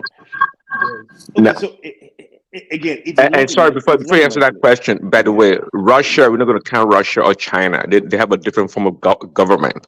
Even though they okay. Yeah. So, sorry, Paddy. How do you mean, Prince? Paddy, before you go on, let me hold on. Let them have that one. This is that interjection. Yeah, go on. You mean me? Go on. Dammy. Oh, okay. Yeah, Prince, you said they have a different system of government in Russia. Can you clarify that? Because I live in Russia. And it's exactly Russia. So we know. 1 second. So Russia, we know, is not communism, so they transition to democracy, right? But in Russia, I'm not faulting them, but I don't think they practice the true form of democracy. It's more like an oligopoly in a lot of ways, and the powerful people, Putin and Medvedev, they know how to work out the system. So, and you can tell me how it is, but from outside, we don't think that. Well, the people love Putin. We know that, but I don't think that's not true, bro. You're wrong. No, Remy, please let Damien respond. Okay. Let them respond now, please. Yeah. I think we're just probably brainwashed with our anti-Western ideology. Like we hate the West, then automatically the East is good, like Russia and the rest. But in reality, most people in Russia don't love Putin, and most of them don't even love to live in Russia. Come on, what we're talking about is just like Nigeria. Most of the politicians, like Putin and the top politicians, the children live in the West. They all live in the West. They don't live in Russia. So this is just like a different form of dictatorship. Putin he jail oppositions, he control the Okay, so, media. so you do agree that it's not a pure democracy? That's what I was meant, Yeah, right? you cannot. We have different form of Yeah, democracy. my point is we kind of I mean, like the Pan-Africanists, like the modern Pan-Africanists we have in Africa right now, they're trying to move away from Western democracy and trying to move closer to Russia. But in reality, they're contradicting themselves. Because how can you say the Gabon president is the rule? I mean, the family of Bongo has been ruling for over 56 years, and you see nothing wrong in Putin ruling for over 25 years. So it's contradicting each other. And Well, the ideology that yeah. the Russians are living a good life, like they have the best economy, they're fine with their um, rule, is wrong. That's just a fallacy. They try to protest, they get jailed, they got killed, they got thrown away, thrown out of the window. So it's just more like a dictatorship, and they're not fine with it. It's just like the slaves, you know. So it's similar to what is happening in Africa. So when you see Russian neighbors trying to break free from Russia, trying to have a good economic power, trying to have freedom, okay, and you see Africans that don't even understand the rule of communism or democracy, and they're trying to move towards Russia, it's embarrassing. I mean, it's just I can't believe it. Is something is more than what I mean. It's just I feel so ashamed to watch the scenario, and then you hear people talking about moving closer to Russia, breaking away from the Western. No, I mean they're practicing democracy, okay, but it's just the same way the Cameroonian president is ruling Cameroon. It's the same way the Gabon president is ruling Gabon. No difference. It's exactly the same. So, Exactly. No difference. in addition, Dami, I just want to talk about the Chinese model, which particularly they practice a kind of democracy that it to me is a little bit weird, but I will quickly explain it. What they do is very simple. They will the local community will do a shadow election in which they will select their own leaders. Maybe I will call this kind of leader councillors or something like that. And then after that, the councillors will now select those ones that will be in the local government. The local government will now select another set of lawmakers. This set of lawmakers will go to their national conference every year. They always do it every 2 years. Every year, they do it for 2 weeks. It is this conference that they will now talk about their plan for the year or for the next 5 years. Now, when you talk about the top echelon, like the presidency, they have a 2-term tenure. Each tenure is about 5 years, and you are supposed to stay there for 10 years. So these local deputies, they call them deputies, that will go to Beijing. These ones, they will now select some leaders also. So those leaders, they will now select another 7 important leaders. So these 7 important leaders are the one that the president will come from. So this is how it's been done. It's also voting, but the vote is very descriptive. You cannot see where they vote, but this is how they choose their own leader. But unfortunately for them now, the present president changed the rule to allow him to go for 3rd term. So he started his 3rd term yesterday, which is not supposed to be. He eliminated most of his enemies and he closed down that country using COVID-19. When the world opened to the world in 2021, I guess, he still closed down China for another 2 years, saying there's still outbreak of COVID-19 there. So there is a power play for 2 years because they don't want him to continue. But at the end of the day, he is successful. So if this kind of model is what most of these African countries want to copy, Russian and Chinese model, they are just deceiving themselves. I'm not saying that the Western model is also 100% safe proof and is the best. Of course. I always advocate for that. We should just use our own and take some of their best, and then we can fuse it together for our own benefit, because we are totally different country. with different culture and tradition. So maybe Nigeria. So you are stealing my idea of terraforming, but would that even be across board? There still has to No, be. it won't be across board because of because, like I said before, I'm sorry to say this. I always see a black man are very greedy and very, very, how to say, African man is very greedy. It's always about me, me, me, me, me. Can Not you about bring we. Paddy up, Thomas? Thomas, can you bring Paddy up if So, you're there? so it's always about me, me, me. So how can you talk about a small country of Thomas 2.5 million has gone to sleep. He's not here. people, like Gabon, 2.5 million people, and being ruled by one single family since almost 1960s when they got their independence, and it's still rotating. And I'll go and write it down. A big crisis will still happen in Gabon sooner or later because The through struggle the for culture. power, right? The struggle for power Yeah, will still. thank you. And the same thing will also happen in Niger. There's going to be a power struggle there. There's going to be a crisis. Remy, you know what is actually happening in Niger? Let me tell you. And that was why all these powerful leaders in the northern Nigeria were not supporting Tinubu to actually dethrone that guy. You know, that guy is an outside guy. The guy there now. So I don't know. he's an outside guy. The former guy was actually an Arab guy. Yeah, it's But a he's Fulani. from, it's not Fulani, he's Arab. They have Arab minority. It's from Arab minority in there. Okay.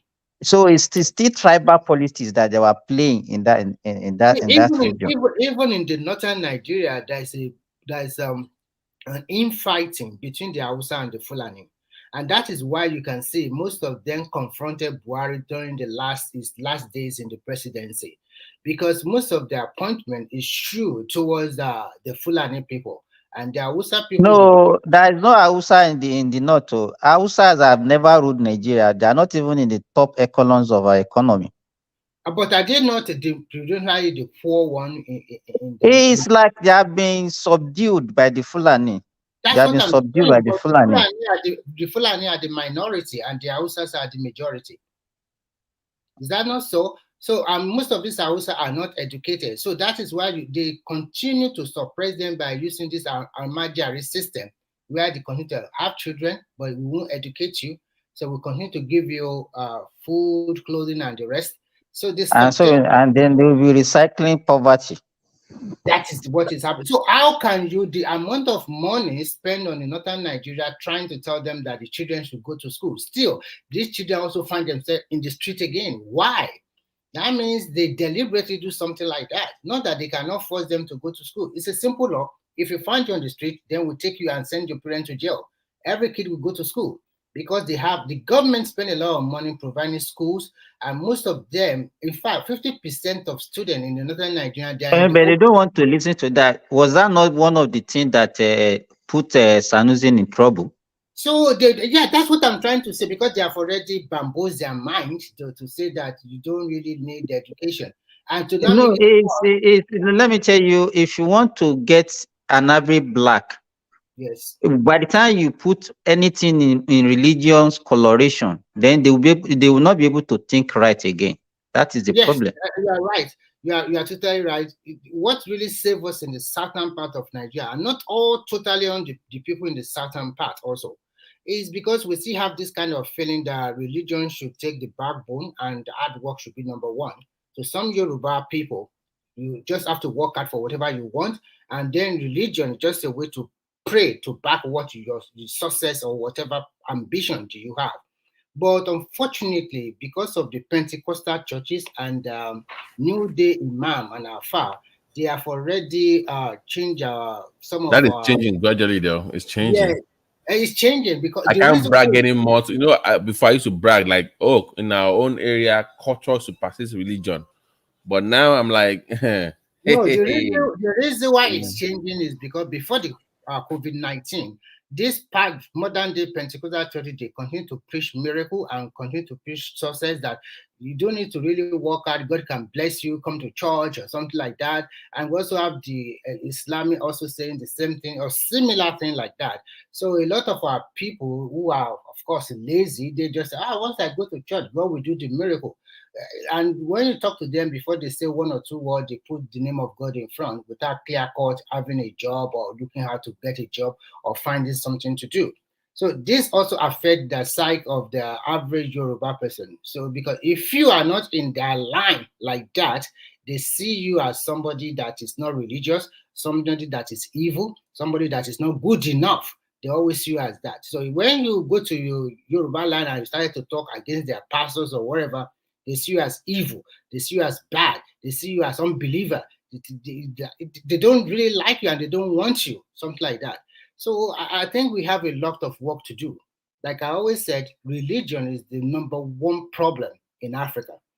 And it's number one problem. But Remy, I used to think that it's poverty that actually entrenched religion in No, Africa. no. But when I see people from diaspora who have lived there for at least decades, and sometimes the way they talk, it amuses me. And so I think I think it's the mentality, not really poverty. Actually, when I went out, also I also have the mind about prayer first. But when I get to a country that majority of the people that their population is 12 times the population of Nigeria, and they don't believe in actual God, and they just believe in their hard work, and their people are truthful to one another, I continue to now search. I continue to now rank my brain. What is really going on? These people never go to church. They have church, they have mosque, but not as a lot like in Nigeria. They don't care about church, they don't care about mosques, and even their Buddhism or Buddha, they don't even go there. Everybody just think, once I graduated, this is what I want to do. I can find a job, I can move to bigger city, and their life is prospering. And I ask myself, these people, they never believe in nothing. At least there is God there too. Why is their city very good? Why are people very, very good notion? Why do they have good deed every time? Why do they even think? And every Chinese will ask you, are you progressing? They don't want you to be telling them lamentation every time that my life is bad. They don't like it. If you tell them today my life is, they will be very happy. If they see you buy a car, they will be very happy as a foreigner coming to their country. If they see you living in a good environment, they will be very happy for you. They continue to say Jayo, that means share you up every time, share you up every time. So when I see this culture and I see, and then just opposite our culture in where I came from, I was like, oh, we have a long way to go. And if Remy, so if you look at it now, we have China of about 1.2 or 1.3 billion. 1.3 billion. We have India of about 1.4 billion people. And so they are taking like almost to, I mean, 1/3 of the world population. And then somebody will come here and tell me that it's only one person, through one person that you can go to. So all these people, they will go to hell. They will go to hell. India would have overtake China for a long time. But unfortunately, because of the class status in India and because of religion, it's also slowing them down in India. But unfortunately for them, because they like to be educated and they continue to send their children abroad to learn a lot of things. So all those professionals, because in an average India is a family man, they're always patriotic to their country, no matter how they stay in abroad. You can see an Indian man before he can go outside of that class to marry a non-Indian. I will tell you the chances is nearly 5%. Most time they continue to feel like marrying from their own class, and they have this tradition of trying to give back to their community or to their society. But when you look at the Nigerian context, even if you want to give back, the people you want to give to spread the money, they are thinking about themselves. They are thinking about how can I put this money in my own pocket. So that I or me situation is still there. Even among the family, it's always, even if you are trying to have your own immediate family or extended family, you want to spread everything, you give it to one person, that person will just pocket everything. So the mindset is not really good. I don't know how we are going to do it. There's a lot of work to be done. Because if the orientation from birth is not good, when I was in the primary school, I used to have teachers that would teach us civic education. They would tell us how to be patriotic to Nigeria, how to be good Nigerians. and they will continue to tell us good things every time, and they continue to encourage you, and they continue to, like, of course, those have the cane aspect. If you did not perform very well, your teacher will beat you, and when I get home, my father will also beat me again because I failed that particular subject. But if you just opposite it to today, it's totally different. So no mocking the society. In fact, it's a lot of work to be a president in Nigeria or a governor. If truly you want to be a good leader, you have to. Let's just call it what it is. I know you're being nice. Aaron, Nigerians, Aaron. So they need a high. Let's be honest. Let's be honest. You're good. They need high-handed. That you can't be too nice with Nigerians. You want to lead them. You must have that kind of OBJ kind of attitude, where you're like, no nonsense. I will mess you up, but I'm nice. Yeah. So that's the only way. You just look at the last election. After the result, you just look at how they continue to bastardize the country. This is the same country you came from, and you continue to speak ill of the country because your candidate did not win, or because you don't like the person that they declared the winner, and you continue to bastardize your country. I've never. And do you know, Remy? Do you know? You know, they've always said that the window for somebody from the South to become president is very narrow. Yeah, I know. It's very I think narrow. I think Obi just closed that window now. It's over. I see him as a very, very selfish person. The guy just ruined his own tribe. Just ruined your chances to forget next year. I'm sorry. Because of you, some of your leaders in the Southeast, they let you have your way. Some of them lost their position. Some of them are senator in PDP or APC. They lost their position. So even they let you have your way, and you still continue to think about yourself. You don't think, and when they no more sit at home, you do not talk, you don't care, and your people are being maimed, your children are being flogged, the teachers are being flogged. You do not talk, you do not care. Only what you are interested about is you alone. So what kind of a leader is this? A leader that cannot sacrifice, a leader that cannot show us the people he has mentored over the years. You cannot tell us, you cannot give us one man that through me, you have mentored this man to be a governor, I've mentored this one to be a senator, I've mentored this one to be a top CEO in a company or something like that. How many people have you helped? Nothing like that. Everything is just about you, and you. And then you also want to use that religious angle to become the Nigerian president. God really saved that country. If he had won, then we are in the masses of all this Oyedepo and all these big church leaders. His own would be worse than Jonathan. Because it does not does not understand basic economics. Like, just think about it. What have you ever had in any society where a governor saves more than a year's budget somewhere? Like, where is that done? And things like cutting or saving is some kind of, I don't. Yeah, I don't. And when you talk to me, they say it save money. What do you mean? The money is. You have bad roads. You don't have good schools. What are you saving? Look at Lagos State, for example. I was watching the commission of the blue line yesterday. I was extremely happy because this is good. And then the governor said the red line that's from Okumaiko to Iju, not Iju, to Iju. That one will be commissioned by December. It's 96% complete. This is very good because once you open up, who cares about whether gas is 500,000 or is or 500 naira or 1,000 naira per liter? You hop on your subway. They are timely. They are on time. They are safer. You travel in a more friendly environment. The AC is blowing to you any time of the season. And the price is not so expensive. The IES is just 750 naira. And because of the palliative. By the way, they are giving them half off. I know. That's what I just want to say. Because of the palliative, they cut it down by 50%. So who will not like this kind of thing?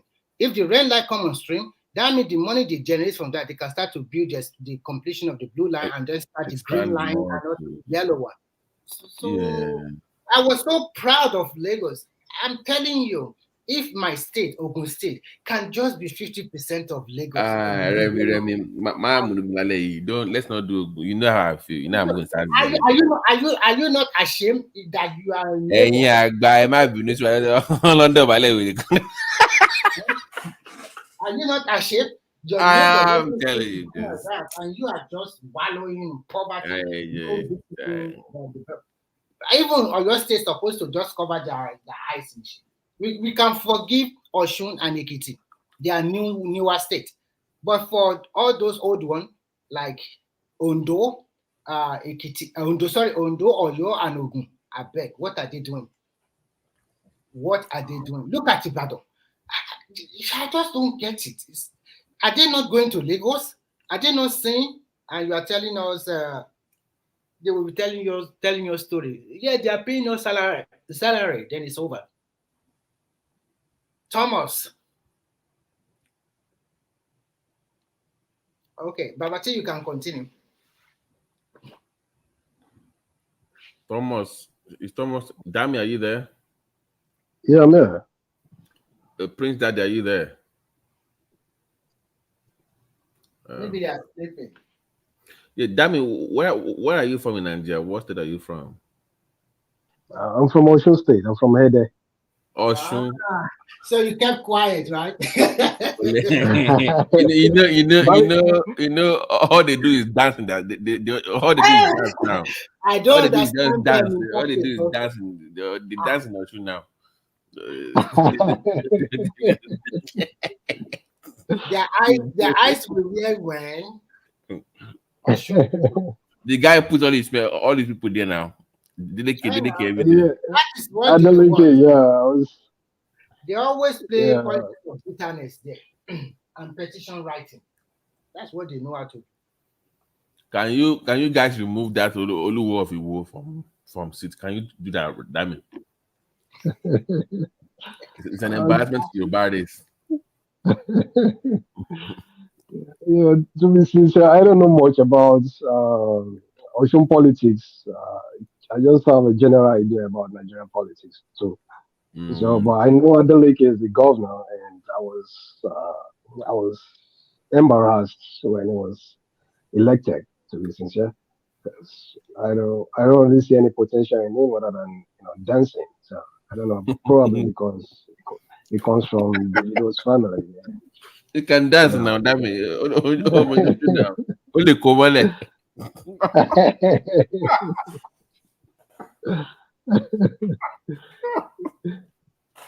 Yeah. It's been a while. I've not been in Nigeria for a while, so I don't really know much. And by the way, Babati, thanks for having my back when one man was trying to. No, man. The man had a PhD in Yoruba and he's telling you that you don't mind that ways. Yeah, it's not about grammar. Actually, it's been a while. Yeah, I studied in Russia, so sometimes I find it hard to communicate in Russia in English. Yeah, I studied in Russia, and can you bring up Paddy, please? Bring up Paddy now. Thomas. Yes. Can you bring up Paddy?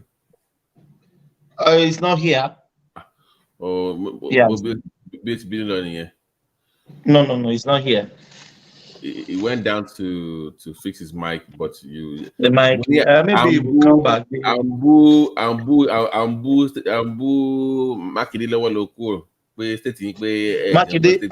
my governor. Why are you my governor? My good governor. You're good. See, I'm saying. This is the problem. The guys speak the truth when it comes to their state. They start telling lies. What do you mean? What has it done?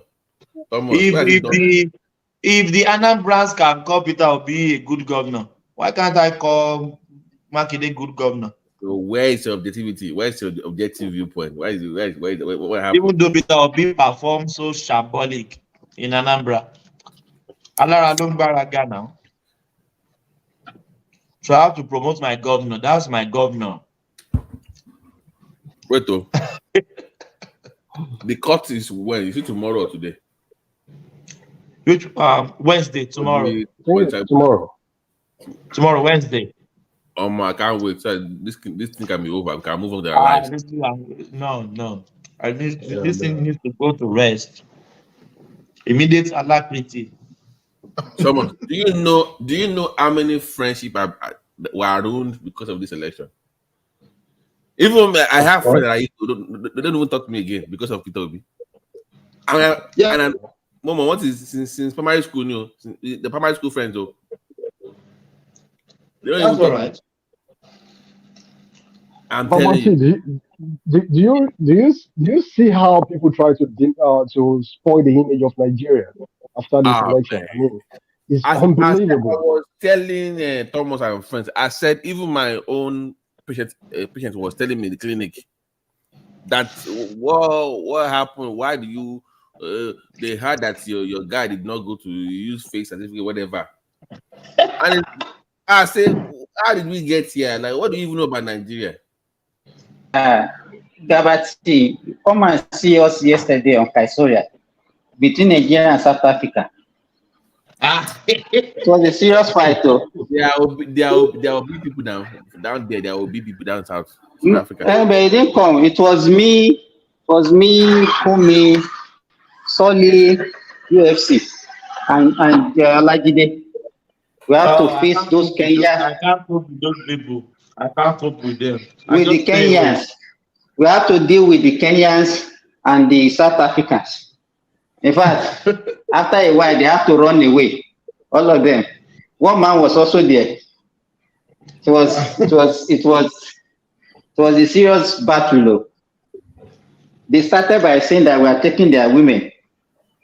And then that one is a global. I've already told them that Nigerians will always. That's normal for a Nigerian guy anywhere it goes. That's nothing new. But seriously, anywhere we go, But like Dami was saying, it's just, well, okay, don't mean to be tribal, but which tribe in Nigeria is known for hard drugs and narcotics and all this stuff in Asia? It's your side of the country, right? If you then go online saying that your president is a drug dealer, what do you think you're doing to your people in those countries? You're making it worse for yourself now. Of course. So why you How you do it? Babati, what my conclusion is, those guys are not Nigerians. They are just pretending to be one. So they don't care if Nigerians go to Thomas. No. Remember on this platform, maybe I should remind people on this platform. I know you will know this. When Peter Obi started campaigning, we kind of love Peter Obi on this platform initially. If you remember, when he first started campaigning. Of course, yes, I remember. When we say, we love him. It was when the Ipobians joined the group that everything went down the drain. When they say, let's go and vote for Peter Obi, they brought the madness from the Biafra movement into the Peter Obi campaign. That's when everything happened. And it will just go, it went down from there. So I think you do have the Ipobians that are causing the problem. But they are using Peter Obi's name to cause wahala. Peter Obi can't call them to order because the vast. They are making money now. Yeah.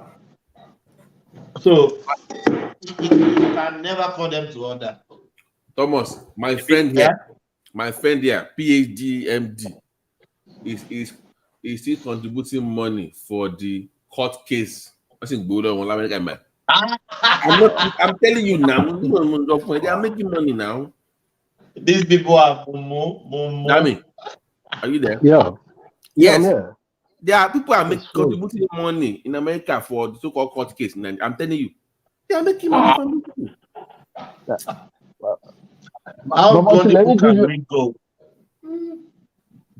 it. Let me give you an example, because I'm a marine engineer, so I work on a ship. I was talking to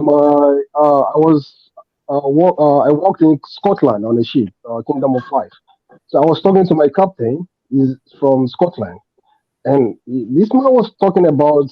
He has been to Lagos, so he was talking about the development in Lagos. That he was surprised about the development, like Africa is, is moving. So I think because there were no blacks on the ship, and even in the in the town. So I met a Ghanaian. I was doing bunkering to the ship, so I met a Ghanaian. You know, he was just walking by, and I was surprised to see a black man around the place. So I was talking to the Ghanaian, communicating with him, and my captain came across, and it was surprised to see another black man in the town. There were no black men at all. So I was trying to communicate with him, and the Ghanaian was asking me how I got a job, and you know. So after a while, the guy started talking about Nigeria, that we have a drug baron as the president, and how did we allow a drug baron to become the president of Nigeria? So I was trying to defend, the motion, that it brought to me, and the captain that had a high view about Nigeria, like he's been to Lagos and he was surprised about the rapid development, and he talked about the railway. So he was trying to defend us, like, come on, like, are you? Is that true? He was asking if that is true, because Lagos he has been to is very developed, and this Ghana doubled down on it, like saying, "Oh no, there might be development, little development, but that doesn't change the facts that your president is a drug baron. Why are you keeping quiet? Why don't you?" I was, El I Chapo. was, I was embarrassed. Like, come on, like, man, I'm short of words. I tried to explain to him that I don't know, probably his oppositions, like, there are a lot of good things to say about Nigeria. I don't know what these people want to get from it. Like, trying to spoil the image of the country, trying to make Nigeria look like. They were not Nigerians in the first instance. They were not Nigeria. They have their country. You know their country. They were not Nigerians. They were And not Nigerians, so they don't care. But They don't care. Thomas, like I said earlier, that part of the country had a slim chance of becoming president. With what happened with Obi, they should forget presidency. They are done. I'm sorry. No, they just see their fate with the way Peter B is going with all these. No, they are not done, Babati. Tinubu, if God willing, Tinubu will do 8 years. He's going back to the north another 8 years. So they have another 16 years. So after 16 years, they can come and kill again. No, so let me. They are not going to south. Let me be honest with you. When it comes down south, do you know where it's going? Like Dami says, it's going south. I'm being honest with you. That's just the way it is. If you put a south from Delta, you get somebody from Enugu, people are going to vote for someone from Delta. For the Delta, vote for Delta. I'm telling you. If you put somebody from Bayelsa against somebody from Anambra in the next 60 years, and you say you vote for one person, people are going to vote for somebody from Bayelsa. From Bayelsa, yeah. I'm being on the way they have behaved so far. I'm sorry. You messed up your. I'm not saying it's fair, but that's just the way it is. So. But Peter Obi knew he can't win this election. He knew. It's just fooling his gullible followers. He knew. He knew that he can't win this election. Yeah, I think he wants to run in the next 4 years again, 27. Who's stopping? Nobody will stop him. But all the gimmicks he used on this election is not going to work the next election. Yeah. All this religion card that he play is not going to work. Yeah. I don't think he does well if he runs again. I don't think he's gonna be as impactful compared to the last time. I don't think so. He missed the chance. He lost it. He can't. There's no way he can be a Nigerian president. I don't even think I think he has done so much damage to that I've never seen Nigeria that usually even when we fight, by now we should be drinking palmy and beer together and just laughing. That's the way it's always been. But this one, even I personally, I can testify that even I have lost people that are my friends from that part of the country because of P2B. Because me, I would If you lost them, are they paying your bills? no, They are it's not like paying your bills. Yeah. no, it's like me trying to be objective, but people are just they are heavily invested in him emotionally. So when he lost, they just couldn't fathom the idea of their man losing. And me trying to be so now I've been you know how they tag you, oh, it's not your brother. That annoying statement. Tinubu's your brother because he's Yoruba, then nah. But even if he's not he's the president. So they think that some way somehow Peter B is going to walk out of the court system on Wednesday and be declared winner. That's what they actually think. And I worry about it. If the government is not careful, these guys might do and undo and start causing while all over the place. They should, like Thomas will say, that would That if is we it. do Lock anyhow. them up. That is it. Just lock them up. I knew with what they are planning. I know the security agency too. They are up to the task. If anybody raise any ugly head, For me, I'm sorry. like how can you say you want election at the same time you want to release Nnamdi Kanu? Like actually, how many things do you want at the time? Like it's not the conscience the agenda. I don't get this. You know what? Just go ahead, Thomas. Let me even Babati, what really transpired because before that election, they were propagating secession from Nigeria, and all the people they supported that can or whatever. So, but after that, when Obi came out, the reason why all they are selling all this narrative all over the world, I will tell you why. When you look at the African continent, you will see they are the one doing trading in almost all of these African countries. So they were like selling this narrative to them that they were elected drug baron or something like that. It was like a fire spreading among their tribe. We have to like do a lot of propaganda, tell a lot of bad things about this guy. If we can do that, then we have some Yoruba people who also believe in this cause. They hijack the NSAS movement and they hijack it very well. And unfortunately for Obi2, people like Obasanjo and the rest, they are also behind him. And Obasanjo won that power back, power by proxy, okay? Because he knew categorically that if Obi become the president, he will be able to. He will be the president. He will be the president indirectly. Of course, he will be the president. In fact, if Obi has won, there are so many people that will be controlling him. The religious leaders will be controlling him. Obasanjo will be there doing his own stuff.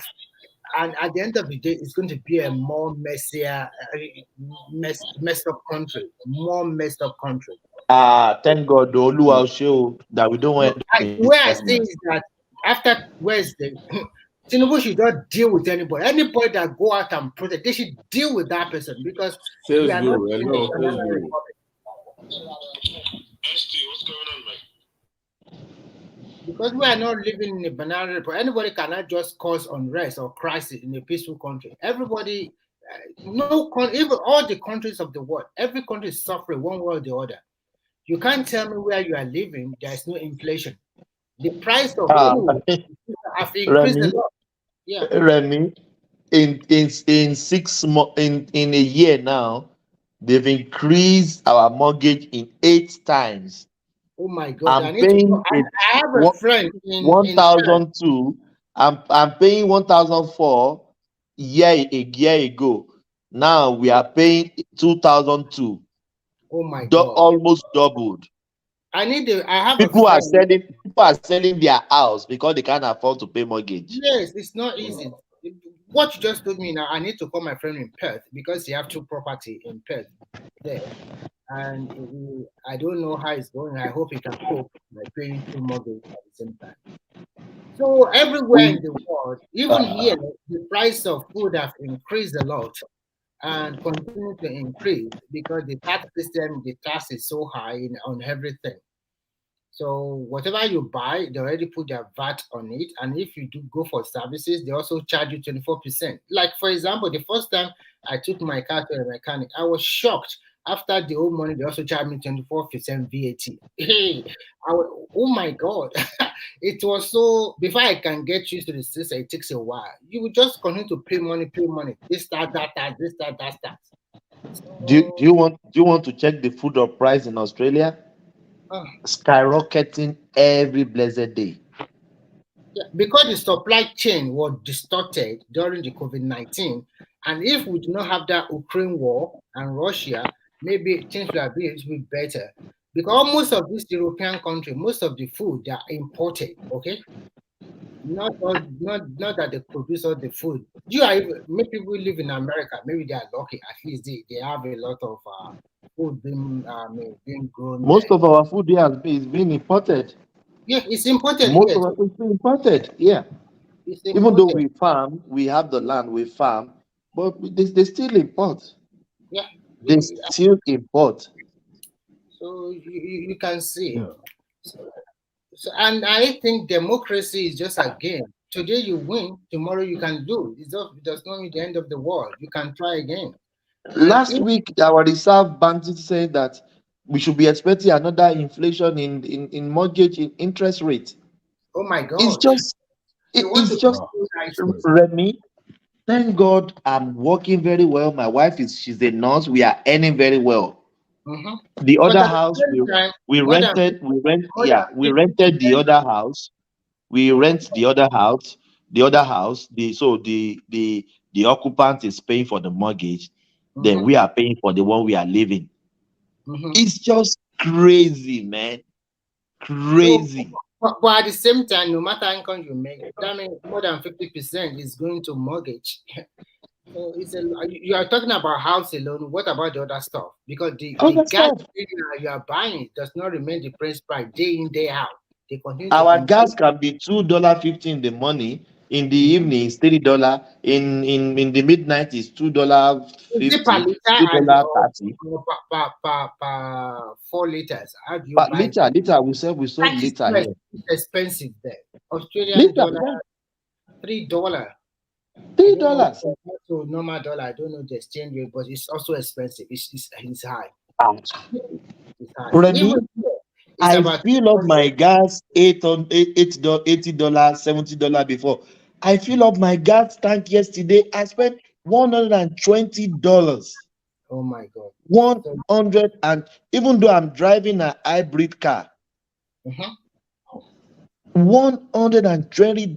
I've never filled up my gas $120. The phenomenon I witnessed is that more than 25% of people already changed totally to electric vehicle. Because here we have a pole, and if you want a charging pole, they just come and install for you. So most people now are driving. They encourage electric vehicle. So in the next 5 years, those crude oil of Nigeria should start to get their heart very well. Because crude oil is not going to be the main thing anymore. The way they are going in Europe, they continue to buy more electric vehicles. Come and see them. Mercedes-Benz, Volvo, all of them. But Remy, there is inflation everywhere you live. But we are complaining in Nigeria as if the government is punishing our people. If there's inflation in America, in Australia, so what do you expect to happen in Nigeria? The problem in Nigeria is the communication and perception. The perception is still there for a long time that anything that happens in Nigeria, if any bad or evil thing happens in Nigeria, is the president. If I don't have food on my table, it's the president. If anything that is wrong, you have to blame the president. They never even think about blaming their governor. Everybody just blame the president. Like if the president have to provide everything for them. So that's the perception about our people that our leaders are evil. But I always ask people, leaders come from followership. So when you are blaming your leader, indirectly, you're also blaming yourself.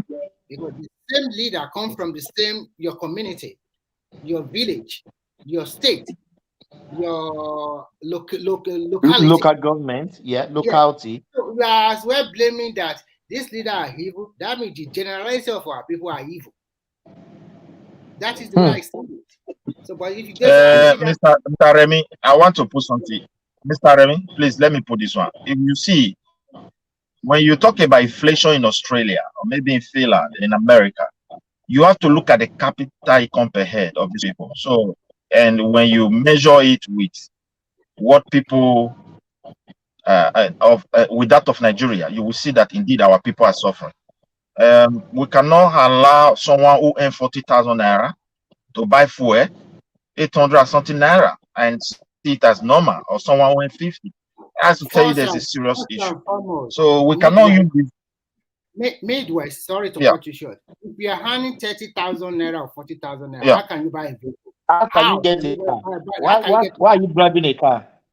How can you even get it? With your 40,000, it's not enough for you even to buy a car of 500,000 naira in Nigeria.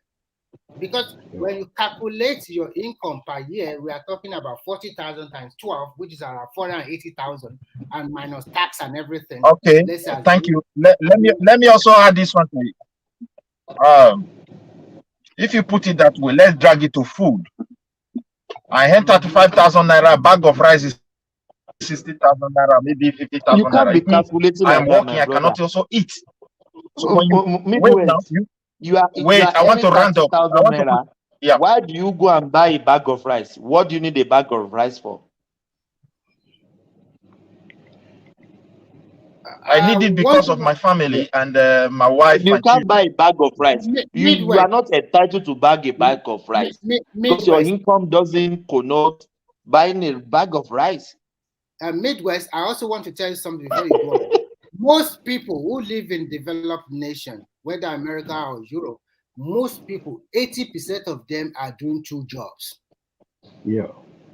2 jobs. Go and ask Remy, them. I have 4 jobs. So you see now, at least minimum 2 jobs. So you can minimum 2 jobs. You can't survive without 2 jobs. Just suppose it that they also work hard for them to also pay all those mortgage and whatever they want to do. 2 jobs. Remy, I think most Nigerians, they have the victim mentality. I don't know. An average Nigerian think they think Nigeria is the worst place to live on earth. You know, like it's almost like they're getting an award for being the poorest nation on earth, which is not true. And when you see most Nigerians, they talk about the minimum wage in Nigeria. Oh, you can't get a bag of rice, but they compare that to the average wage in developed countries. They don't talk about the minimum wage in developed countries. Look, the reality is, if you are earning a minimum wage in England or in America, you can't afford. I mean, you find it hard to afford a lot of things. You can't afford your rent. You can't afford your bills. You can't even buy a car. You can't afford a car. So I don't know where the mentality comes. Like comparing the minimum wage to the average wage in developed countries. Why don't you compare the minimum wage in Nigeria to the minimum wage in developed countries? Damian Thomas, wage is being paid hourly. It is the hour you put, and that if they say you are going to work for 1 hour, you will sweat that 1 hour. It's not in Nigeria that you collect your salary at the end of the month and you might decide to don't go to work or do half day and go and do your business, go back to your shop or something like that. I'm talking about the civil servant. So, but here you work per hour. So the hour you make, then you get paid. If you don't do that 1 hour, you do put in the hours, the hour you pay at the end of every 2 weeks or maybe a month, that's what you get paid for. But in Nigeria, they have the luxury of working as a civil servant. Majority of them, by 12, they are gone. They have other side gig they are also doing, like have their own shop. So they don't really put in the man hour there, if you really want to calculate very well. Everybody is changing the system. And if they want to do something, the most important thing they will think about what they can get from you. You have to put something on the table or before they open your file. So the corruption is not only about in high places, everywhere. So like Babati said, if you, and I always advocate for this, Nigeria need a little bit of iron hand. All this democracy about America we are talking about, human rights, this right, that right, it's not going to work. Because if it works, that country will not move forward. Before anything happened, the so-called Umara will be shouting, "Yeah, President Biden, come and help us in Nigeria. They are killing us," and which are totally false. It's not true. The same Lagos you said they are not doing. Even the subway line, the one they just opened yesterday, is even more beautiful than some country subway. It's more even highly stand. The standard is so high that some other countries have been into that have traveled to.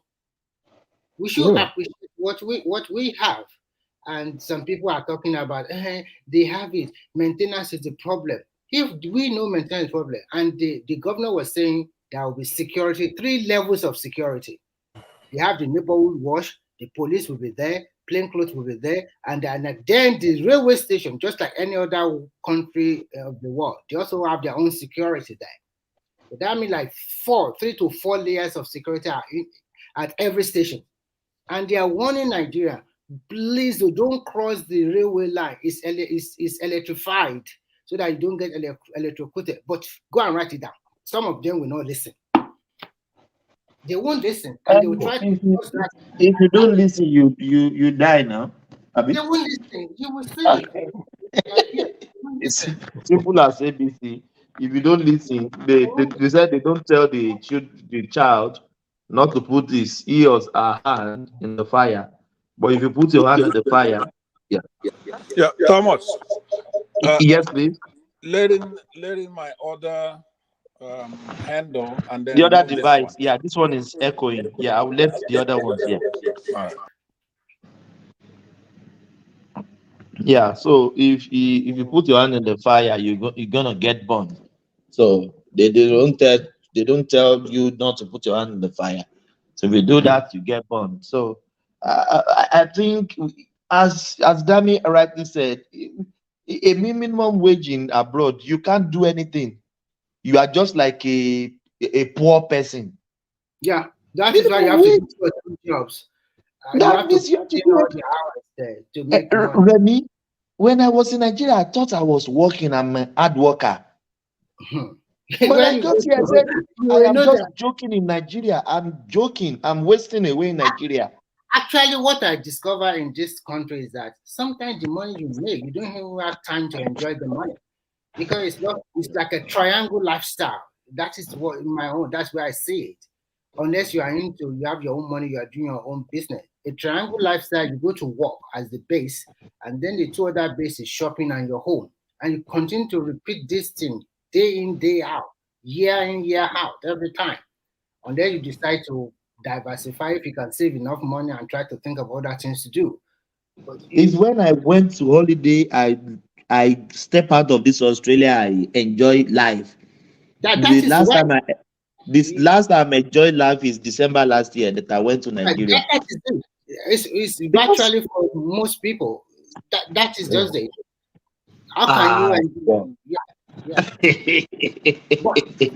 If you have a job in Nigeria, if I would advise, if your job is good and paying you very well, don't trouble yourself. If you have a stable job in Nigeria, there's no point traveling or migrating. Doesn't make sense. Just build a house in a very good environment and enjoy your life. No. And this country, I don't know how you guys live. Where I am is boring, man. My only is church. Let me tell you my cycle: work, home, church, grocery. Work, home, church, shopping. Work, home, church. There is nothing else. I don't drink. If I'm a drinker or club guy, no, I will still be going to club. That is it. That's it's just not cycle. easy for you as a family man with your wife by your side. You go to club every night. You can't do that. She won't accept. African, she won't accept that from you. So that is life generally. There is no bro, daddy kan. I want to go and visit the family. There is nothing. Nothing. Everywhere, in Western world, they promote individualism, in which everybody just think about themselves. So, and they can do whatever they like with their life. So you can, like, for example, you can step out of your street and you might not even see nobody. You can walk miles, nobody even say hello to you. You can do whatever you. So it's not I so live in a neighborhood. My neighbor don't even greet me. great you Can you from who are imagine? you? It's the same thing here. Yeah, when you go lifestyle, a gentleman's life now. Yeah, Who cares that's about? it. They don't even greet. When I bought another house, we moved to Indian community. That's why I have friends that they will say good morning in the morning, good morning, how are you? But Because when you I are was able to be with the whites, they don't even greet you. They don't even want to Yeah, associate with themselves with you. yes, it's true. Ah. It's yeah. true. Yeah. Australia uh, is even worse. Australia is uh, worse.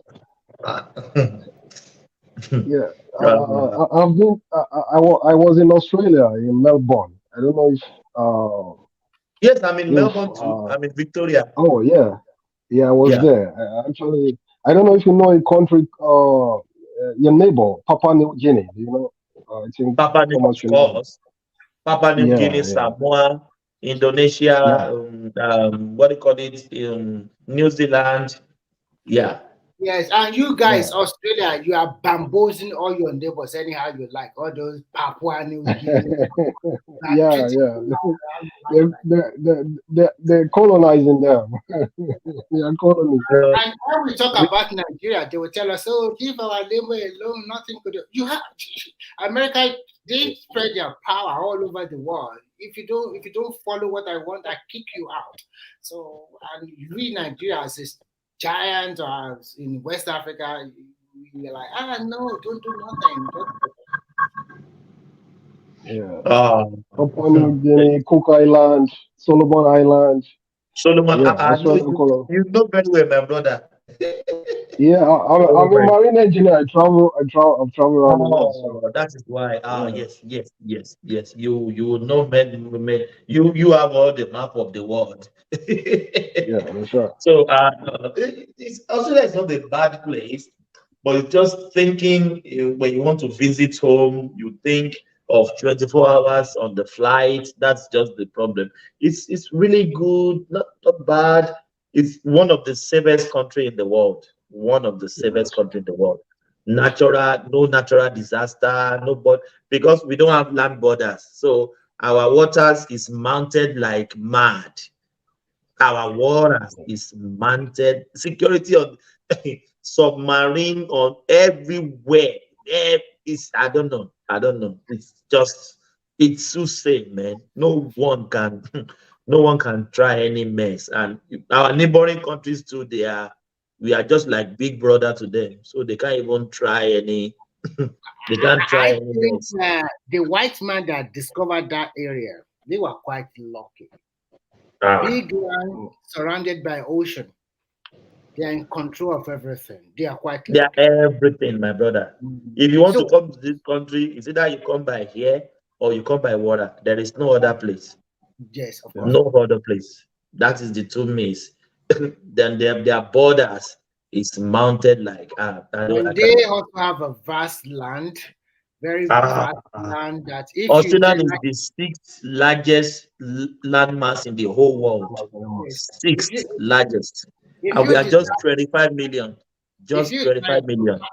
my, so I hope the community, okay, Melbourne is a big city, but my friend live in Perth and he Fair, told me yeah. that if you don't mind, if you go and buy a land which is quite cheap in the countryside, then you are going to be living with crocodiles, snakes, and all those. Crocodiles and snakes, of course. With kangaroos and Yeah. um They encourage you to buy land and say some Australia, that's what they do. They buy acres yeah. and acres of land in the vast interland or countryside so that they can have a big farmland and they live with the nature by oh themselves. my god. You can drive 24 hours. You will not see one house. Hmm. When you are traveling, going to pets, go eat. Oh my God. The land, I don't even Yeah, think but somebody can say I own those land. Yeah. Thomas, you know that China is one of your rivals, even though you're a little far away from there. Yeah, Yeah. that's right. And they don't need a road linking you up in order to deal with you. You have 25 million people. You get your Yes, 25 million independence. people. in 1901 from Great Britain, right? Yeah. A country such as Australia, which is about, I guess, 50% Christian or something like that, if I'm memory serves me right, and then 38% people who don't have any religion. I think it's 43% Christian, Religion. no religion, 38%, and then Islam 2%. Yeah. So one of the things you benefit is the same thing that Great Britain benefit from its racism, white racism. They let you, they leave you alone to survive, including Britain. Britain would have been destroyed a long time ago because of the wrongs they've done to a lot of other countries in Africa, in Asia, and others. But so your defense is still the United States. Any day, the United States, this let's say Obama, if he was a good guy and he's actually Afrocentric, like me, if I had gotten in there, I would have let you guys taste a little bit of what you've been doing to Africans, right? If I had gotten in there like Obama did, I would have let Britain be on its own for a little bit, right? And have people separate them from Scotland, Wales, all those people that want independence. I would have given it to them. So your country is small. It's the United States that's guaranteeing your safety. Right now, you're like a satellite for United States to rival China. China wants to deal with you, and they can. Do you understand what I mean? They don't have to have a road linking you to their country. But anyway, that's by the way. You said earlier that you paid $120 to fill up your tank in the last few days. Even though you have how many oil wells do you guys have? Oil fields? Oh, what do you mean by oil fields? Oil, petroleum, yeah. They have, but they are reserving it for when everything crumbles in the whole world. So we are still importing our fuel. Right. They cannot. They're just keeping have their it. cake. They cannot have their cake and eat it too. If see, that's the thing with Africans like me. If I'm a Nigerian president and I see something like that, I'll be very upset. Right. You look at how little you're paying about the same thing everybody. Those who have oil, who are using their oil, right? Like us in Nigeria, you pay the same thing. While else you don't want to use your oil, you want to keep your oil for a rainy day. You ought to be paying. They are keeping it, saving it for rainy day. Saving it for a rainy day. You should be paying $10 a gallon at the minimum if you want to keep your oil, right? We said liters, liters, which is about 4 liters make a gallon, right? Gallon, yeah. Yeah, it's okay.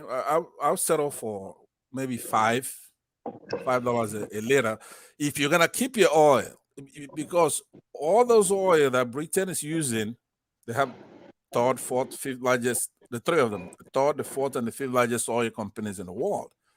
That's our oil. They don't have a lick of oil, but a little bit in Scotland. It's unfair. So I blame the United States for all that nonsense because, you could even see with this particular administration where Saudi Arabia, their existence depends on the United States. If the U.S. doesn't guarantee their safety, these crazy Arab Islamic fundamentalists would have taken over that place. They're not going to let a family keep all that oil and all that money. But anyway, so Baba T, I'm very is Baba T, you here? Is he here? I'm here now. Sorry, I'm on call. So I was away. Yeah, I'm very disappointed. Whenever I hear you talk, when there's no Igbo person on this panel, and you succumb and you go to the bottom of the barrel, and you talk like Remy here, for example. It's not fair. You're my favorite panelist when you come up. It's a pleasure listening to you all the time. I appreciate that. I appreciate it's also reciprocal. But I was just addressing that. Like, if you listen to my earlier, I said never in the history of our modern politics have we seen where usually when we fight as Nigerians, we heal, we drink, we just move on. But this one, it just feels different. Like I've never seen this level of division. Like a canker worm. Right, but you know the healing. We all, boys are always gonna be boys. I don't believe in what they call masculine toxicity. Right? You know, men, you come out here, you banter, and that's okay. Right. But there are people who really mean it. You know, when you, for example, Peter will be as a phenomenon. Right? It's a Nigerian phenomenon. It's not a Southeastern or Igbo, even though it should be. And somebody could argue it. For example, somebody like myself, I'm proud of him, right? As it's not perfect, but everything's relative. Now, there's somebody who made a constructive criticism of Peter Obi along with the rest of the trash everybody was talking about.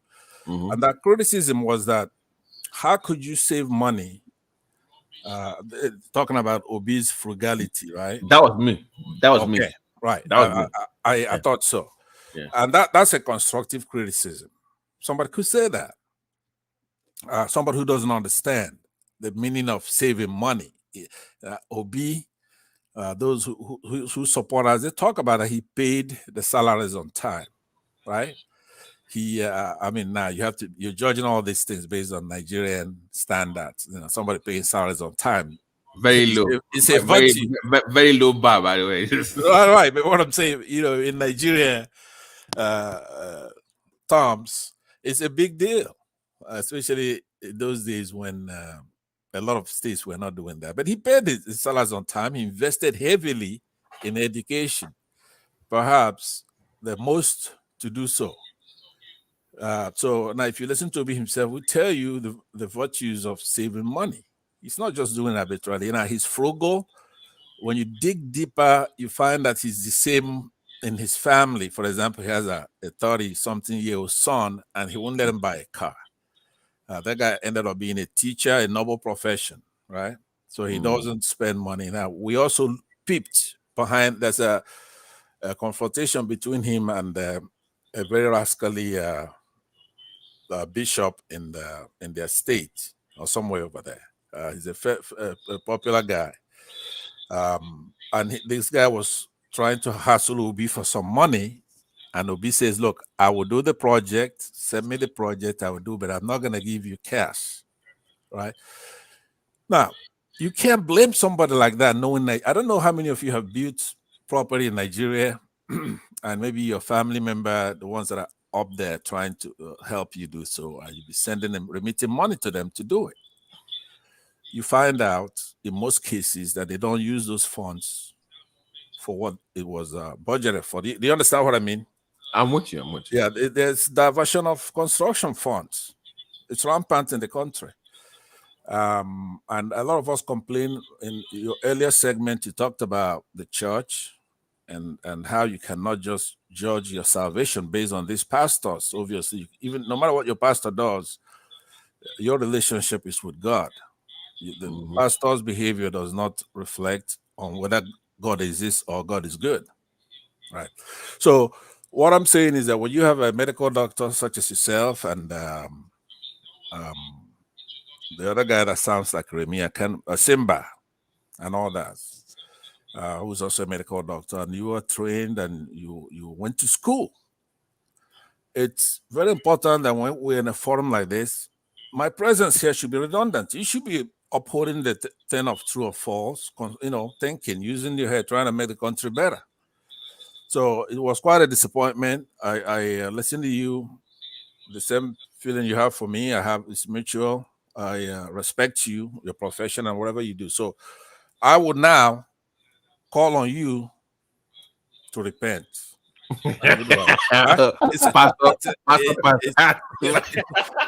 It's not, we, no matter what we all say, Yorubas, Igbos, we're Nigerians, we're true Nigerians. We have a lot of no. You are missing my point. My bigger point was that part of the country needs to get their politics right. That was what I was trying to say. Like, once you get your politics right, it will be easier for you to then run for office. Because, like, maybe you might not agree with me, but I think you agree with what I'm about to say. I think that this was supposed to be your turn, and you lost it because your politics were just wrong. You were not very tactical. Okay, well, let me respond to that. I disagree on both counts, both the premise and the conclusion, right? Really? Number one, let me first deal with the conclusion. I believe that P2B won the election by a wide margin, right? But we have a tribunal coming in the next 24, 36 hours. So we'll find out what they think about that. But by all reasonable conclusions, even when you look at the polls, I can post one now for you. I don't know if Thomas has the ability to share it. Let me post one on the private chat. Now, Obi consistently, in all the polls that I saw, he beat everybody. So let's not sell Nigerians short, okay? Nigerian people, when I say that Obi won the election or that he featured very well in the polls, I'm not saying that the Southeasterners made that happen. No, Nigerians. It was Nigeria. Okay, right. Yeah, Nigerians in general were yearning for progressivity and trying to move along, and the Nigerian spirit. And they found that in P2B. He embodied all that stuff, right? Even notwithstanding his faults. For example, the one you pointed out, which is frugality, that was dealt with, trashed out, lampooned, and some of us enjoyed it. It's one of his characteristics, and it's not evil, it's not mean. He doesn't go overboard, and he still does it with his own funds, with the state funds. He doesn't. I've seen him give his speeches when he's talking about his frugality. People are laughing and crying and falling on the ground. Can I ask you though? Like, let's say tomorrow the court says he lost. Would you advise him to pursue this further at the Supreme Court level?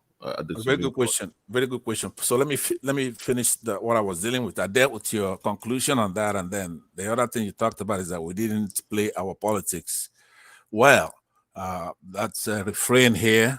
It's often cited, but people who are participants on this panel who are fair, Yorubas, Igbos, Hausas, they point out that that's not true, and they really give cogent reasons, but for some reason it doesn't stick. So I don't think I could do much better than that, but to say that the nature of politics in Nigeria, you still have primordial sentiment, you have Christianity versus Islam, you have North versus South, then you also have Igbo versus Yoruba, the tribal stuff, and then all the complications that go along there. So there is no expert in that. What the only cure for it ends up being what we had, which is a good candidate that goes around, that can go out there to the Hausas. They won't accuse him of tribalism. They won't say he's achieved his things based on nepotism, religiosity, and all, even though they're trying to pin that on him because there is an unfortunate statement that he made out of context. Because when a politician goes to address a body, if you're talking to kids, you're going to say, say you went to school, elementary school, and you say, kids, this is this. Okay, so following that, you go to a church, you're going to say, church, this is what I want you to do, right? So, but then... Oh, you mean that take back your country stuff at the church? Yeah. Out of context, it's not good. I've always said, to be honest with you, that there was no need for him to go to church, because once Tinubu said Muslim, you already had a church vote. There was no need for you to start making rounds around the place. That was a mistake in my opinion. But okay, well, somebody could say that as well, and I disagree with it, but a reasonable person can say that. I believe that he methodically tried to expand his base, right? He went everywhere. He talked to everybody. He went to the press. He went to Islamic states and donned Islamic culture. He went to Christians. He went to Yorubas. He went to Igbos. He went to Ijos. He went to everybody. So you have to then, when there's ambiguity, because somebody who just looks at that statement, yes, can be making that kind of case. But then when you look at somebody's character and look at his antecedents, his spirit, his meaning, right? Then you'll be able to know what he meant by what he said. But having said that, the last question you asked me is a very, very good question. What do I expect to happen if this tribunal gets it wrong, right? I believe they're going to get it right. First of all, I believe that Tinubu is going to be removed from office in the next day or two. Thomas, hold on. Guys, hold on. Hold on. Let me clarify here. So it's one thing to Babati, I'm so sorry. Yeah, just okay. 1 second. Thomas, I think Adewale is trying to come in. Can It's you? in. Yeah, It's yes, it's already in. Yeah, You thank you. finally Oh, let sorry, me sorry in about after 3 years. guys, hold on. So, Pana, can you clarify? It's one thing to remove Tinubu. It's another thing to declare Peter Obi the president. So, which one is it? Like, would they call for fresh elections? No, Thomas, hold on. Let's clarify so we know where it's coming from. Right. Okay. Are they going to just remove him and call for fresh elections, or they're going to declare Peter Obi the winner? Which one is it? Okay, so obviously all these are prognostications that we're making. Nobody Sure, knows sure. what's going to happen. It depends on which of those things stick. What did they see? Were they thorough? How deep did they go? Does the certificate matter? And did they find that he had one or not? According to the Constitution, what kind of interpretation are they going to give the Constitution, right? Where it says you have to have X, Y, Z, and then if you don't have that, if they go methodically, go all the way down and try to sort this thing out completely, look at the votes, count the votes, find out which votes are valid, which invalid, right? Because you said they're I'm going to coming. remove him. Yeah, I'm coming. So yeah, I'm trying to give you the reason of what I'm going to suggest may happen. So it depends on which one of these stick, right? The things against there are many things that encumbers Tinubu, right? For example, the Constitution is very specific that you have to have a minimal certificate, right? High school, for example, secondary school certificate, WASC. So if you go out there, you claim you went to Harvard or whatever, and there's questionable over there. You don't want to show how you got into Harvard because you need that high school certificate. Okay, is that you? Is that him? Things if they go deep down, he may be disqualified if they apply the Constitution. What's going to happen is that the person who's fronting as a force by INEC will be disqualified. You understand? So if that happens, then they're going to order a total brand new election. Now, if they don't go that route and they go the route of accepting the elections, accepting the candidates, but now they want to see the votes, count the votes, legal votes, then they're going to, what's going to happen is they're going to find out that Tinubu did not win a single state. I mean, it'd be astonishing when they make the revelation of actually what happened. When you count out those votes, like I did mathematically here, I showed mathematically that he didn't win a single vote. His best stand would have been Lagos State. Let's just go back to February 24. I'm back, all right? If you see anybody, any conscious, any reasonable person, and you say, what states are Tinubu going to win? The first one they're going to tell you is Lagos State, and they're going to say he built Lagos. What was that Remy was asking for? Somebody that was a mentored. He mentored a lot of people in Lagos. He's from Lagos State. So the only thing would Obi and Atiku meet the threshold of 25% in the Lagos State. That would be the equation. It's not that they're going to straight out win it. Now, those opposed to that would say that there are a lot of Igbos in Lagos, but some others will come back. His supporters will say, look, you don't have that many Igbos in Lagos enough to take the state. But anyway, so in a mathematical, say somebody, you're going from 1 to 10, a scale of 1 to 10. So that will be his 10. The other 36 states plus the federal capital territory, there'll be variables, there'll be X. But at that date, on that date, before February 24th and going back, you have a mathematical formula that will be X is less than 10. So as you start plugging in for those X, Abia, it's going to be less than 10. Right? Remember that there's no 11 in that scale. 10 is the most, which would be his Lagos. Kaduna is less than 10. Any of those things will be less than 10. So when you put in the 10, which is Lagos, he lost. So there's no state that he could win.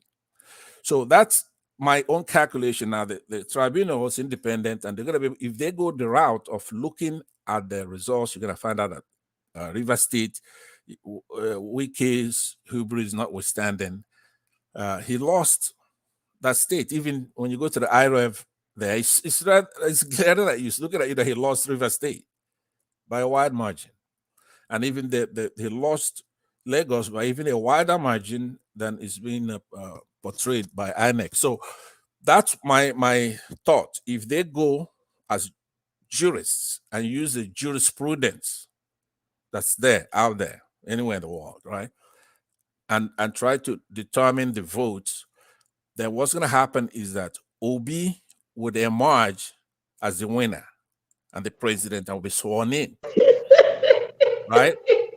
Atiku will come second. So hold on. Come on now. This is my opinion. I mean, it's my opinion, but I'm giving you the reasons why I think so. I'm not just throwing it out there. I'm You know, giving you the reasons. before you finish, please, by the way, however this thing goes down tomorrow, I think it's better that you come here and just talk about it. That would be something for us to want to hear your perspective, regardless of how the case. That would be something. Go ahead. Sorry. I will do that. So let me conclude, knowing that others may either have a question or have their own contribution, by saying that, as important as this Wednesday is, it's only if the tribunal does the right thing. If the tribunal doesn't do the right thing, but Pastor, hold on, please. What is the right thing? Hold on, please? Is it to reinstate Peter Obi is the right thing? That is your own right thing. Right. What I said. Hold on, please. Upholding Tinubu's election can be even the right thing. Your own perspective can be the right thing. Let me know when you want me to get in. Yeah, you can come in. Yeah. Okay. Look, I want you to know that as I sit here, I'm sitting. You can't see me, but as I sit here, I am talking to you as an African, as a human being, as a Nigerian, as a Biafran, right? I'm talking to you wearing all these hats. But one thing that holds all these titles that I hold together is true and false. I have to go with the truth. Tinubu, under no circumstance, is the right thing. With election notwithstanding, he's not the right person to represent our country. Fortunately, he didn't win. This is not knocking anybody. This is not talking to the Yorubas. Talking to Tinubu, not the Yorubas. Right? He did not win the election, so we can't divide ourselves about that. We have to move on. We have to get on with it. You have to understand this, Thomas, especially. I'm trying to talk to you because I don't know why. I heard you earlier when I was driving. That's why I had dialed in on my cell phone earlier. Say something about your governor. If the Anambra State people can praise their governor, why can't you praise your governor? Well, it makes sense to a degree, but not for us who like you in Australia. You've talked about how you have your house, you're making payments, and payments going up, and which means we all face the same thing in diaspora, right? So you're a responsible guy. You have a house, a mortgage. So it's heartbreaking that you don't apply whatever obtains, because when you talk about Australia, you're just one of us, just another guy, another Nigerian in diaspora, educated Nigerian. But when you talk about Nigeria, you talk in tribal terms. If there are a number of people are doing the wrong thing, praising their governor, you should admonish them. Two wrongs don't make it right. You can't go praising a governor that doesn't perform because somebody in Anambra State is praising their governor. Incidentally, some of us don't come from Anambra State. We have other states, and the same thing you find Anambra people doing. If it's horrible, I find the same thing horrible. There's nothing joining us by the hip. We're different states in Southeast. The Imo people have their own thing, and Anambra and Enugu and Abia and all that. We're all different, and Ebonyi. So the fear of the Igbo man, which there's a clip that if you have time, I want you to Google it one day. There's a guy has a comedic thing that he goes on. He calls himself International Abuki. That's his name. If you Google it, if you play it, it's very hilarious. It's funny. He's portraying to be, I don't know if he's Igbo. He could be Igbo, but you cannot tell from his dressing and the way he talks. And he's talking about, and he made sense in what he's saying, that nobody, that he says, we don't hate the Igbo, right? He does it with northern accent. Say they're afraid of the Igbo. Everybody's afraid of the Igbo. The British are afraid of the Igbo. The tribes in Nigeria are afraid. They love us, but they're afraid of the Igbo for whatever reason. I don't know what it is. And I found that even though it's a comedy, but that happens to be what it is. You don't like Southeasterners because you're afraid of them. So, but why go down, even if they're down below your own level? Why go down to that level praising a governor who's not performing just because a number of people, and I'm using that as an example. It's not that serious, but that kind of tells you what you're doing with Obi and Tinubu is the same thing. So we have to get the country right. We have to get the politics right. We have to do it. We have to do it. So some of the criticism that's leveled at Obi, some of it he deserves it, some of it he doesn't. But then when you look at everybody else, to me, I believe that he's one of the people that's going to quickly pull us out of these problems that we have. Even his frugality will help. If you cut the excesses that these public officials, they take probably over 75% of Nigeria's income, revenues. These politicians share it without building anything with it that you can see from space. There's no monument or anything. They practically just take our money, take out everything that's made to educate and feed the people and do the things. And they just take the money.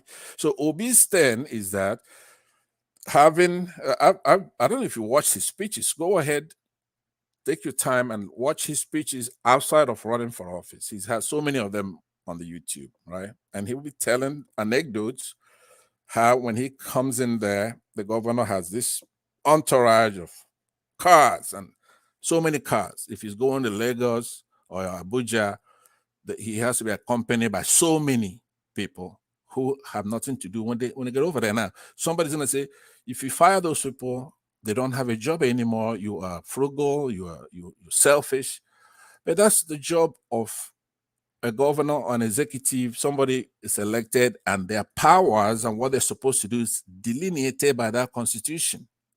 You cannot go there to be a nice guy, to spend the people's money.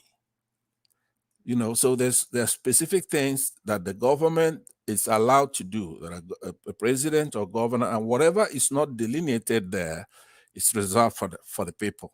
So that's what I'm saying. So some of those things are a little bit more complicated than that. But anyway, to finally just wrap it up, Baba T, what I'm saying is that when this tribunal comes in, let's say they do the wrong thing. And now to Thomas, the wrong thing would be to ignore the Constitution or not to get down and see how those votes, since INEC did not transmit it according to clause 38 of procedure and guideline for that election, procedure and guideline 2022 for the 2023 election. It's right there. You have to transmit the results from the polling unit to go to the IREF, the system, so we can see it. Is the only way to show that it's transparent. You have to have a transparent election. That office doesn't belong to him. It's a public office with laws, including the Electoral Act. And part of the thing that Electoral Act, remember, many people worked so hard, intelligent Nigerians, to have that Electoral Act signed. Transparency is important. You cannot say because I'm the chairman, I could do whatever I want. Because if you extend that reasoning to logical conclusion, let's say on February 25th, midnight, 2, 3 in the morning, he comes and says, you know what, I won the election, me, Mahmoud. I won. What are you going to say? Because it's a possibility he could say that. You can only point out to him that, look, you couldn't have won because you did not run, right? And you're going to be able to methodically go to court to show that he did not win. He's not a czar. He doesn't tell us whatever he wants. We have to go by the Electoral Act. We have to go by that procedure and guideline, INEC, to show the courts that he did not run for office and he couldn't have won. He couldn't make himself president. So now you go to lesser degree. If he couldn't make himself president, he cannot make Bola Ahmed Tinubu president. We are a country of laws. So that is the approach. If the court does that, then it ends the matter. Now, Tinubu will be removed from office. He could appeal to the Supreme Court, but Obi should be sworn in right away on Wednesday. If the court then decide not they decide to be corrupt, right, and they do not itemize things, now is there a possibility they go and they look at the votes and Tinubu won? Fine. If they show that, that would be the right thing to do as well. To answer your questions, Thomas, if they could go and count the votes, valid votes, and show methodically that Tinubu won the election, fine, that'd be acceptable. It's impossible, but let's just say something like that happened. An unlikely event, something like that happened, right? It should be accepted. But if they just play with everybody, which I suspect that they might, that's a 5-10% chance they may do that, get corrupt or intimidated or whatever, and they continue this nonsense, then we the people, now remember all these guys, the senators, the courts, they are representatives. We have a representative government. The actual sovereign, the owners of that country are the people. They are the final authority. It's their country. If the courts, abscond and don't do their job, then the people will stay. And it's done in many countries, time after time. It comes in many ways. You see it going on in Niger, going on in Chad, going on everywhere else in the country. In their countries, they take back their country by force, by all means necessary. And that's what I recommend here. If the courts don't do what they're supposed to do, the people ought to now finally solve this Nigeria's problem this time. Get out there, take the country back by force. So that's my conclusion on that. Thank you.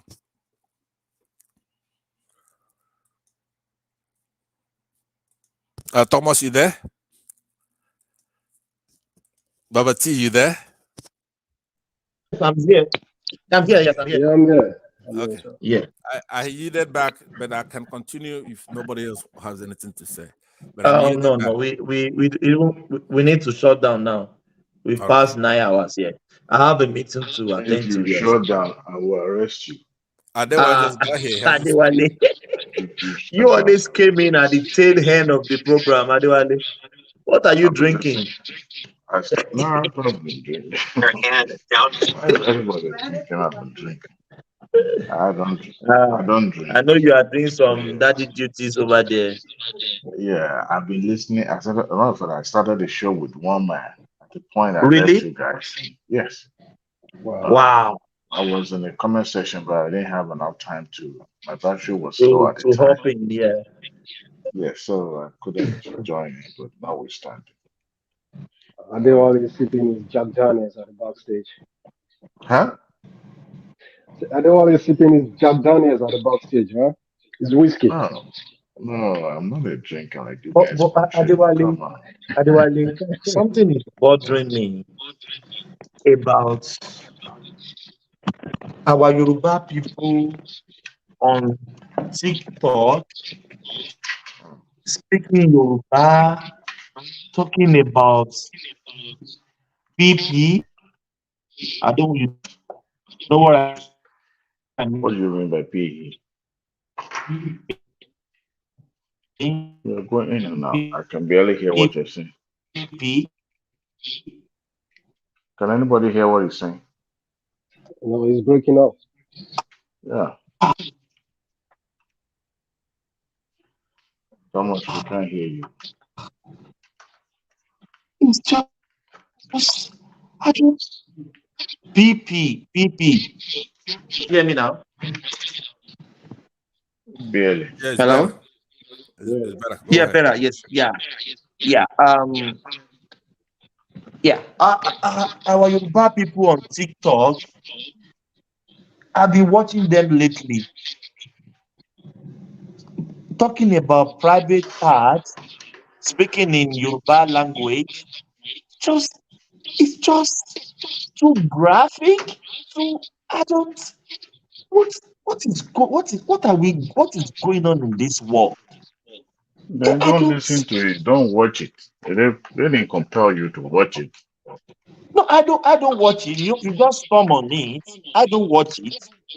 Hmm? We just it's It's just bound to happen.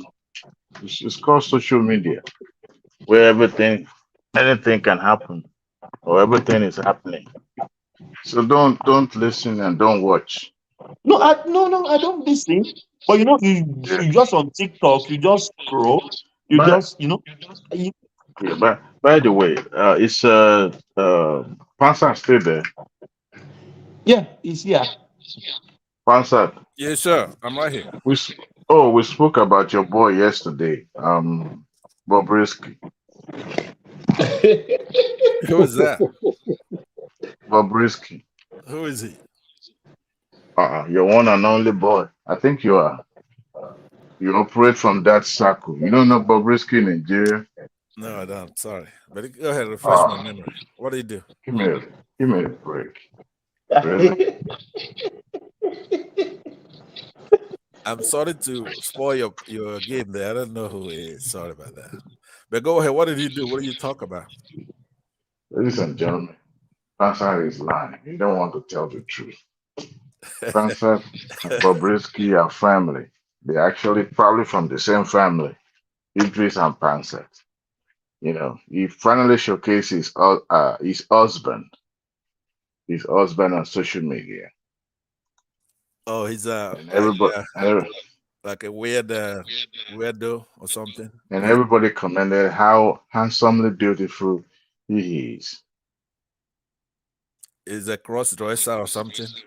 Are you telling me? I don't know anything about that. Anyway, But I'm not against people and their lifestyle. Like I said, there you go. people have a right to their own lifestyle. I don't begrudge them for whatever they do. So as far as they don't try to influence kids or do something illegal, pretty much. If it's just for themselves, entertainment, lifestyle, that kind of stuff, it's their thing. They're entitled to it. That's one of their rights as human beings. Right? Okay. Is that your position Well, as well? I won't say anything. I'm always listening, so I'd rather keep my mouth shut. Um, anyway, but I have my What own. about you, Baba T, the doctor? What do you think about They that? all they all spoke about their preference yesterday, and everybody Oh, okay. deferred to you. So, To me? but yes, that you are going to give us the details about your brother Bobrisky. Is he an Igbo guy, Bobrisky? You tell us who, we can't even tell whether he's from Igbo land or Hausa land or Yoruba these days. So Okay, I will he's a do a man of research he's a man of man. when I talk to you next time. I'll look into it. I'll research it. I have never looked into You that. should know better than us. Anyway, Yeah, I'll hey, check it out because our country is in such mess that Thomas. I haven't talked about anything else with that. Well, speaking of what Thomas Politics. said, in as much as we come from a very conservative background, Africa generally are very conservative, and we're hypocrites. We knew all this thing is happening, but now people are having more awareness. We hardly, when I was growing up, there was nothing called sex education. So, but I think our people taking it a little bit further by being a little bit vulgar about what they say on TikTok. TikTok is like an all comer.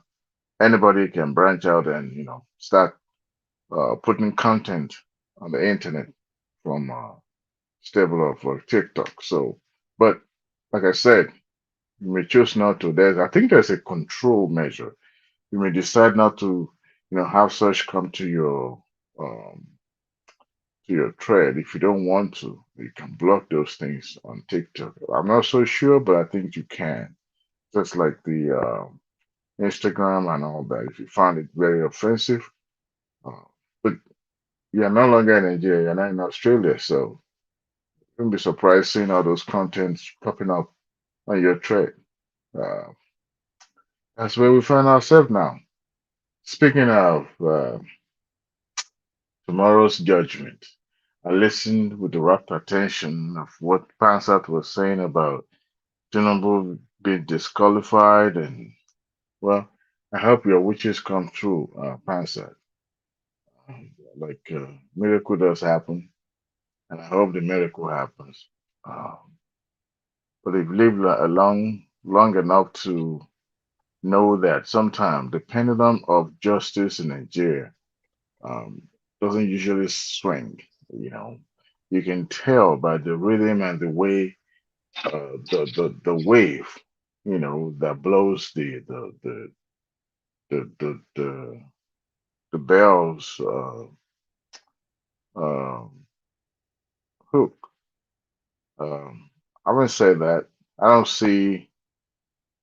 I haven't seen any pointer that shows that any, they will deviate from the status quo. I haven't. Um, what I'm saying is that it's possible that the the court is going to defer to the Heineck as an umpire, and whatever the Heinecks come up with is what the court is going to stick with.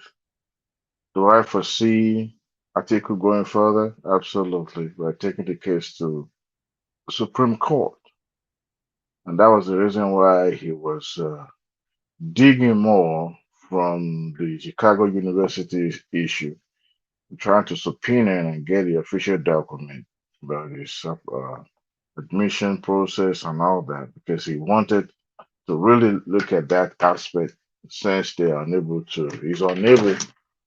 to establish a serious case on the outcome of the election itself. So disqualification he will benefit more from the incumbent being disqualified. And the council must have laid that out during the, client lawyer session and decided we need to be taken further. And that's a good one. And for the other, for OB, well, I hope it's okay. I was on the Twitter this evening. Most of the things I was reading were not political at all. Some of those misguided elements or people that are not really supporting him, but for their own selfish agenda, planning to foment trouble by in the name of protest. Uh, I saw the thread on Twitter that's actually people are gearing up to foment trouble by trying to protest tomorrow, and also coupled with the Ajero's protest as well. So, but let's watch and see. But I don't see the tribunal. Um, as a matter of fact, the tribunal that sat in Edo State, the one that judged the case of Oshomole and the plaintiff from PDP, actually, because one of the pleading was that the INEC did not upload the result of that election, the senatorial election. But the court set it aside and said it's not a must. So, and I don't see the same court of appeal. I don't see the the presidential tribunal, saying otherwise. I don't. But by and large, it seemed like one of the panelists said earlier on the show that it seems that I think it was Emmanuel that it seems we, the one in diaspora, are the one really finding the number of uh, discord in the society or pushing those people back home. That a lot of them, so many of them, have really moved on. So see, it's, nothing is actually coming up, but people Let in me diaspora. ask you a question then, Adewale. If the tribunal comes in and they ruled for Obi, for example, what do you think, if not you or those here on this panel, those listening to us, but what do you think, for example, the Southwesterners would do? They will jubilate, of course. I said if they find for Obi. Yeah, but if the tribunal sacked Tinubu and nullified Atiku and declare Obi as the winner, the true winner of the election, well, the southeastern people will jubilate. No, I'm talking about Southwestern people. What would they? Southwest. Yes. Well, let's say I think the only area that I think would be a little bit of where to be uh, careful about is Lagos. Other than that, every other part of Southwest will really bother. But I don't think um, uh, it will go that way. But I think people will be over and extraordinarily cautious in Lagos State because of the high number or concentration of people of Southeastern. Going by what happened during the election, they will be highly cautioned. I know they won't troop out on the street and jubilate, but if that will happen, that means in some areas like Ojo Alabas and where you have more predominantly people of the Southeast, will be where that jubilation will happen. But I don't see that happening at all. I don't see the tribunal going Yeah, no, into. I understand. The question I think you answered it in the first part, but so you would then recommend. I think the only thing that they could do, hold on one answer. I think the only thing that they could do is for them to command the INEC to conduct a rerun. Now, is that a ground to disqualify Tinubu? I don't see any ground of disqualification.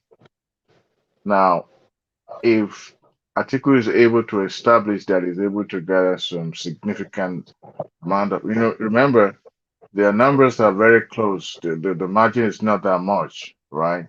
So he was able to prove that he's able to get at least, you know, 25% in, I think, 12 states, and then also with a significant amount of number, then I think the tribunal can say, you know what, since it's between the first and the second, let's have a rerun, and that would not benefit Peter Obi.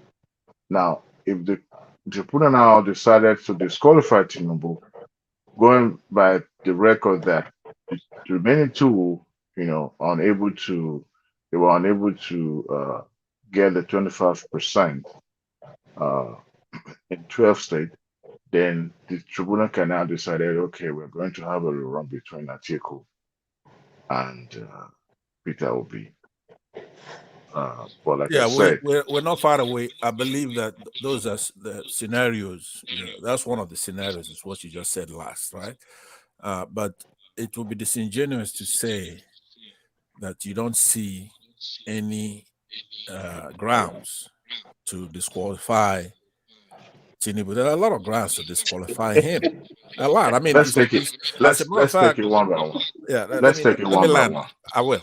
I'll do that. Okay. So, if you're you see, we have a constitution and there are laws that govern the election. So if you're gonna take those laws, right, as sacrosanct, which they are, then it's up to the tribunal to follow the jurisprudence that's already set. Remember, for example, in Imo State, for example, the guy there now as governor came in like fourth. Now, it hasn't happened in the presidential, but it has happened in the gubernatorial, where he came in fourth, and then the tribunal was able to look at minutia, count the votes, and do blah blah blah, and he ends up being the governor. So that's jurisprudence, right? But Pastor, Yes, sir. Imo State is not Nigeria. It's not. I said that, but there's something called scale. Okay, let me give you an example. If you try to cook a pot of soup right now for you and your wife, and it calls for you to use 2.5 cups of egusi, 5 cups of water, blah blah blah, right? But then you have your in-laws come over, right? And now you have 5 people to feed instead of 2. So now you could scale it by using, I guess, 4 cups, or just adjust so you have a little less egusi. Now, instead of using 2 cups, maybe you go to 3-4 cups. Because the way it works is that because that ruling in the Imo State stood, it was not overturned by the Supreme Court, who have the power to overturn it. All right, even on their own motion, they could do it on their own motion and overturn it. But it stands. You have a lot more gubernatorial elections than you have presidential. As a matter of fact, in each circle, it's like 36-1 in favor of the gubernatorial. So you don't have that many cases to go by. But it's actually different, but even more so in the presidential case. In this particular case, I said earlier that there are 2 tracks. It depends on which track they go. None of these tracks are good for Tinubu because he's standing on water. He doesn't have a certificate. Nobody knows his true name. Nobody knows where he's from. He's got cases in the United States where he had to forfeit money, right? Now, when you come back home, he's got a vice president that was running concurrently against the law for Senate and for the vice presidency. Right? That's a problem.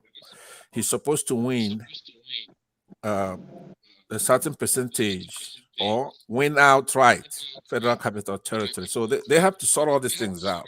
Whatever they decide is going to affect the Constitution itself, because they're the ones who have the right to interpret the Constitution. The only body who has the right to interpret that Constitution. I mean, Supreme Court, not them, but the courts will rule here in this intermediate phase, in this inferior court. But ultimately, when this case is decided, it's going to affect the Constitution. So, do you have to win FCT or you don't? The standard right now is that there was a case where the Supreme Court, who this tribunal cannot overrule, it was a case between Obasanjo and Buhari, I guess, where they found that you do have to win that Federal Capital Territory. So that's the standing law right now. Now, this tribunal, if they determine, and as these litigants pointed out to them, that this case has already been decided by the Supreme Court, a superior court to them, they cannot overturn what those people did. But anyway, so he has that problem, right? Whether you need to win 25%, I don't think he even won 25% in the Federal Capital Territory. Forget about winning that right. What's not debatable is that he has to get 25% there, and he didn't.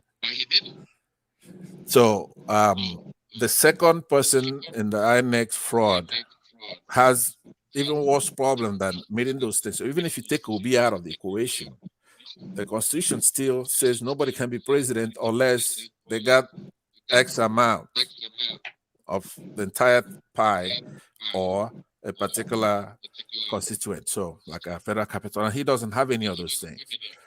Not to talk about the overall votes itself, individual votes, right? And then INEC is also sued here, right? And they did not even meet the standard of preponderance of evidence, which is they came there and they pretty much just left. They called one witness and they left. They didn't show the public what they did. republic that spent $400 billion, well, 400 billion naira to conduct an election. And since then, he's been behaving like a criminal, like a fraudster, the Mahmoud. Nobody's seen him anywhere. He's inaccessible. He's got a conscience of guilt, right? So to conclude it, I'll say to you, Adewale, Tinubu, whenever it's hot, if you could tell during that NSAS, he runs away from the country. There are people when it's hot, when they come home, when they think there's a problem, or when they think everything is good, then they go away. Or either way, I think that when it's hot, he runs. He did it during the NSAS. He ran to France. And during the election, when he's supposed to debate or do whatever, he ran away. He ran to France. Right. So I believe that he has put in some of these security people here and there, and their generals. And he thinks that if the tribunal does something, he has the capacity like Buhari or Obasanjo. I don't think he does. I believe that the military could actually disobey him because he's not a military man. And his gang are crooks and fraudsters, wealthy Nigerians that he's put here and there. I'm getting a feedback here. I don't know who it is. It may be you, Adewale. If you don't mind, mute yourself. Okay. It's not me. It's not you? Okay. I'm getting a feedback. I don't know. Probably somebody drive. Let me see. Okay. Probably Thomas. Thomas, probably. It's Thomas. Okay. So he's probably driving. I believe that if Tinubu tries to do something, an illegal order, something unconstitutional, because he's so flimsy. Yeah, let me just land. Hold on one second. They could disobey his unlawful order. He's not a general. He's not a dictator. Unlike the other ones. Tinubu is not a general, a former general, or a dictator, right? The Northerners are his base, where his base. But because he had this escapade for a few months here, he's met some enemies in the north, right? He's trying to go fight their brothers over there in Niger. He's been appointing a bunch of Yorubas in his cabinet. So it's not what they expected. So I believe that a mid-level general could say, sir, that's not an illegal order to shoot these protesters. It's against the law. We're not going to obey an illegal order. I believe that there are those kind of possibilities. That if the Northerners take out their hands, they're nonchalant, they don't care either way. They don't mind if Tinubu is there. They don't care if he's gone. Right? And this court rules against him. If he tries to foment trouble, he could be captured very easily. Capture who? Tinubu. No, if he tries to kill Nigerians, I don't think those people, those youngsters in the military, the young. So you are expecting anarchy. That's what you are praying for. No, I never said my prayer. I'm not praying for anything. The only thing that, to me, though, what I hope is that majority of them. Why do you think this thing is by force? By force? Why do you want to do it by force? Why I think so is that a lot's riding on this. Our country, our future, we spent a lot of money, a lot of time, right? We want this tribunal to get it right? Not saying what right is, like I did want to try to make sure we are speaking in those kind of terms, and I agree with him on that. Or Thomas, actually, he says the right thing is not for Obi, it's not necessarily for Obi to be giving back his mandate, right? It could be whatever is the correct. Which mandate? Why are you saying this mandate? Which mandate? Does it have a mandate? Yeah, let me explain that to you. Listen to what I'm saying, right? We had an election. That election is supposed to be transmitted from the polling units. That's the only way for us to know, as a matter of fact, what that result was. So the IMEC did so with the senatorial election. It was transmitted from that polling unit to the IRF. So they obeyed the law there. But it's something that happened simultaneously. They turned off the presidential one. So now the law is going according to the way it's supposed to go. It's going to the tribunal to figure it out, sort it out, get to the bottom of it. So But even that one, Ansat, even that one, we have debated it. It's not a law that must be transmitted. yes, It's it a is. guideline. No, It's no, a no, it's not. guideline, it's not a law. No, It's it's not in the electoral law. It's in the Electoral Act. Okay, if you go Electoral Act 60 to 65, you're gonna find it there, right? It's there now. But the only thing is that it gave We've checked this thing several times now, but it's you that is fixated on this. You are just Simba. fixated. We checked several times, not in the electoral act. Simba, listen to me. Adewola, could you mute yourself? I think it's actually from you. I saw it. I saw it now. Simba, listen to me. I've come here and I've Okay. debated this many times, and I pointed it out. Right? If Thomas wants to indulge it, I will post it on the private, and then he will show it to you. I'm saying for all the processes, right? INEC gets their marching orders from somewhere. Now, one of the places they get it from is the Constitution. The other one is that from that Electoral Act. Okay, so if you go from 60 to 65, it will tell you and actually recommends punishment for somebody who doesn't follow in that 65 itself. So in that, though, INEC was given latitude on determining how to transmit that election. Do you follow me? So they have a choice between manual transmission and electronic transmission. That's the INEC has that right. But then in 2022, they published what they call the procedure and the guideline. So at that point, they have to choose, right? The date of the election and all kinds of things in that guideline. So in that guideline, in clause 38 of that guideline, they chose electronic transmission. That's it. Once they made that choice, it's part of the law now, right? It's INEC. They choose to do it electronically and how they're going to do it. So the political parties will relax and figure out they don't have to have anybody accompanying. If they want, they can, but they don't have to accompany anybody to carry those materials for collation because it's going to be transmitted from the polling unit. INEC itself went all over the place on news, educating the public and say, okay, look, we're using electronic transmission. It's going to be transmitted from the polling unit to the system to IRF, right? So they at that point, now they can also come back and table a motion among that particular INEC itself, a commission, and change their mind. They could say, we're not going to use electronic transmission anymore. We're going to do a manual, and they're going to vote. One of them cannot make that decision. For example, Mahmoud himself, right? Because that's there are places he went on TV a few days before the election. No, oh man, it's too noisy here. Too noisy here. Please. Thomas, it's too noisy. So Simba, so INEC, they have the power to go back and table a motion and change their mind and go from electronic to manual. They didn't do that. How did you know? I know because How it's did you know? it's in the public record. It's not there. It's not in the public record. If they do that, they So have you to know, report. so that pronouncement that he made a few days before the election was a unilateral decision. Is that what you are saying?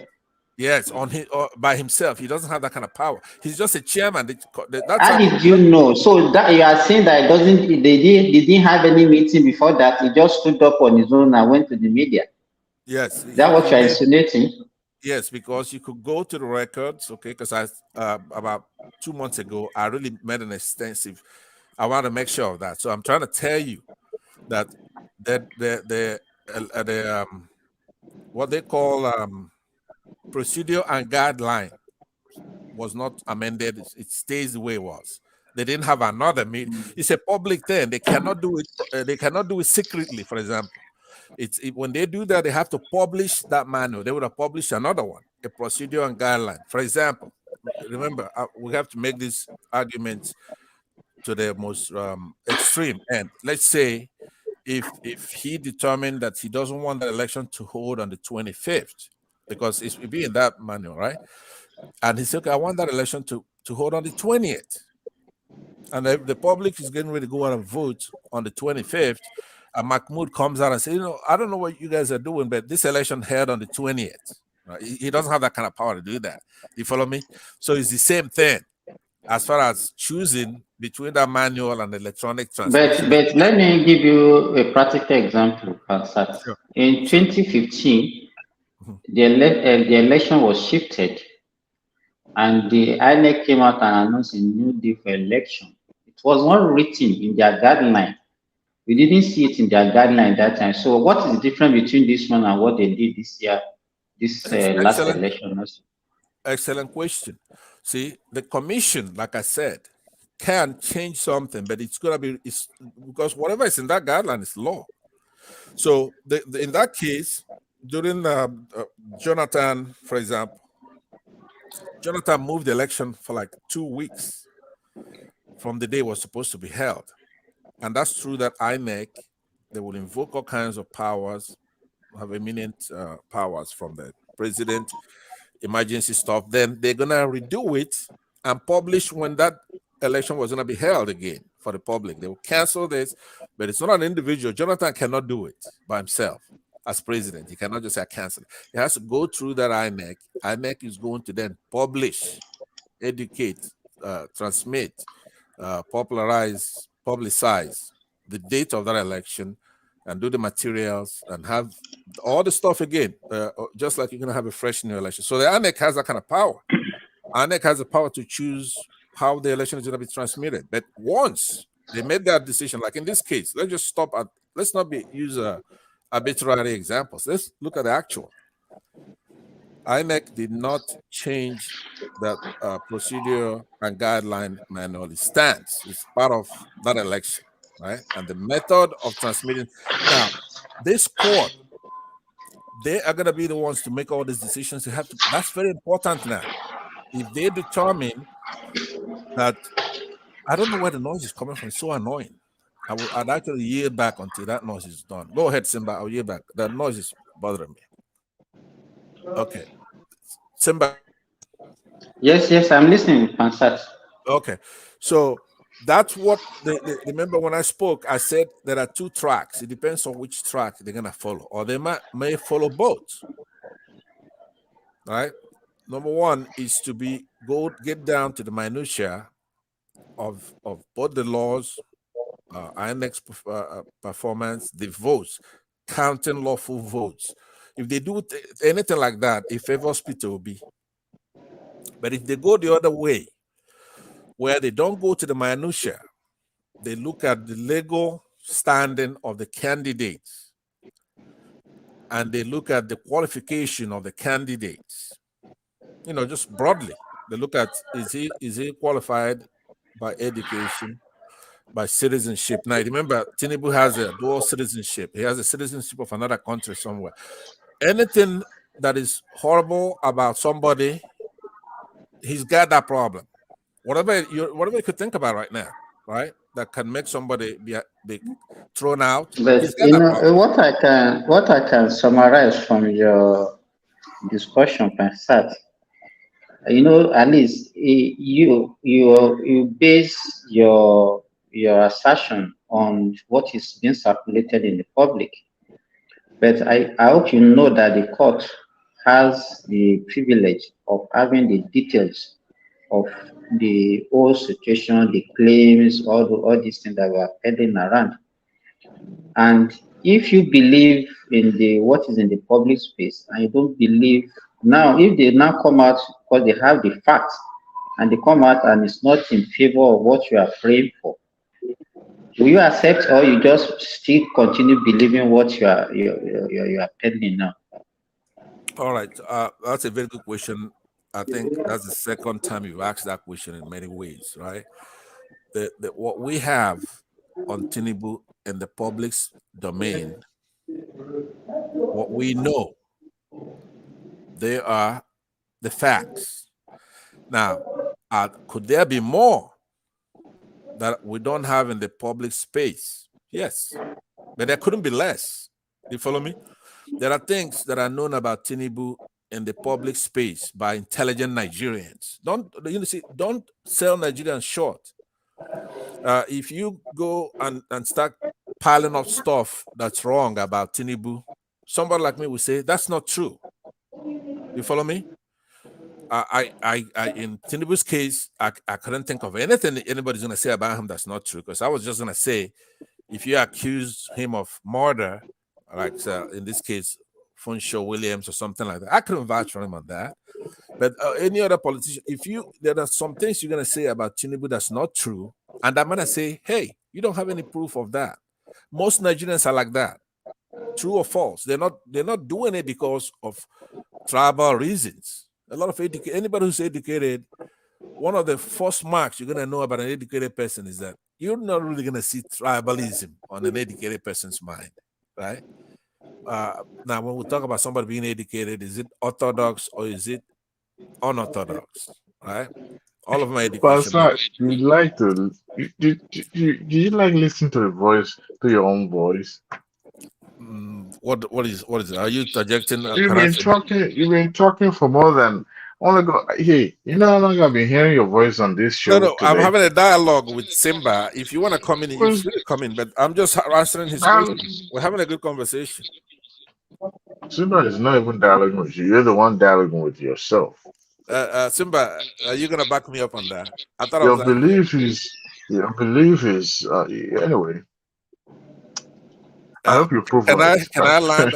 Let me land that you come in. I want to hear from you. But listen to this, Adewola and Simba, right? Most Nigerians, educated Nigerians, actually want to start to rebuild the country. That goes, for example, if you look at the behavior of the Edo-lites, for example, Edo people, they're normally aligned with the Yorubas, right? But these people, they've been steadfast in trying to make the country better. Now you go to the north, and you have the Thebes, for example. Now these are minority groups. They've normally been aligned with the north. For example, they would have just voted for Atiku no matter what. People in Edo would have just voted for Tinubu in the past. You don't have those kind of patterns anymore. Nigerians guys, thank you. We must not pass 10 hours. I appreciate you guys. I have to shut down, please. All right, Simba will Thank you continue for next your time. time. Thank you. Pastor, always come early. Always come early. You always came late. Thank you. No problem. Thank you so much. God bless you all. Thank you. Yeah, bless you too. We've come to the end. God, we've come to the end of the section again. We can, if you are not here, we are not here. You mean our audience. The comment section, we appreciate you.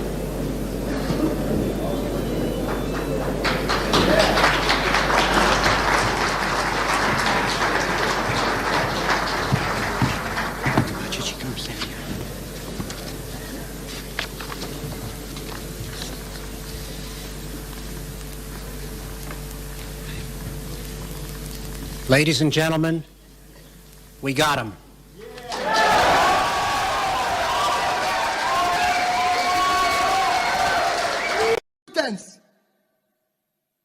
It must be by capacity and commitment.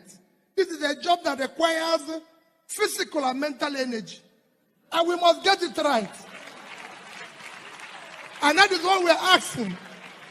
The church must be at the forefront. Our children cannot continue like this. There's no offense.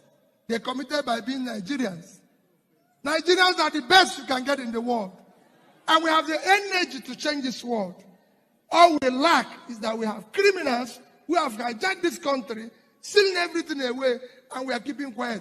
Please, the church, wake up. Take back your country. God bless you.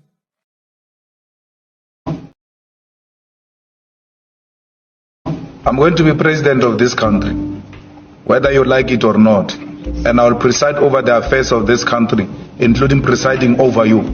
I think you must start adjusting to that reality. The sooner you do that, the less chest pains you'll have when that reality comes.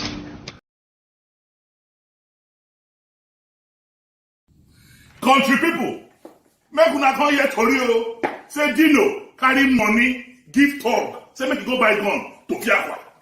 They say Dino carry money, give talk, carry gun, give talk, say, make them go to prepare for 2019. Ọlọ́run má jẹ́. They say me, meet them for airport road. Alakiaye.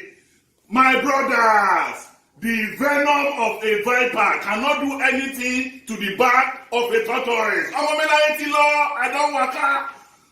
But make I tell you now, Yaya Bello, do you know Yaya Bello máa ṣẹ̀wọ̀n lẹ́yìn ìjọba? I know Yaya Bello máa ṣẹ̀wọ̀n lẹ́yìn ìjọba. Do you know GYB máa ṣẹ̀wọ̀n lẹ́yìn ìjọba? We know GYB máa ṣẹ̀wọ̀n lẹ́yìn ìjọba. Ìwọ Yaya, you Yaya, kí ló tún kù tí ó sọ? Kí ló tún kù tí ó sọ? Ẹni tí mo bẹ́ lórí tó ń ṣẹ̀nu wúyẹ́, kí ló tún kù tí ó sọ? Àtẹ̀kùn ìyá ni ó jẹ, Yaya Bello, àtẹ̀kùn ìyá ni ó jẹ.